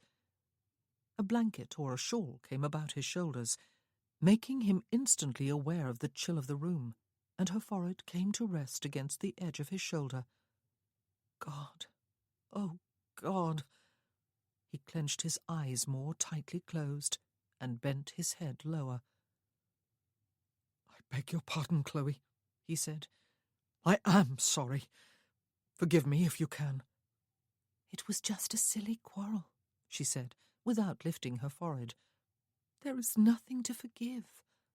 "Yes, there is," he said. "You must have needed me, and I was selfishly unaware of your distress. And then I treated you abominably." "You are forgiven." The abyss yawned. "It is beyond your power," he told her. "You cannot forgive me, Chloe. No one can." Not even God. He had tried that, on the assumption that it was God who had given him the unwanted gift of his life on the battlefield, and that it was up to God to forgive him if he was to find the will to go on. But he was not sure he believed in God, though he was not sure he did not. Either way, though, how could a mere concept or spirit or life force or whatever it was God was supposed to be forgive him for doing irreparable harm to people? It made no sense. It was too easy. It was not fair to those people. Divine forgiveness could bring him no comfort. "Ralph," she said, and he could hear the raw pain in her voice. "What happened?" For a long while he said nothing, and she could feel all the tautness of his muscles through the blanket. She could feel the cold, too, now that she was out of bed. Her nightgown was too thin to warm her. She shivered. He was not going to answer, and she had risked his renewed irritation by asking the same question yet again. She ought to have turned over in bed and gone back to sleep. Why had she not? He must have felt her shiver. He opened the blanket and drew her inside it with him. He wrapped it about her, and she warmed her body against his, her head turned against his shoulder, her hands on his upper arms. She was more aware of his nakedness, standing like this, than she ever was in bed. She loved his body, so beautifully proportioned, so firmly muscled, so masculine. She even loved his scars, because they were a part of him, because they had been dearly earned. Her left hand moved in, to rest against the hard ridge of the one that circled his right shoulder. He did not speak for another long while, though some of the rigidity had gone from his muscles. She realized something then, something she would really rather not have known, though it explained why she had left the warmth of the bed to bring him a blanket and to ask again the question he would not answer. She loved him. She scarcely knew him, of course. There were whole facets of his being that he carefully shielded from her knowing. But there were some things she knew. There was the intensely passionate, energetic, idealistic, charismatic boy he had been when he was at school with Graham. There was the young man with his broken body and shattered dreams, who had been brought back to England from the peninsula, closer to death than to life, wanting death more than he wanted life. And there was the closed, disciplined, sometimes morose, very private man he was now, with his empty eyes. Though they were not empty to her. The emptiness was like a curtain he had drawn across his soul to hide his pain from anyone who tried to look in. It was not a romantic love she felt for him, for there were no illusions. She did not expect moonlight and music and roses. She did not even expect a return of her feelings. There was no euphoria, and never would be. She was not in love. There were no stars in her eyes. There was merely an acceptance of who he was. Even the vast depths of him she did not know, and perhaps never would. She loved the complexity of him, the pain of him, his sense of duty, his innate decency, even his difficult moods. She loved his body, the look and feel of him, the warmth and smell of him. She loved the weight of his body when it was on hers in bed, the hard thrust of his love-making, the sudden liquid heat of his seed. She loved him, though she would rather she did not, for she would rather not be burdened with the one-sided failure of the bargain she had suggested and he had accepted. Keeping to the terms of it was going to be harder to do now that she had allowed an emotional bond after all. On the other hand, she would rather the father of her children be a man she loved than one she did not. Her courses were due in a couple of days. They sometimes came early. Not this time, though. And perhaps, oh, please, please, they would not come on time either, but would be late, 9 months late. She desperately, desperately wanted to be with child. It was the one thing that would please him and please her, and bind them into a closer tie. Not that she would ever want to try to bind him. He spoke at last. "We very rarely spent school holidays alone," he said. "We spent them together at one another's homes. Their parents became like my parents, or at least like favoured uncles and aunts, and mine became like theirs." He was talking about his 3 friends. She did not need to ask. "I did not fully realize at the time," he said, "how idyllic my boyhood was, though I did know I was privileged, and I thought privilege brought obligation. To think, to form responsible opinions, to act upon my convictions, even if doing so meant disappointing or even hurting those who loved me. As with many boys, my ideals were not tempered with realism or open to compromise. Youth can be a dangerous time of life." Chloe said nothing. He was not seeking either approval or consolation. "I was a leader," he said. "I do not really understand why, but it was so. Other boys listened to me and followed me, and because I was a boy and had not even entertained the idea that perhaps I might sometimes be wrong, I allowed them to do so, even encouraged it. And sometimes, to my shame, I felt impatience, even scorn, with those few who stood against me. As with Graham? And so they came to war with me, those 3 boys, he said, and they died. You might say that they came of their own free will, that they died for a righteous cause, one in which they believed. You might go on to say that countless thousands died in the course of those wars, including helpless civilians, even innocent women and children who happened to find themselves in the path of war. I cannot burden my conscience with the deaths of all those poor souls, though, and perhaps I would be able to let my friends go too, if it were only they who had suffered.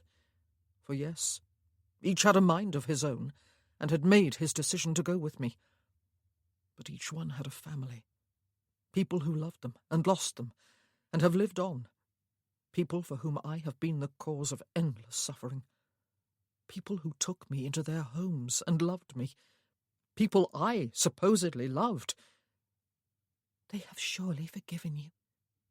If they ever blamed you in the first place, Chloe said. She could understand why he blamed himself. The whole experience had, after all, been unbearably distressing for him. But surely the families of his friends would not blame him. Those 3 boys had been leaders in their own right, according to Graham. They had not been helpless pawns in a reckless or ruthless game Ralph had been playing.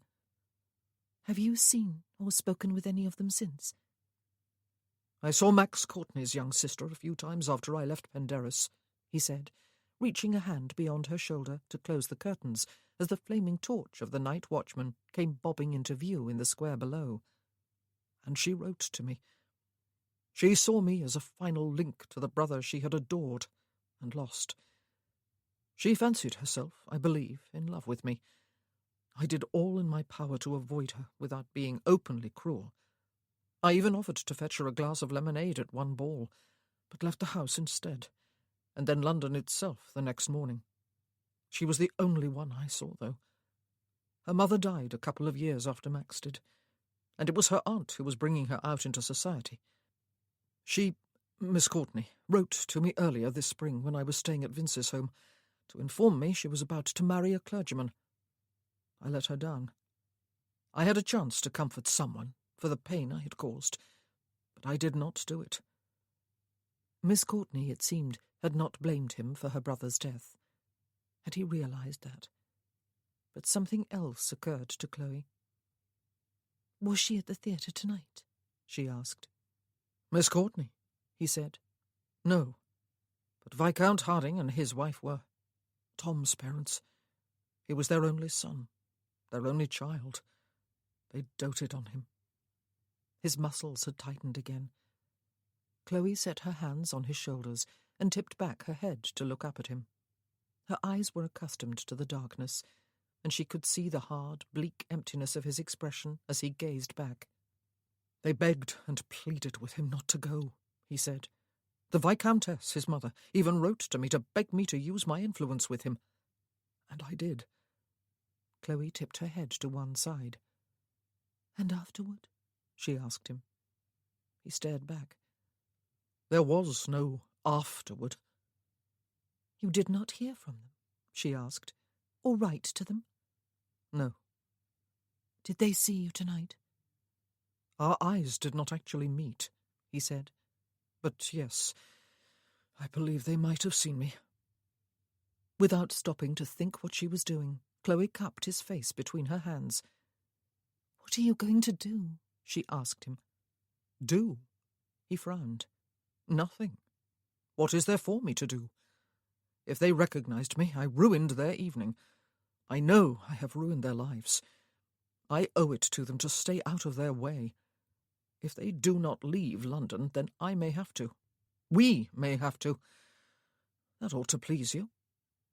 He curled his fingers around hers and removed her hands from his face. He held them clasped between their bodies, and the blanket slithered off his shoulders to the floor. We will run away, she asked. Because you saw the parents of one of your friends, and I saw Lady Angela Allendale." "Run away." He laughed softly, but there was no amusement in the sound. "Did you not know, Chloe, that that is an impossibility? You ought to know. You have tried it a few times. The trouble with running away is that you must always take yourself with you." "You must face them, then," she said. "You must call on them. Perhaps, as with Miss Courtney, they will see you as a link with their son and be delighted to see you." He dropped her hands in order to brush her hair back from her face, to cup her cheeks as she had done his, to tip her face closer to his own. "No," he said softly. "You were content, then," she said, "to live out the rest of your life in hell?" She had not planned those exact words. She heard their echo as though someone else had spoken them. His eyes looked like large pools of darkness. "Content?" He laughed again. "It is as good a word as any, I suppose. A wife is a troublesome thing to have, Chloe." "An interfering baggage, do you mean?" "As I recall saying once before, quite recently," he said, "if the glove fits." But he did not speak with irritation this time. "I cannot help caring just a little bit, you know," she told him. "I care that you are unhappy." "And you?" He moved his head a little closer. "How could I not have known Lady Angela Allendale was at the theatre? You are sure it was she?" "Yes," she said, "and even if I could not be sure, the reaction of the audience would have told me I had not mistaken." "And I missed it all," he said. "Selfish brute that I am. I am sorry, Chloe." "It does not matter," she said. "We bear a coincidental likeness to each other. People will soon grow tired of remarking upon it." "Yes, they will." He closed the distance between their mouths and kissed her. It was not a sexual kiss. Or rather, it was, but it was more than just that. There was warmth in it, and something else. Need, perhaps. Yearning, perhaps. Or perhaps something that went deeper than feelings, and therefore deeper than words. Her arms went about him, and his came about her. And the kiss deepened as his tongue sought the inside of her mouth, and she felt his hardening erection against her abdomen.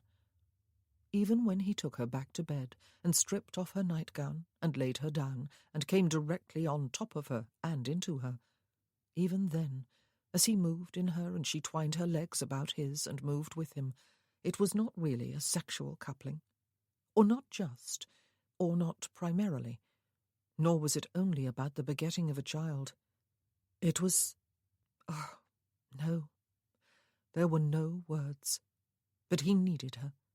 He did not just want her. He needed her, as she needed him.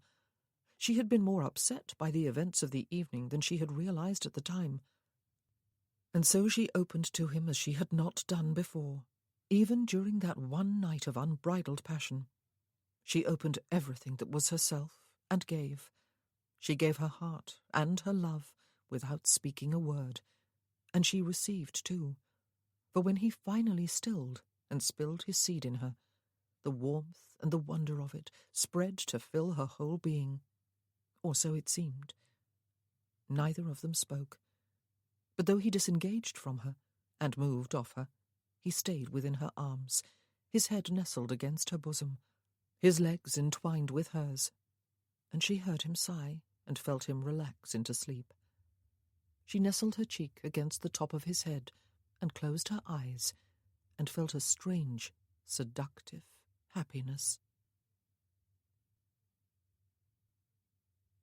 Chapter 18. "Aunt Julia is coming in the carriage for me at 10, Chloe explained at breakfast when Ralph asked about her plans for the day. "We are going shopping. I need new clothes. I hope you do not mind." "Of course not," he said. "You have carte blanche." "Oh," she smiled at him. "You may regret that." "I think not." He did not actually smile in return, but there was a certain warmth in his eyes. They had woken at the same moment early this morning. He had still been in her arms, his head pillowed on her shoulder. He had sighed with what had sounded like contentment, kissed her breast, and proceeded to make lingering, almost tender love to her. It had seemed like tenderness. It had seemed like love-making. "Perhaps," she said, "I have wildly expensive buying habits, and perhaps I have a quite uncontrollable attraction to the gaming tables. Perhaps I adore glittering objects, especially if they are made of diamonds." He leaned back in his chair, his coffee cup in one hand, and actually did smile. "And that puts me in mind of all the family jewels locked away at Manville," he said. "They are ancient and priceless, and no modern woman would be caught this side of the grave wearing any of them. I have not bought you anything except your wedding ring, which we really must have made a little smaller for you. I will buy you jewels for our reception and ball." "Oh," she said, "there is no need." "On the contrary." He raised his eyebrows. "There is every need. Besides, it will give me pleasure. I hope it will give you pleasure to wear them." Chloe was sure her cheeks were flushing. "It will," she said, "but there is still no need." "I looked in at the study on my way here," he said. Lloyd was not there yet, but there was a formidable pile of mail on his desk. Mostly invitations, I would imagine. He should be there by now. Shall we go and look? And I asked him yesterday to start compiling one of his famous lists of what must be done in preparation for our ball. It would be strange indeed if the list is not already as long as my arm. Shall we see it? It felt lovely, she thought, as she took his arm, doing things together, planning together, being part of each other's lives. It was more than she had expected. There were indeed invitations. Mr. Lloyd had already divided them into 3 neat piles, one for probables, another for possibles, and a third for improbables. Chloe read every one, as did Ralph, and discovered that the secretary's judgment was nearly faultless. They decided to accept all but one from the first pile, only one from the second, and none from the third. "And the ball, Lloyd?" Ralph asked. Mr. Lloyd produced 2 lists. One was for all the preparations he could think of. Chloe looked it over and added a few more points. The second list, a very long one, was of prospective guests. It was divided into the same 3 categories as the invitations: probable, possible, improbable. One set of names on the improbable list caught Chloe's attention. "The Marquis and Marchioness of Hitching and family." She looked inquiringly at Mr. Lloyd. He looked downward in apparent confusion. "I thought it possible, Your Grace," he said. "That is—" Ralph came to his rescue. "I would have put the names on that section of the list too," he said, "if I had put them anywhere at all." "You will be sure to send an invitation to the Marquis and his family, Mr. Lloyd," Chloe said. "Are you quite sure?" Ralph was frowning at her. "Yes," she said, though her legs felt distinctly unsteady. "I will not allow a little mischievous gossip from last year to cause me, or you, to slight perfectly innocent people by excluding them from our guest list." "Very well then, Lloyd," Ralph said. He tapped his finger on another name, one on the main list. "But here is someone you may exclude." Chloe leaned forward to read the name. "Lord Cornell," she said. Did Ralph know, then? "He is not welcome in my home," Ralph said, "or within half a mile of my wife." Ah, he did know. They spent a few minutes longer discussing both lists, but Chloe could not delay long. Her aunt would be coming soon. She went about the rest of the day with something of a spring in her step. Her marriage was progressing far better than she had expected when she suggested it, even if it would never be the stuff of which dreams were made. This morning she was going shopping with her aunt, something she always enjoyed, and this afternoon she would go visiting with her mother-in-law and Nora, who may not like her yet, but would go out of their way to smooth her entry into society as the Duchess of Worthington, and she would hold her head high. She had nothing of which to be ashamed, after all. Ralph could not take his seat in the House of Lords before he received a writ of summons from the Lord Chancellor's office. It had not come yet. He was to attend one of the formal levees at court next week. George, Duke of Stanbrook, had arranged it, and had agreed to accompany him. In the meantime, Ralph carried on with his life much as he had before the death of his grandfather, grateful that he was not expected to accompany his wife either to Bond Street or on the round of visits his mother had planned for the afternoon. He was looking through the morning papers in the reading room at White's Club when his father-in-law stepped into the room. Sir Kevin Muirhead looked about him until his eyes alit on Ralph, and then came toward him with purposeful strides. Ralph stood, and they shook hands. "Your butler thought you had come here," Sir Kevin said, his voice hushed so as not to disturb the other readers. "I am glad he was right. I need to have a word with you." "Perhaps you would care for some luncheon, sir." Ralph gestured toward the dining room. "Graham is busy with parish work," Sir Kevin explained when they were seated, "and Lucy is walking in the park with a lady friend of hers, and their children and nurses. Nelson is deeply immersed in the writing of one of his plays, or rather, in sawing the air with one arm while he proclaims each speech before he writes it. He is ever hopeful of penning the masterpiece that will immortalize him. Julia has gone shopping with Chloe, and Easterly is at the house for what he considers an important debate. You are the only one left to keep me company, Worthingham." "It is my pleasure, sir," Ralph said, as a waiter arrived to take their order. "Hitching is in town," Sir Kevin said abruptly when they were alone again. "With his whole family. They came a day or two ago." "Yes," Ralph said. "Lady Angela Allendale was at the theatre last evening." "And you?" His father-in-law looked appalled. "We were there too," Ralph said. "There was no unpleasantness. Chloe behaved with great fortitude. So, I suppose, did the other lady. They did not come face to face." Sir Kevin closed his eyes briefly and exhaled audibly. "I once informed Hitching," he said, "that he might retire to his estates in the north of England and live out his life there with my blessing, but that if he should ever dare show his face in London again, he could expect me to rearrange the features on it, or words to that effect. I was young and foolish enough to believe that he would heed the warning, and live forever after in fear and trembling of my wrath." He had to pause while the waiters set their food before them. "That was 28 years ago," Muirhead continued, frowning down at his plate as if in disbelief that he could have ordered such a hearty feast. "If he was ever afraid of me, clearly he is afraid no longer, though I dare say he never was. Now he is here with his wife and daughter and one of his sons."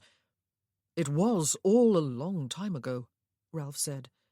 "There may be no need of any unpleasantness, sir. We are to host a ball at Stockwood House. My secretary presented us with a list of prospective guests this morning, and Chloe insisted that Hitching and his whole family be included on it. She seems determined to prove to everyone that last year's gossip was so much nonsense." His father-in-law had eaten only one mouthful of his roast beef. He set his knife and fork down across his plate with something of a clatter. He closed his eyes and rubbed 2 fingers up over his forehead from a point between his eyebrows. Ralph held his peace, and the silence between them stretched for what seemed a long time. There was a hum of conversation from the tables around them. "I suppose," Muirhead said at last, lowering his hand and looking across the table at Ralph, "she ought to know the truth. Do you think?" "I answered that question at Manville, sir," Ralph reminded him. "Does she know, I wonder?" Muirhead said. "Hitching's daughter, I mean. Has he ever told her, or his wife? It has not occurred to me until this moment that they too must have been affected by the gossip last year. Yet they have returned this year." Sir Kevin was still not eating. He was rubbing his temples with a thumb and middle finger, as though he had a headache. "Perhaps, sir," Ralph said, "you would care to come for dinner this evening. Bring Graham, too. I am sure Chloe would be delighted." Muirhead lowered his hand and looked steadily at him. "Thank you," he said. "I think that would be best." "I think it would," Ralph agreed, and hoped he spoke the truth. Sometimes sleeping dogs were best left lying, and sometimes not.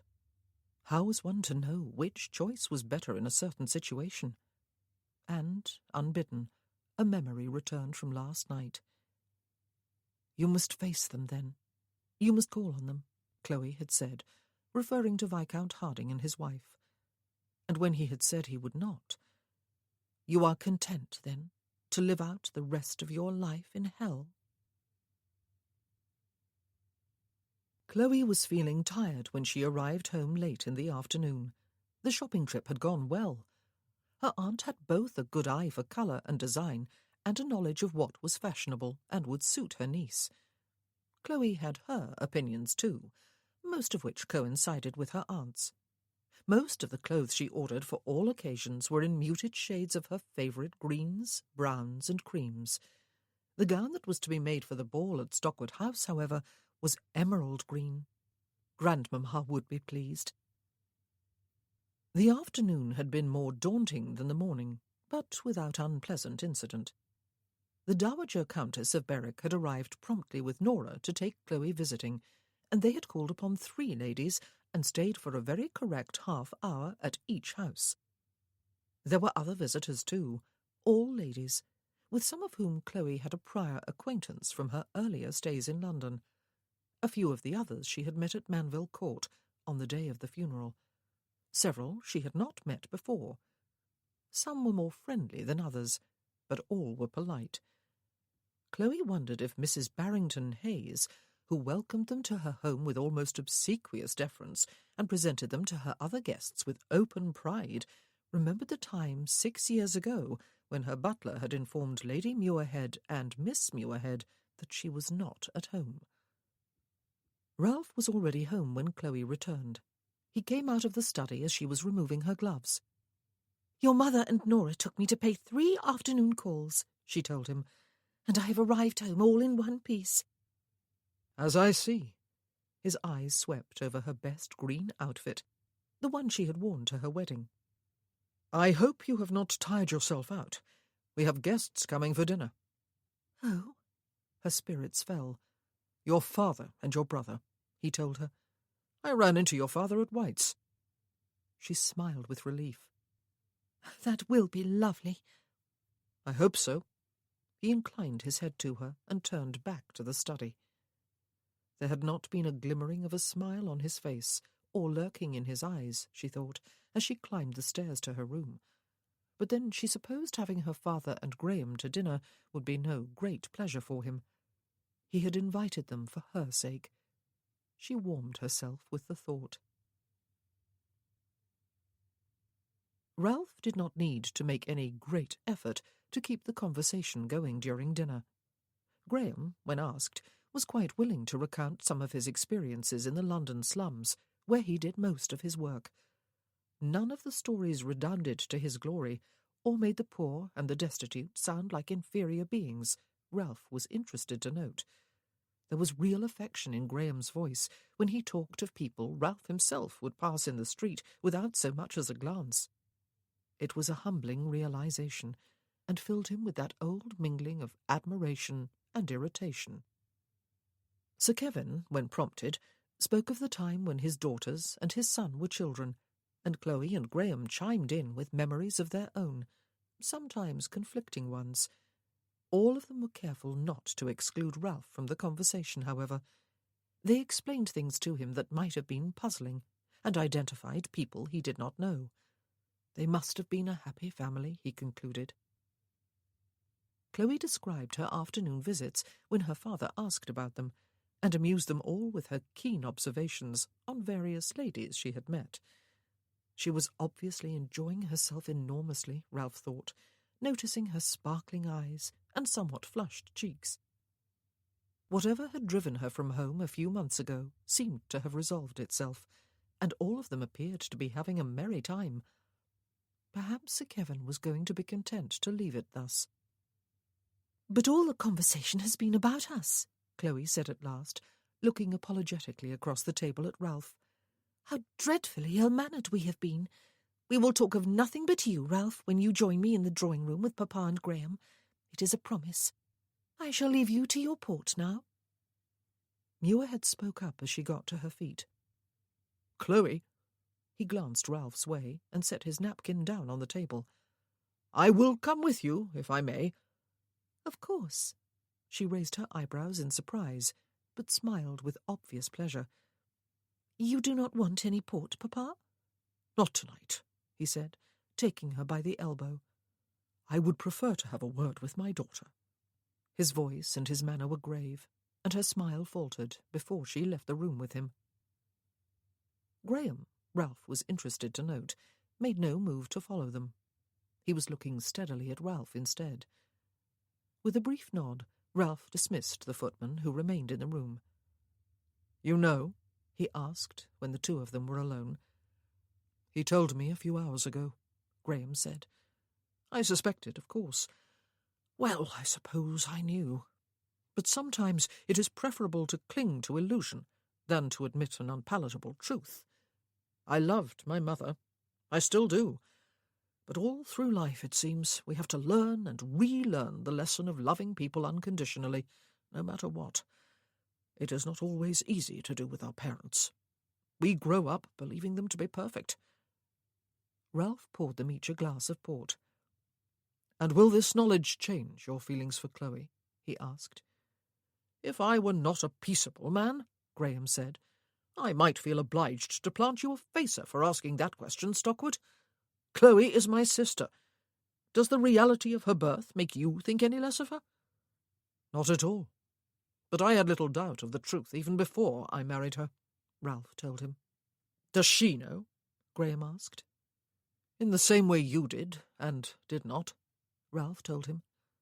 Having the matter put beyond all doubt will be a blow to her, but ultimately it will surely be better for her to know. He hoped he was right. Graham toyed with his glass, twirling it by the stem. Why did you marry her? He asked. I needed a wife, Ralph said after a small hesitation. More specifically, I need a son, an heir. Chloe wanted a husband and children, but thought all her chances had passed her by. She overheard me tell my grandmother, that I was reluctant to marry, that I had nothing beyond material goods to offer any prospective bride. So she made me an offer. We could both have what we wanted, but there would be no illusions, no sentiment, no pretense of any emotional attachment. And you agreed, Graham said. No sentiment, Ralph? No emotional attachment? Nothing to offer? You? I will look after her, Ralph assured him. You need not fear that I will not. Graham pushed his glass away, the port untouched. Why have you never been able to let them go, those three? He asked. You had so much more to give to the world than any of them. You had ideas, ideals, passion. Sometimes, often, I disagreed with you, but I always respected you, except perhaps when you called me a coward. But even then you were speaking out of the depths of your convictions. The others just wanted adventure, action, glory. I liked them, and I mourned them. But you have not been able to recover from their deaths, have you? Ralph took a drink from his glass. They would not have been there in the peninsula if it had not been for me and my dangerous ideals, he said. You do not know that, Graham frowned. To what degree are we our brother's keeper? I did not go with you, though I heard your arguments as often and as clearly as they did. I disagreed and made other plans for my future. They did not disagree. It was their right, and they acted upon it. But they always agreed with me, Ralph said. That did not make you responsible for them, Graham said.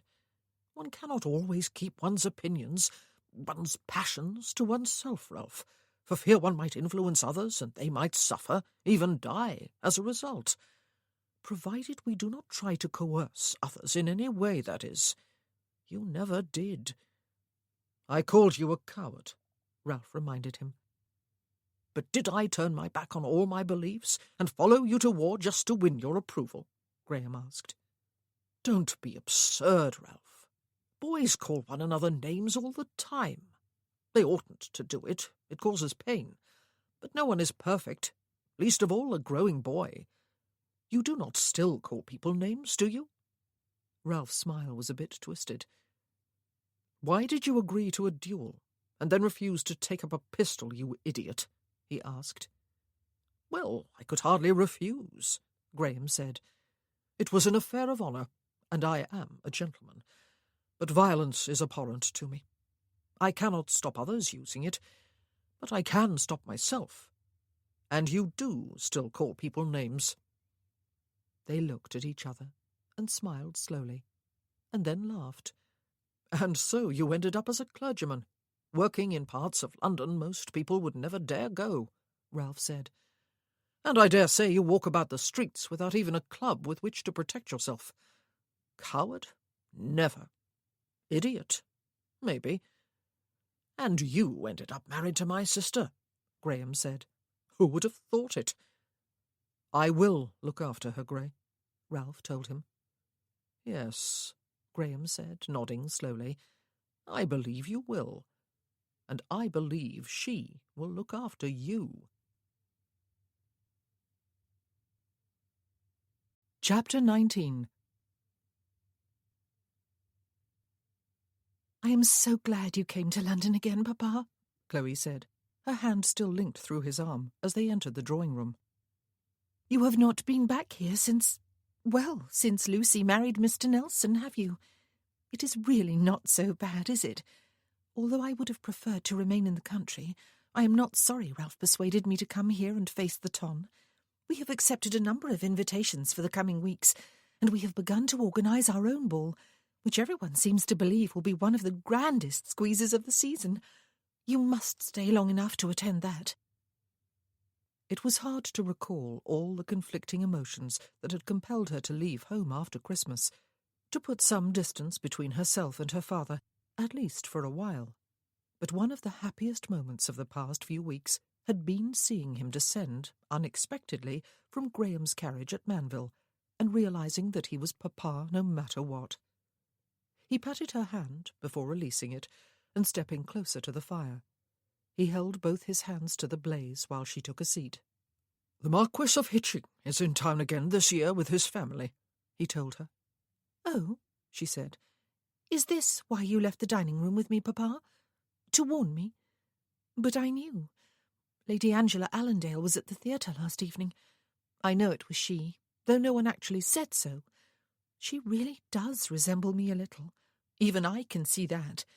And there was a swell of sound when she entered her box across from ours. I did not mind so very much, though, you know. Indeed, it will be a relief to meet her face to face one of these days, to be civil to her, to let the ton know that all those rumours are pure nonsense. We will be sending them an invitation to our ball. There is no reason not to. Indeed, it would be remarked upon if we did not, and then the gossip might be revived. You must not worry for me, Papa. Truly you must not. I do not— "Chloe!" He did not turn away from the fire or speak her name loudly, but there was a sharpness to his tone that silenced her. And she knew what was coming, as surely as though the words had already been spoken. She held up a hand to stop him, but he was not looking at her. "No father ever loved his child more than I love you," he said. "I was there with your mother 5 minutes after your birth, though the midwife protested that neither of you was ready to be seen. I had never seen anything more beautiful in my life than the two of you. I named you. Did you know that? You were a tiny ball of precious humanity, and I immediately thought of a small and precious name for you. I did everything a father can do, Chloe, except provide the spark that gave you life. It was Hitching who did that." And there was a world of difference, Chloe thought, between knowing deep down that something was true, and knowing it beyond all doubt and denial. A universe of difference. The air felt sharp and cold in her nostrils. Her hands and feet tingled with pins and needles.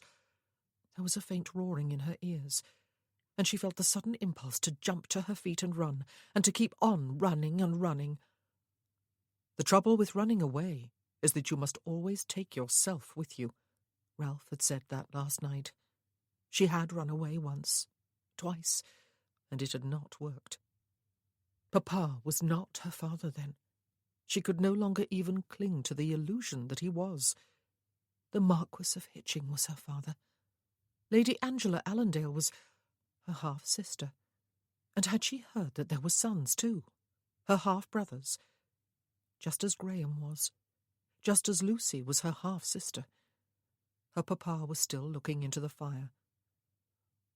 "You discovered the truth after you married Mamma?" she asked. "No, before." He turned to her then, his face wan. "She was perfectly frank with me. I had been in love with her from the start of that season, from my first sight of her, and she had liked me too. But there was a dazzle about him. He had looks and charm, and rank and boundless wealth, or so it seemed. I thought I had lost her, until she sought me out at a concert one evening, and told me he was very close to financial ruin, and must therefore marry into money. She told me, too, that she feared she was with child.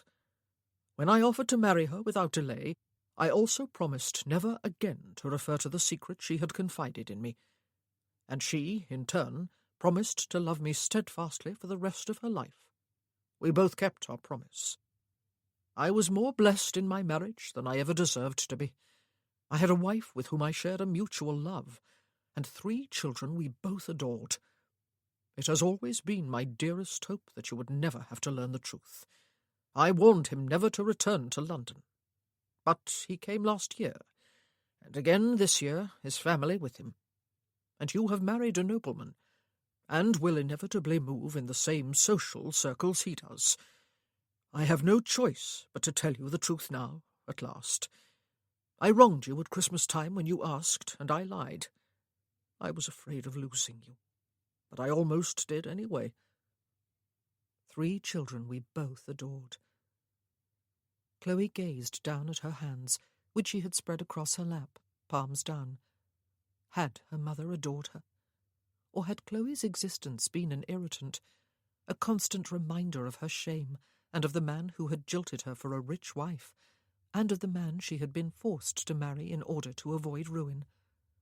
Had her mother loved her? Had she loved Papa? But the question here was not about her mother. Her mother was dead. Her father, Papa, was not.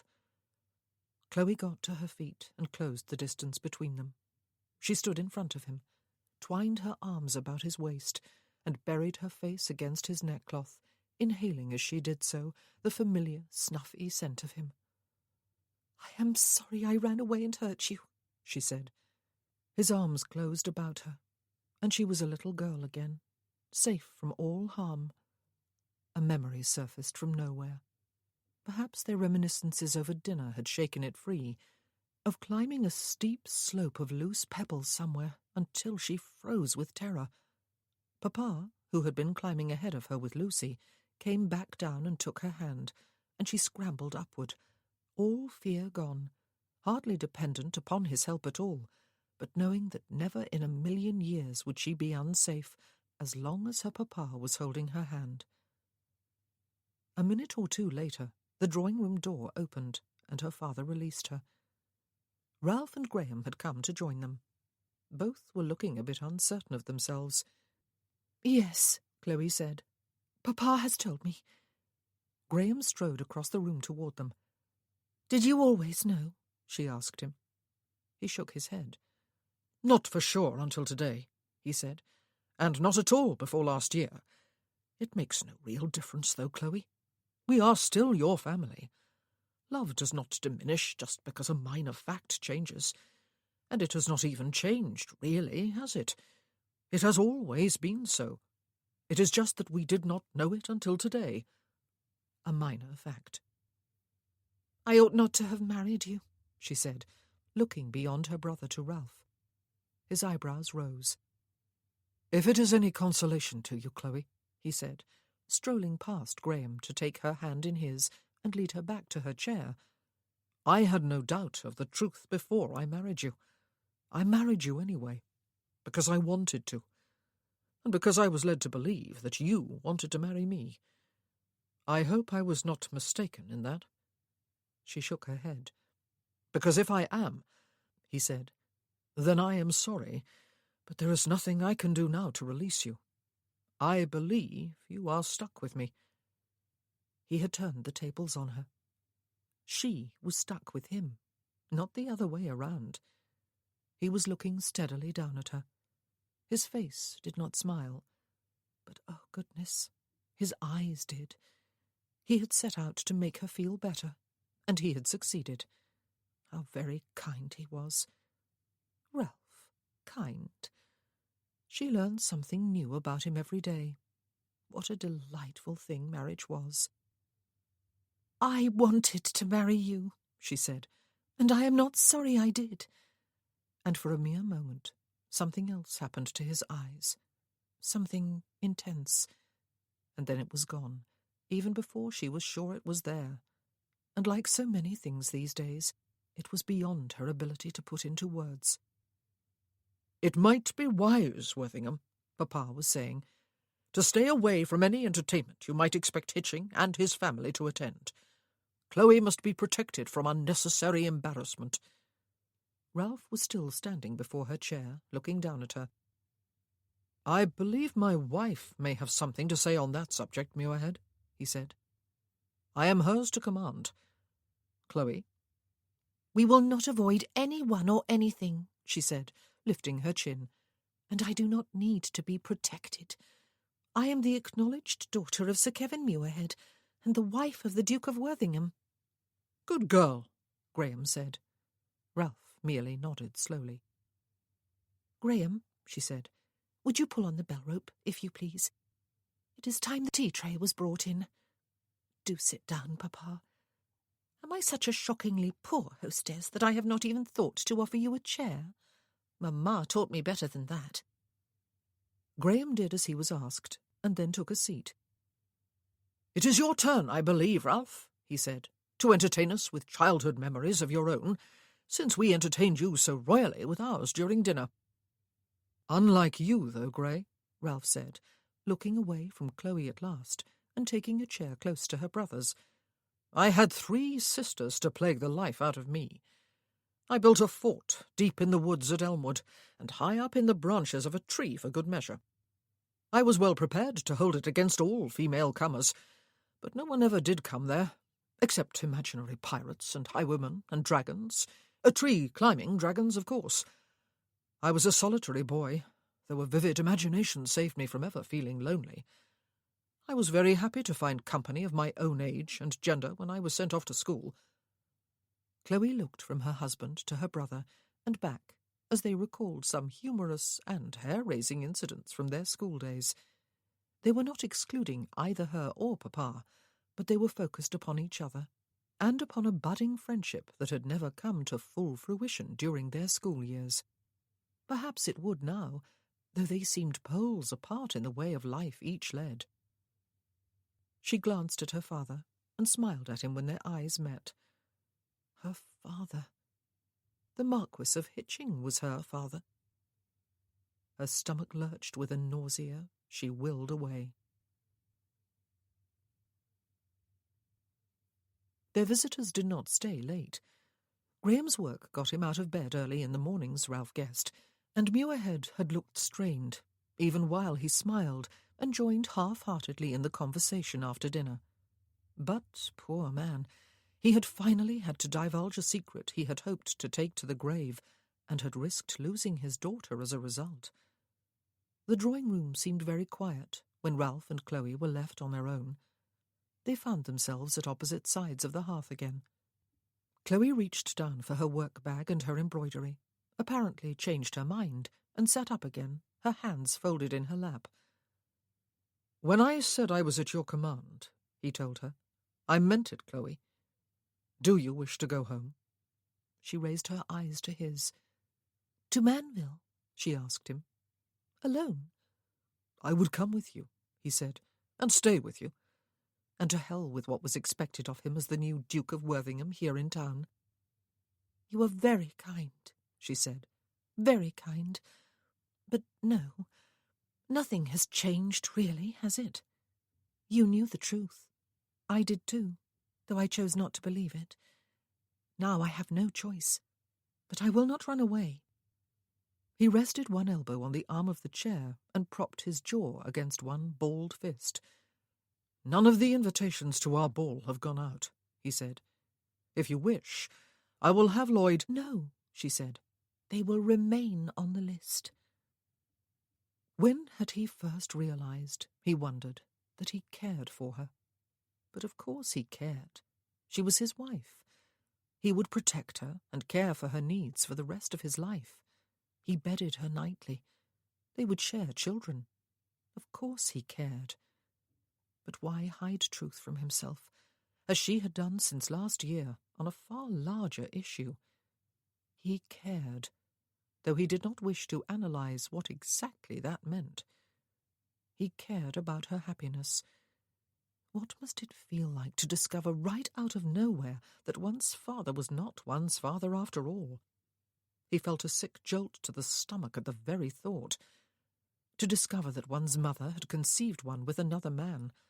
To know that one's apparent father had lived with the lie all one's life. "I suppose," she said, "this whole situation is as awkward for them as it is for me." He watched as she opened her fingers, gazed down at her palms, and then clasped her hands in her lap again. He supposed she was talking about Hitching and his family. "After I fled last year," she said, "they must have assumed that I would not return. But here I am, the Duchess of Worthingham, and likely to be wherever they plan to go. Does she know, do you think?" "The Marchioness," he said. "I dare say she suspects." "I meant Lady Angela," she said. "But yes, there is the Marchioness too. I have hated Lady Angela since last year, but she is quite innocent. I suppose she hates me, yet we are half-sisters." She shivered, even though the fire had been built up while they were downstairs seeing her father and Graham on their way. "She is as much my sister as Lucy is. And she has brothers, does she not? My half-brothers." Her fingers had curled into her palms. Her head had dropped. Her eyes were closed. He wondered if she would faint or vomit.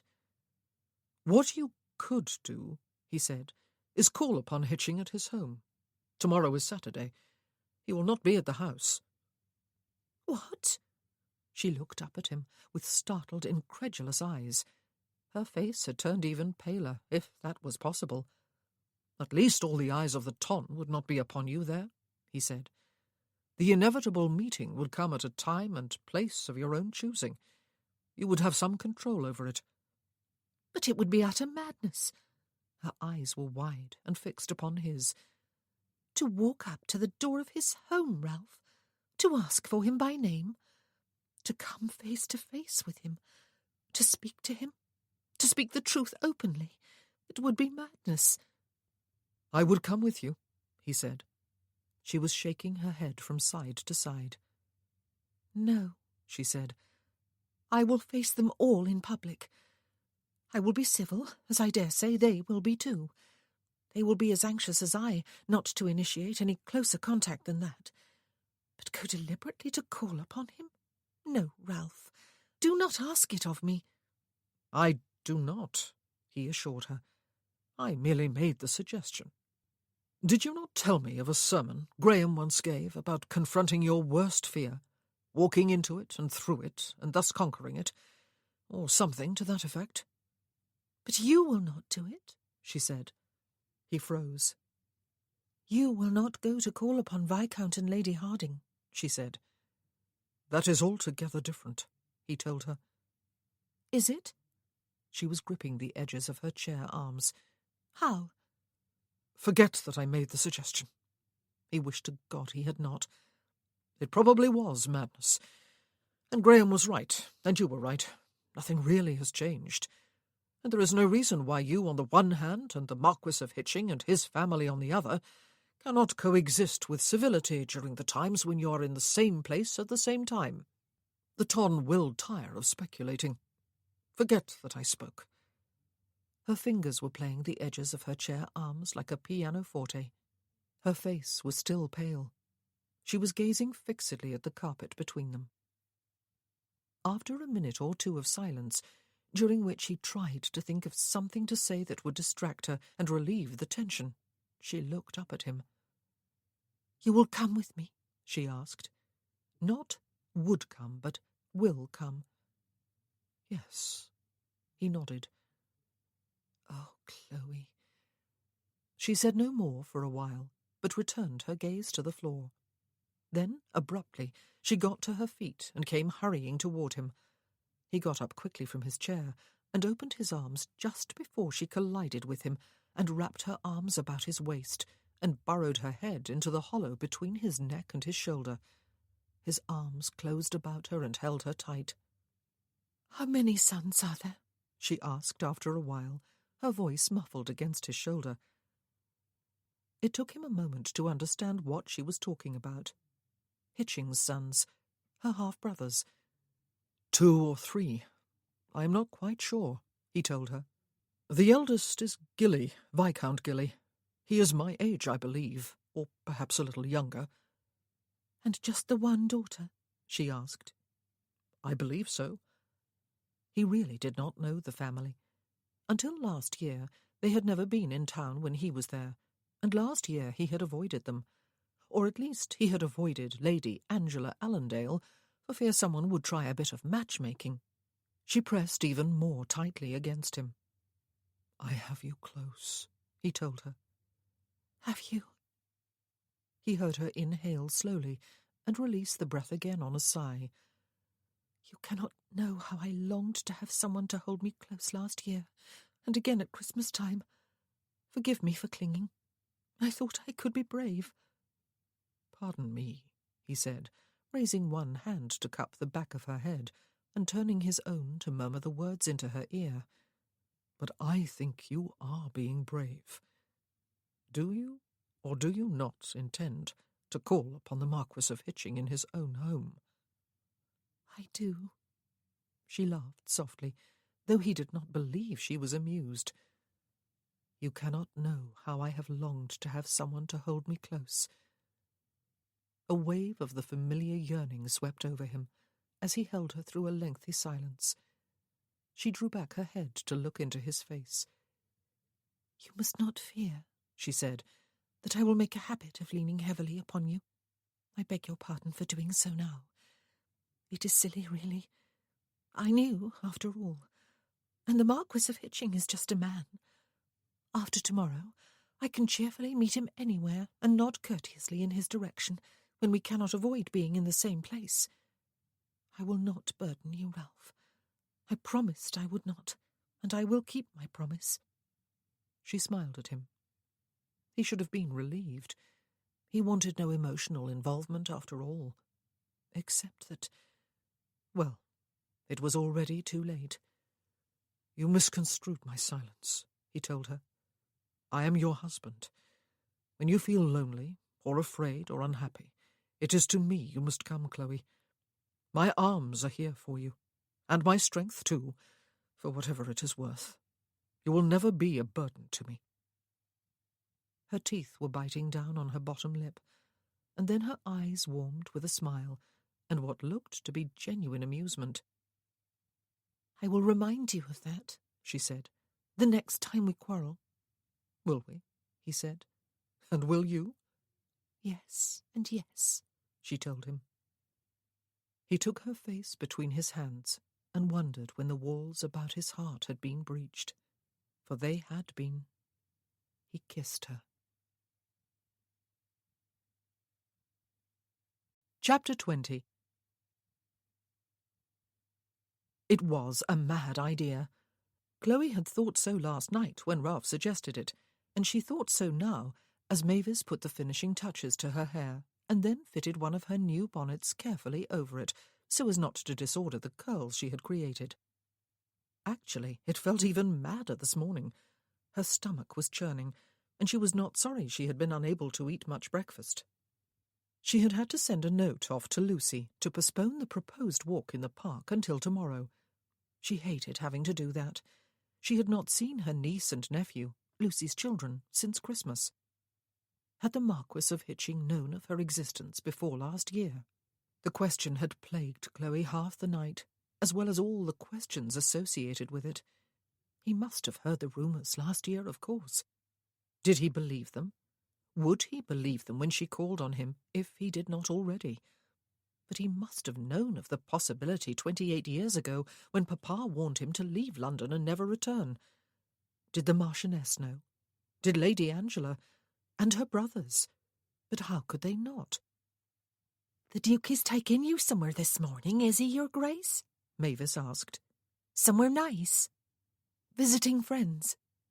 Chloe smiled at her in the mirror and wished desperately that she could switch places with Mavis. How tranquil and uncomplicated a maid's life must be. Which was an absurdly foolish thought, of course. No one's life was all unrelieved tranquillity and ease. How on earth was she going to be able to knock on the Marquis of Hitching's door and announce that she had come to see him? She must tell Ralph before it was too late that she simply could not do it. But it was precisely what she was doing half an hour later, or rather what Ralph was doing for her. Chloe had to use all her willpower not to take a step back and duck sideways so that she would be half hidden behind him when the great oak door opened. She thought yearningly of the carriage, mere feet behind her. "Inform the Marquis of Hitching that I would have a word with him if he is at home," Ralph told the servant who opened the door. The man looked from one to the other of them, glanced beyond them to the carriage with its ducal crest, briefly consulted the card Ralph had handed him, and stepped aside to admit them, bowing respectfully as he did so. He directed them to a salon that led off the hall, and informed them that he would see if his lordship was at home.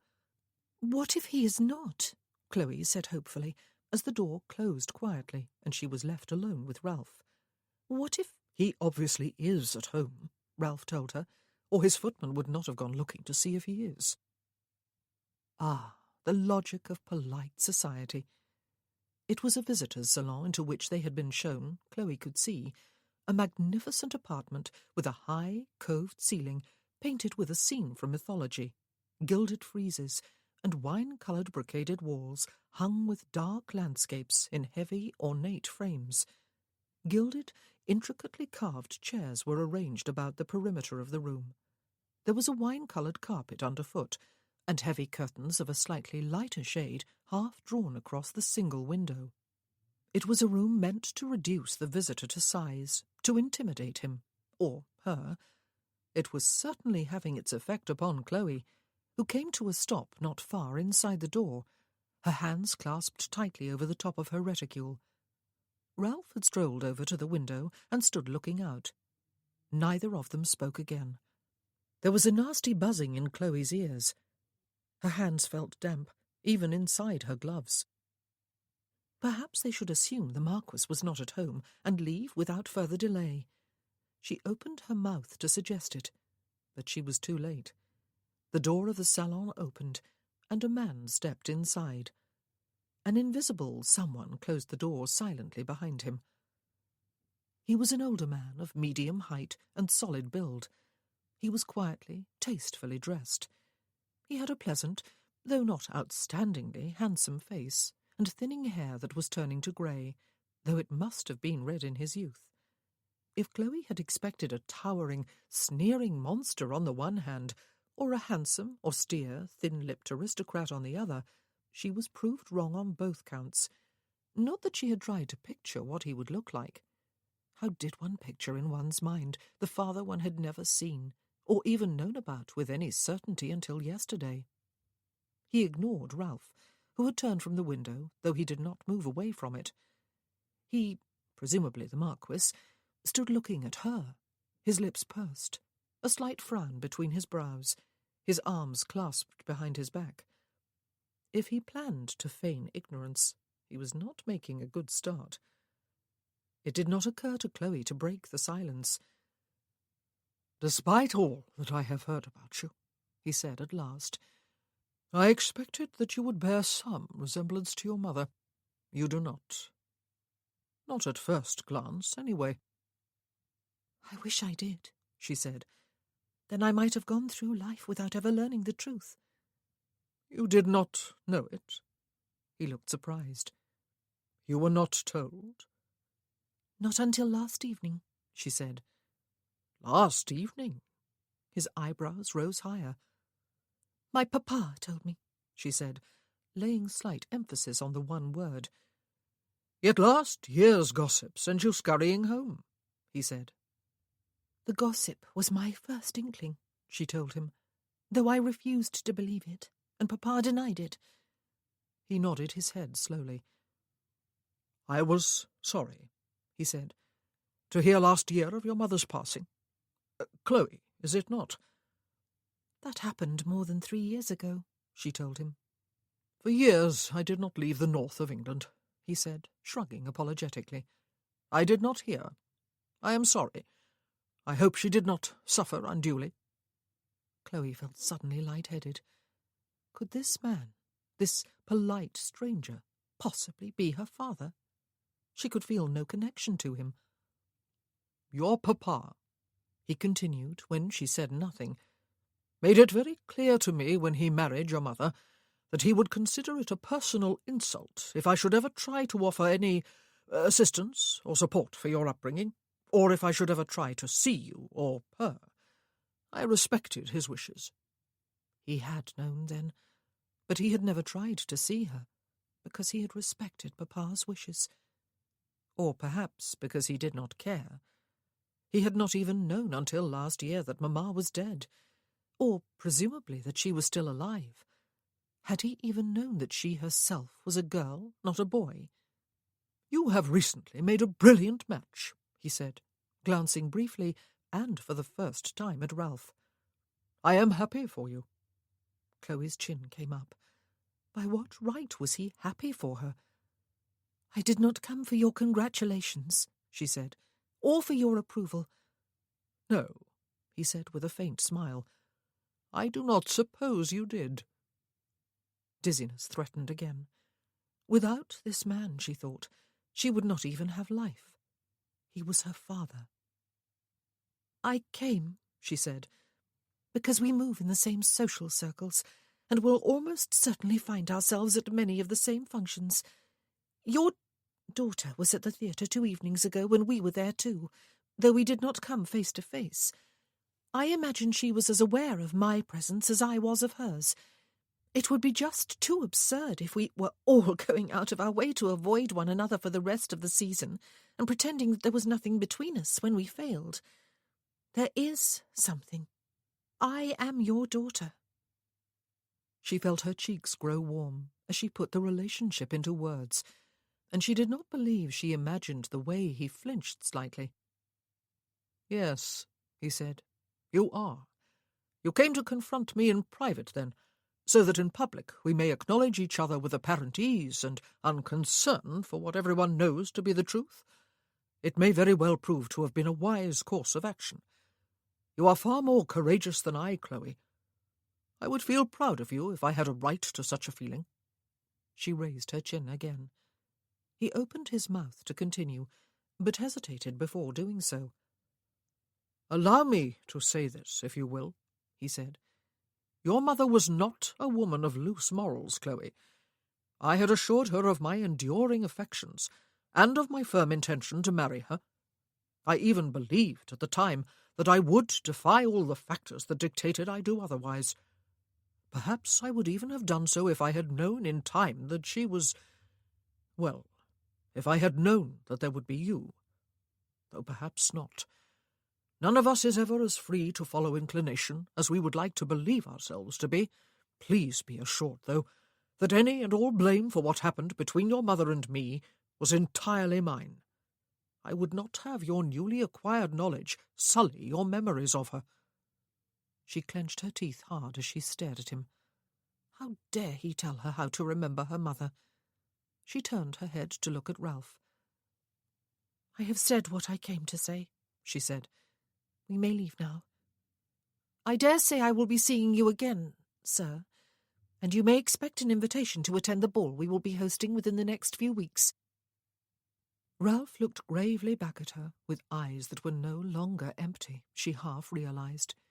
He had made no attempt to say anything, and still did not, but his very presence was full of reassurance. When you feel lonely, or afraid, or unhappy, it is to me you must come, Chloe. My arms are here for you, and my strength too, for whatever it is worth. You will never be a burden to me. My wife and daughter are upstairs in the morning room, the Marquis of Hitching said. I was with them when Worthingham's card was brought up, and my footman informed me that the Duchess had come with him. I have not been the most popular of husbands or fathers since last year, I must confess. I doubt my wife and daughter would have returned this year if they had not felt confident that, after your hasty retreat last year, you would certainly not be back. Word of your marriage did not reach us until after we arrived here, and my daughter saw you in Stanbrook's box. She was severely shaken. You are quite correct, though, Chloe. If we are all to remain in town without any of us fleeing and stirring up a renewed storm of gossip, it will be as well if we can all come to a point at which we are able to meet with some civility, at least. Will you and Worthingham come up to the morning room with me? Chloe gazed at him in dismay. How could she possibly? But seeing and speaking with the Marquis, her father, alone like this, was dealing with only half the task she had set herself. She had hoped that perhaps he would undertake the other half and explain to his family. She looked at Ralph again, but though he was frowning, he did not intervene. He was there to support her, his silence seemed to say, but not to act for her. And then, quite unexpectedly, he smiled. You can do it. Though how could she possibly know what that smile meant? Very well, she said, looking back at the Marquis. He offered her his arm, but she did not take it or move closer to him. Instead, she turned to Ralph, and he came toward her with firm steps and drew her arm through his. His free hand came up to cover hers and pat it a couple of times. The Marquis led the way up a broad staircase. Ralph had mentally castigated himself all night. His suggestion had been an impulsive one. It might also have been a disastrous one. He had had no idea how Hitching would react to having his byblow turn up at his door while the rest of his family was in residence there. And he had had no idea how Chloe would stand up to the ordeal. He had half expected, half hoped that she would change her mind when morning came, but she had not done so. She had acquitted herself magnificently.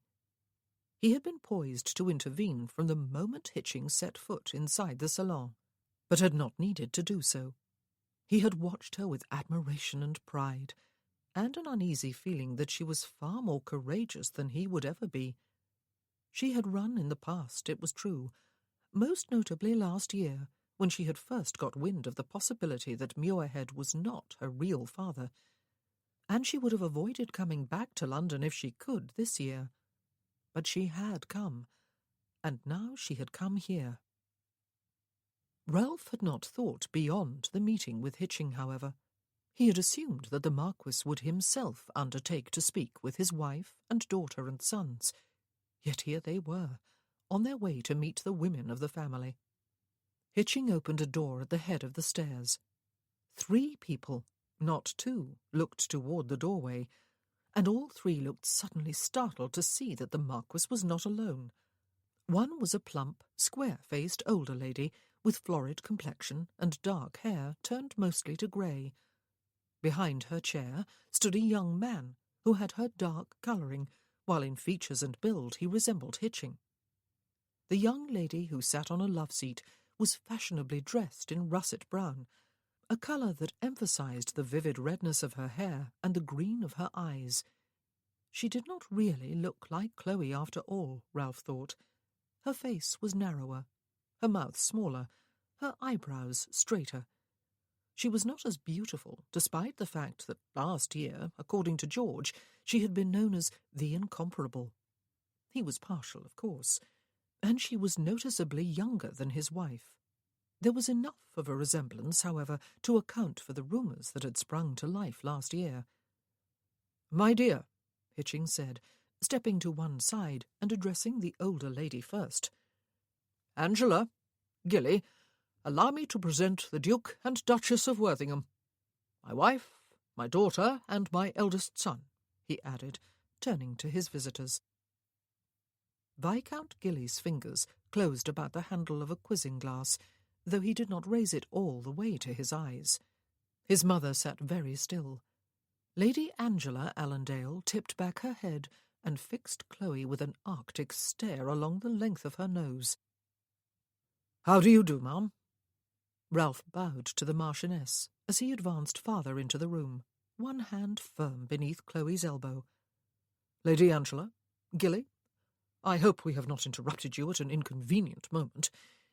It seemed to my wife and me, however, that we really ought to call on you privately, and the sooner the better, since it is almost inevitable that we will meet in public very soon." "How do you do, ma'am?" Chloe said. "I do assure you that I intend you no harm or embarrassment. Quite the contrary, in fact. I have a family of whose members I am dearly fond, and have no intention of making any claim on another.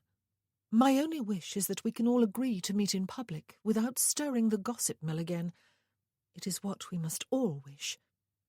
Ralph did not release her elbow. They were not offered seats, for which fact he was relieved. "I will never be able to meet this woman in public, Mamma," Lady Angela said, not taking her eyes off Chloe. "How could she dare set foot in this house? Why would any servant admit her? And how could Papa bring her up here?" Lady Hitching ignored her daughter. "How do you do, Duchess? Duke," she said with awful civility. "I am quite sure I will always treat any member of polite society I may meet outside my own home with the good manners expected of a well-bred lady, and within my own home, too, when such persons are presented to me by my husband. I have raised my daughter to do likewise. You will forgive her, I trust, for the uncharacteristic outburst occasioned by your unexpected appearance in such a private apartment of our home. As for my sons, the younger two as well as Gilly have been raised by their father to behave as gentlemen under all circumstances." She was, Ralph thought, with not a little admiration, a formidable lady. This must be a dreadful moment for her, but she had somehow taken command of it with a great deal of dignity. Viscount Gilly, with little choice but to live up to her description, inclined his head stiffly and let his glass fall on its ribbon.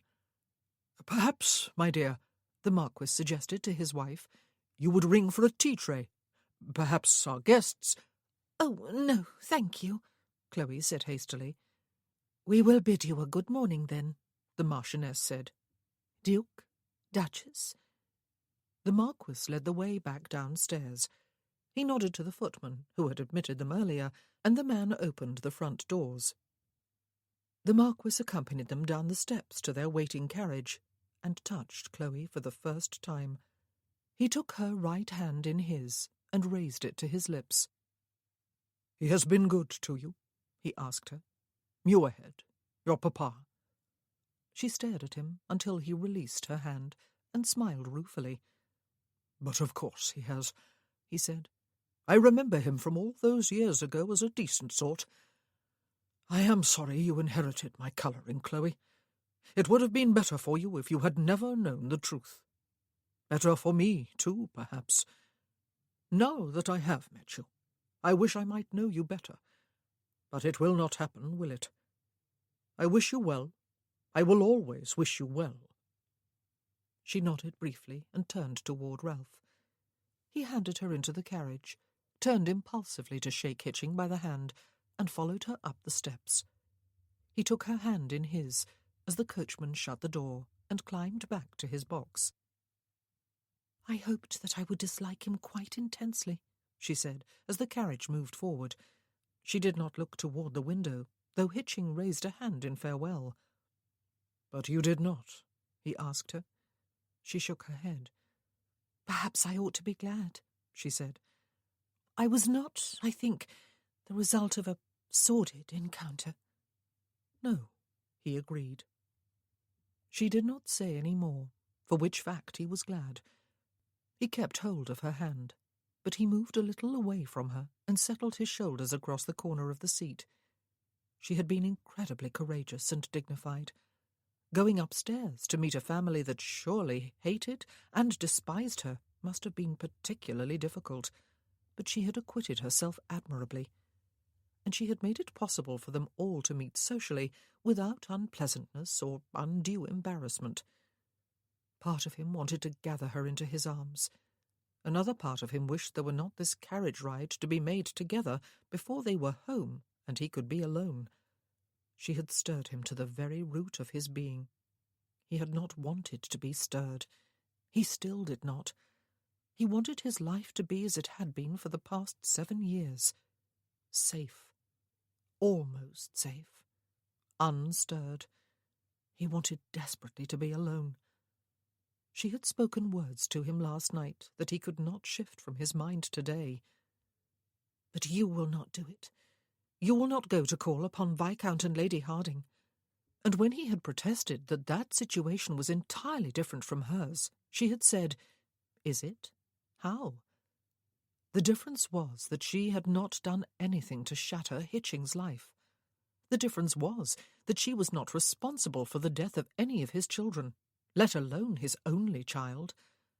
The difference was that she was not so loaded down with guilt that sometimes even the mythical Atlas was enviable, because he had had only the earthly globe to support on his shoulders. The difference was that she had the courage to do what she found almost impossible to do, and to do it all alone. Although he had come with her for moral support, and support of a more physical sort too, if she had needed it, she had not needed him for either. How she had done it he did not know. She put him to shame, and he almost disliked her for it. Certainly he resented her, for there was a difference, and if there was not, what business was it of hers? "You are content, then, to live out the rest of your life in hell?" She had said that to him too. What did it matter to her how he chose to live? Heaven was out of his reach anyway. And such a wave of longing washed over him that involuntarily his hand closed more tightly about hers, and he set his head back against the cushions and closed his eyes. "Ralph," she said, "thank you for coming with me. I could not have done it without you, or without your encouraging me to do it. But it was the right thing, was it not? I am glad I have met him, and I think he was glad to have met me. His family did not like my going there, and I cannot blame them, but I still think it was necessary, and that they will think so too once they have recovered from the shock of seeing me. Thank you." He opened his eyes. Her face was turned his way, and she was looking directly at him with a glow of happiness. Or perhaps it was only relief. But could this possibly be the same woman he had dismissed just a few weeks ago as a sort of nondescript, unpaid servant of his grandmother's? She was incredibly, vividly beautiful. "You belittle yourself," he said. "You did it all alone, without any help from me." "But you were there with me," she said, "and I kept remembering what you said last night." He looked blankly at her. "My arms are here for you," she reminded him. He had spouted more such nonsense too, he remembered. He wished he had not. "Did you mean it?" she asked him. "Of course," he said. "I am your husband." Her eyes searched his before she turned her head away, and her face was hidden behind the brim of her bonnet. He stared at it in silence until they arrived home. He would go to White's for luncheon. He could hardly wait to get away. Chapter 21. The following couple of weeks were in many ways happy ones for Chloe. They were certainly busy ones.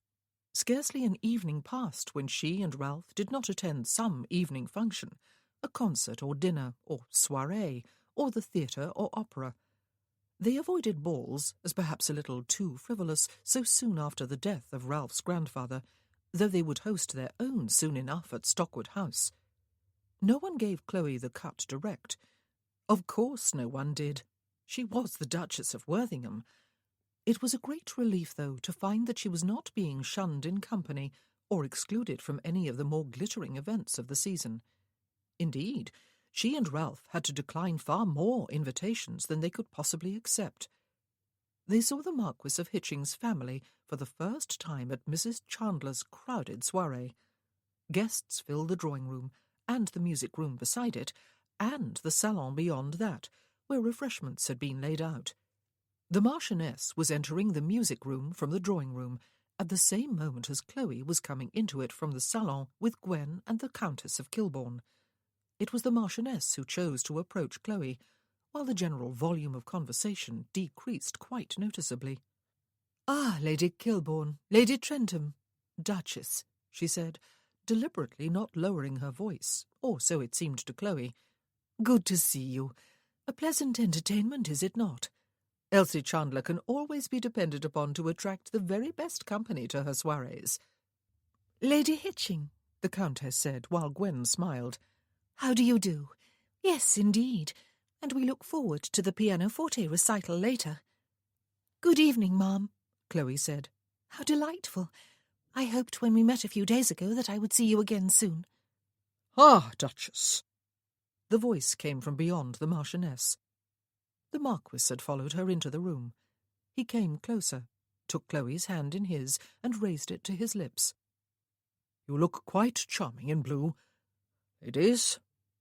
He bowed to the other two as he released Chloe's hand, and then offered his arm to his wife. "Shall we find you that lemonade, my dear?" And that was all, apart from a distant bow from Viscount Gilly, and a frosty stare and a slight inclination of the head from Lady Angela Allendale across the room during the music recital later. It was all, but Chloe was more grateful to the Marchioness of Hitching than she could say. She was in no doubt that the woman detested her, but she had obviously made the decision to squash gossip by observing the strictest of civilities toward the daughter her husband had fathered only a very short while before he married her. And she had clearly imposed her will upon her eldest son and her daughter, who, if they could not be quite polite, were at least civil. The onlookers had no doubt been fascinated by the exchange, yet were probably frustrated by it too. Had it, or had it not, settled the burning question of whether the new Duchess of Worthington was, or was not, the natural daughter of the Marquis of Hitching? Even at those evening entertainments, Chloe did not spend much time with Ralph. It was not good etiquette, of course, for husbands and wives to cling to each other's company when there were so many other people with whom to mingle, but Chloe sometimes found his almost constant absence from her side a little depressing. She tried not to do so. Theirs was not a marriage that had promised any closeness after all. Perhaps it would have been better, though, if there had never been any at all. But there had been some, or so it had seemed at the time. Perhaps she had just misunderstood. Even those most cherished words of his were capable of a different interpretation from the one she had given them at the time. "I am your husband. When you feel lonely or afraid or unhappy, it is to me you must come, Chloe. My arms are here for you, and my strength too, for whatever it is worth. You will never be a burden to me." She could still feel what seemed like a lump in her throat when she remembered those words. They had sounded so very tender. They had seemed almost like a declaration of love, or at least of deep caring. But perhaps all they had expressed was duty. He was her husband. He would care for her needs as any husband ought. He would not consider her a burden because he had made vows to her. She must not care that he did not care. He did support her emotionally as well as materially. He had accompanied her to the Marquis of Hitching's house, and had seemed like a rock of dependability. But in the carriage on the way home, when there was no more need to bolster her confidence, he had withdrawn. She had felt it. It had been more than just the fact that he had moved his position, sitting across the corner of the carriage seat as far from her as he could get. She must not feel depressed. Their days were spent almost totally apart, except for the time they spent in the study together with Mr. Lloyd, going through the pile of invitations each morning's post brought and working on the plans for their own ball. They stayed home one morning writing invitations, and they did go together one afternoon to call upon his grandmother and great-aunt Mary, and stayed all of 2 hours. But those instances were the exception to the general rule. Chloe was not idle or alone. She went shopping with Sarah, and to a garden party in Richmond with Nora and her mother-in-law. She went with her father to the library, and to a church bazaar in which Graham was involved. She went driving in Hyde Park with the Duke of Stanbrook, and walking there with Gwen and her young sister-in-law. She went to Gunter's for ices with Lucy and the children one afternoon. She went walking with them in the park too. In fact, that was just what she was doing on one particularly bright morning when the sunshine seemed to have brought out half the fashionable world to stroll or ride close to the Serpentine. Several children played beside the water, including Lucy's two. Jasper Nelson was sailing the wooden boat his father had made for him, pulling it along parallel to the bank by the attached string. He was pretending to be Lord Nelson, and was fiercely resisting his sister Suki's attempt to seat her doll in the vessel. There were no females on the Victory, he told her crossly. Did she not know anything? And no, not even Mrs. Lord Nelson. Lady Nelson, Suki cried scornfully. There is no such thing as a Mrs. Lord So-and-so, is there, Mamma? Thus appealed to, Lucy stepped forward to settle the dispute, and stop Suki from capsizing the boat and Jasper from drowning the doll. Chloe stayed back on the footpath, a smile on her face. Sometimes there were definite advantages to not being a parent, especially when the children's nurse had a cold and had been persuaded to remain at home in bed. She rested the handle of her parasol against one shoulder and twirled it above her head. She would not be a parent herself just yet. Not within the next 9 months, anyway. The discovery had been a terrible disappointment, but, well, perhaps next month. Ah! The clopping of horses' hooves close behind her stopped. The voice was male and sounded bored. The delectable Duchess, and the scandalous sister. Never tell me, Corny, another voice said, as Chloe spun about, wide-eyed. It is there in the old memory box somewhere. Eton, English class, boredom supreme. Alliteration, yes, that's it, alliteration. Hadn't thought of the word in years. Well done, old chap. Aspiring to be a poet, are you? Lord Cornell, handsome and elegantly dressed for riding, looked down upon Chloe from horseback. A second gentleman, who bore a distinct resemblance to his horse, rode beside him. You may observe, Cedric, Lord Cornell said, that when two ladies are sufficiently lovely and sufficiently determined, they may steal husbands and flout scandal and even decency to win their way to the very top. Though a prince would have been a more brilliant catch than a duke, I dare say. Close to the very top, then. But what can one expect when one considers the mother? And one wonders if the delectable Duchess won her duke in the same way as the mother tried to win a marquis, and the scandalous sister won her, playwright. Chloe stared up at him in disbelief. She had not realized that Lucy had turned away from the water and her children until she spoke. One of them, Lucy said, was fortunate enough to escape the clutches of a cad and a villain. But what can one expect when one considers that the man is not a gentleman? The horsey gentleman guffawed. Hoisted with your own petard, Corny, he said. I remember that from English class too. The bard himself, if I am not mistaken. I had no idea I had paid that much attention. Lord Cornell grinned appreciatively at Lucy, touched the brim of his hat with his whip, and looked Chloe over from head to toe before riding onward along the path. You were quite right, Lucy, Chloe said. Her voice was shaking, she could hear, and her knees felt decidedly unsteady. He is a cad and a villain, and no gentleman. Freddie said so even before I ran off with him, Lucy told her. But I could not tell you at the time, Chloe. You would have wanted to know who had told me. Besides, you would not have believed me. You were terribly enamoured of him." She turned back toward the lake to keep an eye on the children. "Chloe," she said after a few moments, "what did he mean about Mamma? Do some people still believe those rumours?" Chloe closed her eyes briefly and gathered together her scattered thoughts. It was all very well to know with her rational mind that the purely uncalled-for spite of her former beau was not worth getting upset over.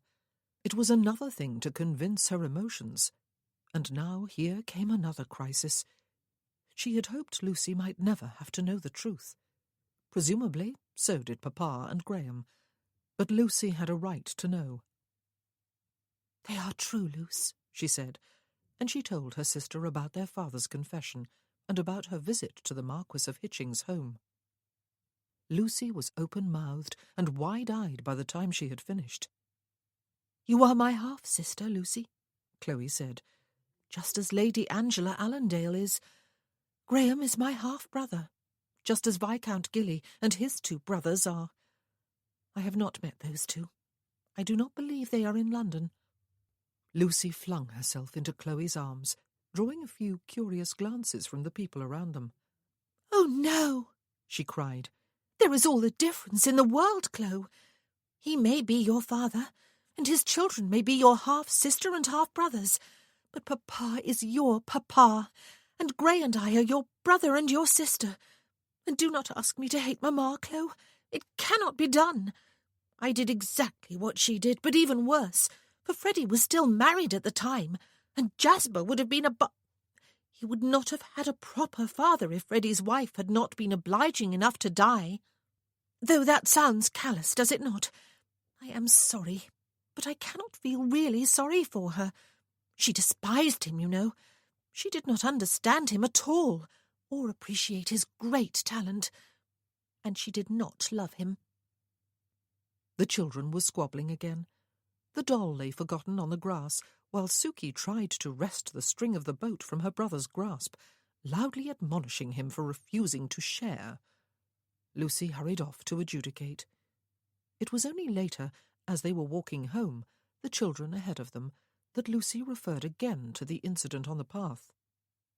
"That man," she said, "ought not to be allowed to get away with insulting you so, Chloe. Will you tell his Grace?" "Oh," Chloe said. "No. Such silliness is best forgotten, Lucy. No, I will not say anything." She and Ralph did not say a great deal to each other. Oh, no, that was not quite correct. They conversed at the dinner table each evening, and at the breakfast table when they took the meal together. They spoke to each other on the way to and from the various evening functions they attended. There was rarely silence between them. But they rarely, if ever, talked. Not since her visit to the Marquis of Hitching, anyway. And his eyes, if not quite empty again, had become inscrutable. Chloe remembered her first impression of him as a man who was unknown and unknowable. He had become that man again. But she could not complain. It was that man she had married, after all, quite deliberately. And he was never cold with her, or unkind or neglectful. She tried to be happy with what she had. It was not his fault that she loved him. Ralph could not seem to move 10 yards from his own front door without feeling the compulsion to look over his shoulder. But any hope he had entertained after that evening at the theatre that Viscount Harding and his wife had been making a brief stay in town was soon dashed. He saw them from the carriage window on the afternoon he went with Chloe to visit his grandmother. They were walking arm in arm along Oxford Street. They did not see him. He had liked them, just as he had liked Max's parents and Roland's, but these 2 in particular, because they had liked him. Lady Harding had laughed at all his silly boy's jokes, as though they were really amusing, and had commiserated with him whenever he complained about having 3 sisters to plague him, but no brothers to offer companionship. Viscount Harding had listened patiently to all his impassioned ideas upon any and all topics that had captured his boy's imagination, and had told him that he would be a great leader one day. They had liked Max and Roland too, of course. It was not that they had singled him out as their favourite, and Tom, their own son, was obviously the apple of their eye, the light of their very existence. Ralph said nothing to Chloe about having seen them. He said nothing at all of any significance to Chloe, in fact, during the few weeks following their visit to Hitching. They conversed. There were never awkward or strained silences between them, but they talked to each other more like polite strangers than anything else. Oh, it was true that he had held her briefly to comfort her the night she broke the news to him that she was not with child. He had assured her that of course he was not annoyed with her. Annoyed, he had said, setting her a little away from him and frowning down at her. But why would I be? It takes two, you know. I assume you did know. She had smiled wanly at his weak attempt at a joke. I was so hoping I would be, she had said. Well, let us not be too disappointed, he had told her. Now I have an excuse to keep on visiting you here nightly. He had intended that, too, as a kind of joke, but as he spoke the words, he had realized that they were true. He might have felt obliged to keep his distance from her if he had impregnated her. He did not want to keep his distance. And it was not just the sex, though that was admittedly a large part of it. He liked sex with Chloe. It was also, however, about being in bed with her all night, about being close to her, even if they did not touch, about feeling her warmth, hearing her breathing, smelling her soap, and the essence of her. On the whole, he had been sleeping better since his marriage. He had, however, felt obliged to quit her bed and her room for the 5 nights of her courses. He had hated it. His bed had felt as big as a small country. He had found it difficult to get warm, despite the fact that spring was turning to summer. He had kept waking up and reaching out one arm, or reaching out one arm and waking up. He was not sure which provoked which. He did know that he had not slept well during those nights, and had returned to his wife's bed with an almost embarrassing eagerness when the 5 days were over. But during those 5 days he had withdrawn into himself a little further. If he had wanted to tell her the night he held her that he would miss her for the next little while, that she meant more to him than he had expected, that she was crucial to his comfort and well-being, he was very glad afterward that he had held his tongue and not made such an ass of himself. He was not really worthy of Chloe. She was his superior, and he had certainly not expected that. He had thought her a nondescript, shadowy mouse of a woman when he first met her. Good God! He had not even noticed that she was in the drawing-room that evening when he and his grandmother talked about the need for him to find a bride as soon as possible. He was not worthy of her, or of anyone. Sometimes he almost hated her. And he had started to hate himself again, something he had worked hard at Penderys to stop doing. Perhaps he never had stopped anything except feeling. He had been tempted to feel again since his marriage. He had even given in to that temptation a time or two. But allowing himself to feel meant allowing excruciating pain back into his life, and that was merely self-destructive. Sometimes he wished he had chosen one of those girls from the ballrooms of London as his wife, and sometimes the thought of not having Chloe in his life brought him to the edge of tears before he froze the thought and turned his mind elsewhere. He kept busy. He escorted Chloe to the very best social events each evening. Introducing her to the Ton as his Duchess was one of the main reasons for this stay in London after all. He kept up his usual activities during the day and helped his wife and Lloyd plan the ball, which was already being talked about and was expected to be the grandest squeeze of the season. He wrote a long letter to Imogen, Lady Berkeley, the one-woman member of the Survivors' Club, after she wrote from Cornwall to congratulate him on his marriage and newly acquired title, and to commiserate with him over the death of his grandfather. He wrote another to Ben, Sir Benedict Harper, who had written a far briefer letter from Wales on the same themes. He wrote his regular bi-weekly letters to his maternal grandmother. He called a few times on his mother. He went with George to attend one of the king's formal levees and accepted His Majesty's condolences and congratulations. "I understand, Worthingham," the king said, "that there is to be a celebratory ball at Stockwood House in the next week or two." "There is indeed, Your Majesty," Ralph said. Good Lord, did the whole world know, though the invitations had not even gone out yet? "I shall think of honouring it with my presence," the king informed him, "provided neither you nor the Duchess is of a modern turn of mind and likes to keep windows open on the assumption that night air is good for the constitution." His eyebrows were raised. He was awaiting an answer. The king's own entertainments were famous for their fainting ladies and stiflingly hot and stuffy rooms. "All windows will remain tightly closed, Your Majesty," Ralph assured the great mountain of a man before him. "And so," he told George in the carriage a short time later, "we will all boil in the heat that evening, on the faint chance that Prinny will take it into his head to show his face at the ball for all of 5 minutes. "Not Prinny any longer," George reminded him. "The King, George the Fourth. And yes, we all will, Ralph.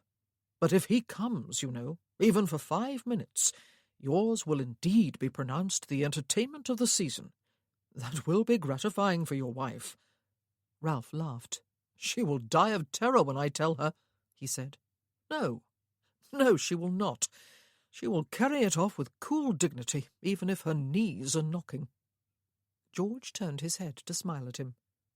"You made a good choice, Ralph," he said. "I am not sure you are fully aware of that fact yet, but it was a good choice." They were on their way to Hugo's house for a late luncheon, just for the men. Lady Trentham was out somewhere with family members and had taken Hugo's young sister with her. "Well, you two look grand enough to stop a few female hearts," Hugo said, looking over their court dress when they arrived. "Come and tell this poor commoner all about it." Hugo was a commoner, or had been. His father had been a wealthy businessman of solidly middle-class background. Hugo's title had been awarded him after he had led a bloody and successful attack in Spain. George had to leave after they had eaten. He had asked Chloe earlier, when he had brought his carriage to take Ralph to court, if he might have the honour of driving her in the park later in the afternoon. "If I know your husband, Duchess," he had said, "and I believe I do know him a little, he will answer all your questions about the levee with monosyllables. I, on the other hand, will tell you everything." "I would be delighted to be seen in the park with you, even without that incentive," she had said, laughing. "Everything?" "Every sordid detail." George had even winked at her. Ralph did not believe he had ever before seen George wink. After they left, Hugo and Ralph settled back at the table with a pot of coffee between them, Ralph having declined anything stronger. "Well, lad," Hugo said. Ralph poured them both a cup and added some cream to his own. Those words had not been meaningless. Hugo had always had a way of indicating that he was ready to allow the conversation to become serious. Big and seemingly gruff though he was, he had always been a sensitive listener, though sometimes he had been the one needing to talk. That was what had made their group so close-knit. They all took from it, and they all gave back to it in equal measure. Another thing about Hugo was that he was not intimidated by silence. He never rushed to fill it when he knew his companion needed time. "Do you feel that Lady Trentham is your superior, Hugo?" Ralph asked him at last. Hugo pursed his lips and considered. "My grandpa dropped his H's more often than not," he said, "and ate his food with his knife and both elbows on the table. He had a Yorkshire accent so thick you could have cut it with his own knife. My pa's accent was only slightly thinner. They made their money the hard way, the vulgar way, if you like. Gwen's blood is blue to the very heart. There is hardly a member of her family that does not have a title attached to his name, or hers, and most of them are titles that go back for generations. Is Gwen my superior? No, she is not, nor am I hers. She is not up there on a pedestal with stars about her head for a tiara, while I grovel down here worshipping and adoring. And I am not up there, the great military hero, while she bats her eyelashes with adoration from down here. It just would not work either way, Ralph. We are equal. We are together. We are one. I do sound more than a bit daft, don't I? But you did ask. Ralph gazed into the cup he held in one hand. You think the Duchess is your superior? Hugo asked. Ralph looked up at him and set down his cup. That evening, when we were at the theatre with George, he said, Viscount Harding and his wife were there. Harding? Hugo clearly did not know whom he was talking about. Their son was with me in the peninsula, Ralph explained. Tom. Ah. Hugo understood. He knew about Tom and Max and Roland. Did they see you? I looked away before our eyes met, Ralph told him. But yes, I think so. Oh, lad. Hugo sighed. I am not going to tell you that you ought to have gone to see them long ago, or written to them at the very least. I am not going to tell you that you are not as responsible for their son's death as you believe you are. I am not going to suggest that they may not hate you as much as you believe they do. I am not going to tell you anything. I have been where you are, even if my case was a bit different from yours. I still find myself in that place occasionally, and a deep, dark place it is. I know getting over it is not a simple matter of willing it away. Most people would not understand. I do. What is the connection between the Hardings and your Duchess being your superior? Ralph pushed his cup and saucer away, his coffee untouched. She went to call on Hitching, he said, the morning after Muirhead told her the truth about her birth. It was the very last thing she wanted to do. But what else was there, when she is likely to meet him and his family innumerable times this spring and in the coming years? I went with her, Hugo. She was terrified. She even went with Hitching to meet his wife and his daughter and son. They did not greet her warmly. I can only imagine what it must all have felt like for Chloe. Good God, Hugo. Hitching is her father. But she did it. I thought she might need to lean on me a bit. But she did not. She did it all herself. I am not fit to kiss the hem of her dress. That sounds theatrical. But I am not. Because you cannot get up the courage to call on Harding and his wife?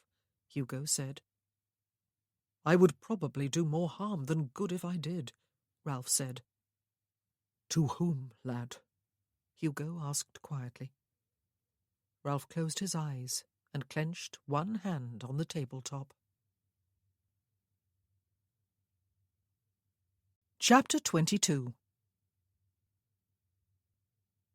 You have plans for this afternoon? Ralph asked. They were eating luncheon together at home, an unusual occurrence. Usually he was gone from the middle of the morning until late afternoon. Sarah has invited me to tea, Chloe told him. Your grandmother and Great-Aunt Mary are going too, and Lucy. And Gwen will be there with her cousin, Viscountess Ravensburg, who has just recently come to town with her husband. She is the abandoned bride, Ralph, the one the Earl of Kilburn was about to marry when the Countess arrived at the church, just in time to stop the ceremony. I cannot wait to meet her. Oh, and the Countess herself will be with them. Ah, he said. Chloe looked more closely at him, her knife and fork suspended above her plate. She had expected a bit more of a reaction from him. What is the matter? She asked. Nothing. He looked back at her with raised eyebrows and blank eyes. Nothing at all. I hope you enjoy yourself. What did you want me to do this afternoon? She asked him. Nothing. He frowned. What are you going to do? He set his knife and fork down across his plate with a clatter. Sometimes you can be the most pestilential of females, he said. Chloe recoiled, but did not stop staring at him. I beg your pardon. There was a dull flush in his cheeks. "I do beg your pardon, Chloe. That was quite uncalled for. I will be paying a call of my own this afternoon." She did not ask. She waited instead. "Viscount Harding and his wife are leasing a house on Curzon Street," he explained, when she did not break the silence. "I thought I would call on them. Apparently they are at home most afternoons. Today may be the exception, of course." He was doing a lamentable job of sounding casual. Chloe had not forgotten who the Viscount and his wife were. "You wanted me to come with you?" she asked. "No," he said. "There is no need.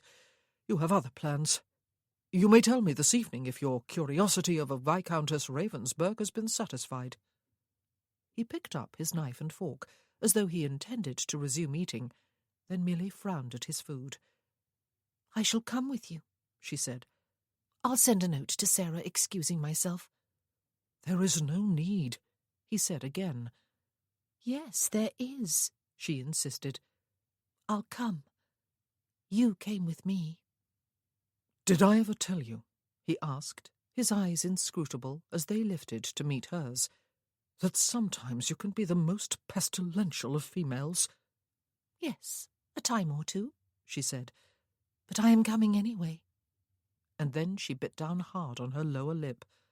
Before he turned his head sharply away and got abruptly to his feet, his eyes had glistened with what she would swear were tears.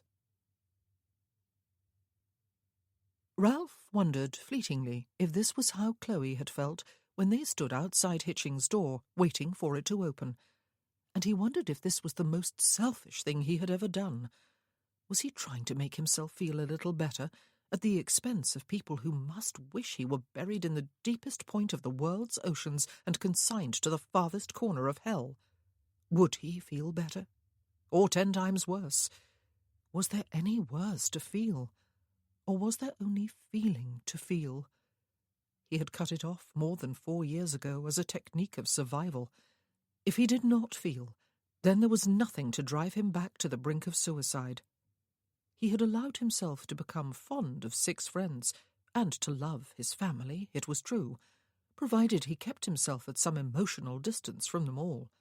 And he had allowed himself, in the last month or so, to grow fond of his wife. It had seemed only right and fair. He had tried, though, to keep her far enough from his heart that he could survive. He had tried. The door opened, and a thin young man in an ill-fitting footman's uniform looked out at them. "The Duke and Duchess of Worthington to see Viscount and Viscountess Harding, if they are at home," Ralph said, handing the young man his card. "Oh, they are at home, right enough, your lordship, your worship," the footman said, still blocking the doorway. "But I'll have to go and ask. That is, I do not know if they are at home or not, but I'll find out for you." "New on the job?" Ralph asked. "Just promoted yesterday from kitchen help," the young man said, flushing scarlet. "Jerry was dismissed on account of he was light-fingered and got caught with a silver spoon down his stocking, and Mr. Broom said as how I could have a chance before they went looking for someone else, your worship. Your grace is the term you are looking for," Ralph said. "I am a duke, and I believe you ought to admit us, and perhaps offer her grace a chair while you run off to see if your master and mistress are at home and willing to receive us." "Right you are, Gov," the footman said, stepping to one side. "I dare say it's a bit nippy standing out there. Come on in, then." "Thank you," Chloe said, smiling at the young man as he dragged a chair close to the door for her to sit on. "And congratulations on your promotion. You are learning your new duties quickly."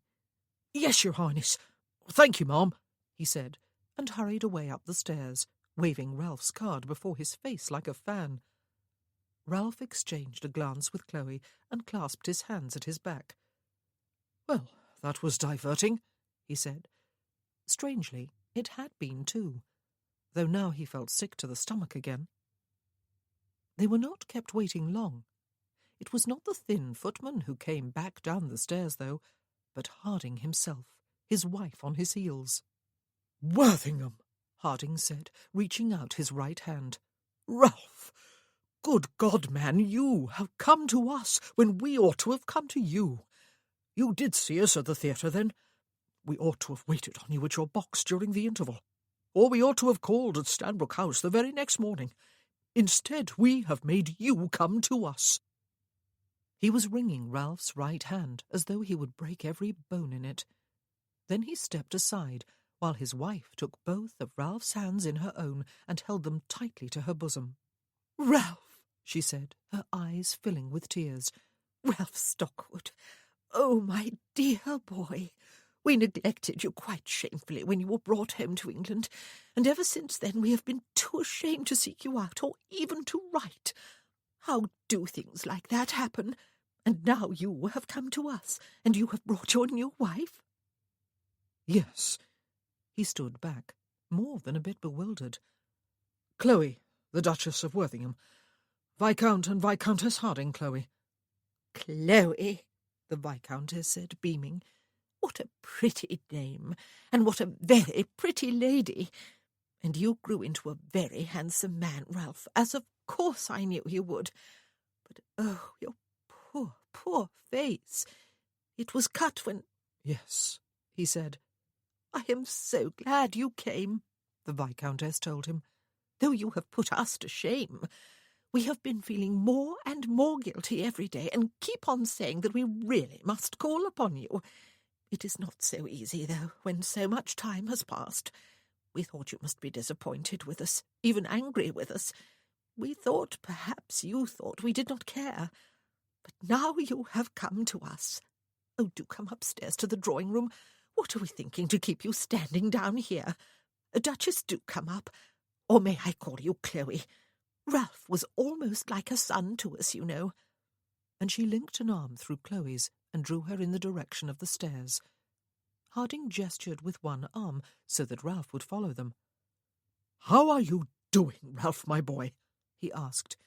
"We heard that you hovered near death for a long time, and then you went off to somewhere in Cornwall and were there for years. We feared you must be permanently incapacitated. But then Courtney's girl saw you in London and reported that you seemed fine, apart from a nasty scar. How are you?" Ralph had no opportunity to answer. They had arrived in the drawing-room, and Lady Harding was directing them to a couple of chairs. Ralph did not sit down. When he did not, they all turned to stare at him. For a moment there was silence. "You do not hate me?" he finally asked, looking from one beaming face to the other. "Hate you, Ralph?" Lady Harding looked puzzled.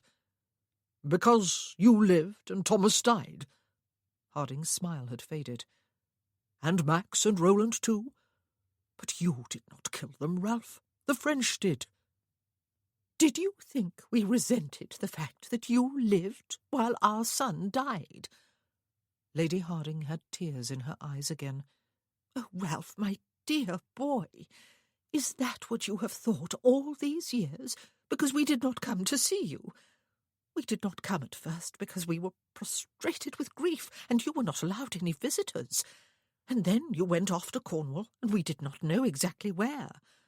We could have found out, I suppose. We should have found out. We should have written to you at the very least.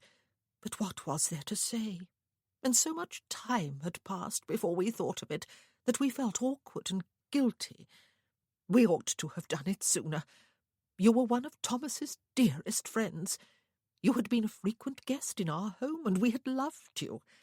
We were embarrassed about neglecting you. We were always going to write, but never actually did. And then we saw you a couple of weeks ago, and still could not make ourselves go and talk to you. How dreadful you must have thought us." "But Tom would not have been in the peninsula if it had not been for me," Ralph said. "I talked all three of them into it.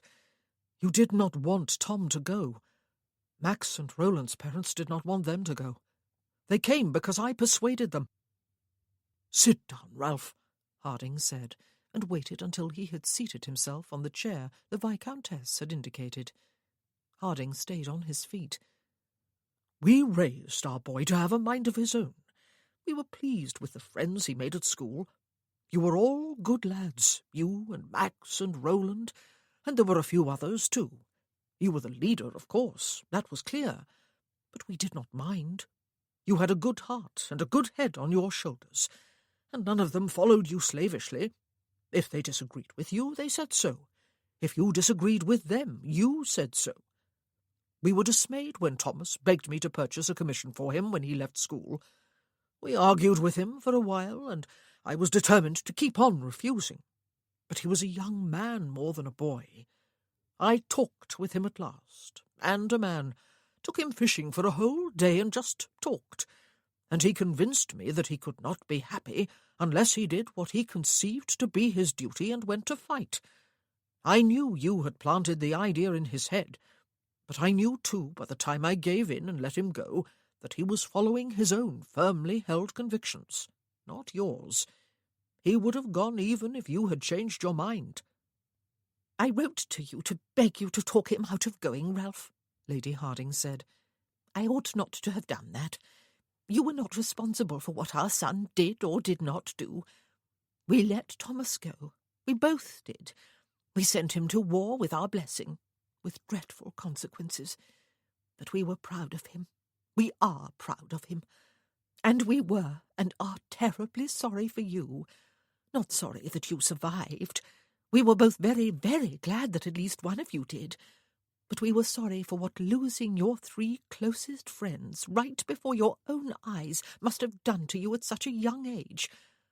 I think that is why we never got around to writing. We thought you did not need the reminder, though that was foolish. You could not forget anyway, could you? But you thought we blamed you. Oh, my poor, dear boy. Ralph stared at her, and then at Harding. I think, my boy, Harding said sadly, we had all better start assigning blame where blame is due. I have blamed myself for permitting Thomas to have his commission, and you have blamed yourself for putting the idea into his head. It was war that killed him, though. We must not blame even the French. They were trying to kill you just as you were trying to kill them. They were just ordinary boys, like you and Thomas and Max and Roland. It was war that was to blame, or rather the human condition that leads us to believe that we must fight to the death to settle our differences. You are extraordinarily kind, Ralph said. Sir Marvin Courtney and Lord and Lady Janes may see things differently, however. They may— Oh, no, Lady Harding said. The deaths of our sons drew us close in our grief, and we all felt the same way about you. Lord Janes went to call on you after you were brought home, but he was turned away at the door. You were not receiving visitors. Neither were your mother and father, who were distraught over your condition, I dare say. He did not go back. Lady Courtney wrote a letter of commiseration to your mother, but did not receive any reply. Your mother, I suppose, was too busy watching over you to read her letters, or at least to answer them. She fumbled for a handkerchief, and Harding handed her one of his. Lady Courtney died a few years later, she continued, after she had dried her eyes. I think her heart was broken, though she still had her daughter left, and a sweet young lady she was too.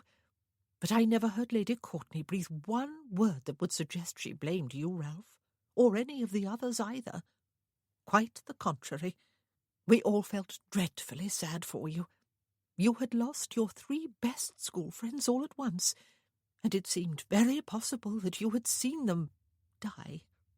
Did you? Yes, he said.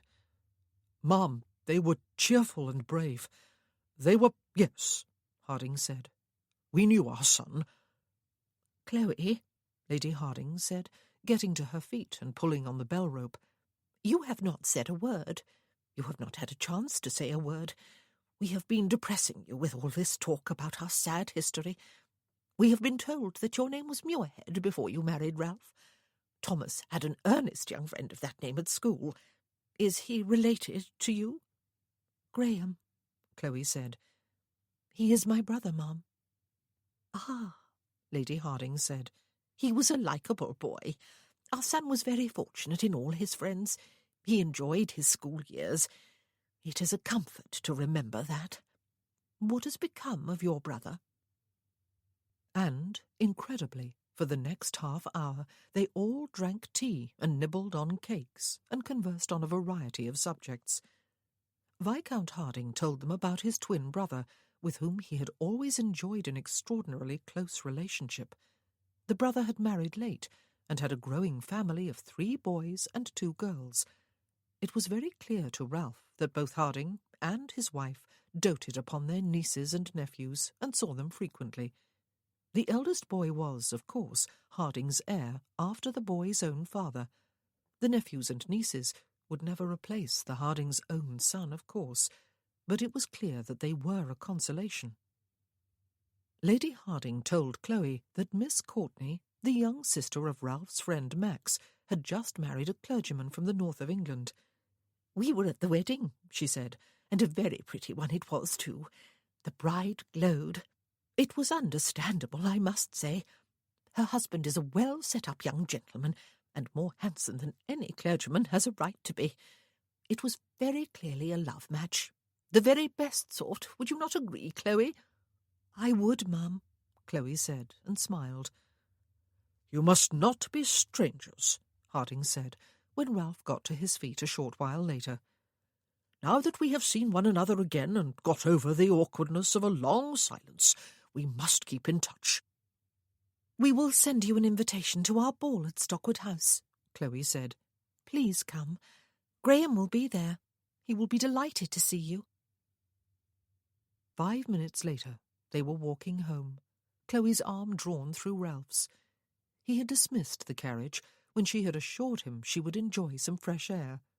They walked in silence for several minutes. "I like them," Chloe said eventually. "What?" He paused to toss a coin to a young crossing sweeper who had cleared some horse droppings from their path. "Oh, yes.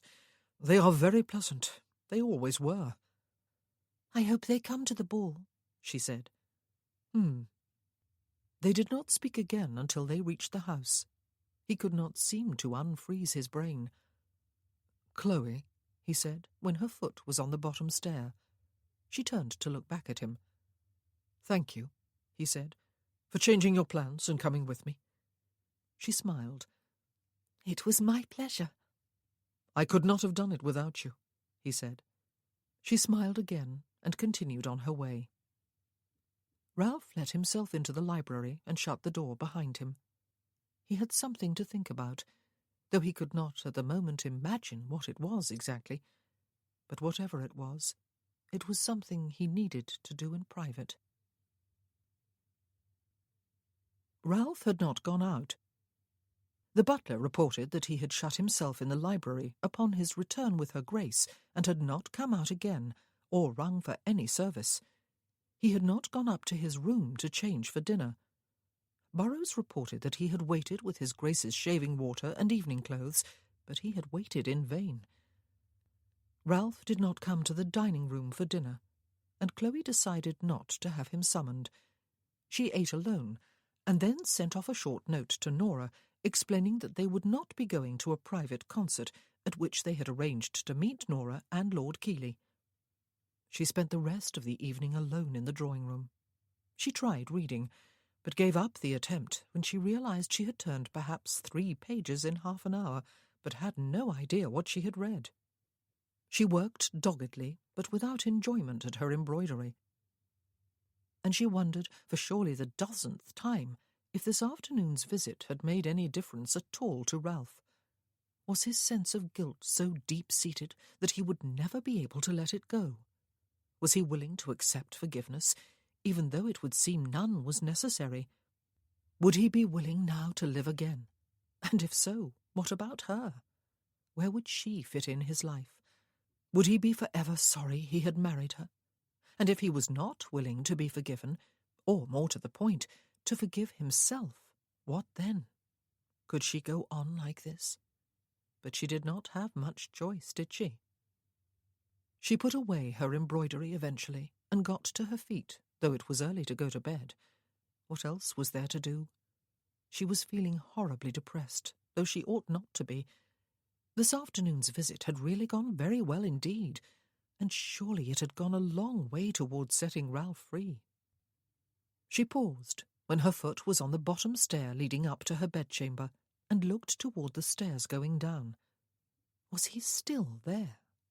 Or had he gone out some time during the evening without her hearing him? She hesitated for several moments longer, and then took the stairs down. The footman on duty in the hall scurried ahead of her to the library and opened the door. He closed it behind her after she had stepped inside. A branch of candles had been lit. There was no fire burning, but it was not a cold night. He was slumped in a chair beside the fireplace. He had removed his neckcloth and opened the neck of his shirt, but he was still in his coat and waistcoat and pantaloons and Hessian boots from this afternoon. His hair was dishevelled, as though he had run his fingers through it a time or two. A half-empty glass stood on the table beside him, though he did not look drunk. A glance toward the sideboard assured Chloe that all but one of the decanters there was still full, and even that one was not depleted by more than a glass or two. He looked across the room at her. "Where do memories live?" he asked. "Have you ever thought about it, Chloe?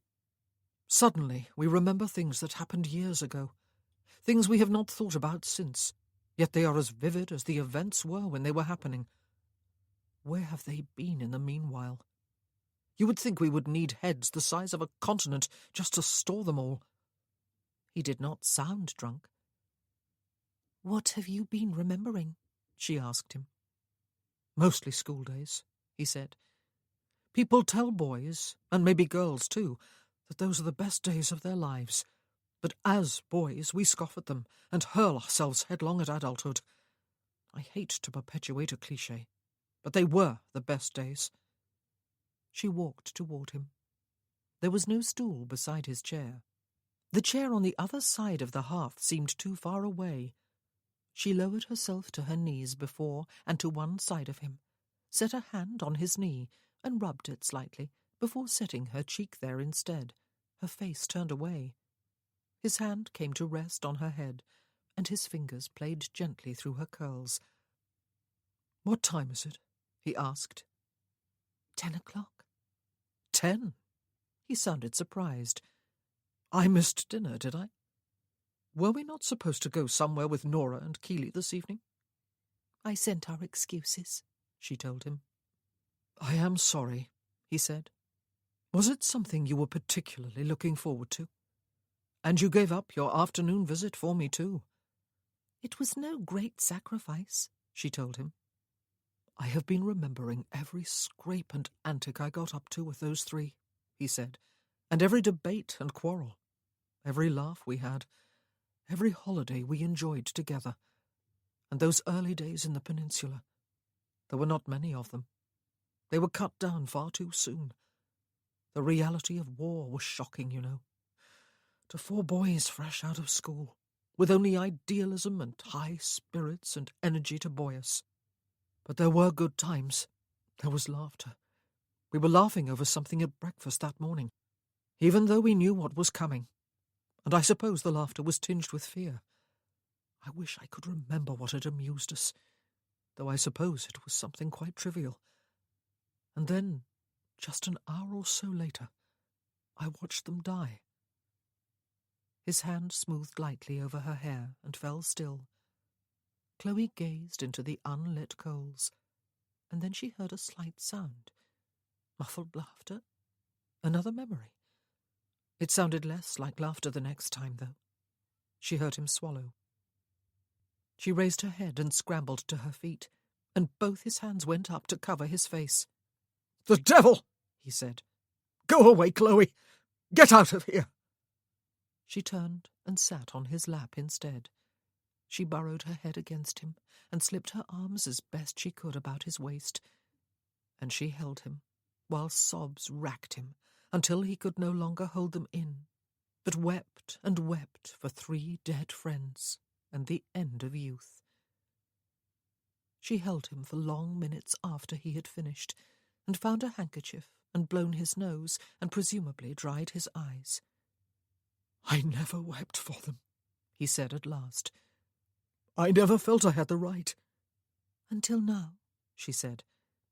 "Is it possible," he asked, that they really do not blame me, that they never have. I think, she said, that they want to believe, quite correctly, that their son acted on the strength of his own convictions, that he insisted upon going because it was what he wanted to do. I think the other parents believe the same thing about their sons. It was a strange sort of vanity, then, he said, to believe that I had so much influence over them. Chloe hesitated. Yes, she said.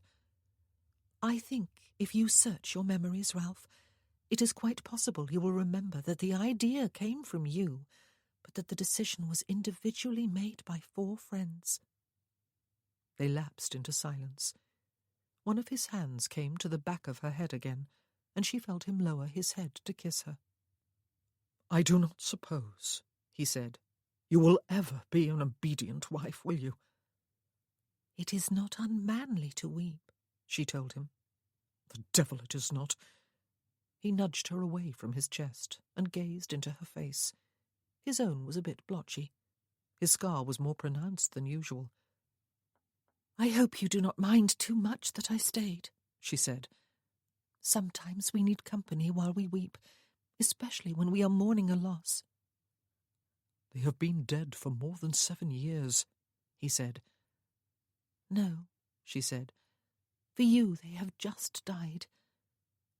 What did I do to deserve you? He asked her. Oh, nothing. She sat up abruptly and got to her feet. I asked you if you will remember. It was very brazen of me. She brushed her hands over non-existent creases in her skirt. I am very glad you did, he said. She looked down a little uncertainly at him. He was looking more dishevelled than ever, quite rumpled, in fact, and almost irresistibly gorgeous. Are you glad?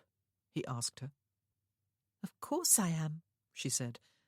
I did not want to go through life a spinster. And that is all this is? He was half smiling at her. A convenient marriage. She did not know how to reply. You tell me, she said. He got to his feet, took her right hand in his, and drew it through his arm. I think we had better go to bed, he said, and make love. We still have an heir to create, remember? Or perhaps a daughter first. I would like a daughter. Do you think she would have your hair? Let's go create, and have some pleasure too. It is enjoyable, is it not? He turned his head and raised his eyebrows when she did not reply. Yes, she said. It is. His hand was on the doorknob. Before he turned it, he lowered his head and kissed her briefly and open-mouthed. Chapter 23. Ralph could remember only one occasion when the ballroom at Stockwood House had been used as such. He must have been somewhere between the ages of 8 and 10. It had been his grandparents' ball, though it was his mother and father who had acted as hosts through most of the evening. Ralph and his sisters had watched the revelries from an upper gallery for half an hour or so under the supervision of a nurse, but while the girls had been enraptured by absolutely everything and everybody and could not wait until they were old enough to attend such a ball themselves, he had watched the men bow and scrape to the ladies and mince gracefully about the dance floor like idiots, and wondered in horror if he would ever be expected to behave in such an asinine way. He smiled at the memory now as he looked about the ballroom. The floor gleamed with fresh polish. The 3 chandeliers still rested on it, but soon the candles would be lit, and they would be hoisted up close to the ceiling, which was ornately coved and gilded, and painted with angels and cherubs, and harps and trumpets floating in a blue sky among fluffy pinkish clouds, in a scene that came from no classical myth or Bible story that Ralph had ever encountered. The wall mirrors had been polished until not a speck of dust or a single fingerprint remained. Vines had been twined about the pillars down the length of the room. Banks of flowers and greenery surrounded them and filled the air with their mingled scents. Several instruments were propped on the orchestra dais. Through the wide double doorway at the far end of the room, Ralph could see long tables covered with white linen cloths that would soon be piled with platters of fruit and dainties and drinks to refresh the guests before supper. His mother had come and fussed. So had Nora. Great-aunt Mary had come and made free with her lorgnette and advice. Grandmamma had asked 1,000 anxious questions. Ralph had made it clear to all of them that he and Chloe needed no assistance, that they had organised the ball themselves and did not anticipate any major catastrophe, or any minor one for that matter. It was a bit unfair to claim all the credit, of course, since Arthur Lloyd had done a great deal of the planning, and most of the work had been undertaken by the housekeeper and the cook and all the household staff. When his mother had come to offer her services, Chloe had been from home, and Ralph had been about to go out. She had sat down in the drawing-room after he had thanked her for coming, but declined her help, and gazed at him for a long moment. "Ralph," she had said then, "you are back. You are really back." He might have been forgiven if he had not known what on earth she was talking about. But he did know. "Yes," he had said, "I am, Mamma." She had closed her eyes and drawn a slow breath. "Chloe did this?" she had asked. "It is a good marriage after all, then, is it?" "It is very good," he had assured her. "I called upon Viscount Harding and his wife. Chloe came with me, and I wrote to Sir Marvin Courtenay and to Lord and Lady James." "You were not responsible for what happened to their sons, Ralph," she had said. "Your father and I told you that again and again." "It seems their parents agree with you," he had told her. "I am so sorry, Mamma. I must have given you years of heartache. And Papa, too. I wish I could make it up to him. I wish—" But she had surged to her feet. "Ralph!"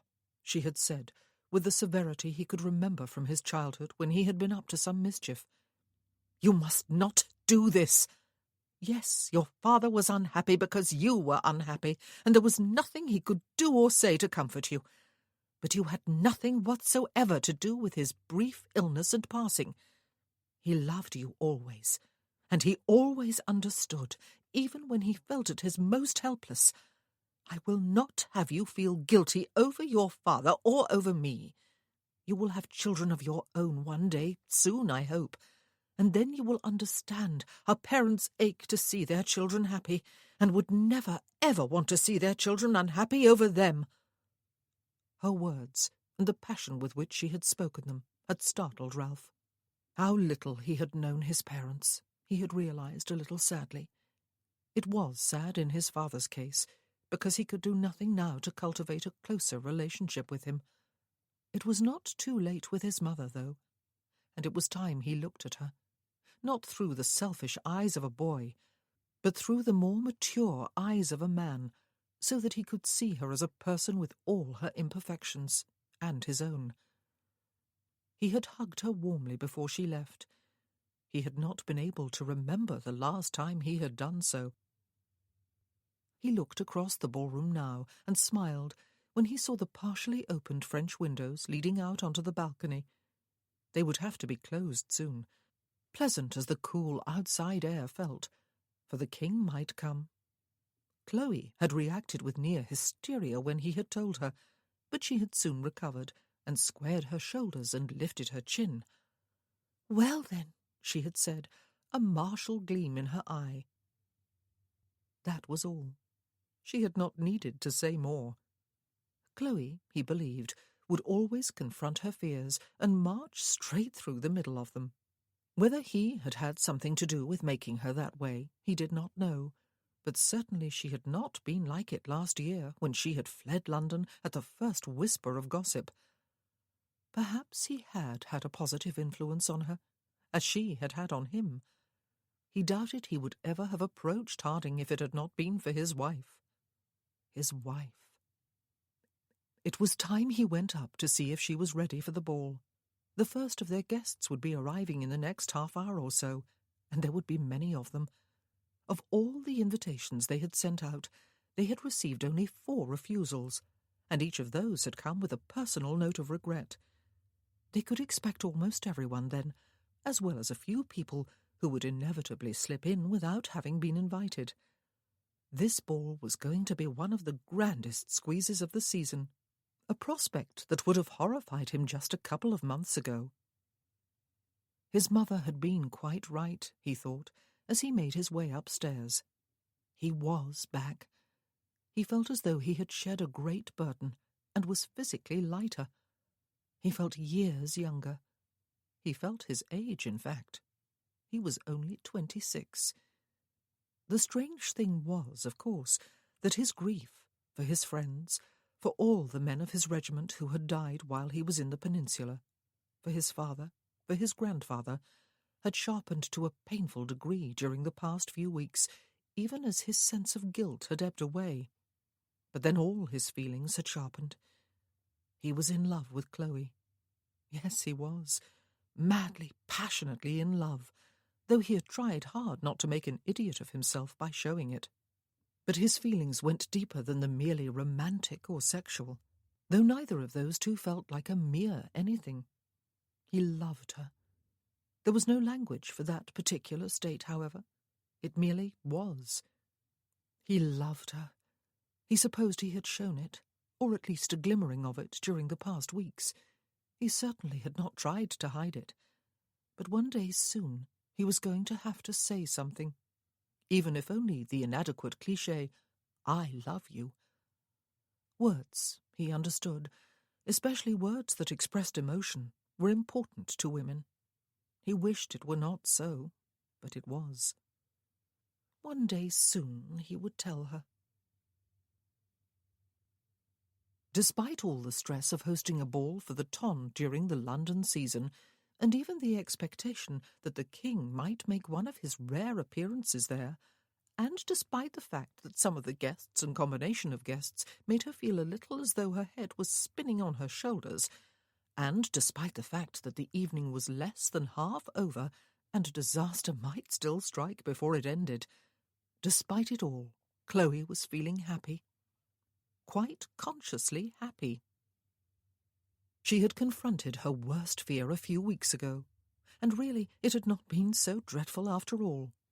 Her papa had looked apprehensive, and had even shed a tear when she told him about her visit to the Marquis of Hitching.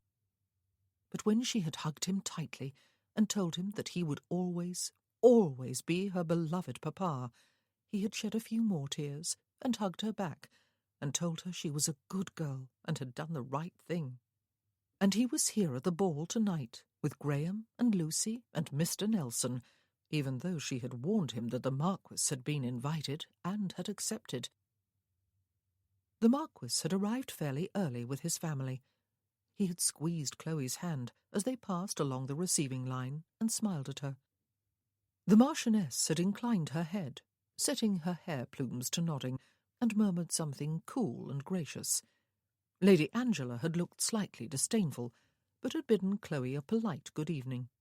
Viscount Gilly had taken her hand in his, raised it to his lips, and called her sister, a mocking, though not noticeably malicious gleam in his eye. A few minutes later, Chloe had seen her papa actually shake the Marquis by the hand and introduce Graham. Ralph's grandmother, wearing heavy mourning, had come with Great-Aunt Mary, who looked resplendent in purple, with an enormous turban on her head and a jewel-encrusted lorgnette. The two of them were sitting in the small salon close to the ballroom, holding court to a number of the more elderly guests. The Duke of Stanbrook had come, as had Lord and Lady Trentham, and several of Gwen's family and lady friends, to whom Chloe had been introduced at an afternoon tea, were there with their husbands, the Earl and Countess of Kilbourne, the Marquis and Marchioness of Attingsborough, Viscount and Viscountess Ravensburg, Lord and Lady Aidan Bedwin, the Duke and Duchess of Bewcastle. The ladies felt like personal friends, Chloe thought, even though she had met a few of them only on that one occasion. She belonged. She was wearing the emerald green evening gown she had had made especially to please the Dowager Duchess. She had had her hair trimmed again, and Mavis had done wonders with the curling tongs, and she wore the emerald pendant necklace and earrings with which Ralph had gifted her earlier today. She believed she looked her best, and no longer felt the need to fade into the background and hide the vividness of her colouring. Whether the Ton believed the Marquis of Hitching really was her father, she neither knew nor cared. She was happy. She had thought she would be contented just to be married, and indeed she would have been, if the bargain she had agreed to with Ralph had been kept strictly according to its original terms. But there was so much more. Oh, she must never expect more than she already had, but it was enough to make her happy. Ralph was a changed man. His eyes were no longer blank or shuttered. He had been forgiven, or at least he had been assured that no forgiveness was necessary because no offence had been committed. More important, of infinitely greater importance, in fact, he had forgiven himself. He had recognized, too, perhaps, that he had never been as much to blame for his friend's presence in the peninsula and in the line of fire as he had always insisted upon believing. He was at peace with himself. That did not mean that he had stopped mourning those 3 men, or ever would. Nor did it mean that he would not continue suffering the after-effects of having been at war, of having killed and been gravely wounded, of having witnessed unspeakable atrocities, all at the age of 18. But at least he was fully in the land of the living again. He was fond of her, she believed. They still carried on with their nearly separate lives during the daytime, as was the way of the Ton during the months of spring, and attended social functions together in the evenings. They still made love each night. Ah, but the nature of that love-making had changed. Some of their encounters were brief, some more prolonged. Some were quiet, others more tumultuous. Sometimes they spoke, sometimes not. Sometimes, most times, in fact, he stripped her nightgown up and off her body before he started, or soon after he started. Almost always he slept with one arm beneath her neck, or an arm flung across her waist, or one leg hooked over hers. He seemed to need to touch her. The love-making no longer seemed to be just about getting her with child. It was not love. She must not and would not make the mistake of thinking it was. She would only invite heartbreak if she did. But it was something. There was some affection there. She was sure of it. There was, after all, some emotional bond between them. And it was enough. She would make it enough. She was happy. Chloe and Ralph had led off the dancing together with a quadrille. Then she had danced a stately country dance with her papa. She had been standing with Graham and the Duke of Stanbrook before the 3rd set, having just greeted a couple of late arrivals, and had expected that one of them would solicit her hand. But before either could speak up, the Marquis of Hitching was bowing to her and asking if he might claim the set. "I suppose," she said, when the figures of the dance brought them together and allowed them a few moments for private speech, "we are the object of much curiosity." "Does that upset you?" he asked her. No. She shook her head. "Not at all. I am glad you came." The figures took them apart again. "I am glad you came back to London after last year," he said, the next time they had a chance to speak, "and that you are well married. Happily married, if I am not mistaken. Your mother must have been very proud of you, Chloe. She would be especially proud tonight." She smiled, but did not tell him that her mother had been embarrassed by her more than she had been proud.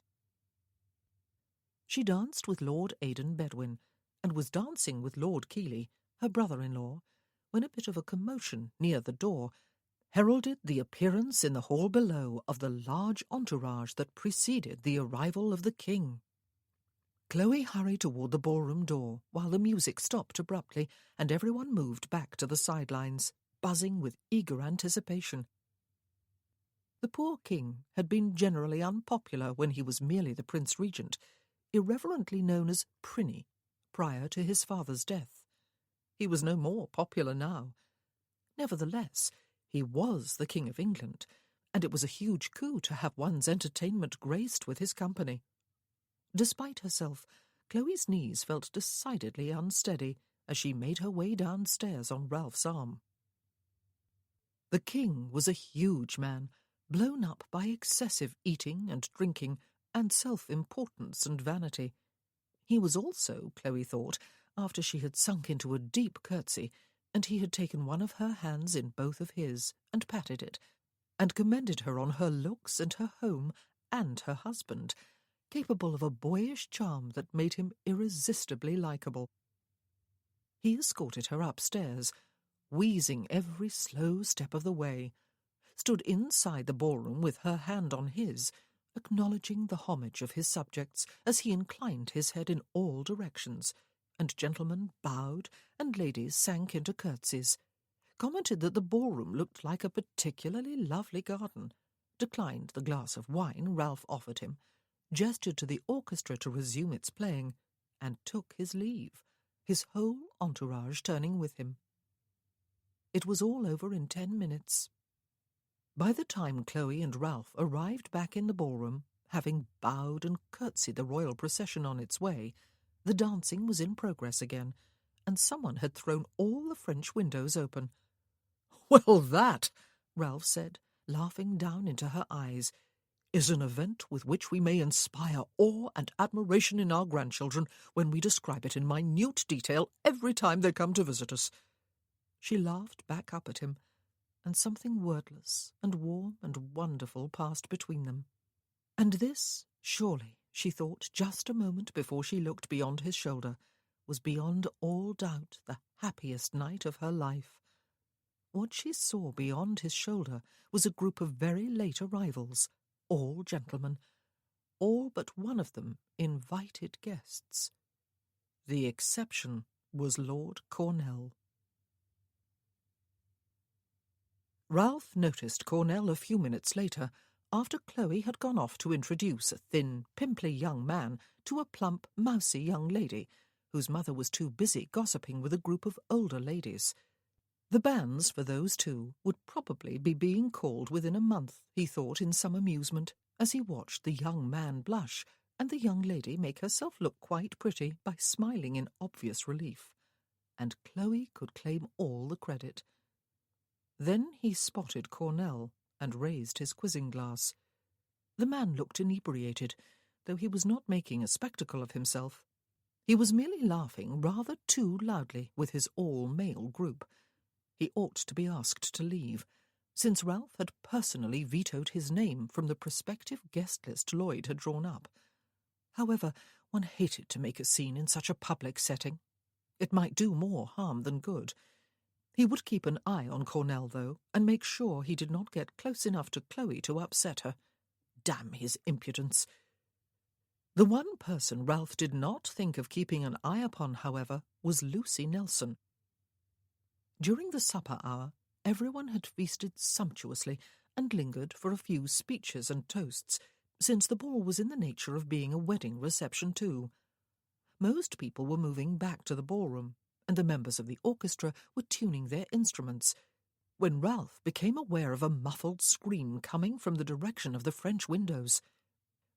By the time he reached the balcony, a few other people had gathered there, and Hugo and the Duke of Bewcastle were on their way down the steps to the garden below. Someone down there, someone female, sounded very cross.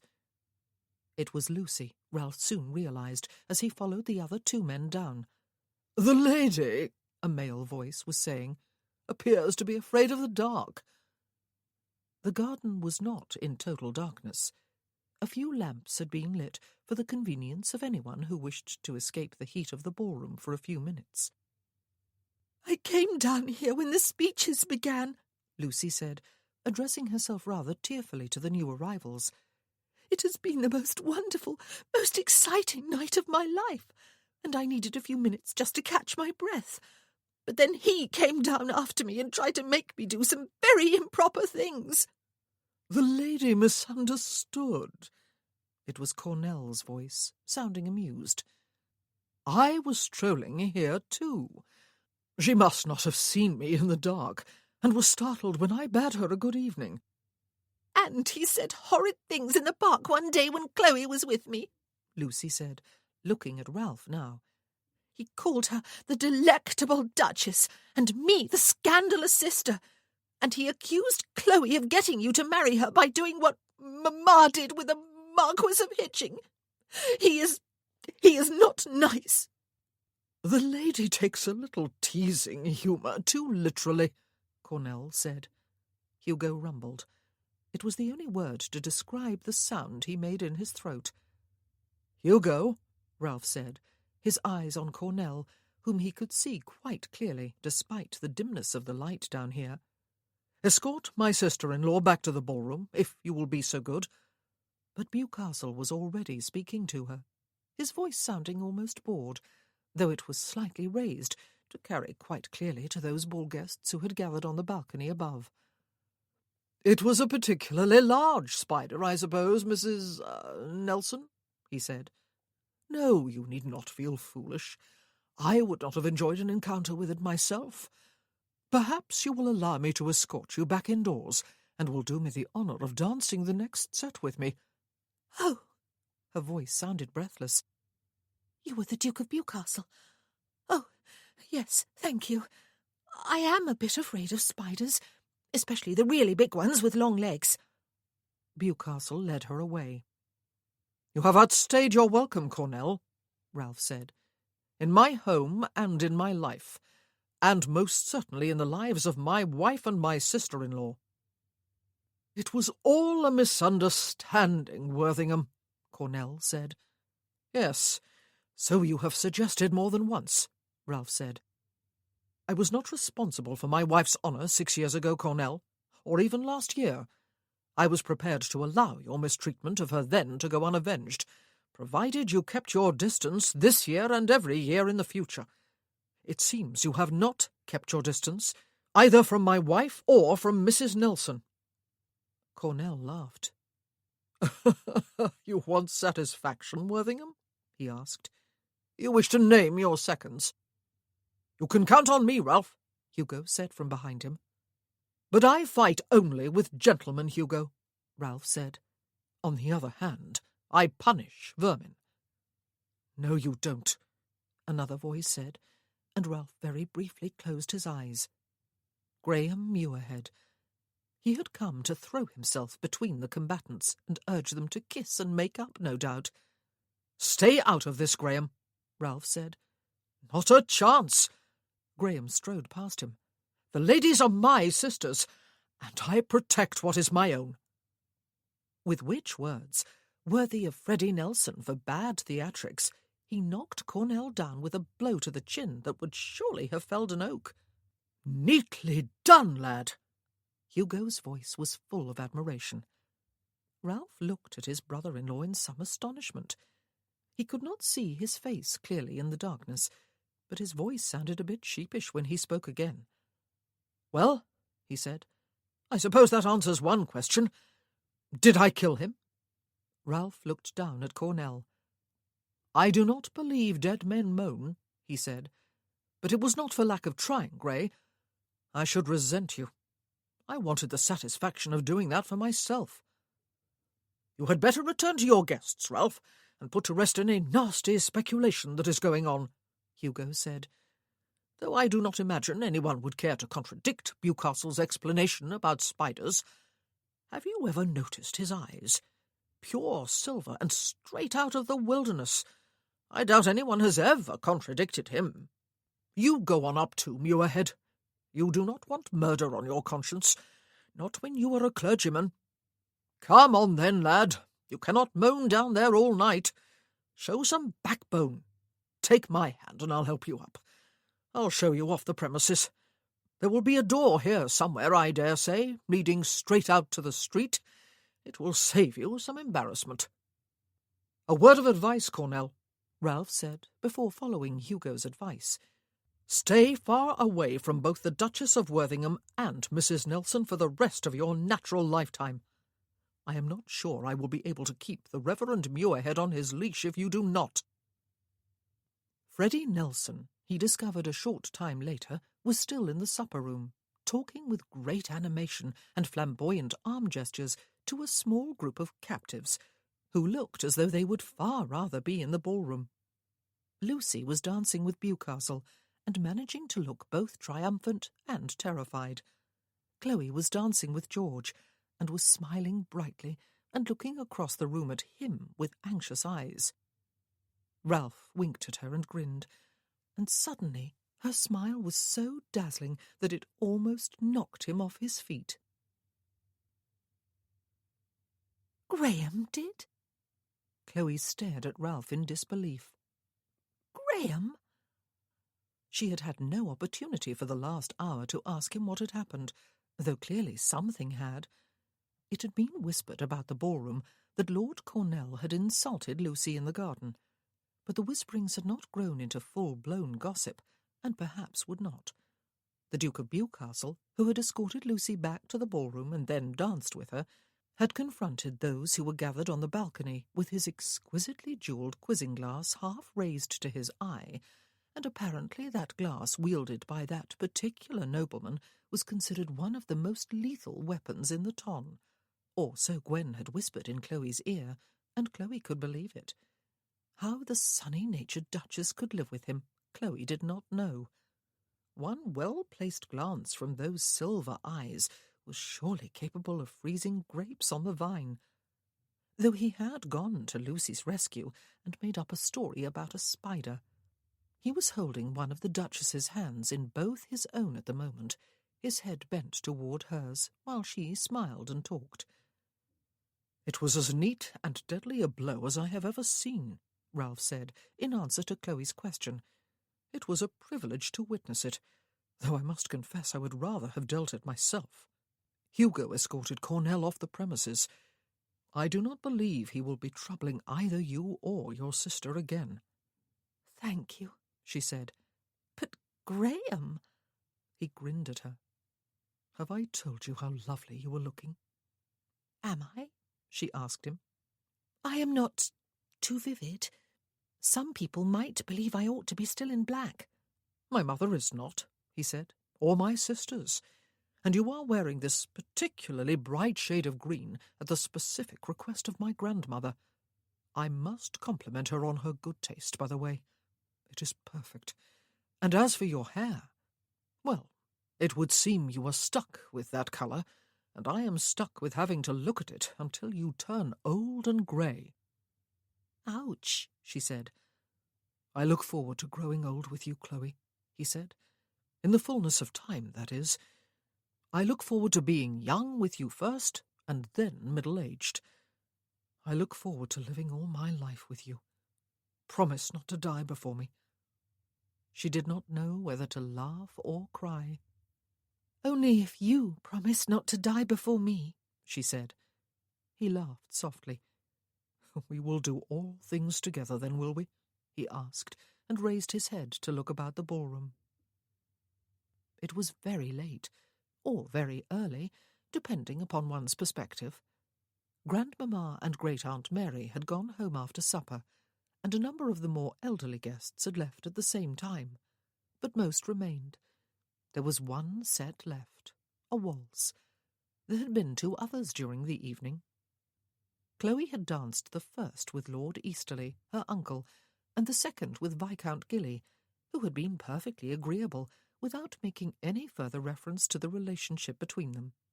And she had watched Ralph dance the first waltz with the Marchioness of Attingsborough, and the second with Lucy. There was one set left.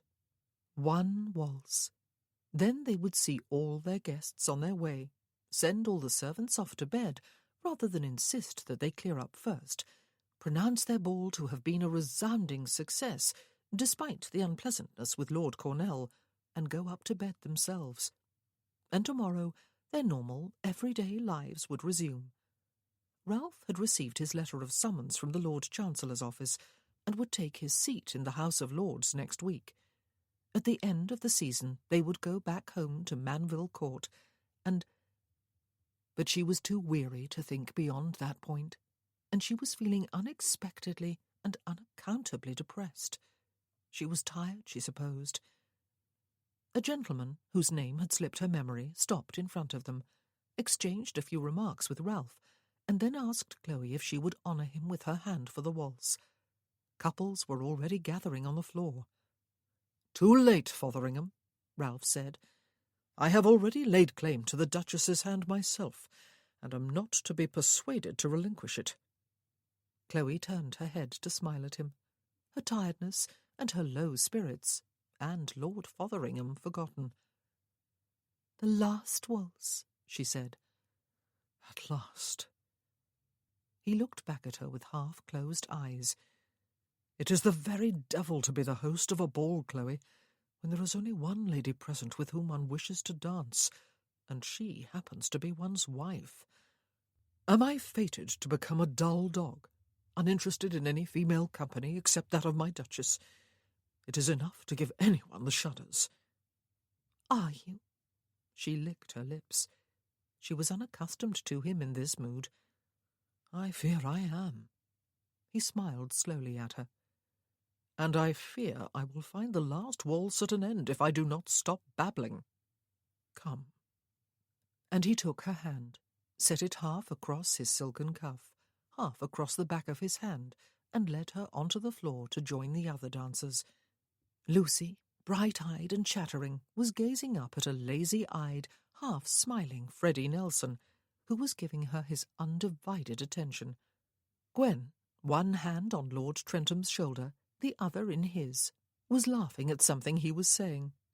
And she managed to dance, Chloe had noticed all evening, despite her heavy limp. Viscountess Ravensburg, her husband's hand already at her waist, was saying something to the Earl of Kilbourne, who had his countess on his arm. The first wife and the jilted bride and the bridegroom all together on the dance floor, clearly comfortable in one another's company. Lady Angela Allendale had taken to the floor with the most handsome of the considerable court of admirers who had clustered about her all evening. And then the orchestra struck a chord, and the music began. Chloe had felt consciously happy earlier in the evening. She recaptured that mood again, as Ralph twirled her into the dance, and she followed his lead, as though they had always been meant to waltz together. Except that it was not just happiness she felt now. This was the happiest moment of her life. Nothing could or would ever be more perfect than this. Nothing could ever be more perfect than perfect. She smiled at the thought as she listened to the music, to the slight thumping of feet and swish of silks, as she watched the colours of gowns swirl past and the glitter of jewels and the sparkle of candles. The smell of flowers and greenery was heavy on the air. There was a welcome suggestion of coolness from the French windows as they danced past. No, not quite past.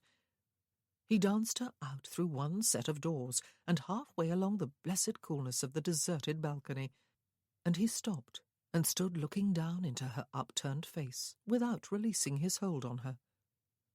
"I was a debater at school," he said. "A good one, a persuasive one. I could always find the right words." She smiled up at him a little uncertainly. "What?" "I always spoke from the heart, rather than from a script, as the other boys did," he said.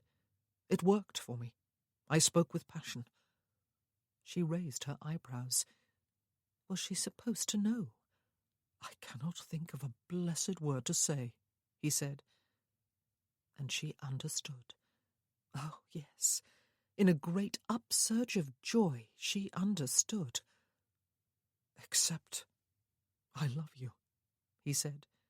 "Ridiculous, meaningless words. Cliched, inadequate, embarrassing.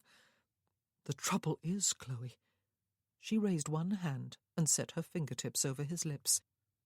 "But they are the most beautiful words in the English language when strung together," she said. "Listen to them. I love you. I love you, Ralph." He frowned. "If you think I was angling—" She replaced her fingers. "I do not," she said. "You perhaps think I am still clinging to the terms of our bargain. No emotional bond or something like that. I was an idiot. So were you. I love you. And now you have to say it to me, or I will dash off into the darkness in my embarrassment and never re-emerge. Oh, don't stand there staring at me as though I had grown an extra head. Now I feel such a prize. His mouth had stopped her, and then he was gazing down at her again in the near darkness. You are the most precious thing that has ever happened to me, he said. She feathered her fingers lightly along his facial scar and smiled. I think, she said, we had better return to our guests. Besides, I have longed all evening to waltz with you. I would hate now to waste the chance. He looked boyish and handsome and altogether gorgeous when he smiled full on. She would never tire of that expression, she thought, as he kissed her swiftly once more and twirled her along the rest of the balcony and through the other set of French windows to join their family and friends and peers. She would never tire of him, of this marriage and this